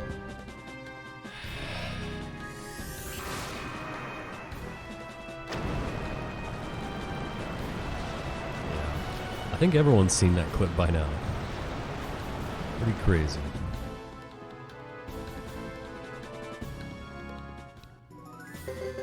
I just love the fact that he, had the mindset to stop the timer, put on music for the chat to enjoy while he spent 10 minutes cleaning up the mess. If that was me, it would have been completely different. Alright, same thing here, but because Sarah can interrupt you with Breath of Ice, throw a couple backups there. Earthquake and Breath of Ice. But she's not casting anything today, which means we're in there.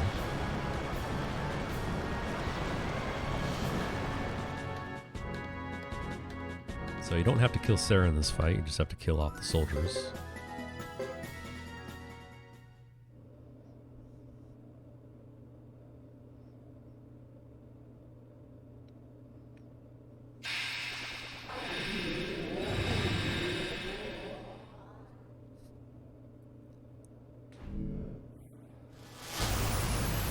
Yeah, see, that's what I would have done too. Like, alright, well, whatever.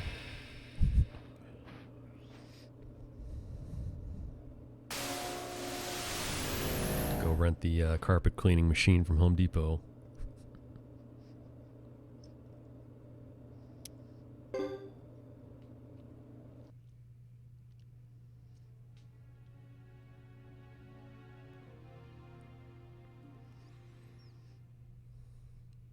Alright. We're here, we're defeated.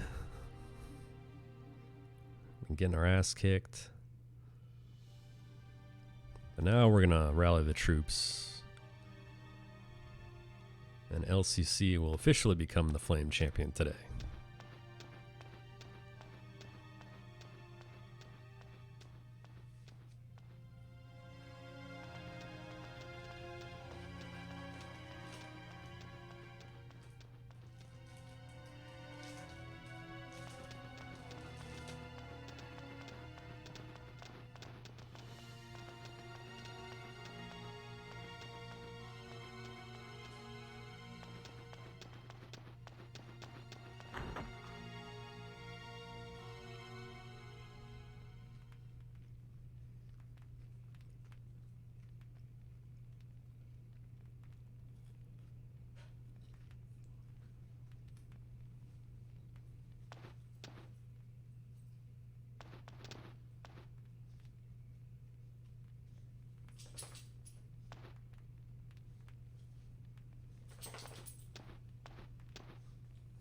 And my dog's awake. Staring at me, judging me again, wondering what the fuck I'm doing, talking to a screen, not paying attention to her.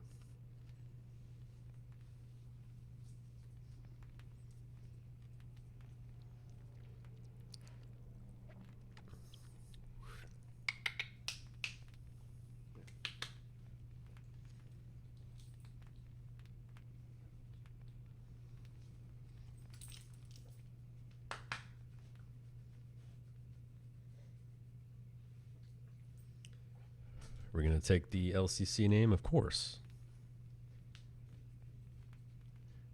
LCC, the original Flame Champion. Bringing them back.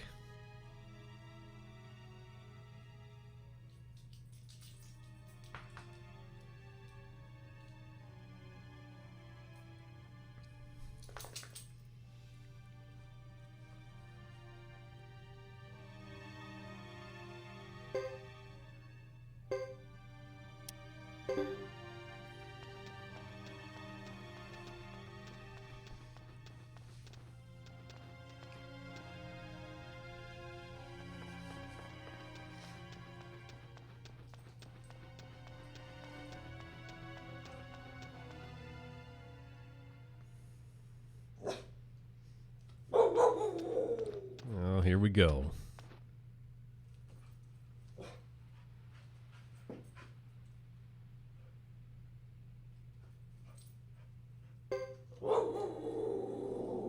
Uh-huh.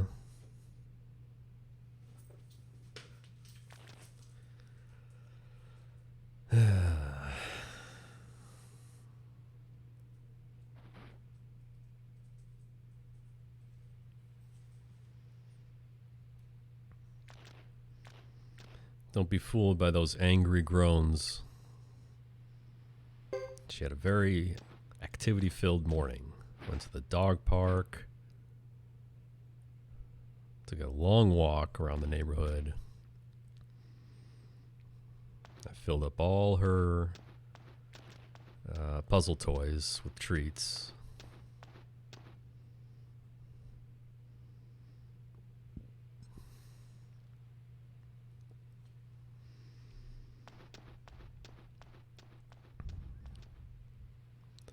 So she's doing just fine.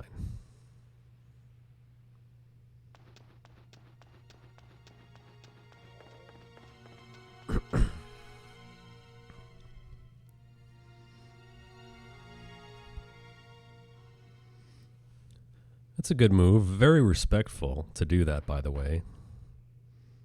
Really appreciated that.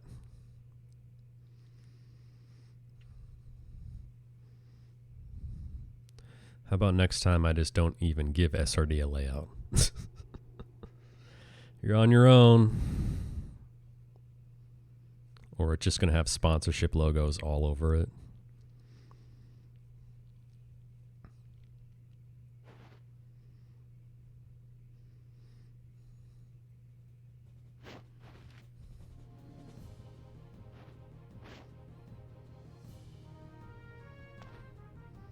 I'll do some undercover investigative work and find out what brands SRD hates more than anything, and then those will be the logos all over his layout.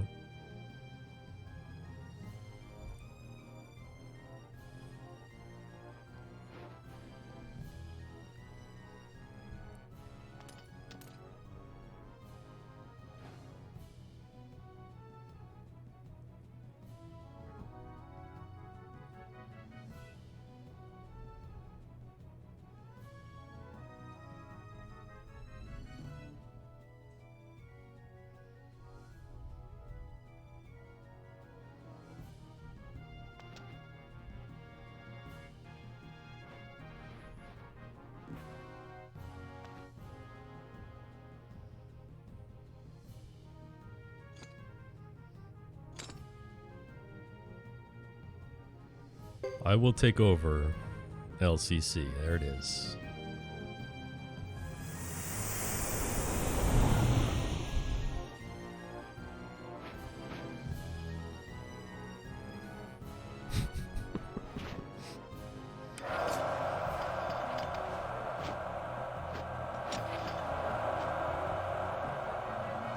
What was the slogan for that? Knock out the fat, right?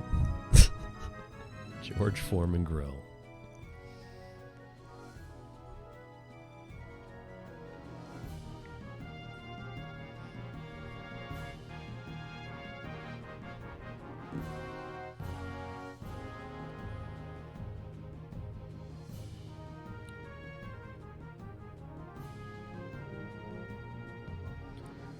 I think I'll do even better. I'll just create a layout that I drew myself this time with MS Paint.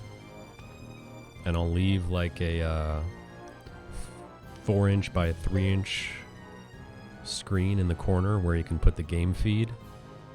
And then a, 3-inch by 1-inch spot in the corner where you can put the timer. But the rest is just going to be fucking hand-drawn.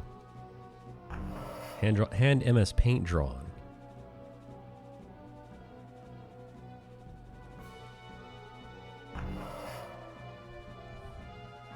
Then we'll see him complain.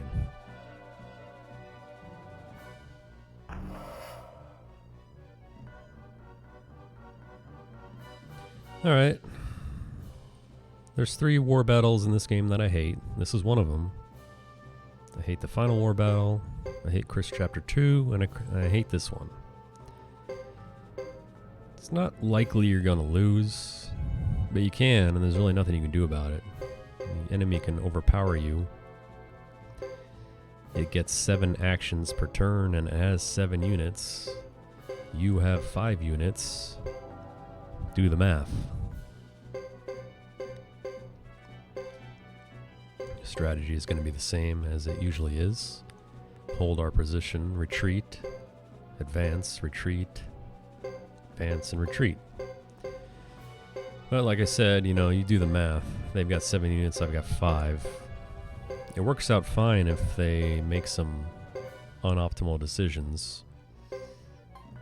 But they can very easily overtake you and keep pushing you back to the entrance. If they wanted to play it optimally, they could and destroy you.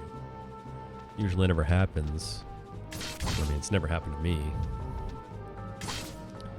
But I always recognize the possibility that it can happen. So you really gotta pay attention to what's going on here.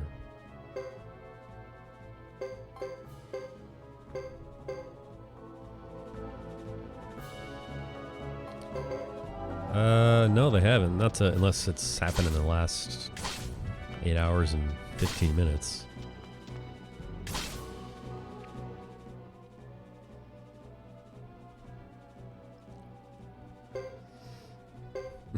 You see Kiba, you're out. Zero, I have to ask you a question. So your dad once again walked in on you the other day on your stream, shirtless. Have you explained to him that there's a camera that's on and recording? Like, does he understand that people are watching? Or does he literally just not give a fuck?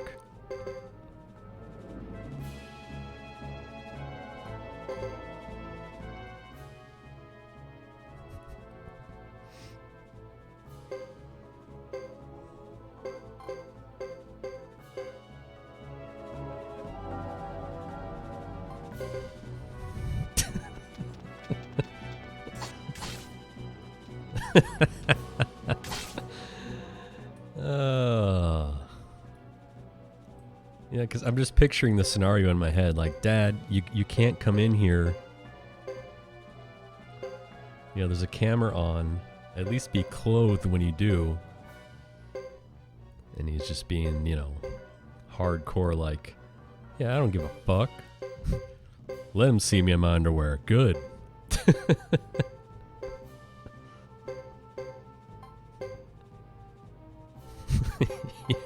Like he gives a fuck.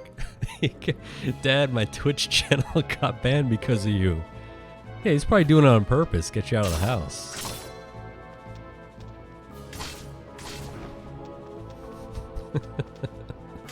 Yeah, good.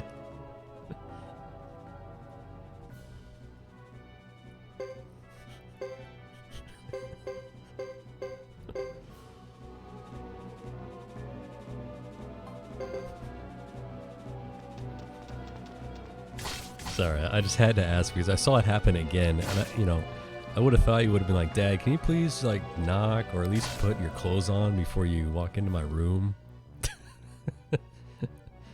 And I'm just picturing him saying, yeah, I don't give a fuck, I'll do what I want. My house.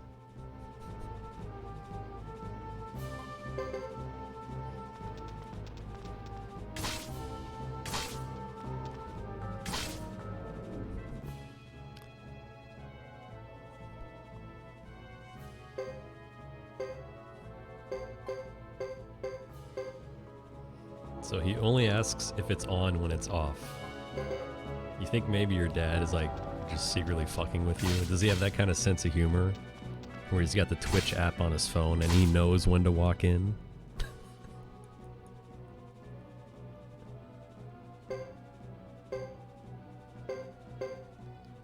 Because that's where I would take it.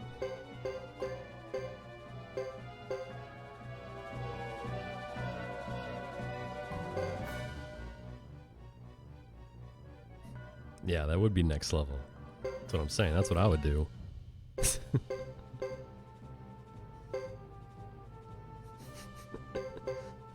Suikoden stream house. Oh, man. All these stories that are coming out in the last few months sure are nutty. Can't believe people would act like this, but I guess... I don't know, I guess I shouldn't be surprised, even though I am. Some weird shit going on out there, man.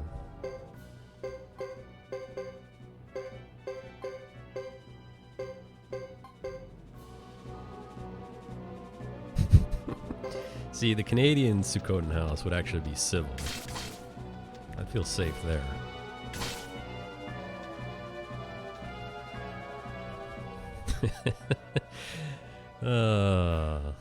Poor Zero's dad has more fans than he does. Oh, shit.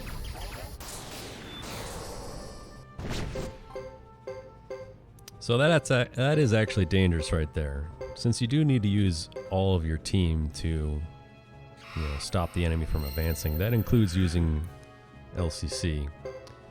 The problem is, if he takes some damage and Sasarai blasts him with 2 lightning strikes, that can take him out, and that's a game over right there.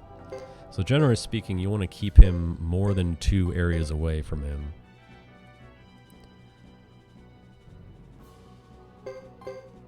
But all they're going to do is move forward. They can't do anything else. The battle will end after this turn, so we're in there.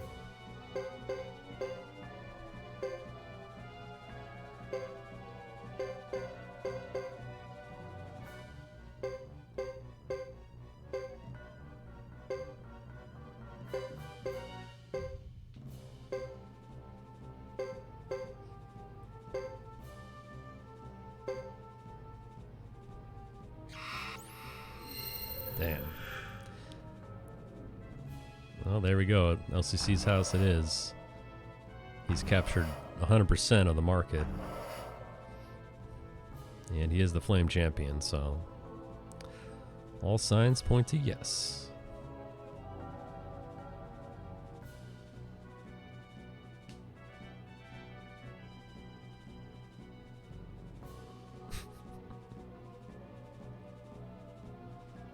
Could always buy an island.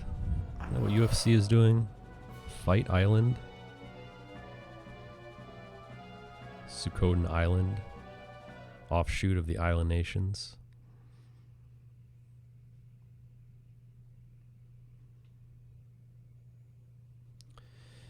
Yeah, man, thanks for hanging out so far. You've been here for a while. Appreciate it. More than welcome to come back.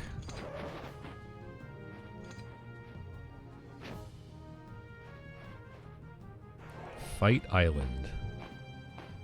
What could possibly go wrong?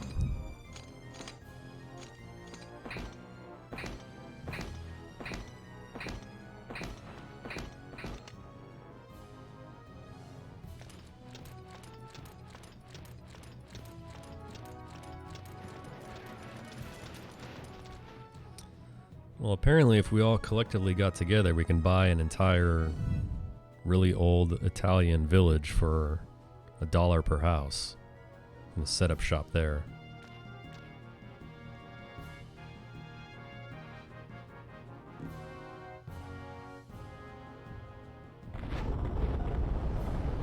probably going to look like north window before it's rebuilt. You know what I'm saying? But hey, it's a start.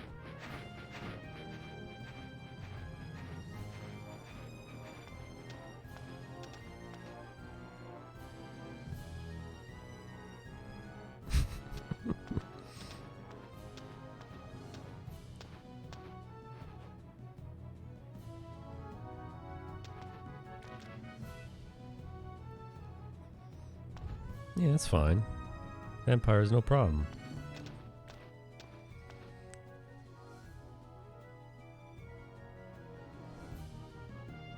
Maybe there's a sword laying around somewhere that wants to talk shit to everyone who tries to hold it. You know how it is.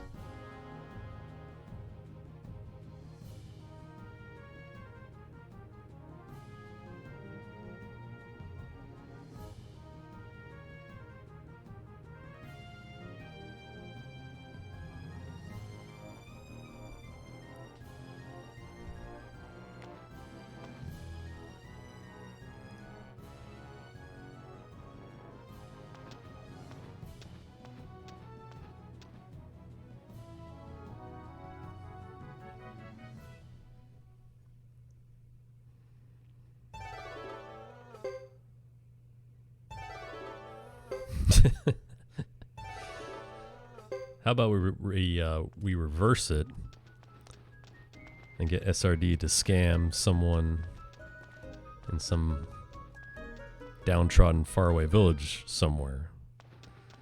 I have faith in his ability to do that. Just swindle it. It's ours for the taking.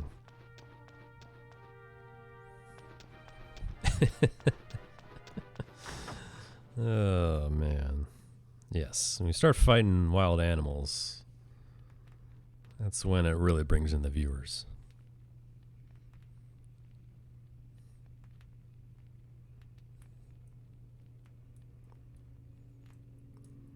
We can create our own blood sport tournament for real. Kumite 2021. A secret deathmatch tournament found on Suikoden Island.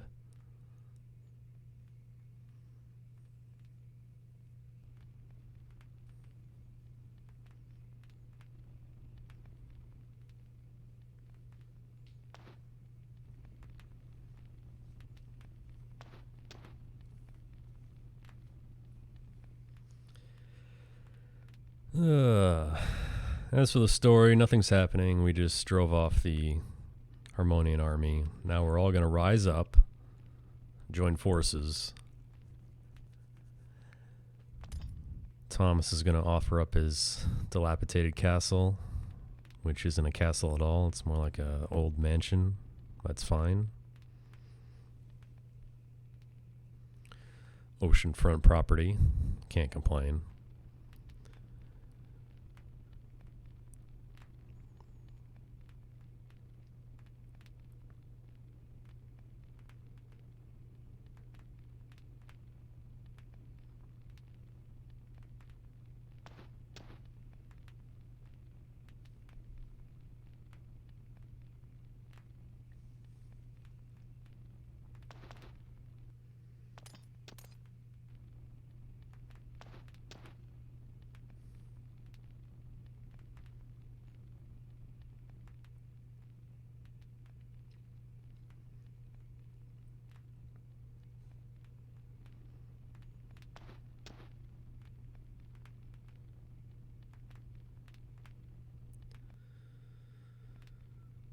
All right.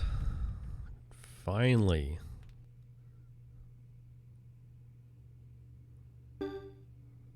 Finally move on with our lives.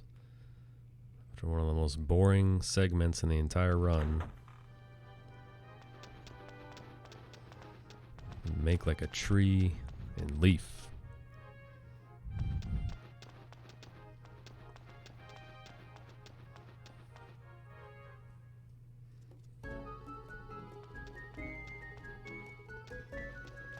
First, though, we got to make one quick stop. See everyone's favorite, Jean. Love the second dialogue option here. Can I see your runes?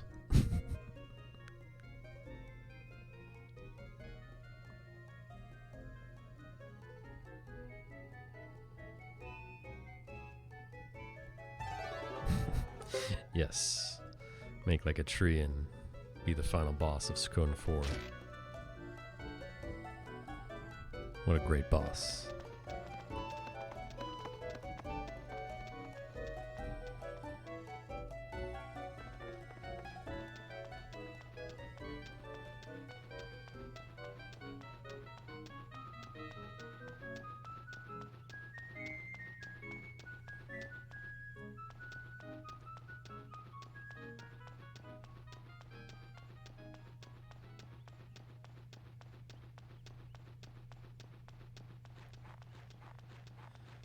Alright. Oh, shit. I just forgot to save, didn't I? Okay, I'm putting my controller down. Hope my game doesn't freeze.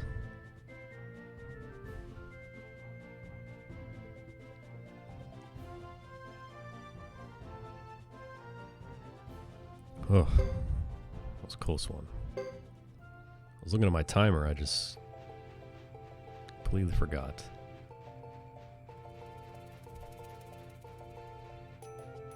Sub 830 Brass Castle out. That's the fastest anyone's ever been on.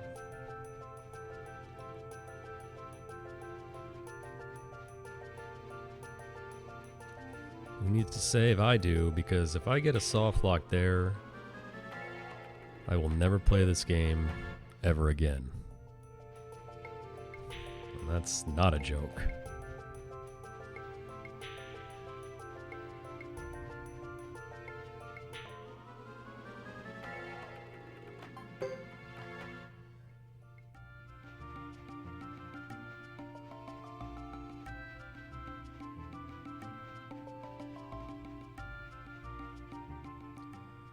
Okay, good walk. Quick stop here in Ixay.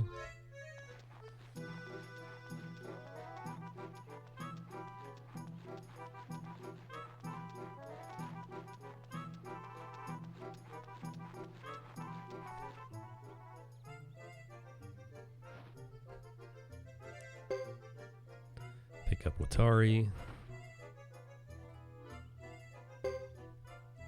Drop a quick 100 Gs, no problem. At the beginning of Chapter 4, all your money is merged together, but you're stuck with the inventory of whoever you picked as the Flame Champion. The inventory of the other two party members goes straight into the Castle Vault, which we'll be picking up soon. I will be retired if this run finishes, and gets a new good time. Otherwise, I'm stuck in the Suikoden 3 Infinite Combo forever. Walk in here, we got the party to recruit Gordon, so I might as well. He'll be our Jizo source much later on.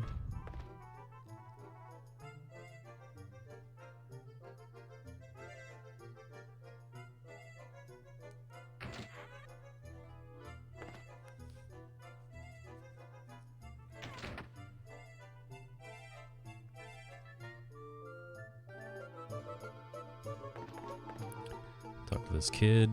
For some reason has a pale gate rune. Makes sense.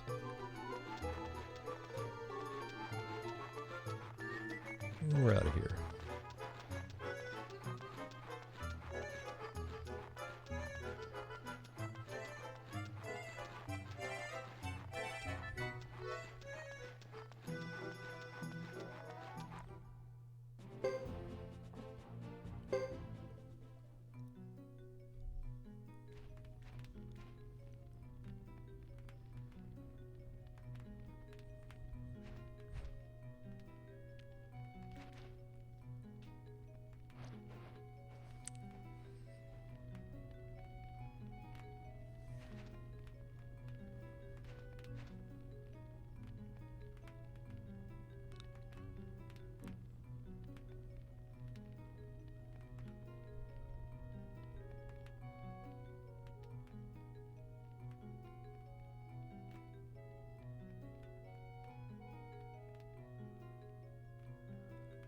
It's everyone's favorite castle butler, Fat Mozart.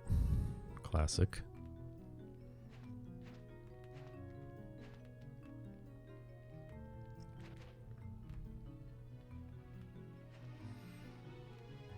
Yeah, you all know what it's gonna be.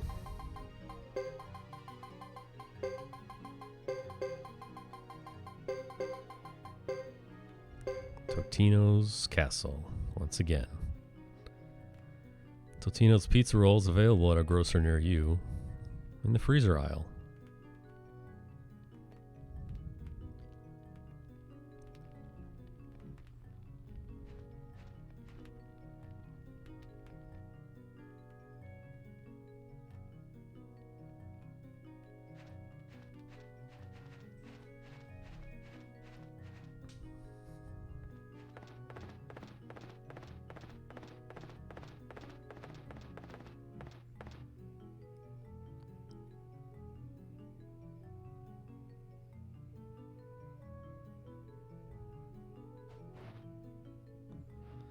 Oh yeah, this is a true speed run. You can see how seriously I'm taking this.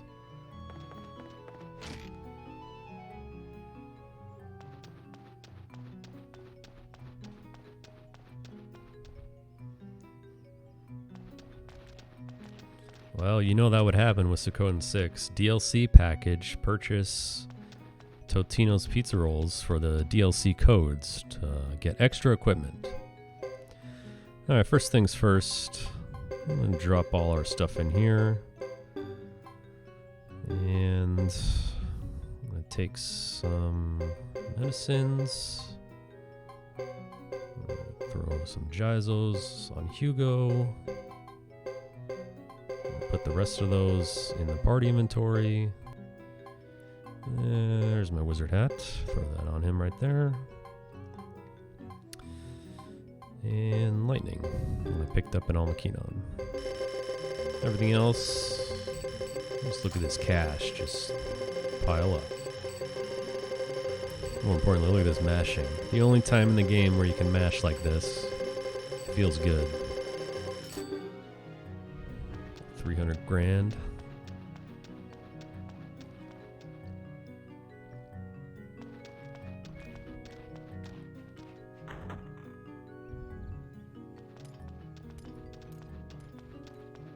Yeah, it'll be just like Final Fantasy 15, where if you didn't like the original ending, just buy the DLC package, and now we have a new ending, where everyone's happy.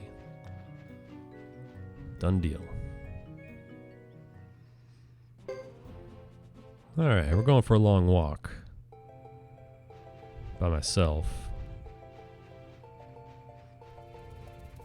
What could possibly go wrong here?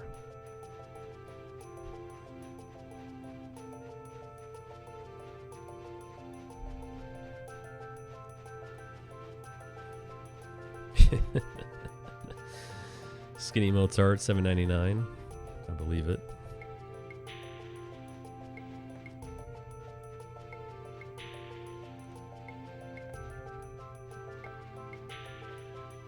The base pack comes with 50 Stars of Destiny, but if you want the other 58, you gotta pay. Buy them each individually for $1, or, you know, group packages are available.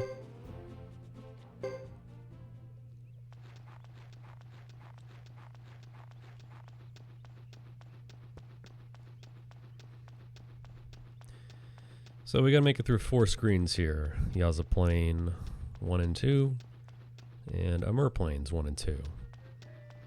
And of course, the long but non-threatening walk through Brass Castle.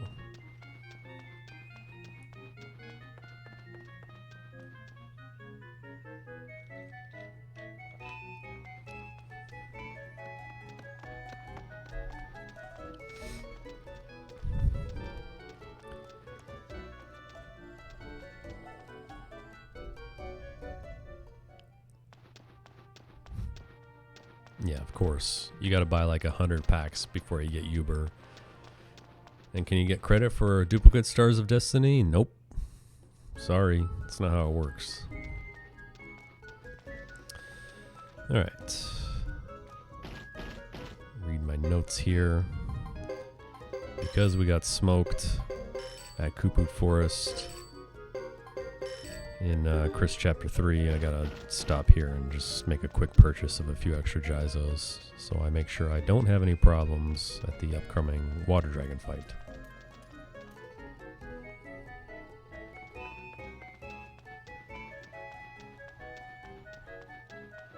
Thanks, Post-it Notes, for giving me the guidance I need to finish this run.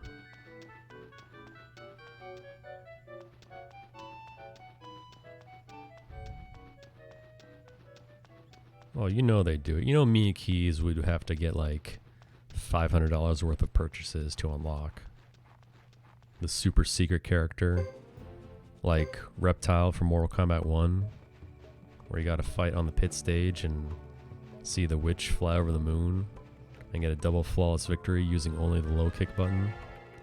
Oh god, please. Thank you.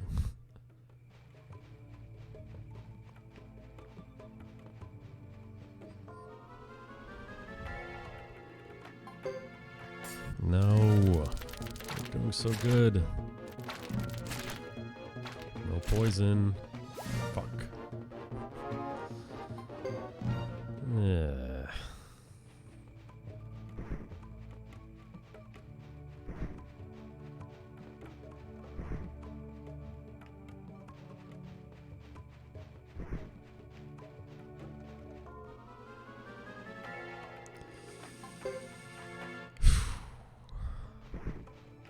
Yes.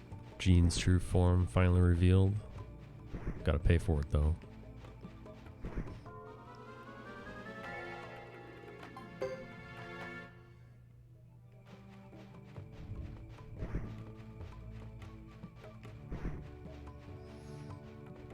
Alright, we made it. Mountain path. Let's go say hi to our good friend Vicky.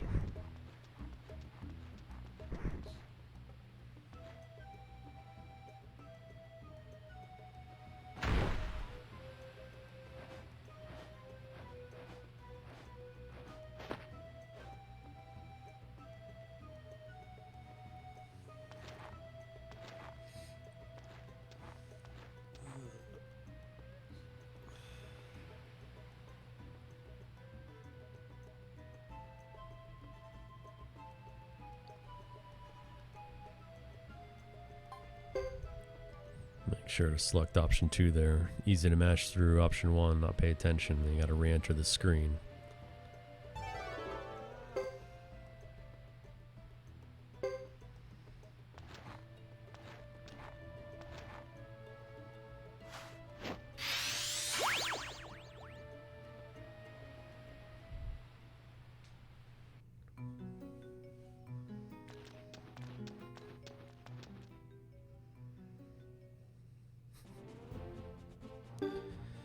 And I'm an idiot because I need to go put her in my party. Nice move, dummy.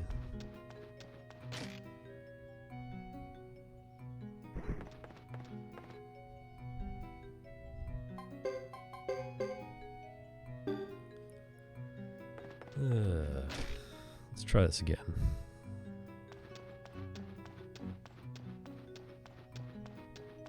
Excellent question.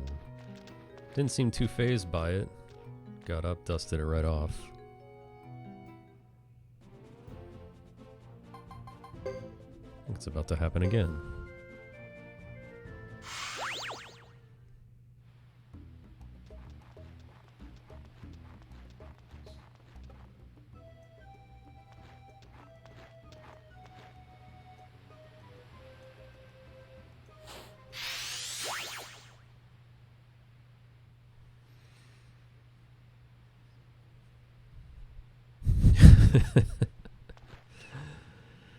I wish I lived in a world like that. Just never look down. It'll be fine.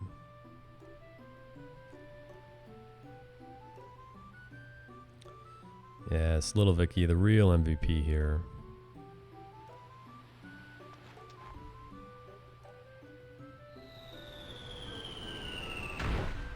Yep, there it is again.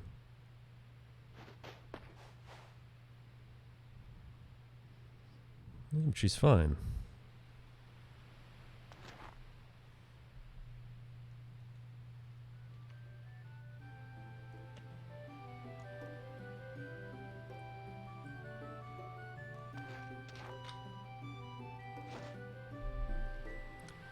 Anyone else want this story arc explained? Because I do. Forget Uber. What's going on here?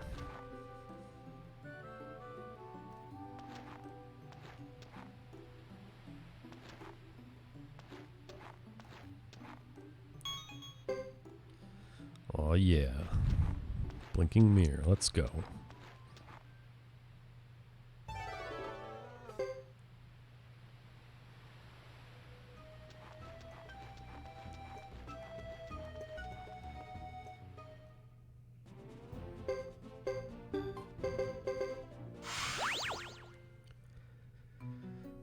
Okay, now we got to do some prep work, and then we're going to head on over to the Ancient Highway.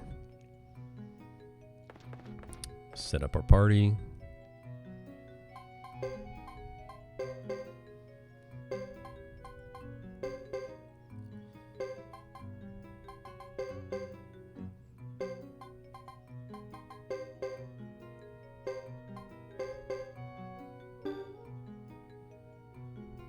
Right.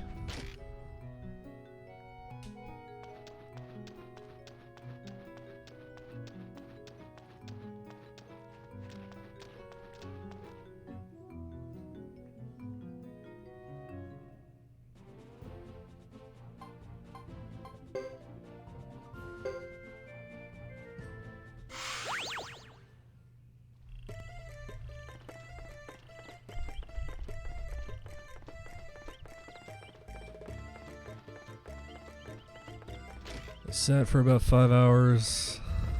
Stood for about 4 hours. Well, it's time to sit again.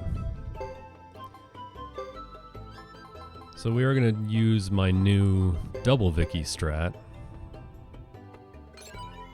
And we'll see how it pays off.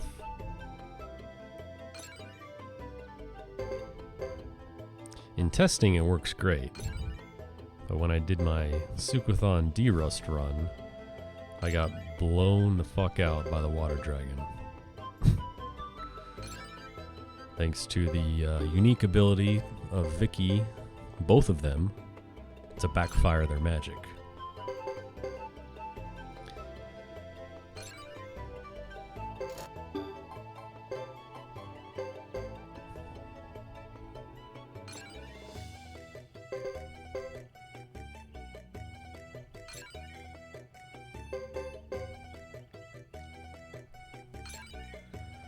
Little Vicky is going to get the Pale Gate rune and the Thunder rune. Big Vicky's going to get the Lightning rune.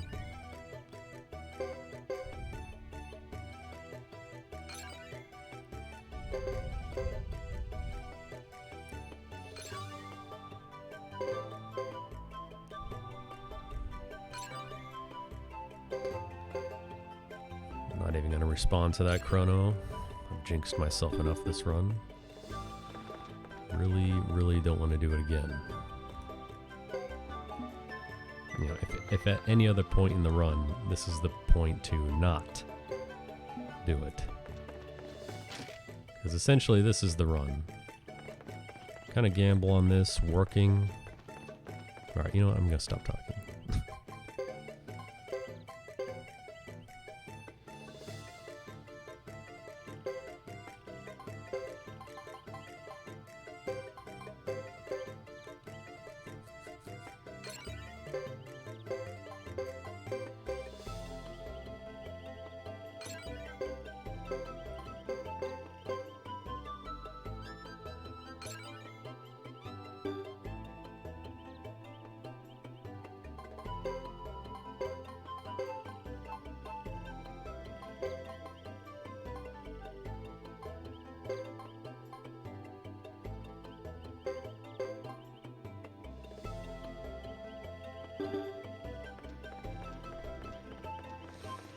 New strat means I haven't fully integrated it yet, so little sloppy execution there.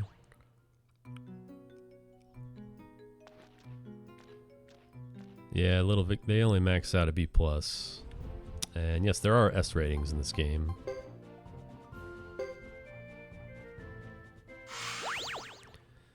The easiest way to see an S rating is to load up a run in Luke's chapter. Hugo's got an S rating.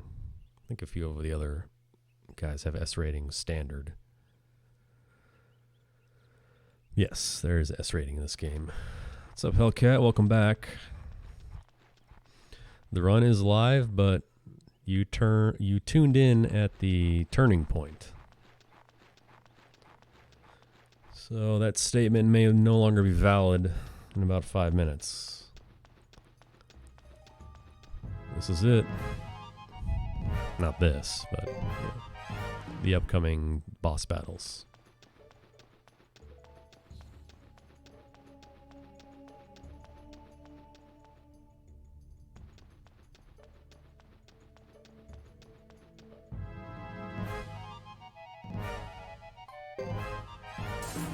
Come on.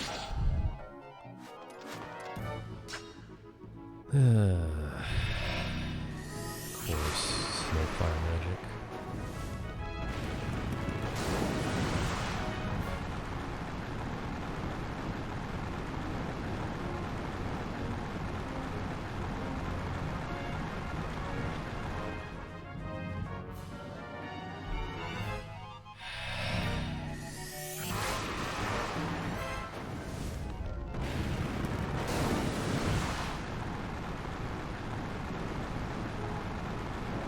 Yeah, I know, this animation is disgusting. Please don't fail another run. Please.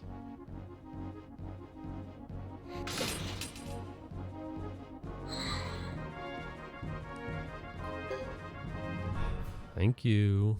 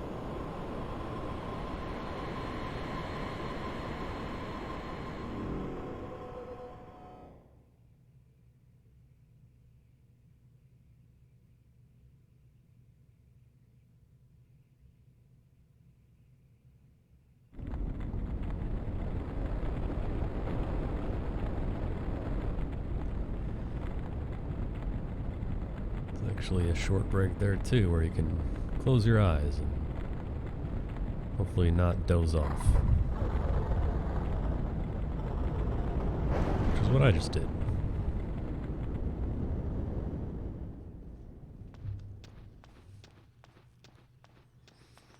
Alright.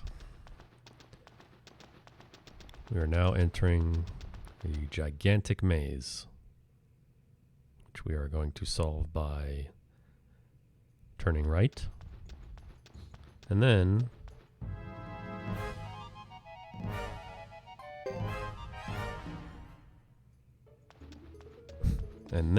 like I was saying before I was rudely interrupted, yes, close my eyes and imagine a world where I never started this project. That's what I was thinking about.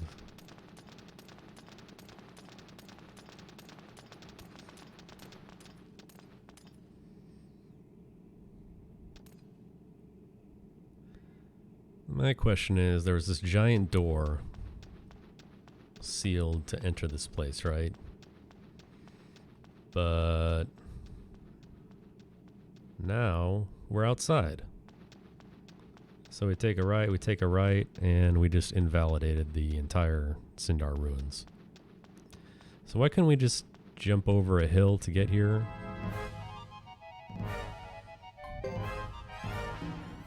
Door seems unnecessary.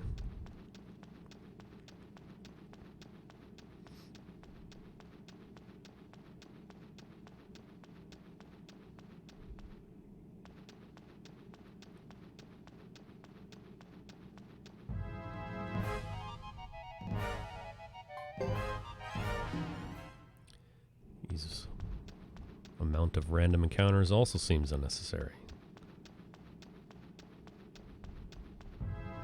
Come on.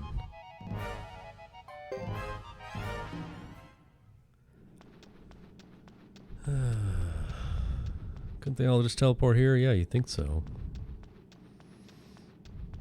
Alright, we're going in. It's a bold move. Let's see if it pays off.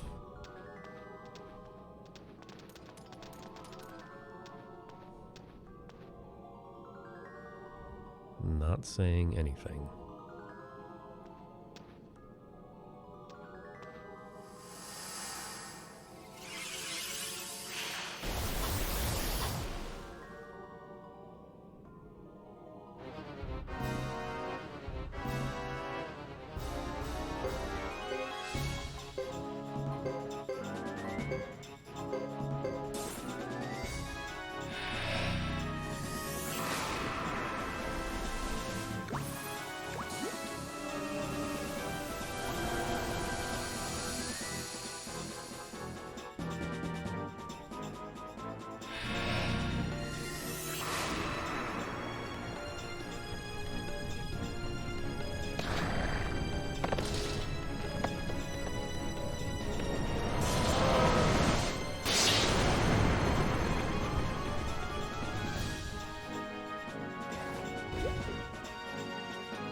Thank you, Vicky.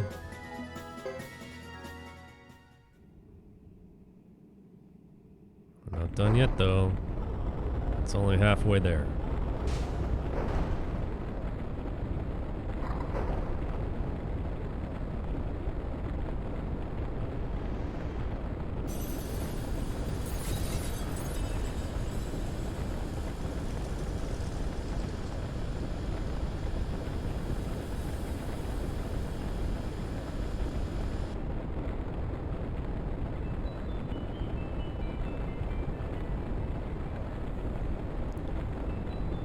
It's another amazing 35-second break right there.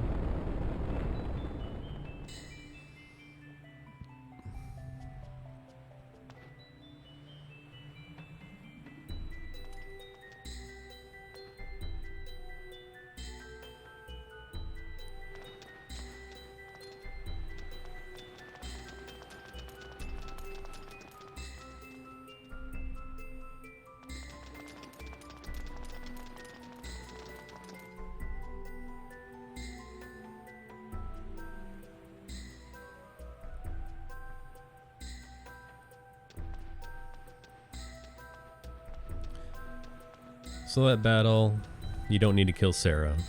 You just need to kill off her companions. Well, you can kill Sarah if you want, but all of her companions there are susceptible to Palegate's instant death move. Wow. The most appropriately named random monster in the Suikoden universe. Troll Dragon.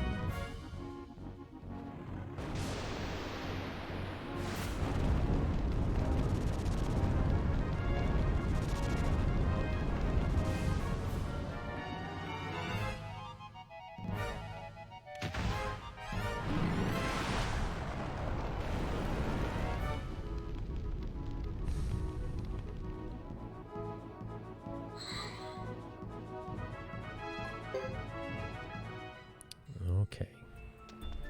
Remain calm. Don't freak out.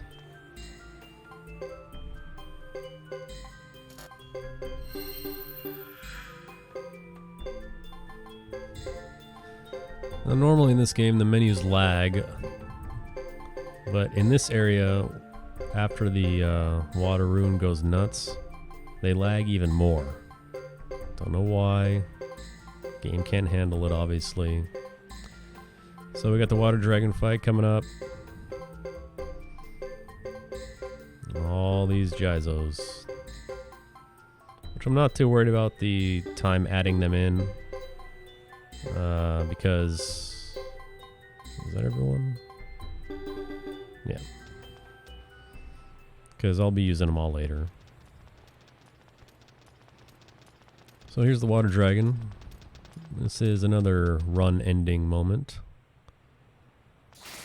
This is where we really get to see how the double Vicky strats pay off. Gonna need a repeat.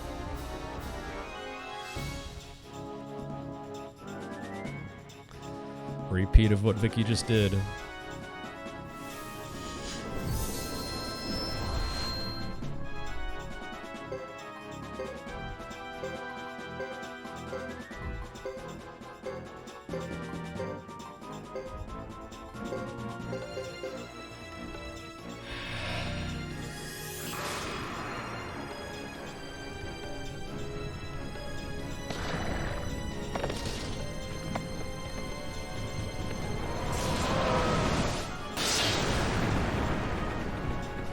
Nice.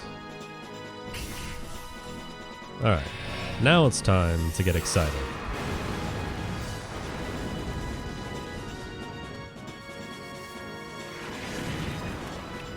Previous route, when I originally did this, I didn't really have any supplemental damage to bring into this battle.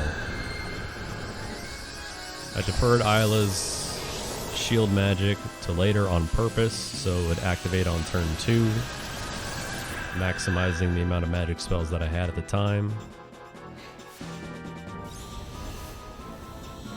And now we got more firepower, so I bumped it up to turn 1 so we can all just let loose on turns 2 and 3. We got Hellfire, Thunderstorm, and Furious Blow.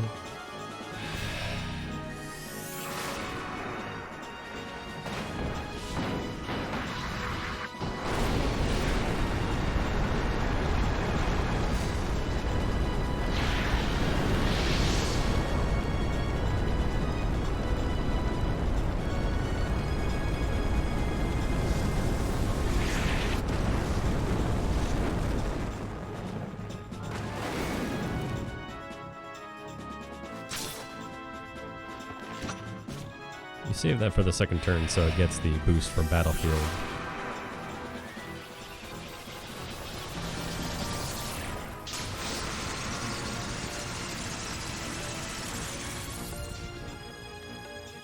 And just go ham from here on out.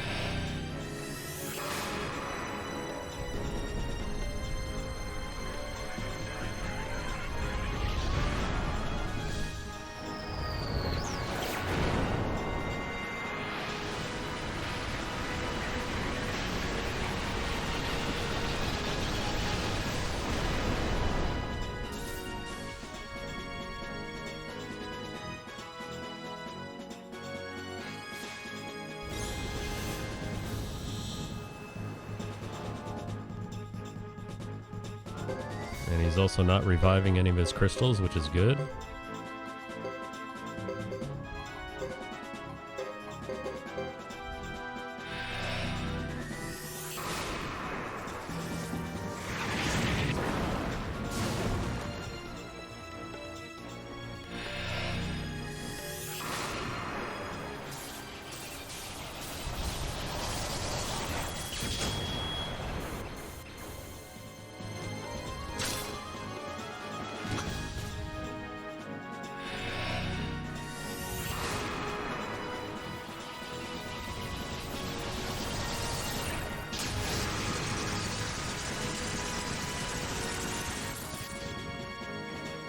And there you go.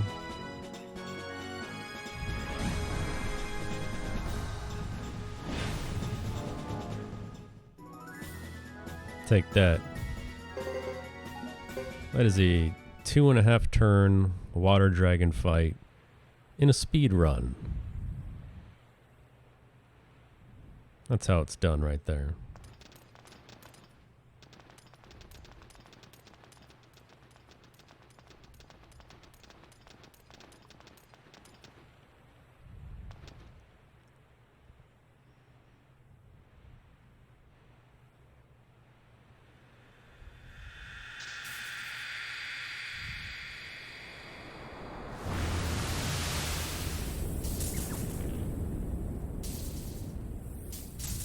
Fortunately, there's like 7 minutes or 8 minutes of cutscenes. Or not cutscenes, but dialogue here. Which is really lame. But we'll see how it compares.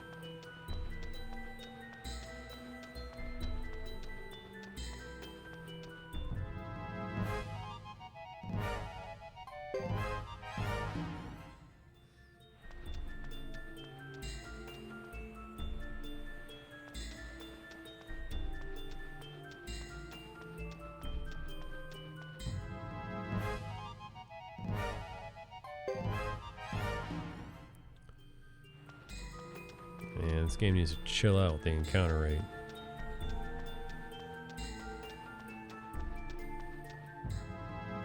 Seriously? Jeez.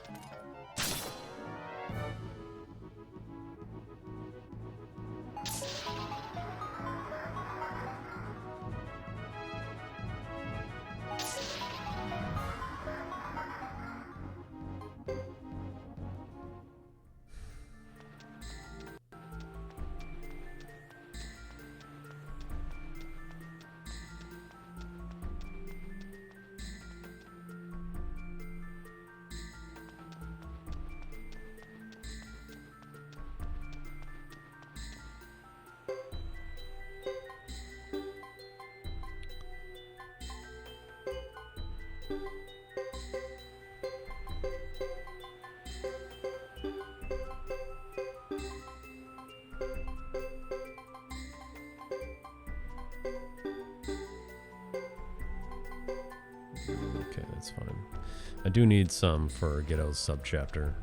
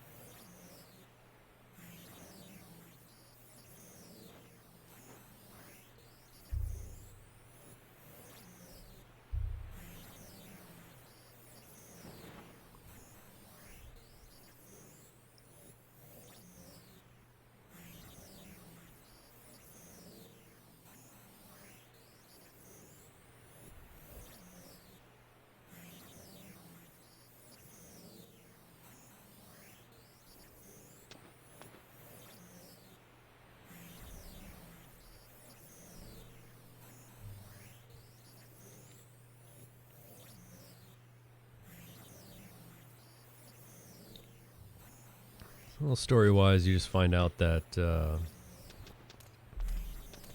Jimba is actually Wyatt. It's Chris's dad. She's going to grab the True Water Rune right now. It's going to be in chapter 4. And we'll see where we're at.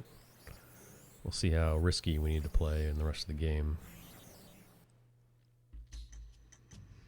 If Chris is your flame champion, you do get to see an extra scene here. When she walks up to the rune. She kind of goes inside of it. You get to see Yoon again. You get to actually see Wyatt tell you who he really is. It's a bit of a time loss, 2.5 minutes or so.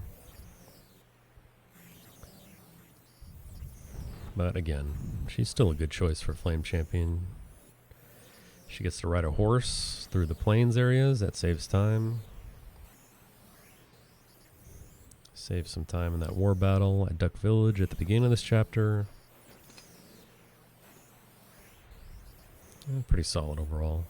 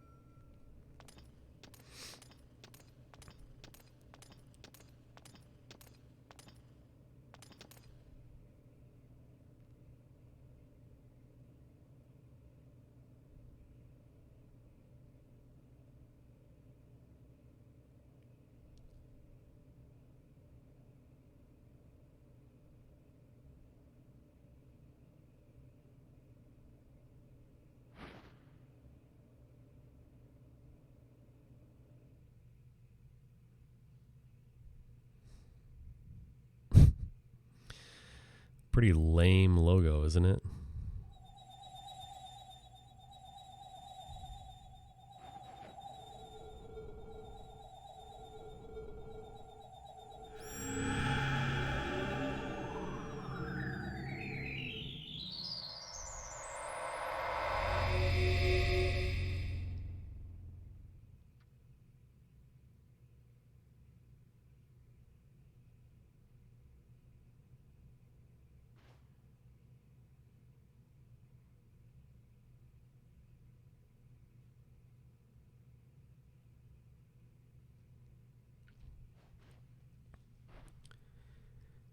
If Chris is your Flame Champion, Hugo takes the True Water Rune right here.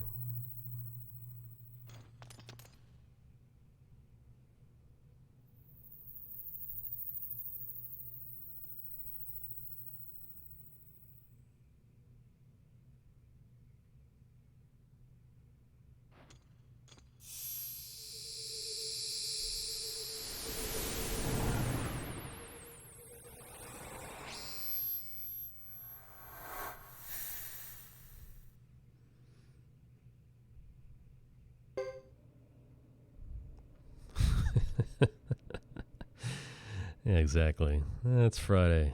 Hey, what do you got in that True Water Rune? Yeah, here you go. All right, sweet. Let's roll.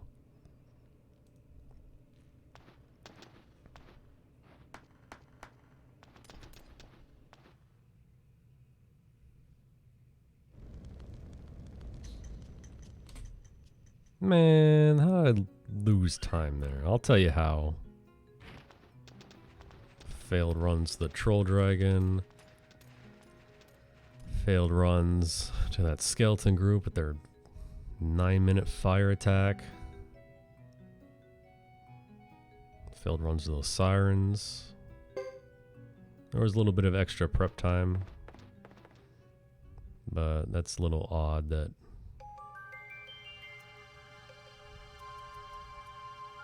I lost. I expected a save time there, to be honest with you.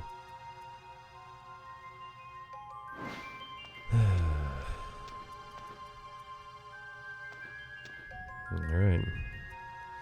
We gotta really step up our game in Chapter 5, that's for sure. This is a great scene. Fortunately, you don't get to see it all unless you play Luke's chapter. To find out what Luke really is.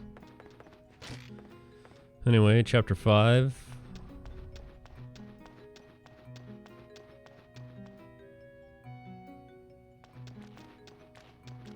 start off chapter 5 by doing what else? Teleporting. All the way to Labouk. Why are we going to Labouk? Great question. We're going to come here shortly with Godot. But unfortunately, when you come here with Godot, oh, the entire town is deserted, including the Rune Sage. Now, Chapter 5 is where you're able to buy Double Strike and Violence runes, but only in Labouk, which means you have to come here now to get the runes. You don't have to buy them, but you just need to talk to the shopkeeper to open them up for your rune shop at your castle. So it's really annoying that you have to teleport here, walk all the way back to the village, back to the rune shop, talk to this joker. There they are. As long as you open that menu, I think you really only have to talk to the guy. He's going to open the shop, open up the runes so you can purchase them at your shop. Now we have to go walk all the way back, only to immediately come right back here. And unfortunately we can't teleport because Vicky is tired. Once you trigger that scene, she can no longer teleport, which means you gotta take the long way.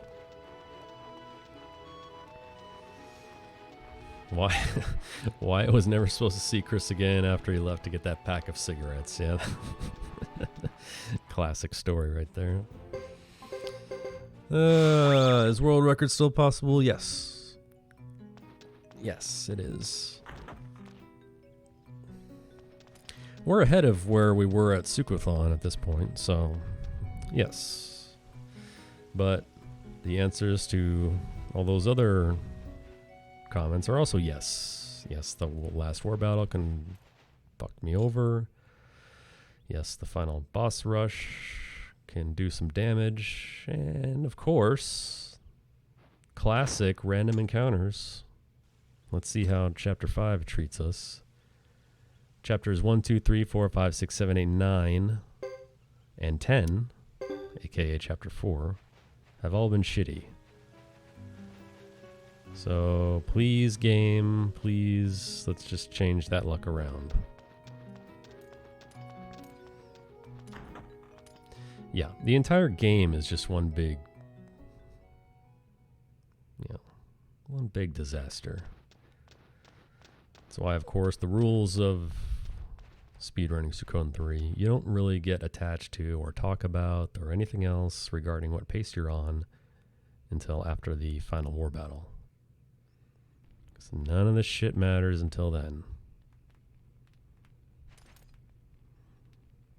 Could be minus 10 right now. I still wouldn't be happy about it.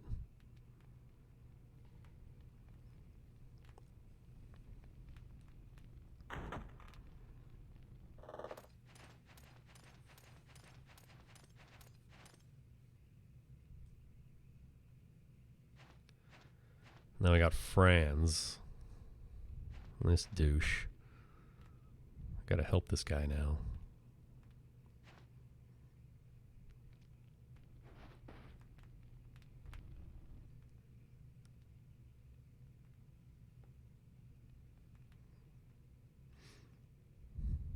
About to start a fight club for people who speedrun this game, since we all enjoy inflicting pain on ourselves. Why not just beat the shit out of each other while we're at it?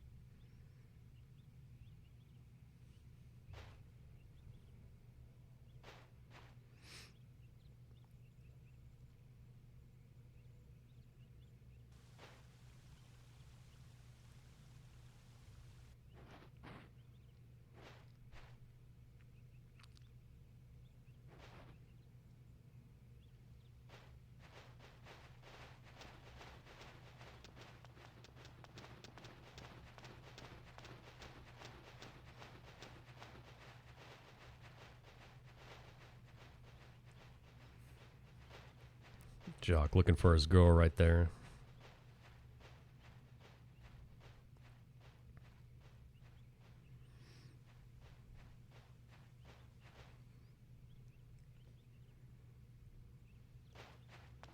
It's very true, Super Dude. First rule of Suikoden Speedrun Club is you do not talk about Suikoden Speedrun Club. Because if you do, all your real life friends will never talk to you ever again.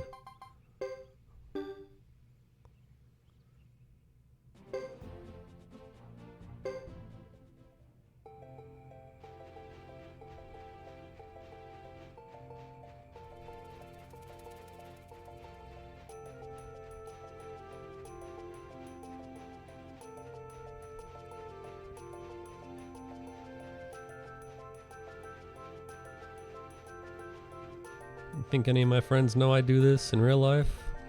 Fuck no. Get my ass kicked.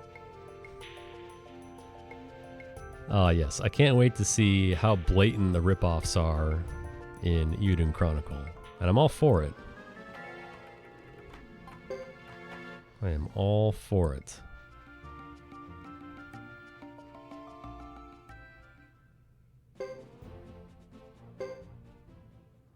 Just make the same location. Call it Harmonia, but just change one letter. Just switch the N and the M. Harnomia. There you go, dude. We're in there. Just make it insanely obvious.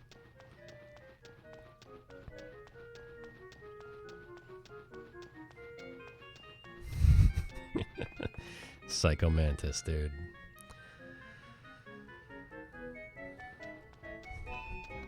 Lady Cacnot.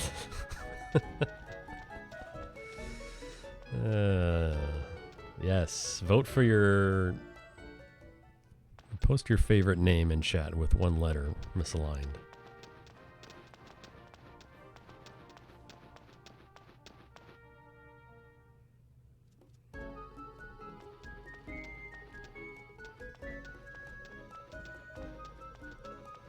We'll still call her Miyakeys, but it'll be Miakeys. There, dude, we're in there. We got Miyakeys. We did it.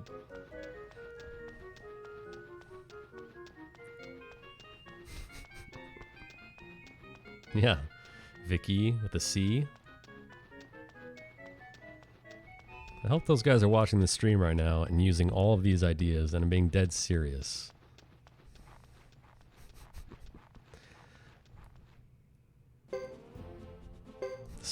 The Soren Republic.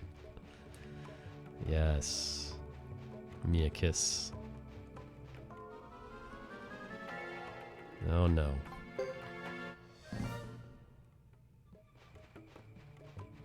Jean, Billie Jean.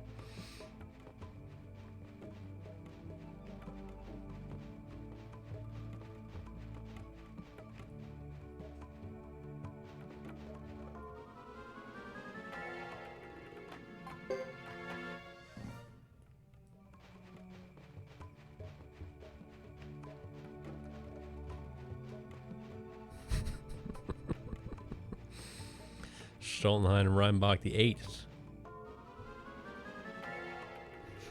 Legally distinct. Perfect. I love it.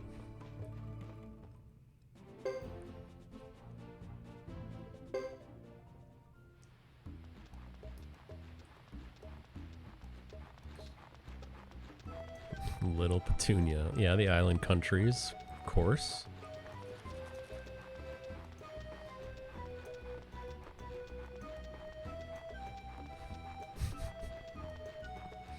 These are all great. When this stream is over, I'm going to send them my resume. See if they need any help. I'll work for free. I don't care.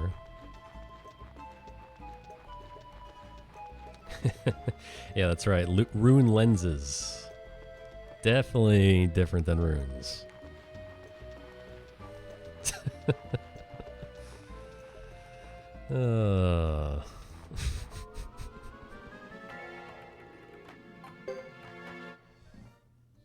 Is that Almakenon renamed Chrono?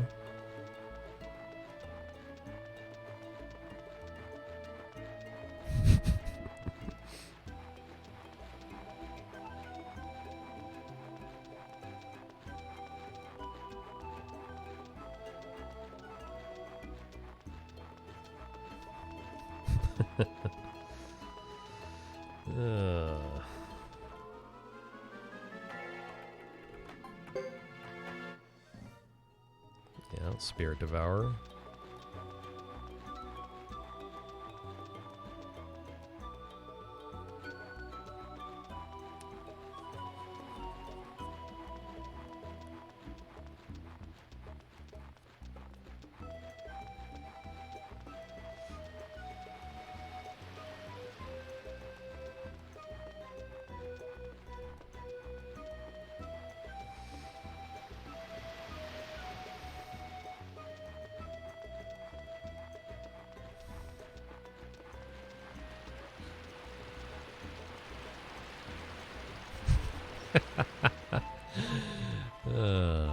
Sciatetes. Asslands. Asslands and Sexon. Fuck yeah. We're in there.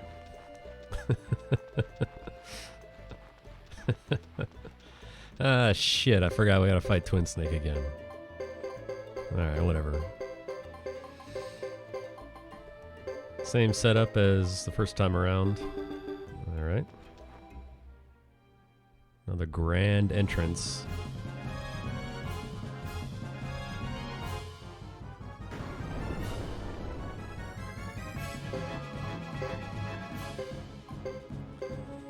True lightning, it's gonna be our last chance to use it. Blazing wall. Battlefield.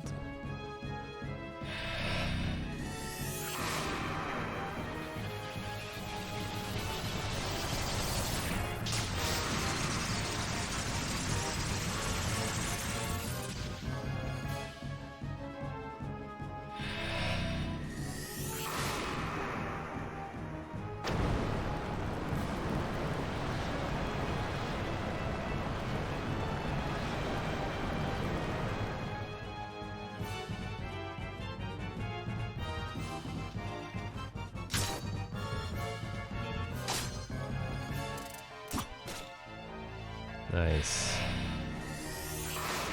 Jacques going in on Twin Snake today.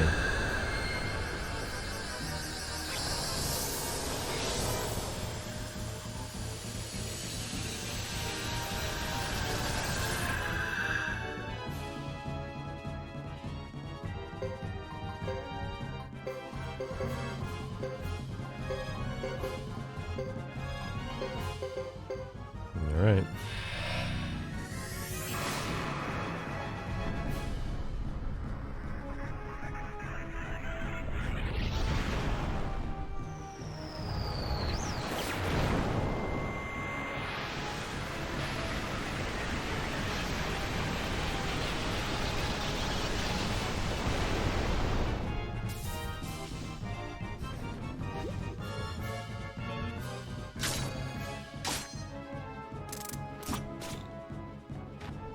Look at that tongue attack.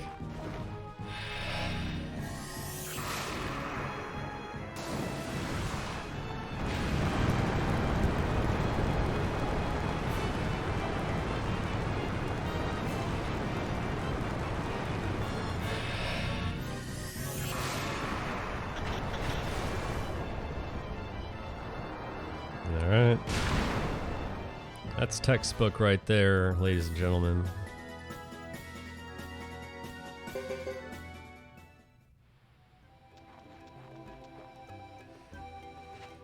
Open this treasure chest again. I only need the cash. I'm going to take that flame cask, dragon scale, mirror tunic, or shield. That's all I need. We're out of here.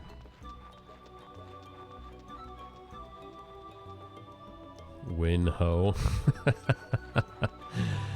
That's a good one. Loot arena. Perfect.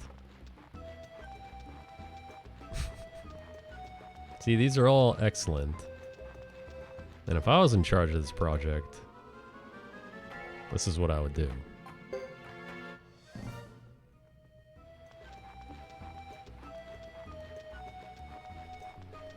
I would make it so insanely obvious. Begging for Konami to respond.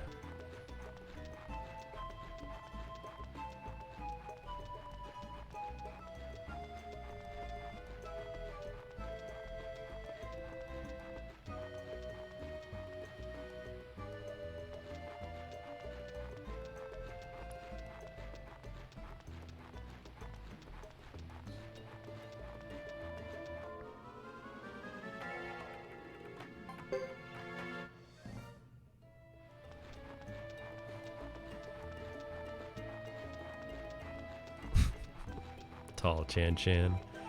LCC will be left out though. LC Chan, he's got to come back.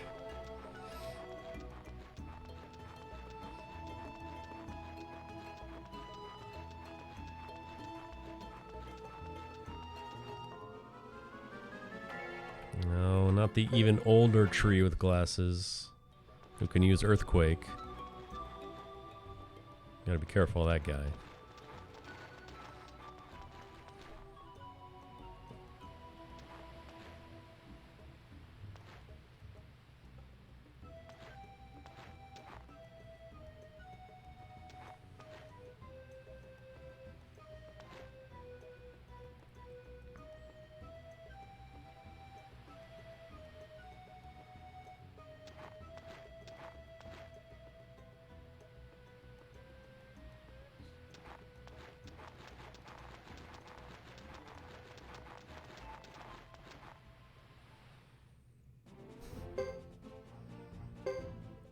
Yeah, that's perfect. Luke spelled correctly.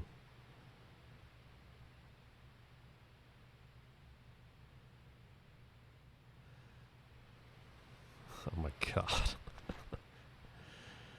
god. Always pushing the envelope.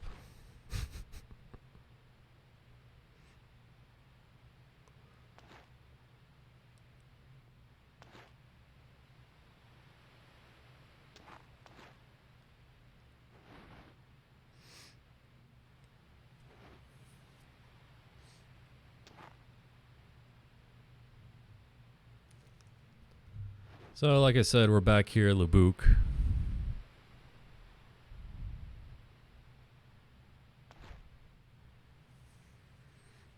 Where the entire village has left since we were just here a few minutes ago. Oh, that's true. No one else will, and no one else will make all the typos either. You're on a roll lately with those typos, man. All over the place. Joey Lawrence. Is that the guy from Blossom?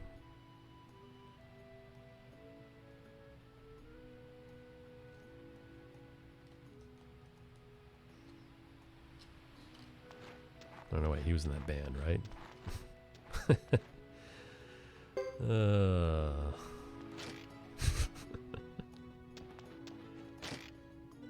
Yeah, that's right. I knew I was right. Whoa.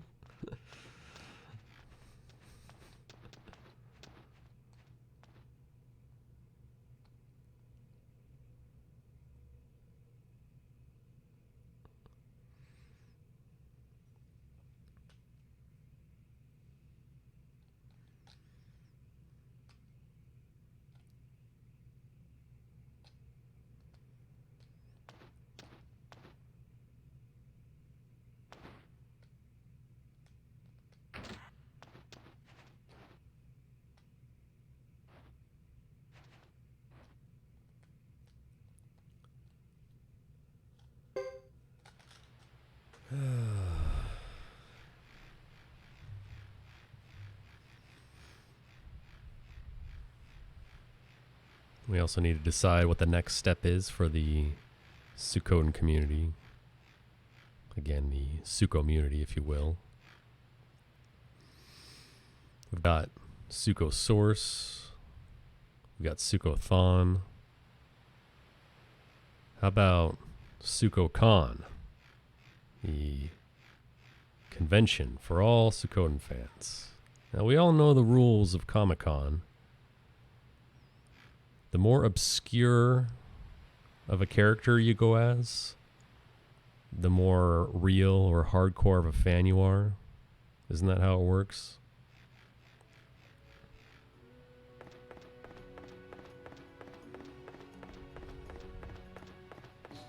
Yes, capping off entries at 108. Suikoden was SRD's title. Well played. Well played.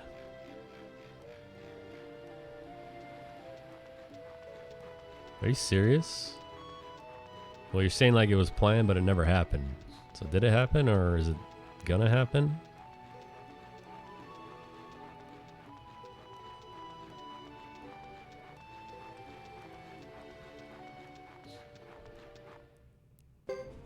Oh, you're being serious? This was somewhat recently?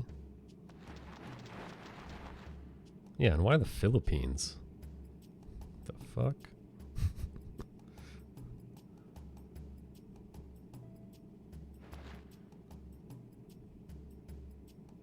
Wow, I had no idea.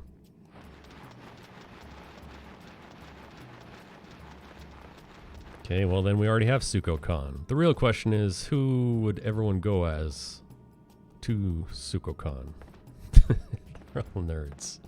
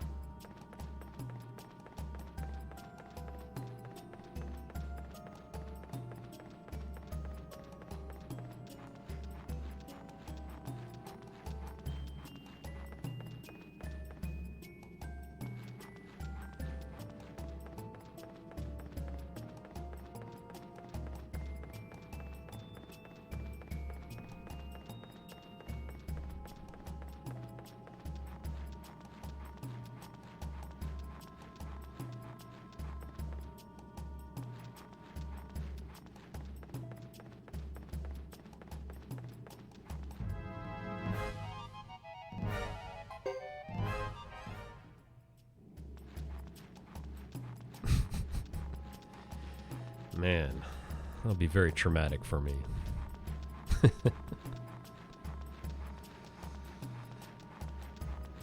Oh god, that too. Alright. Another battle that we're gonna lose. So remove the Jizos.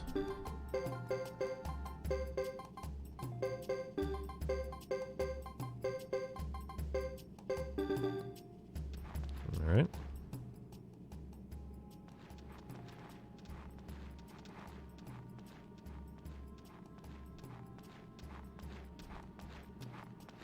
I'm assuming SRD would go as Kryn.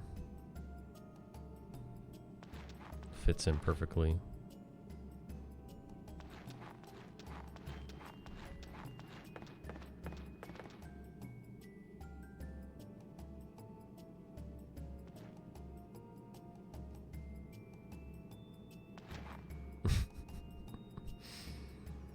Well played.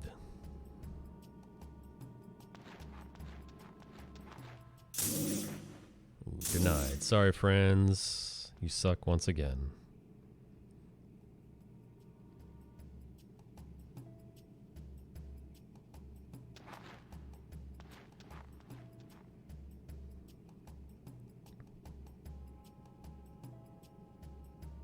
Great hiding spots.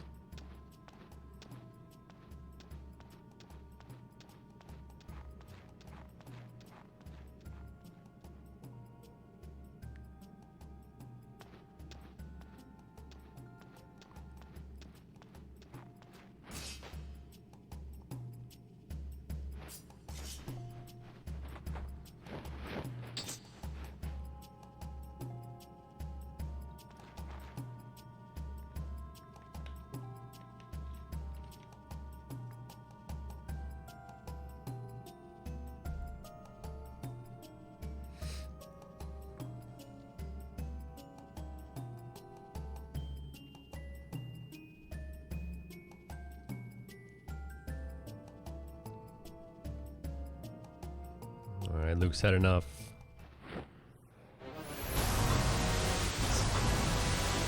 It's taking our rune whether we like it or not. After we lose this battle.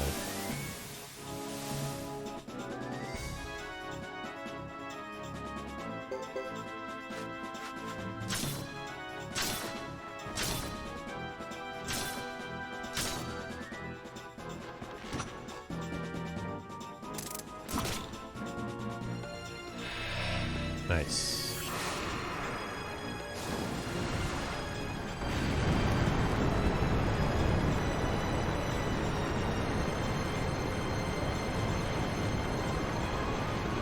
Ah, come on.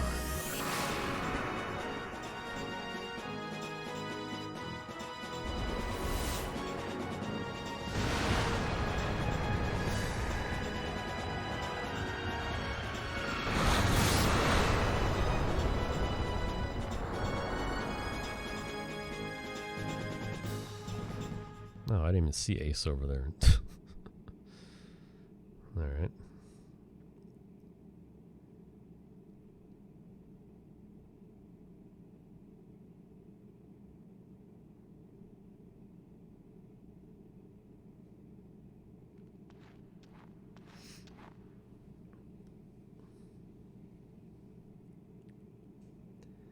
It's another one you can win if you want. I believe that one you get a wind ring for. I think.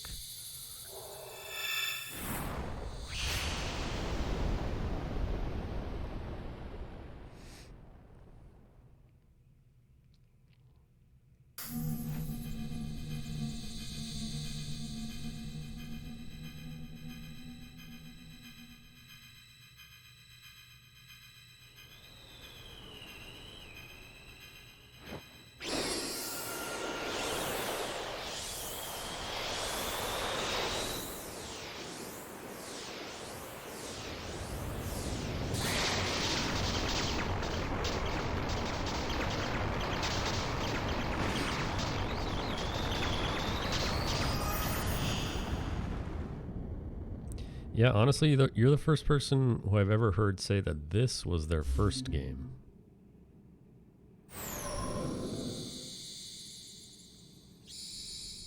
Surprised they didn't ruin it for you forever.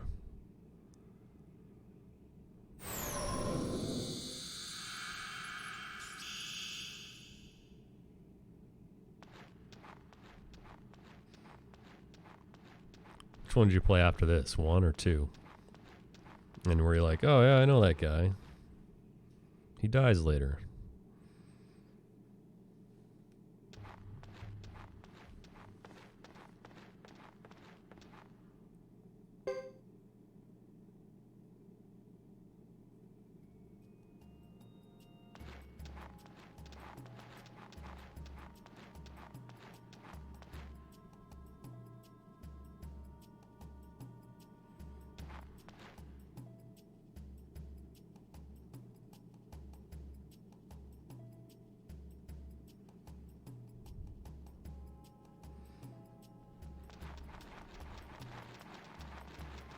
Yeah, that's interesting. Kind of went backwards there.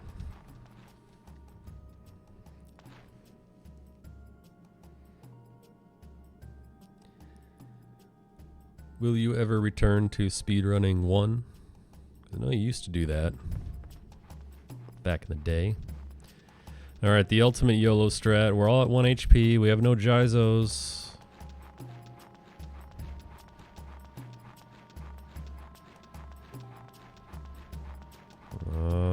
Thank you, game. You can get into encounters in that hallway, even though it is rare.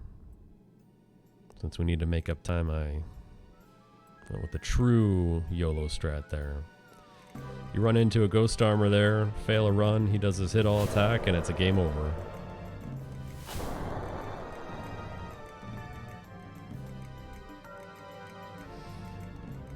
Nice. What category? Any percent, I assume?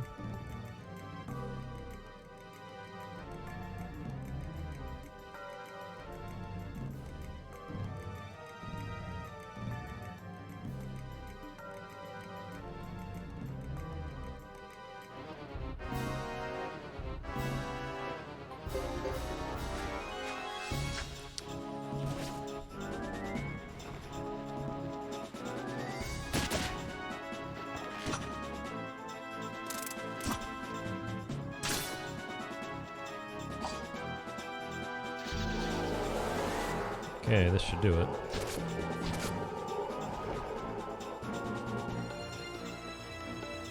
Alright. This is another... This is how you desert the townspeople and lose access to Duke and his team, and Franz, and Ruby, and Iku. Lose that battle, and you just bail out of here. The game really, really doesn't want you to, though. You gotta select this option 4 times. 3. 4.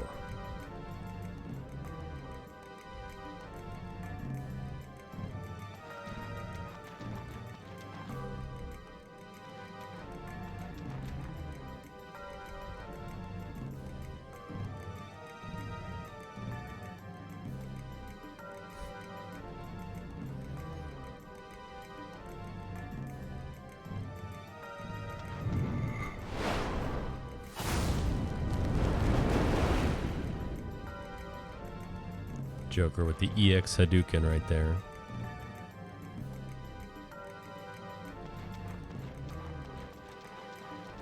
I can't believe it. Franz. See you, Franz. Done with you. Oh shit, they're permanently missable? Well, reset.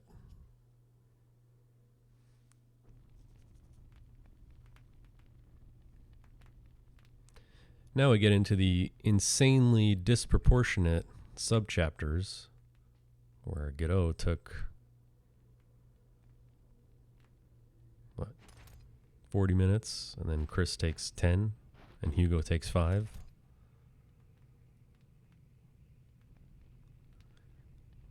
And it makes you think there was some content cut at the end here.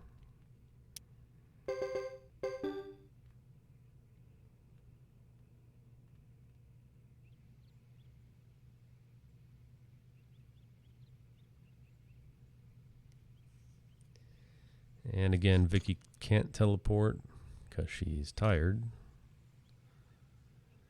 So we got to go on foot. Brass Castle. Yes, we should all follow Zero and run the best Suikoden and Octopath Traveler. That's correct.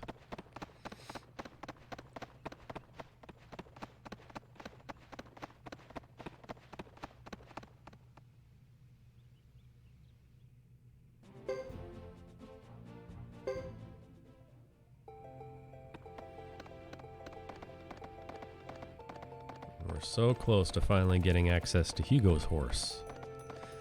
My favorite part of the game.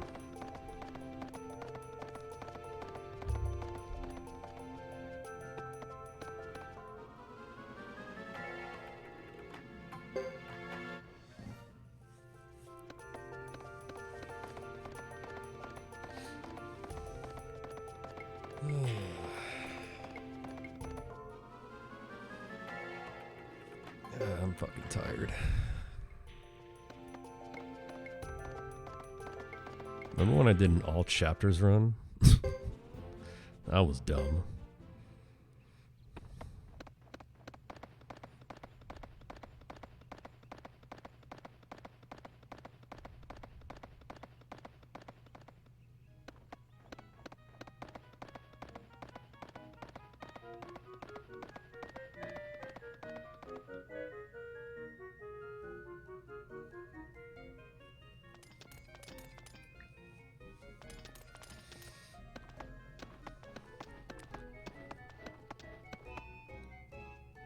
What I'm most excited about for Suikoden 2 is giving SRD his own custom layout. Stay tuned for that.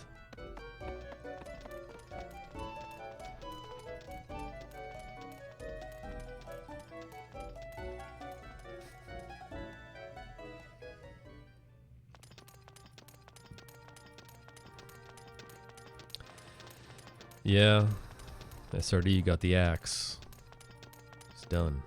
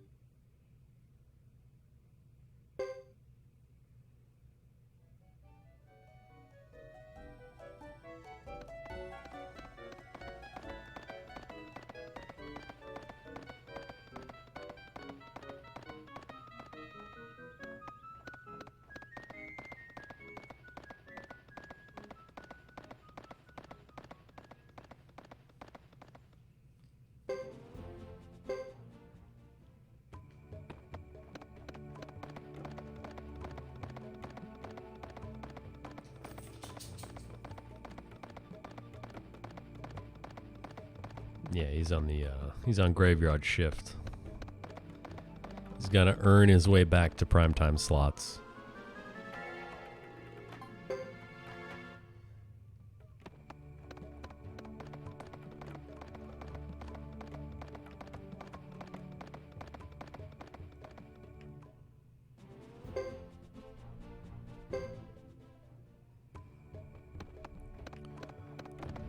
Last chance for Kathy.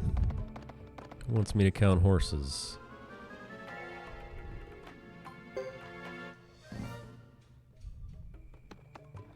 And if you recruit Kathy right now, do you need to count your own horse when you're counting horses?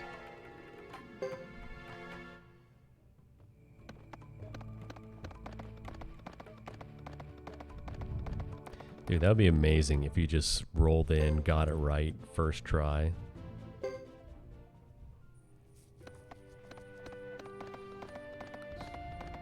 Got 25% chance, decent odds.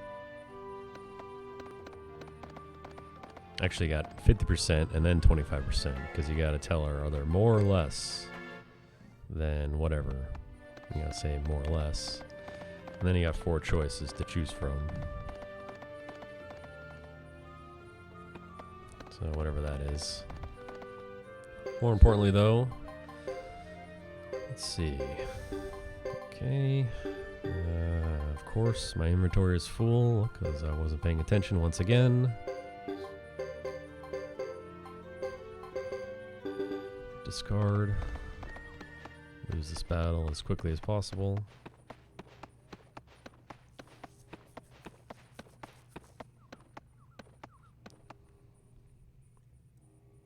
Classic inventory management, the real boss of Suikoden 3. Gets me every time.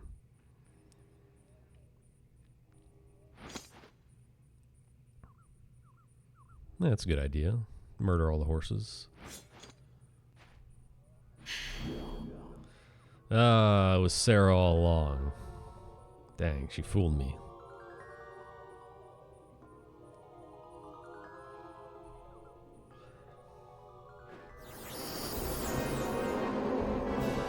This battle is surprisingly annoying every single time.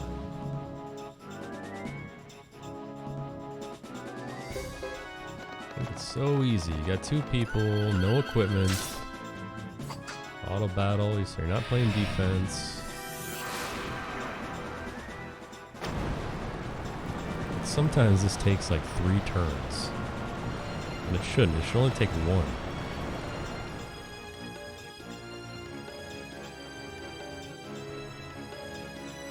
And yeah, Sarah with a good start with fire magic instead of kindness rain. Okay. Ah, you had to do the slow attack.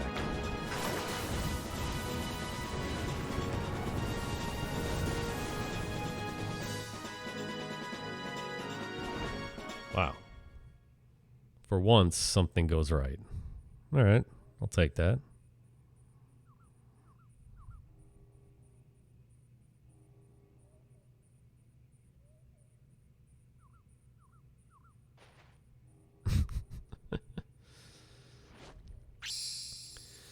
Alright, we're getting our rune jacked. Luke took Sasarai's off screen. So he's got wind, earth, lightning, and water. So we got 1 more Pokemon to catch. Yes, we are nearing the end game.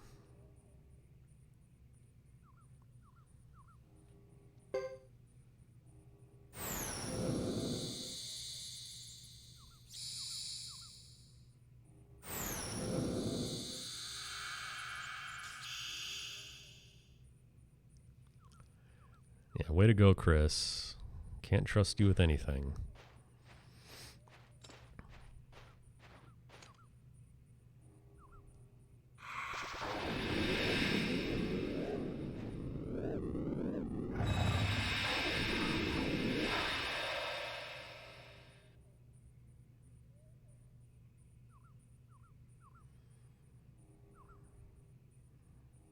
So there's the disproportionately short Chris subchapter. Now we go to the even shorter Hugo subchapter. Ghetto, we gotta walk across the entire map, make 8 different stops, go through a dungeon.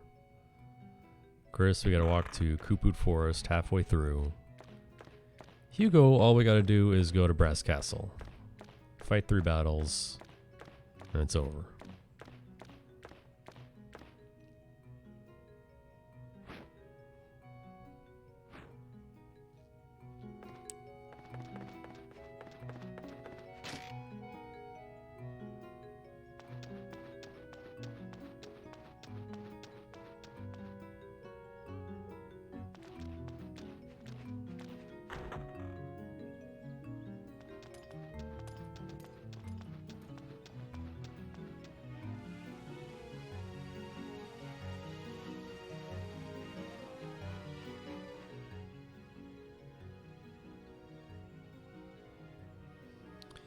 All you have to do here is exit to the world map and immediately come back in.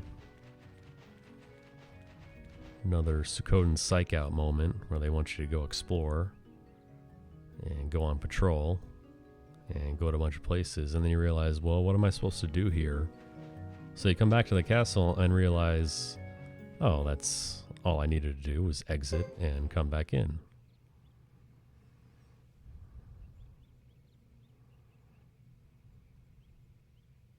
Somehow this guy slipped past us.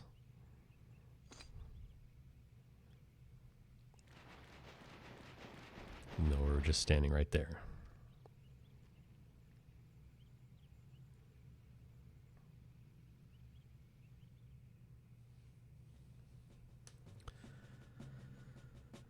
All right.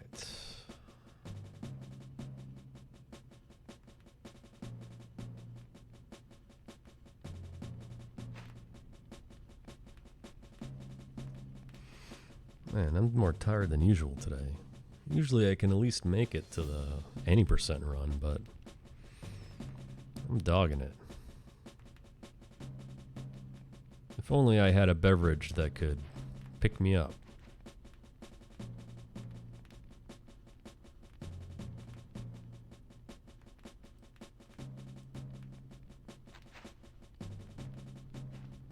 Ah, there we go.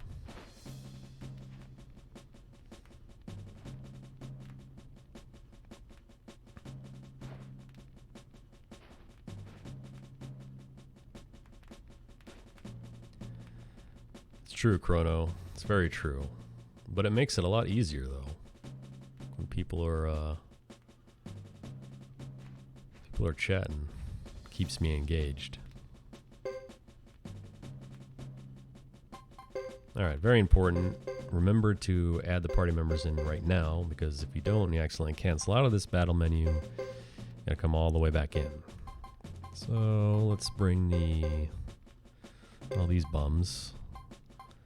And there we go.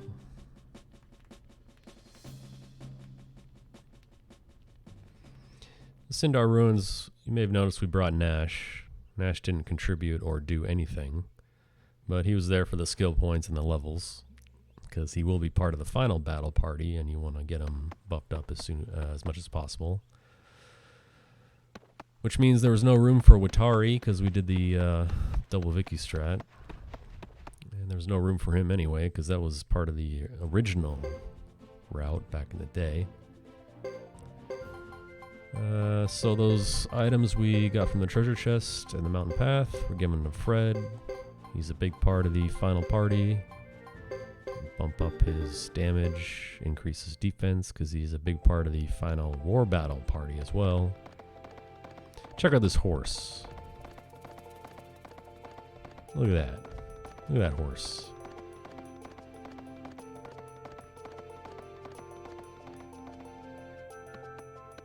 But anyway, we bring Watari this time because there's nowhere else to fit him. And again, he's going to be part of the final party. So we want to bump up his levels a bit as well.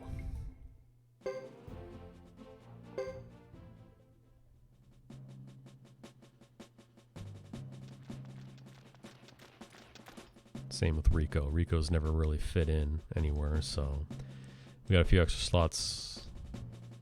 Got one for Rico. But all these battles are just going to be over in one move. We've got True Fire, we've got Explosion. That's going to take out all these guys in one hit. Good suggestion. If only I had a giant keg of iced tea that I could knock over. Would you guys be okay if I stopped the timer?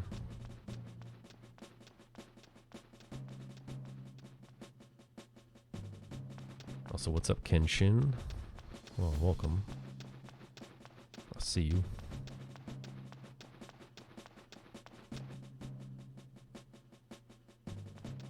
Nash. Alright. So another stop at the item shop. Again, freeing up inventory space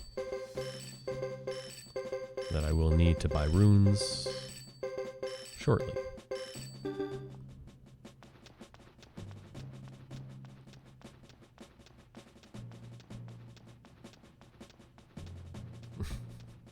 A pool full of iced tea, perfect. Yeah, I could blame it on my dog. She's crazy. She jumps all over the place. Yeah, the classic, oops, I spilled, I need a break. Solid move right there.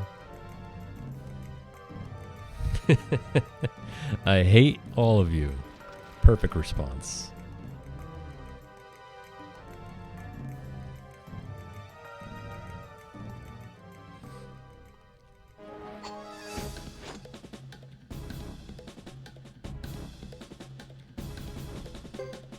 Okay. Explosion. There it is.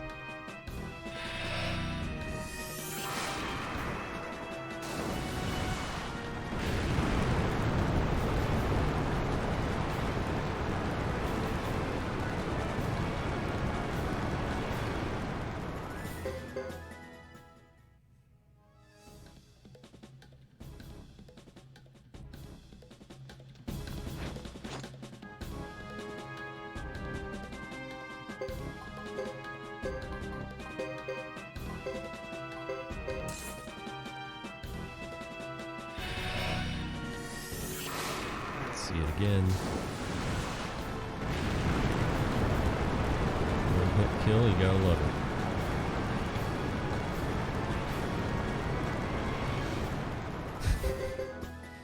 it. Everything's fine. Giant meteor just crashed on our head. It's fine. Ah, shit, I'm dead.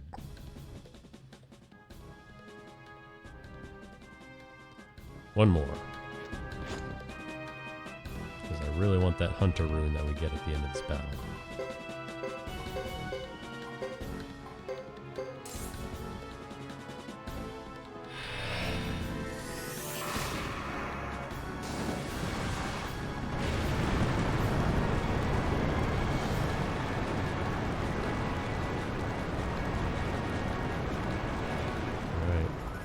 Triple eights. So you can see we just got 3 battles of massive level boosts for everyone. They're all caught up to speed now. Solid amount of skill points as well, even though it's split between 6 people. But that's a huge boost right there. And here comes this guy. He's gonna steal my rune now.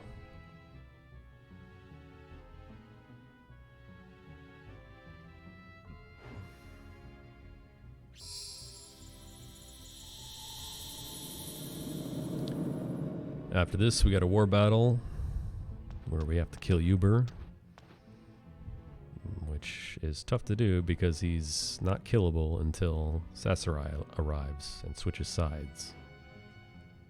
So you kind of got to goad him into coming up right next to you, stay in that position, and then wait for the double lightning strike KO to knock him out immediately. And just hope nothing goes wrong. After After that, it's final war battle prep, final war battle, and the boss rush. Uber, Sarah, Wind Dragon. So we're kind of on the home stretch here. Not really.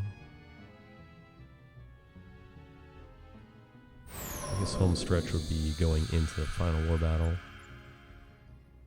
So it's kind of non-stop action from there.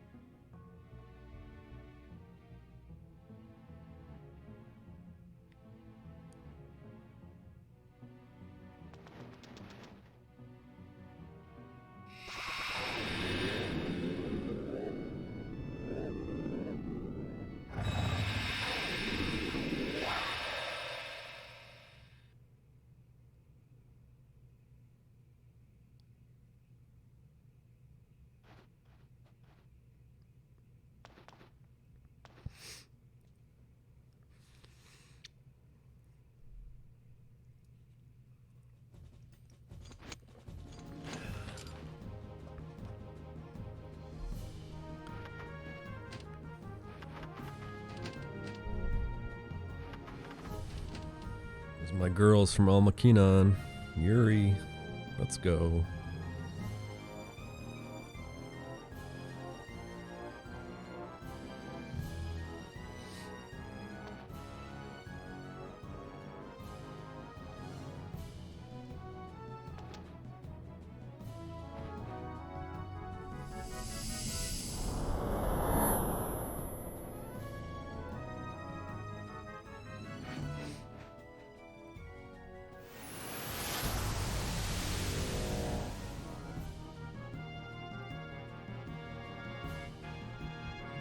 Alright, sounds like it's time to ban SRD.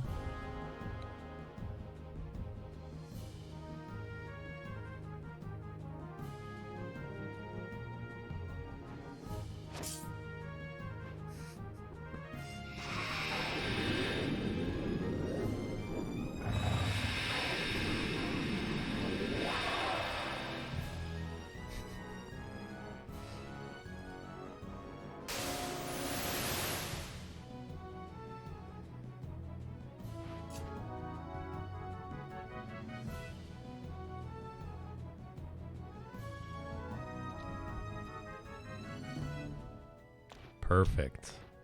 Good thing I have my weighted die. I've never lost. Come at me, Taiho. I'm ready.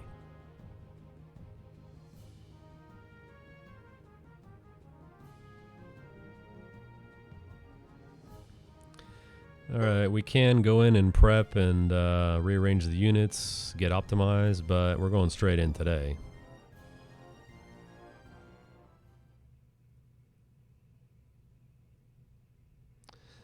Yeah, I probably shouldn't have said that out loud. Oops. Oh, is this mic on? Oh, my bad.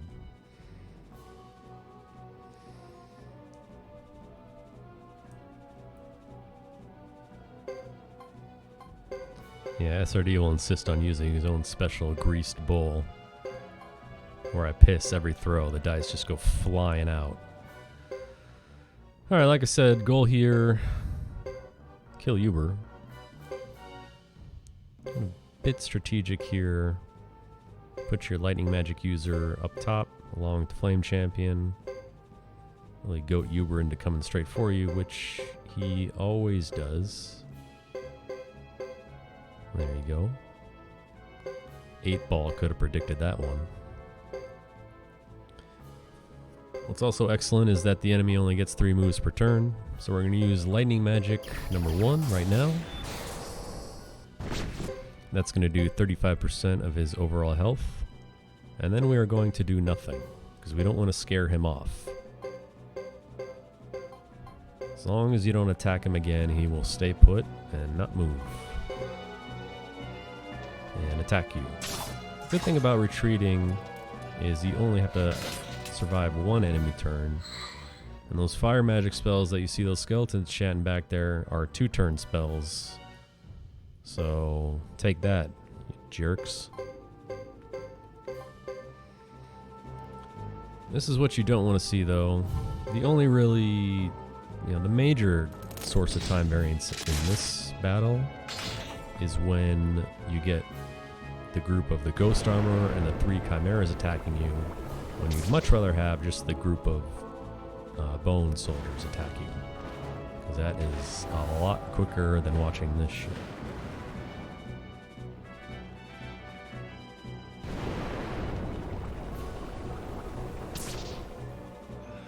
Dice game simulator? I don't think so. I don't trust you. Probably hack the game.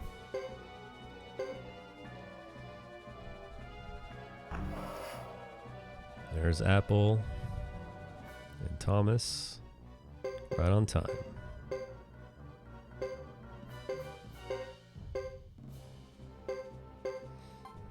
Don't really need them back there. Or don't need them right now anyway. Okay. Anytime the enemy makes a move and doesn't do anything, it's a win. But then you got this shit again. You really okay. Successful retreat, I'll take that all day in this battle.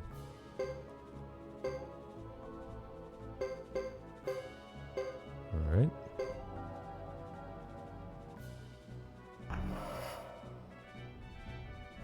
Now Johnny come lately down here in the worst position possible. Sometimes he can be cornered by the enemy units. Sometimes he's not. And try and create a bridge for him that's going to last 2 turns. Hindsight, I should have brought Apple and Thomas down last turn, but I'm an idiot, so it's fine. And yep, that's it. Okay. That's okay. Nice. Successful retreat. You love to see it.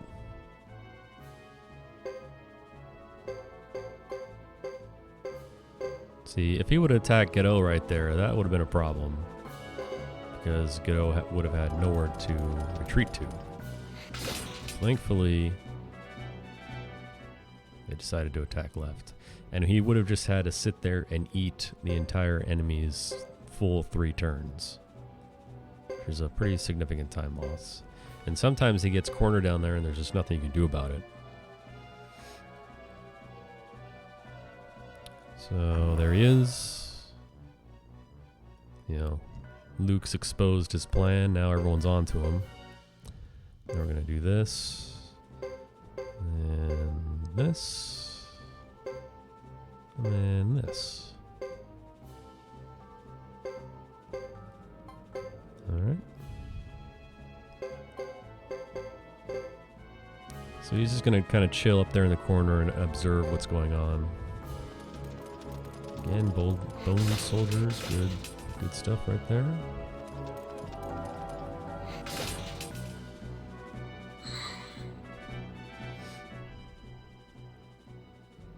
They also have the ability to use fire magic on the war battlefield, which is really what you want to see because it takes only a few seconds. Okay, more bone soldiers. I'll take it. Lightning magic does 35% of your health. Fire magic only does 20, I think. It's less powerful. But it does hit every unit on the area. So if they use fire magic on the area that Chris is on right now, it would do damage to every single unit on that area. So that's the advantage. Now he's going to switch sides.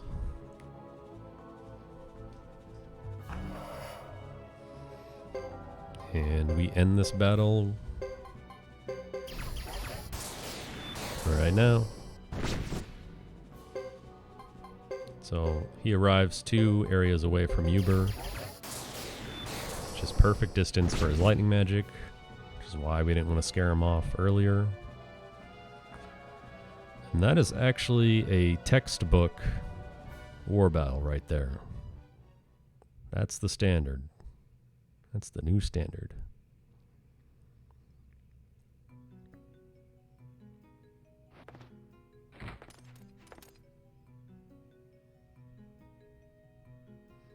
Now, if you notice, Cecile just said yes, sir, right there. That dialogue is the same no matter who your flame champion is. So if your flame champion is Chris, Cecile still responds with, yes, sir. Test it out yourself today. All right. Got the group discussion right here.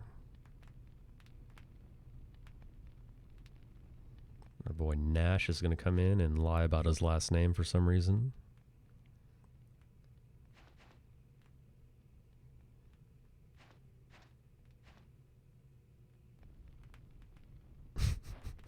Jesus.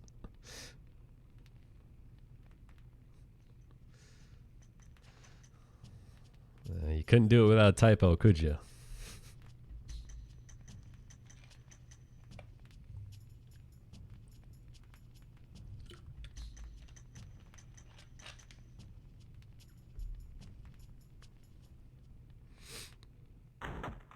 There he is.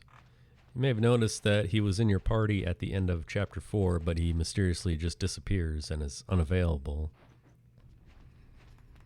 until, I guess, technically right now, but he's not a war battle party member, so earliest you get him back is for the assault on Uber at the ceremonial site.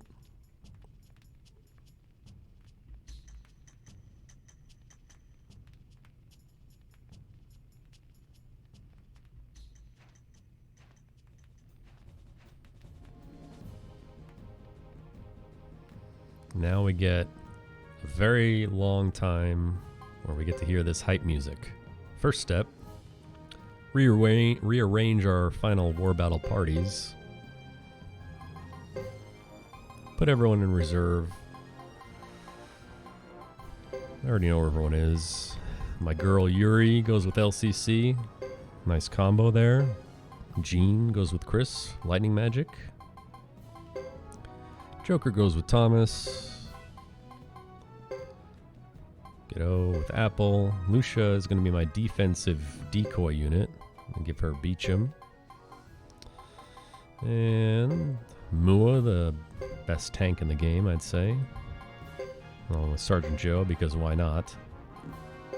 And Bazba. No, they've all got decent secondary support skills. Dupa's unit is your offensive unit.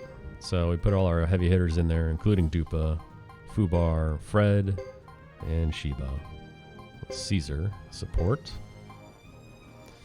Yeah, he gets Salome. Worst haircut ever, Salome. Lily gets Anne for the Quicken. There's that. Hold on a second. Do not select that first option.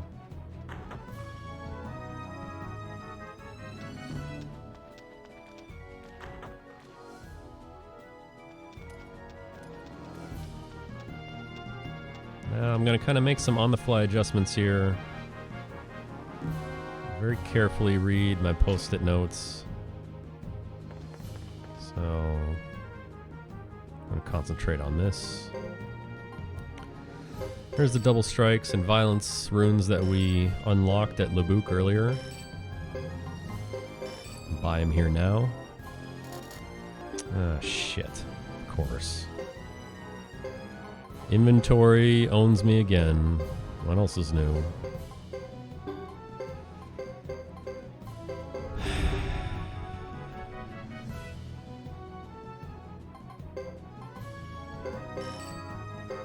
Hey.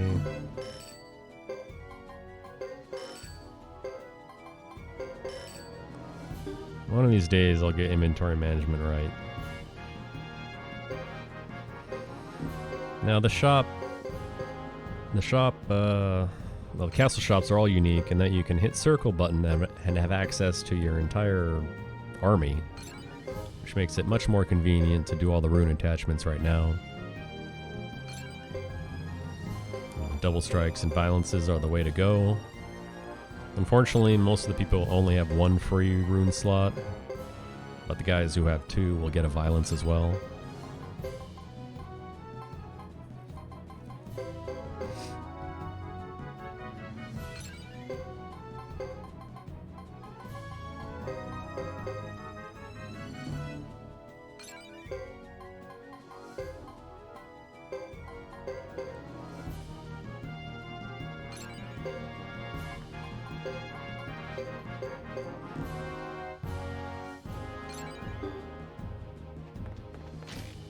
Let's stop 104. We'll go next door. Talk to Gordon.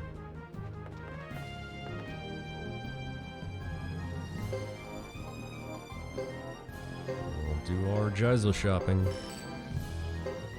Pay close attention to this, make sure I don't mess it up.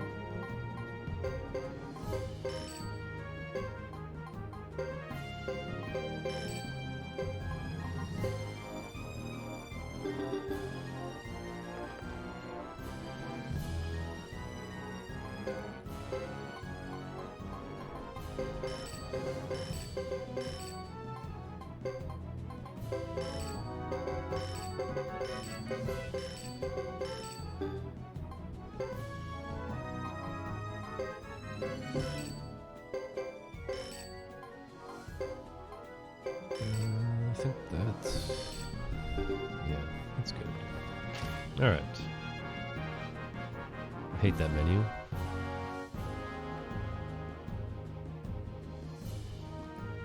Stop 3 of 4. Hand over this hammer to a blacksmith. Basically spend pretty much the rest of our 850 grand. Because this gets very expensive very quickly. Is there a loyalty program for all his purchases? There should be.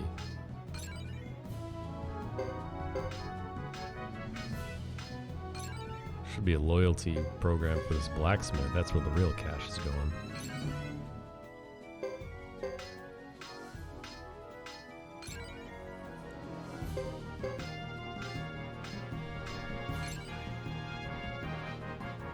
43 grand just to go up one level? Come on.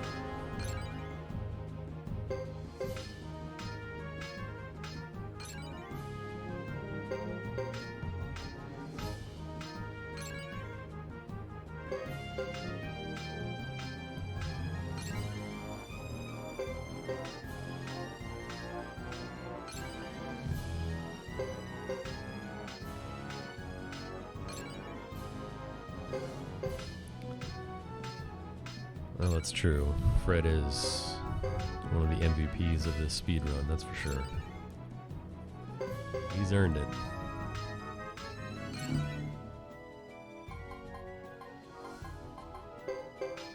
So we just dropped 350k to upgrade 2 people's weapons. Now we're not going to go to max with Watari or Nash because we can't afford it. Try to get them bump up to where their weapon changes names, and then maybe a few extra. 250 is good. Nash will be a bit stronger.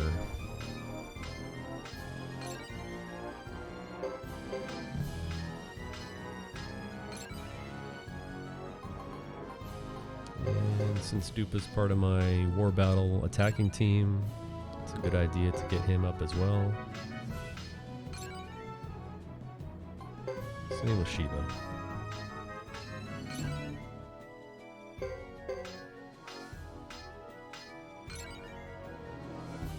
And we'll go one more just for the weapon name change and the extra bonus. That'll be good. Guess I could have done a few more there. I had some money, but kind of winging it a bit here. Last stop is Juan's dojo. We have to forget Fred's skill to make room for other skills, because his menu is full, unfortunately. And the most important skill in this game is accuracy.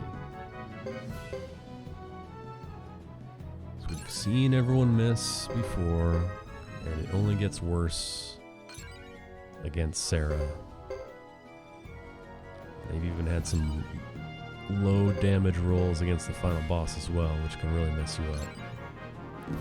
So you really want to make sure, if nothing else, that your team is hitting their target.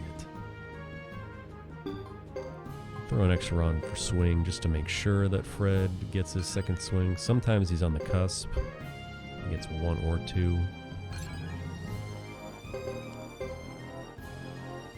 And we're just going to go through the rest of the list for the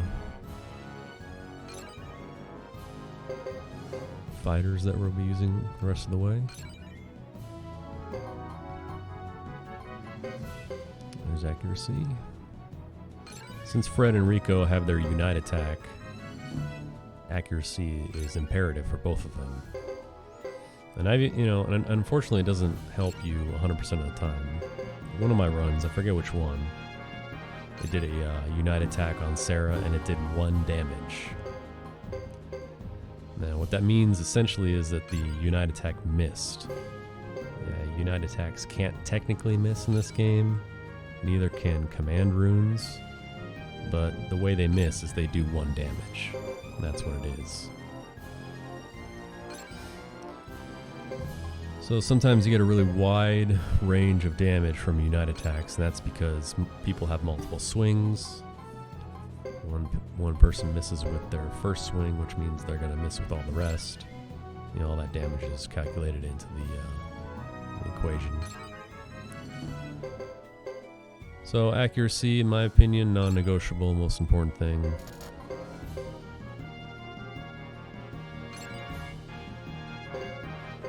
And then for people who actually get a lot of swings, like Watari, upgrading their swing is important. Unfortunately, you get Watari and you don't really use him until that last stretch at Brass Castle, so he doesn't really have a whole lot of skill points to spend, so you gotta make sure you get accuracy first. Nash, this is a gamble right here, the heavy damage skill.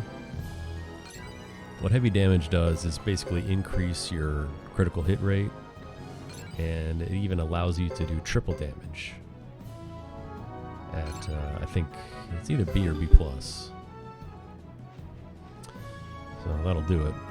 So we'll see what kind of damage Nash dishes out in the battle versus Sarah and in the final battle. We'll see if it was worth wasting those valuable seconds for him.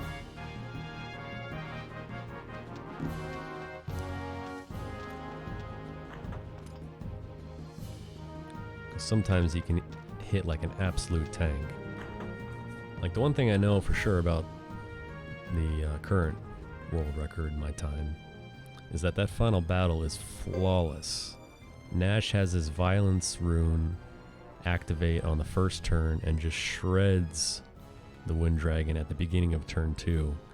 And honestly, I don't think I'll ever have a faster final battle time than that. It's ridiculous.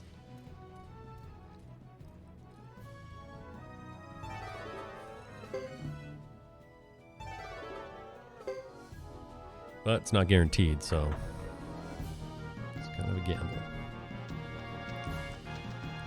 Alright, so there's all the prep. All the prep work is done. Now we go out to the courtyard here and we see a long scene of a bunch of dialogue. And then it's going to fade to black and you're like, alright, we're in there. But then the hype music changes to tense battle music. And you're stuck watching more dialogue.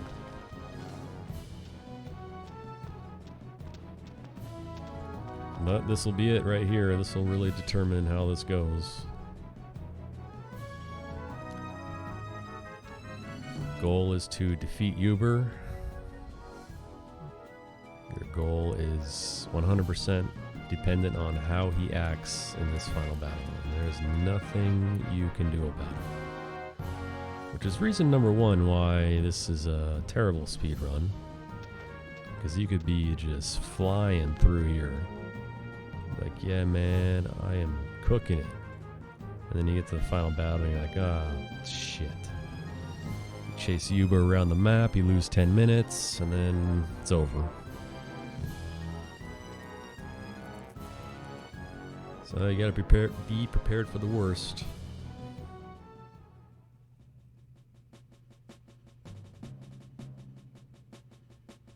This run is in Uber's hands now.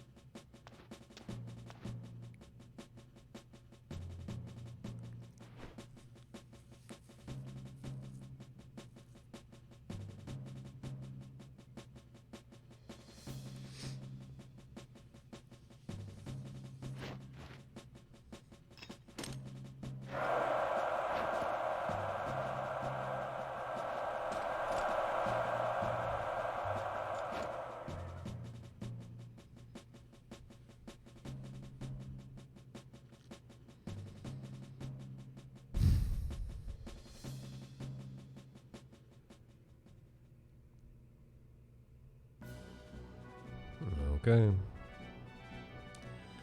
Let's see what we got.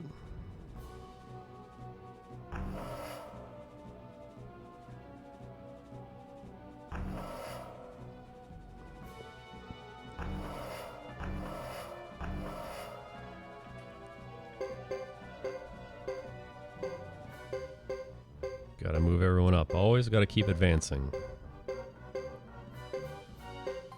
Got 8 units, 7 moves per turn, so someone's gonna get left behind. But bring your lightning magic users to the front always. And your attacking unit to the front always. Okay, I'll take that. Okay.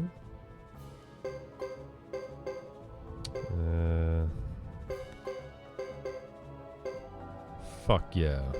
Alright. Calm down. Everyone calm down.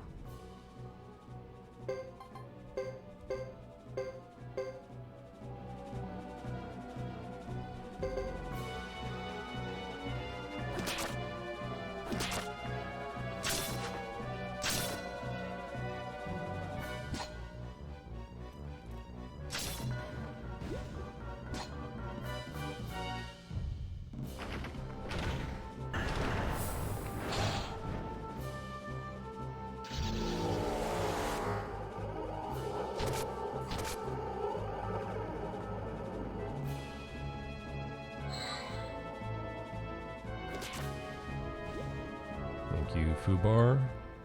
Take the leader out, the rest falls.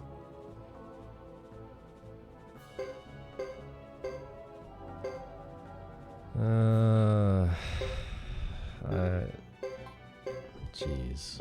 Yeah.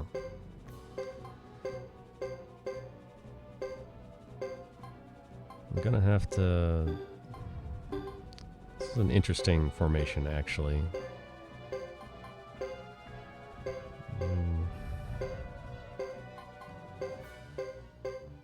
Okay.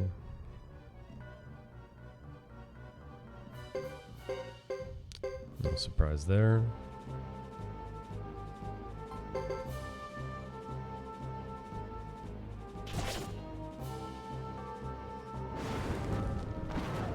Hugo's unit really doesn't do much for the rest of the party, so normally I'd use the defense unit as a decoy, but I can use him instead this time.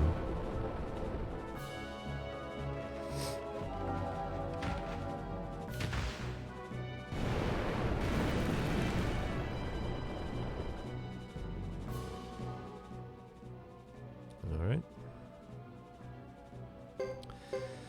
Hate it when he retreats back down there. It'd been nice if he could have just gone right.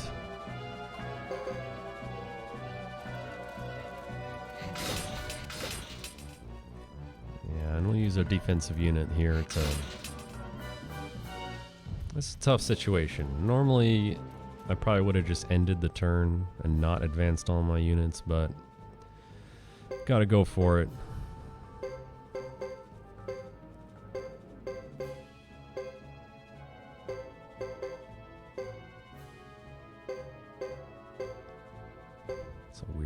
But alright. Okay, so I gotta move him here.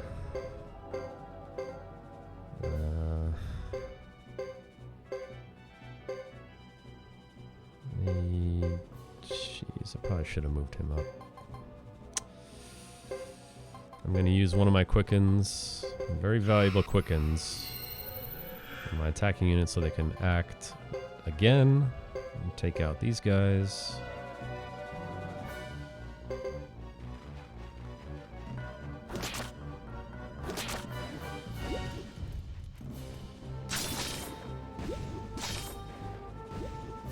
See how powerful this unit is.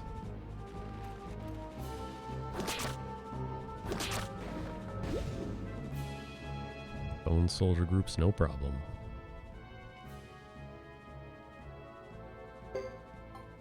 And that's all we can do. I can't afford to... Yeah. Okay. Okay, that's fine. That's fine as well. Just retreat again.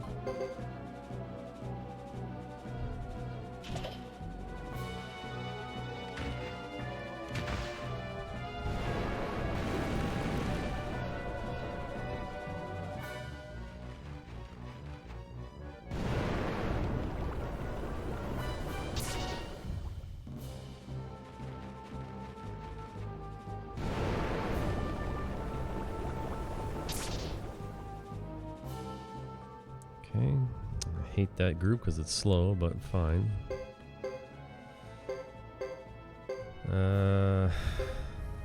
Shit. Oh shit. Sarah, you stay up there. Stay. Okay,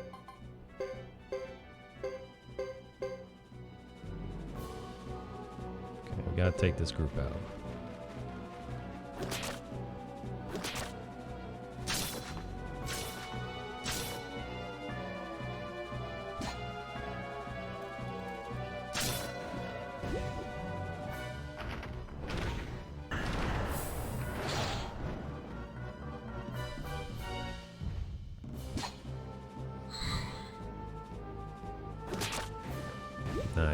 Nice hit, Fubar.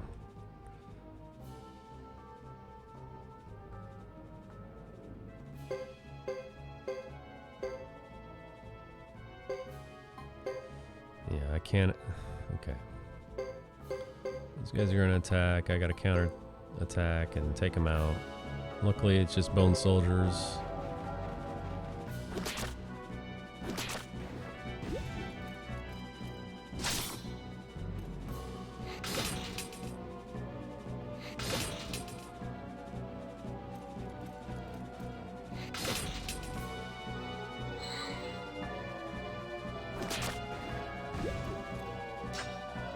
Come on, Fred.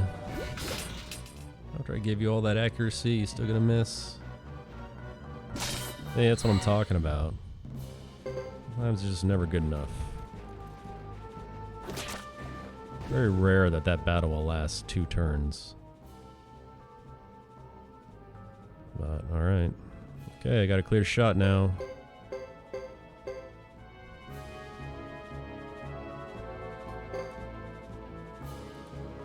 If Godot dies, it's fine.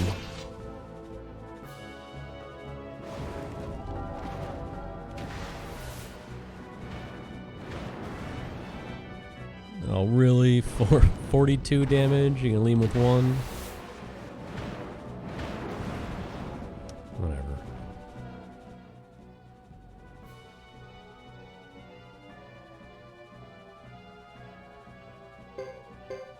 What are you doing?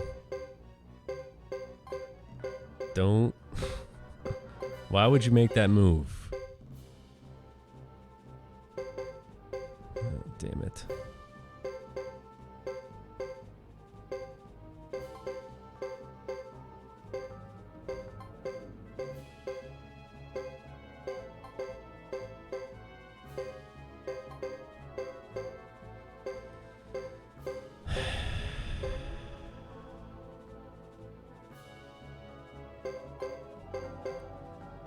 That's just the dumbest move you can do.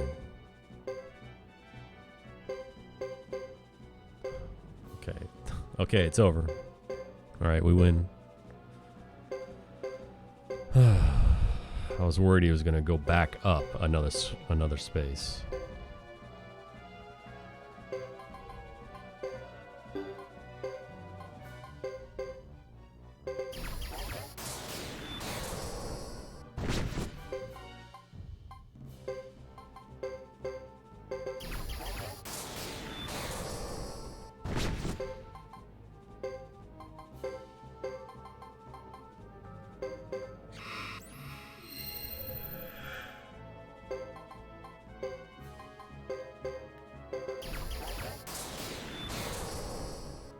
Okay.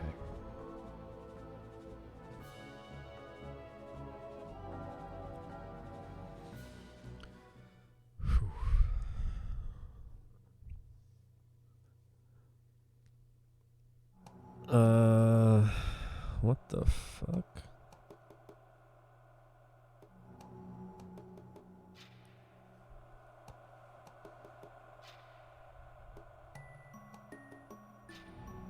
Yeah, I'm doing a triple take here.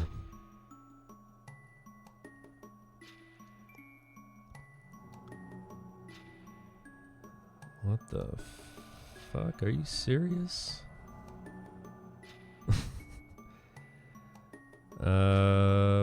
Okay. So the pace we're on is pretty fucking nuts right now, actually. Did I miss something? How the fuck did I save that much time? Damn. Was my original run really that bad? At least in chapter 5? Guys, we're like 17 minutes ahead. Unless I'm seeing things.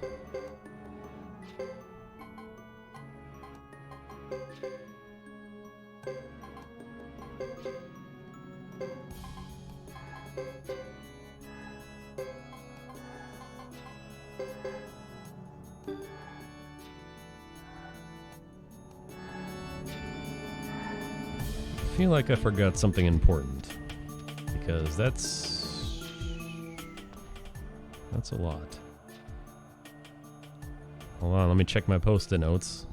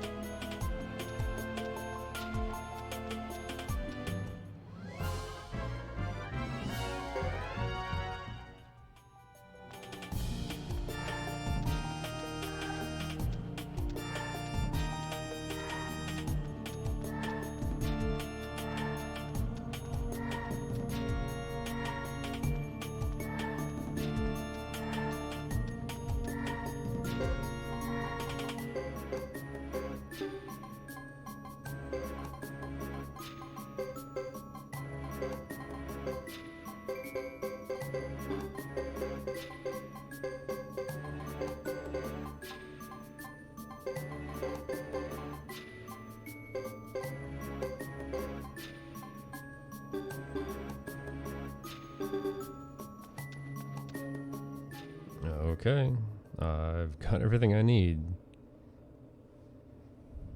Well, just in time for my favorite dialogue in the entire game.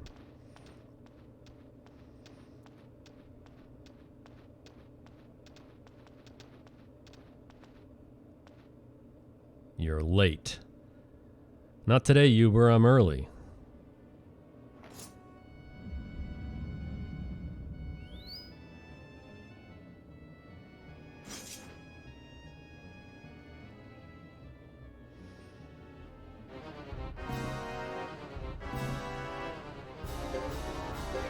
Alright, let's go. Earthquake. Battlefield. Furious Blow.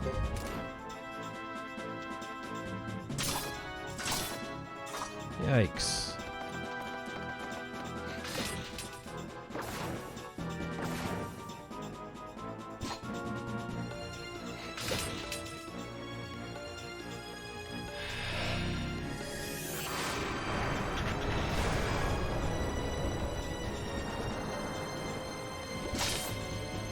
Fucking love that spell.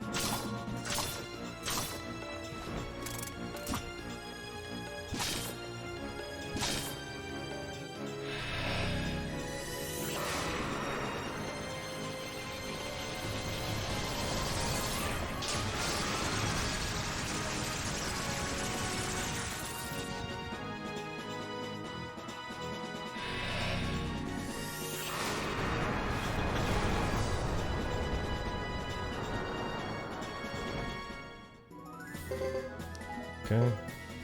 It's a good fight. Godot took a fucking beating, but...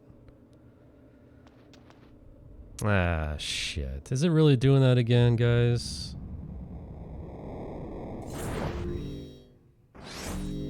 Man. Fucking internet.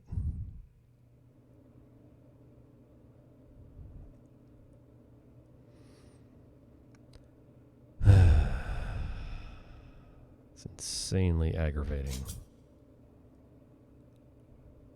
More aggravating than this speedrun.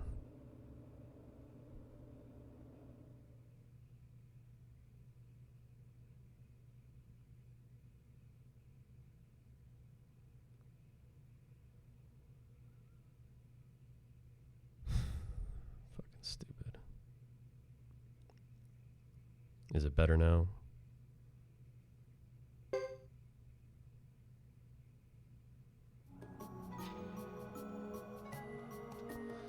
Sorry guys, nothing I can do about that, unfortunately.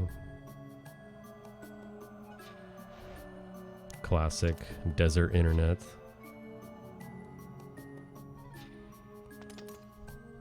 I'll complain, they'll come out to do a field test, do the test 10 times, get one good test and say, yeah, everything's fine. Thanks for being a customer. Fuck you.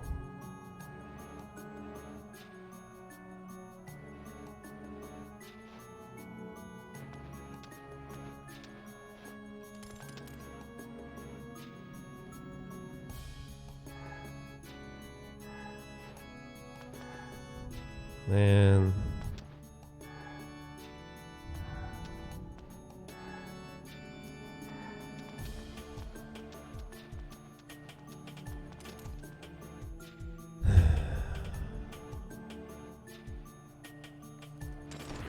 Shitty part is, I don't even know when it's happening, because it looks fine to me.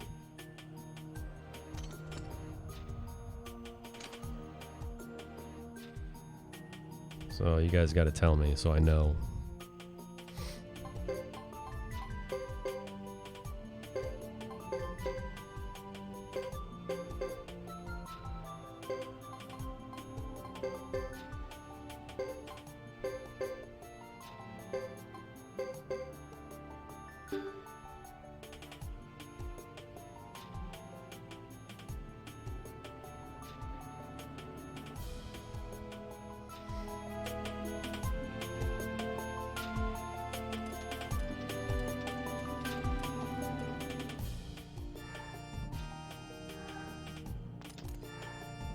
Been on and off. Usually it's shorter than that last one though.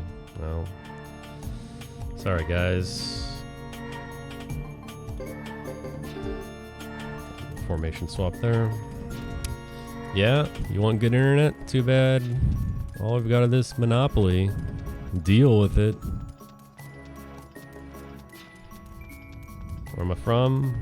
Well, family's Dutch. But moved here really young. Yeah, the whole Guatemala thing is just a joke. You know, Space Coyote is a Simpsons reference. And if you watch that episode, then you'll understand everything.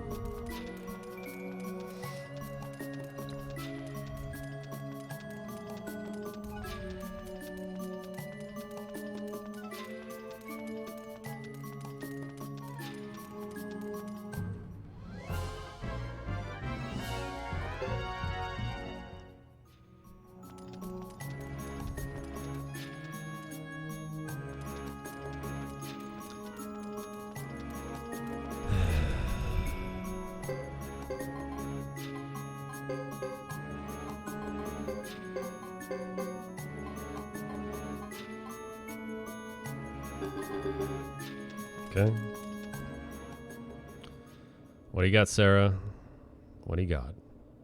Final roadblock of this speed run is Sarah. We're going to negate everything that she can do with Silent Lake.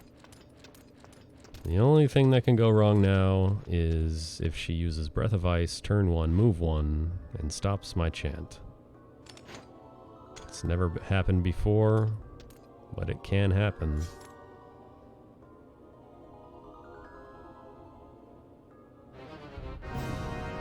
Let's go.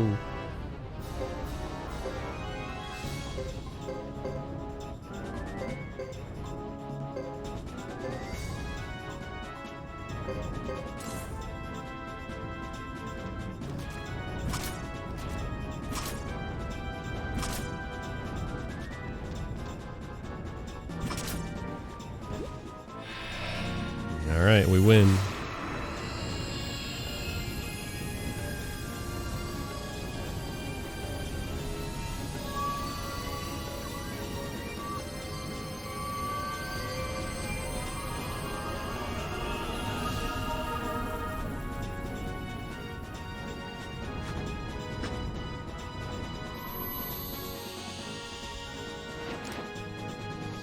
Give me a high damage roll. That'll work.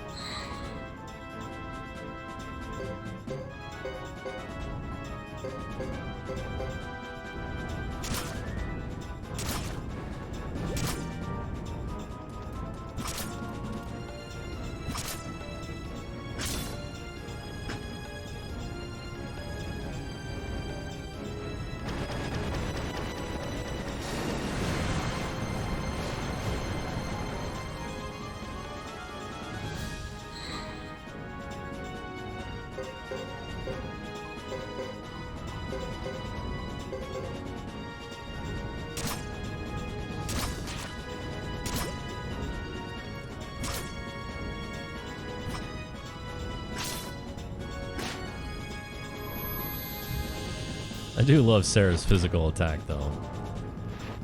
A little bop on the head with her staff. Alright, that's a good damage roll. I think over 1,000 is good on her.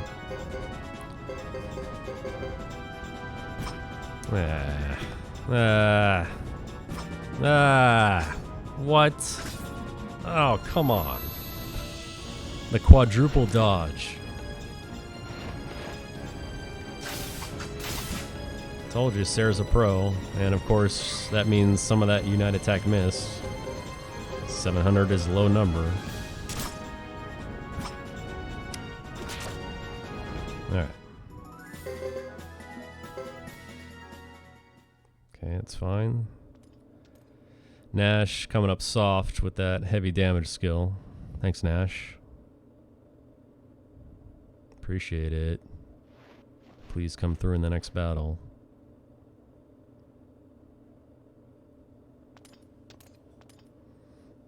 Yeah, that's her dodging. That's what she does best. And that's with your accuracy bumped up all the way. So, you know, imagine if you don't do it. What happens here? I've seen it. It's not pretty. Yeah, fake out right there. Nice move, Chris.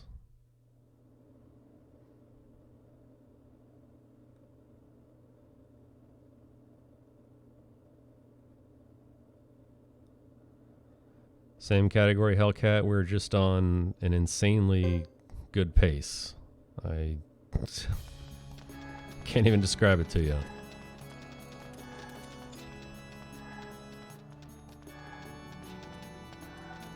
Yeah, it is.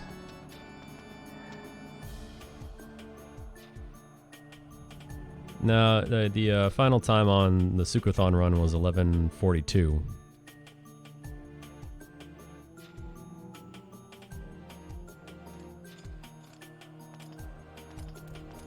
But we ran the stream until about 12 hours because SRD wanted to get the schedule back on track. That's when he got the DJ Coyote segment at the end. Bonus tracks.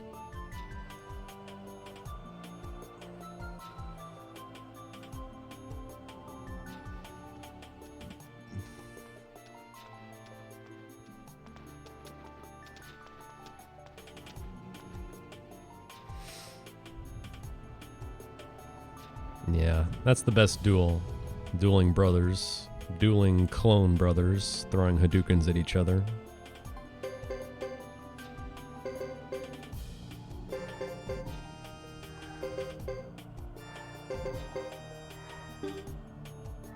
Fill your party here just to minimize any chance of dying to failed runs. It can still happen. Yeah, the estimate was 12:15, which is a good estimate. Because of all the shit that can go wrong in this run, 12:15 is actually a solid estimate. I would not have been surprised if the final time was around there.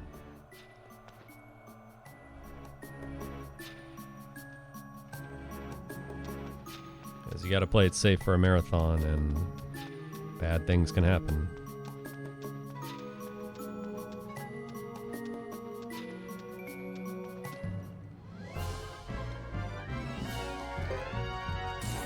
Come on.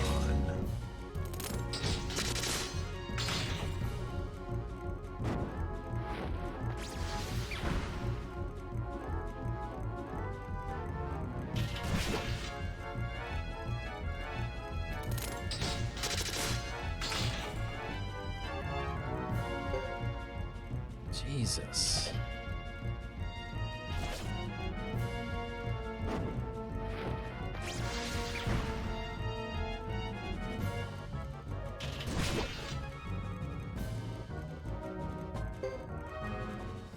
God damn.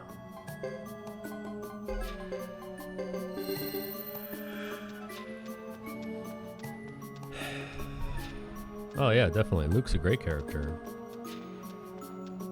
Any villain where you can kind of sympathize with him. I mean, his whole existence was a joke.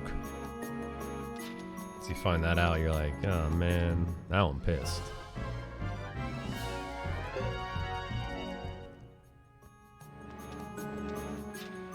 I don't think it's in this game.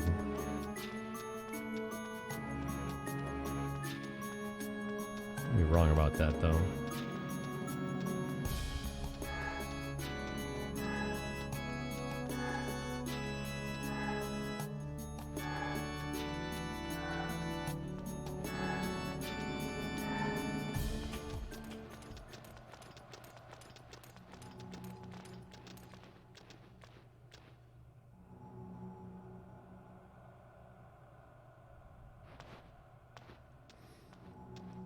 Yes, agreed, Chrono. Agree 100%.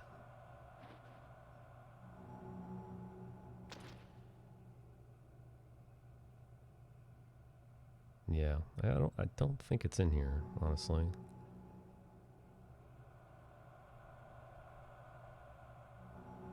Unless I've just completely missed everything. Check suikosource.com for the answer to all of your questions, including this one.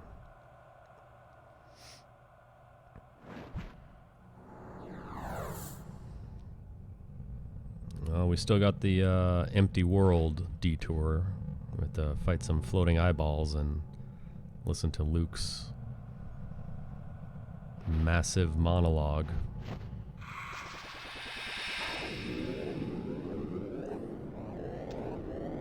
Yeah, thank you, Wily Bird. He was absent in this one.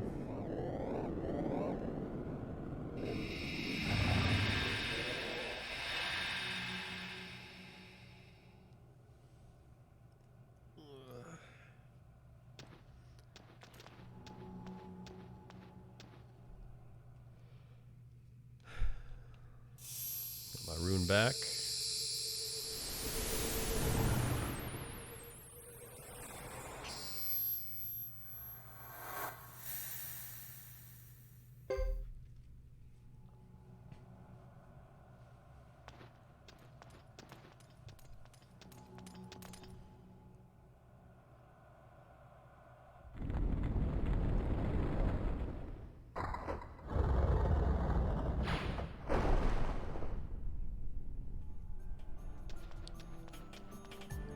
Okay. Don't forget, don't cancel out your final party adjustment. If you do, you gotta go all the way back to the entrance, talk to Apple.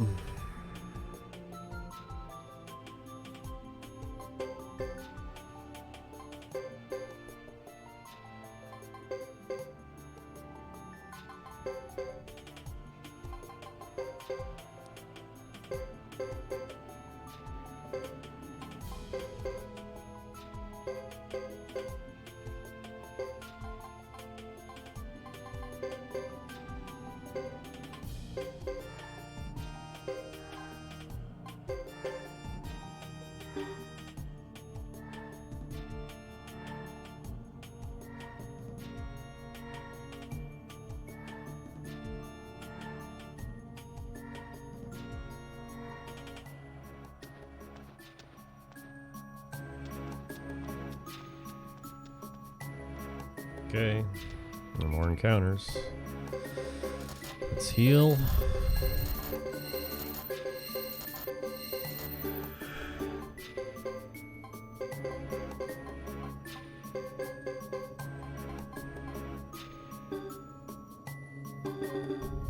Alright. That's it.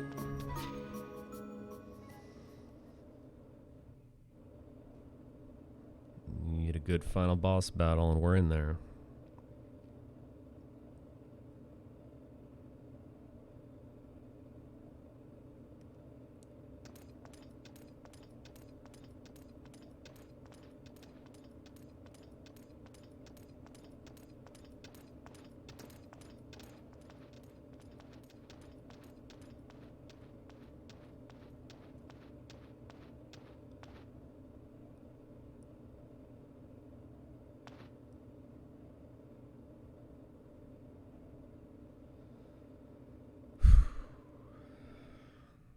Try hard mashing. Let's go.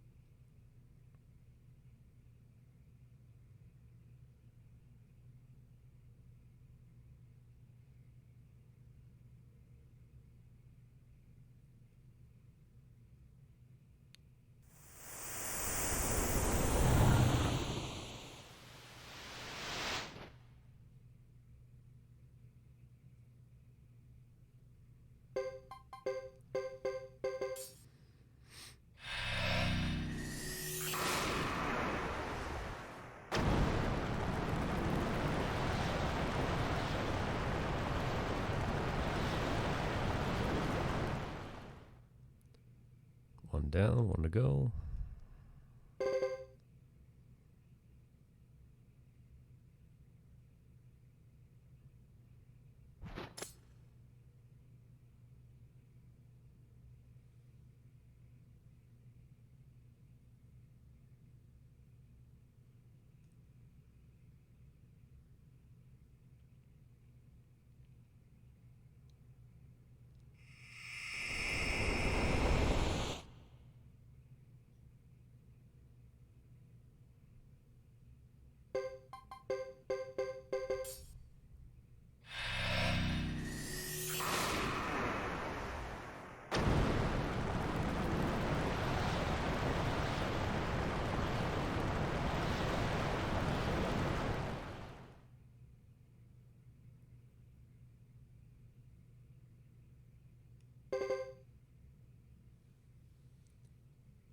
Could be Hellcat, or it could be that they just ran out of ideas at 104 stars, because Albert, Huber, and Sarah are also stars of destiny in this game.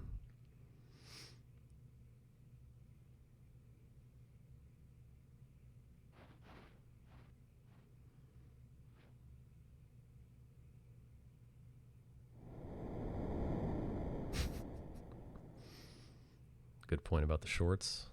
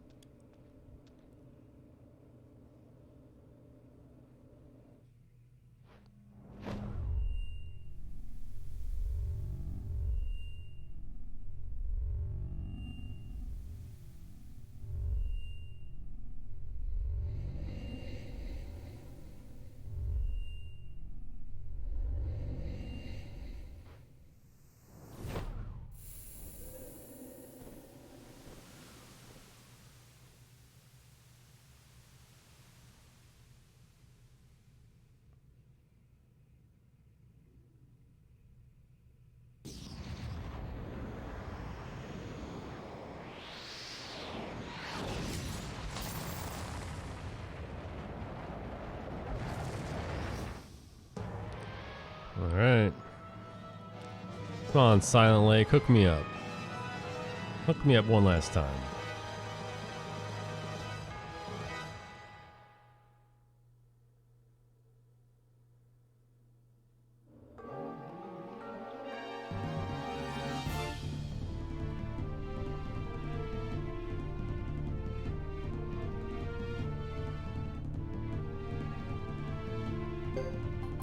Pretty simple battle.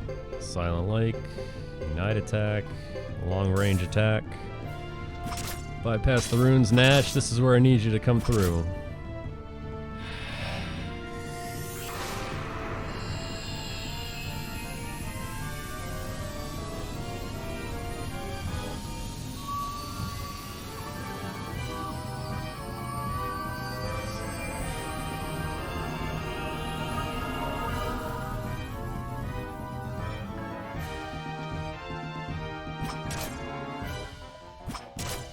That was nothing. Thanks, Nash.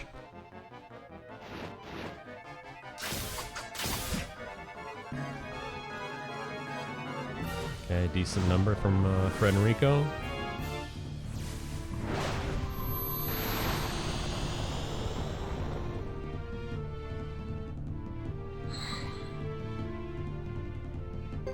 Okay.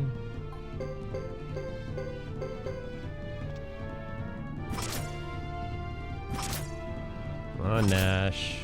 Come on. Ow. Boo.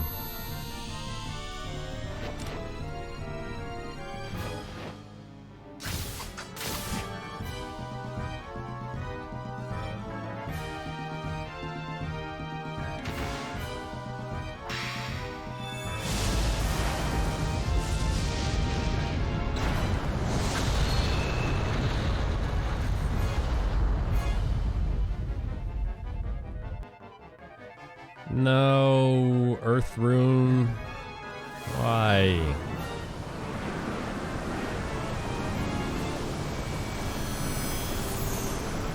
Why?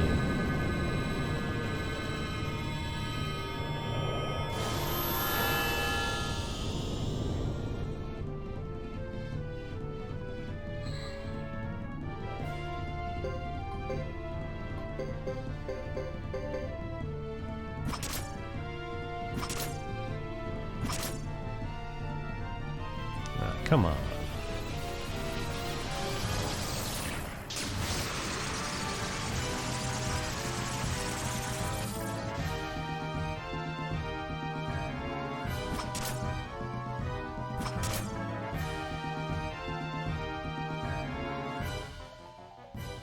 Is that it? That is it. I always get confused. He always looks like he's about to attack or his death animation.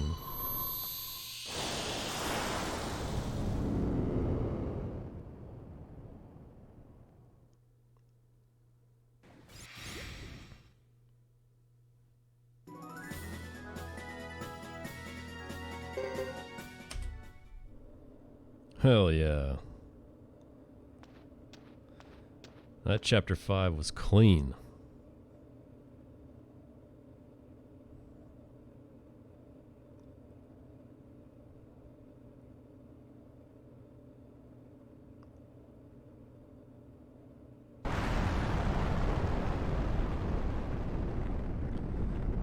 Now the real question, will I get the gold split on the final split? Let's see how good my mashing is compared to my old world record, which I just smoked.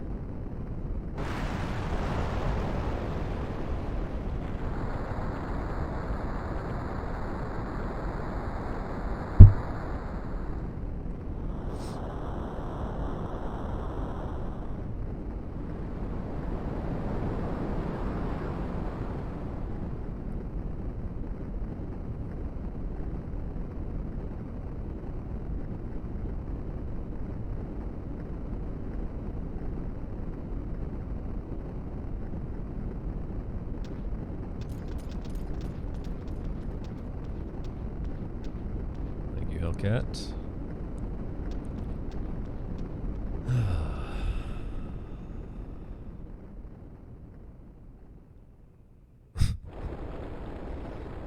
Always load bearing.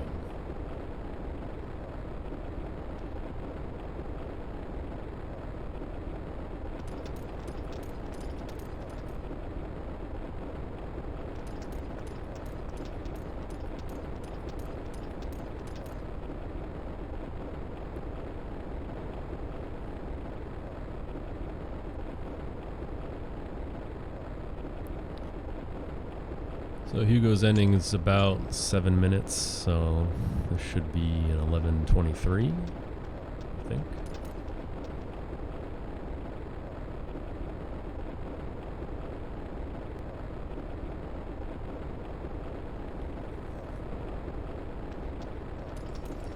Yeah, that final battle wasn't terrible, but it wasn't really good either. I'd say a little below average. 3 turns, Nash with no real damage. Earth Rune negating Silent Lake on turn 2, eating another rune spell. Yeah. It's all good though.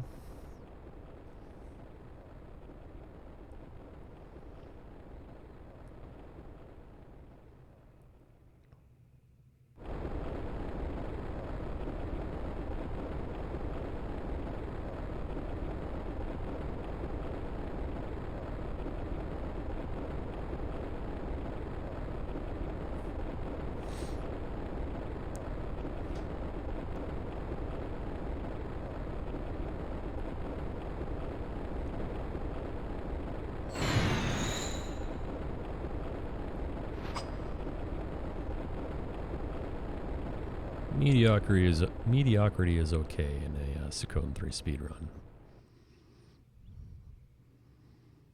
Better than getting destroyed in Zexen Forest by 5 failed runs in a row to a group of 5 very slow attacking beetles.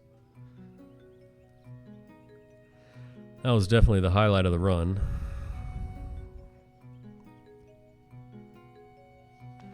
I don't even know how much time I lost, and I'm not going to go back and check either.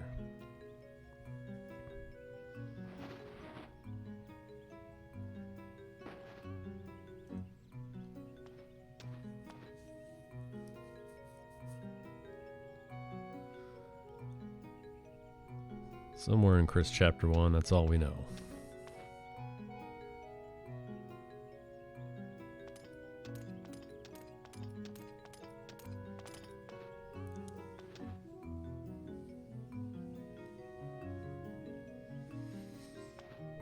Oh, it absolutely happened. That's where you see the splits from Hugo 3 to Chris 1, that large amount of time loss. That's what happened. And that's Suikoden 3, man. That's how it goes.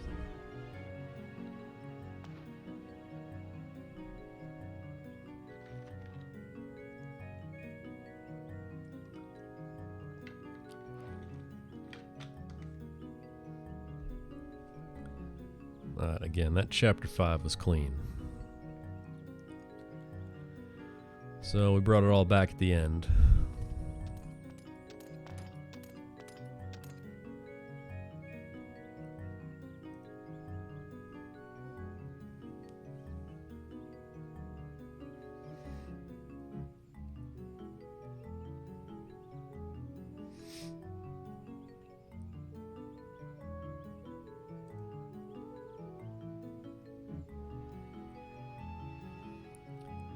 Hell yeah.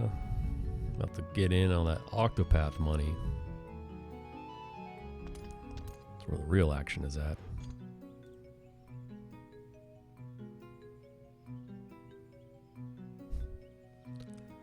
It's my girl Mina Hellcat. Mina. Samurai Showdown. It's alright, none of the splits matter. The only thing that matters is the final time. Coming up shortly. Last dialogue box is, of course, your Griffin yelling, because why not?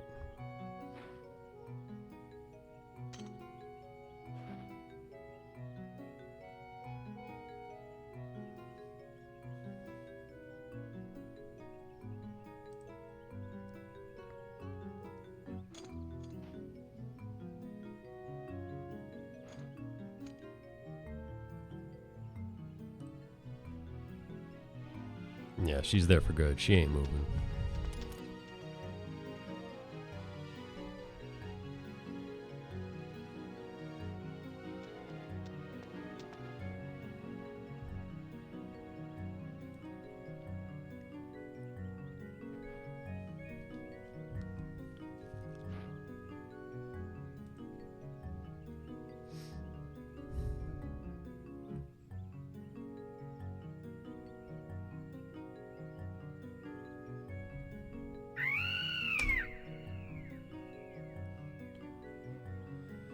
$11, $23, $33, $33. Crushed my old world record.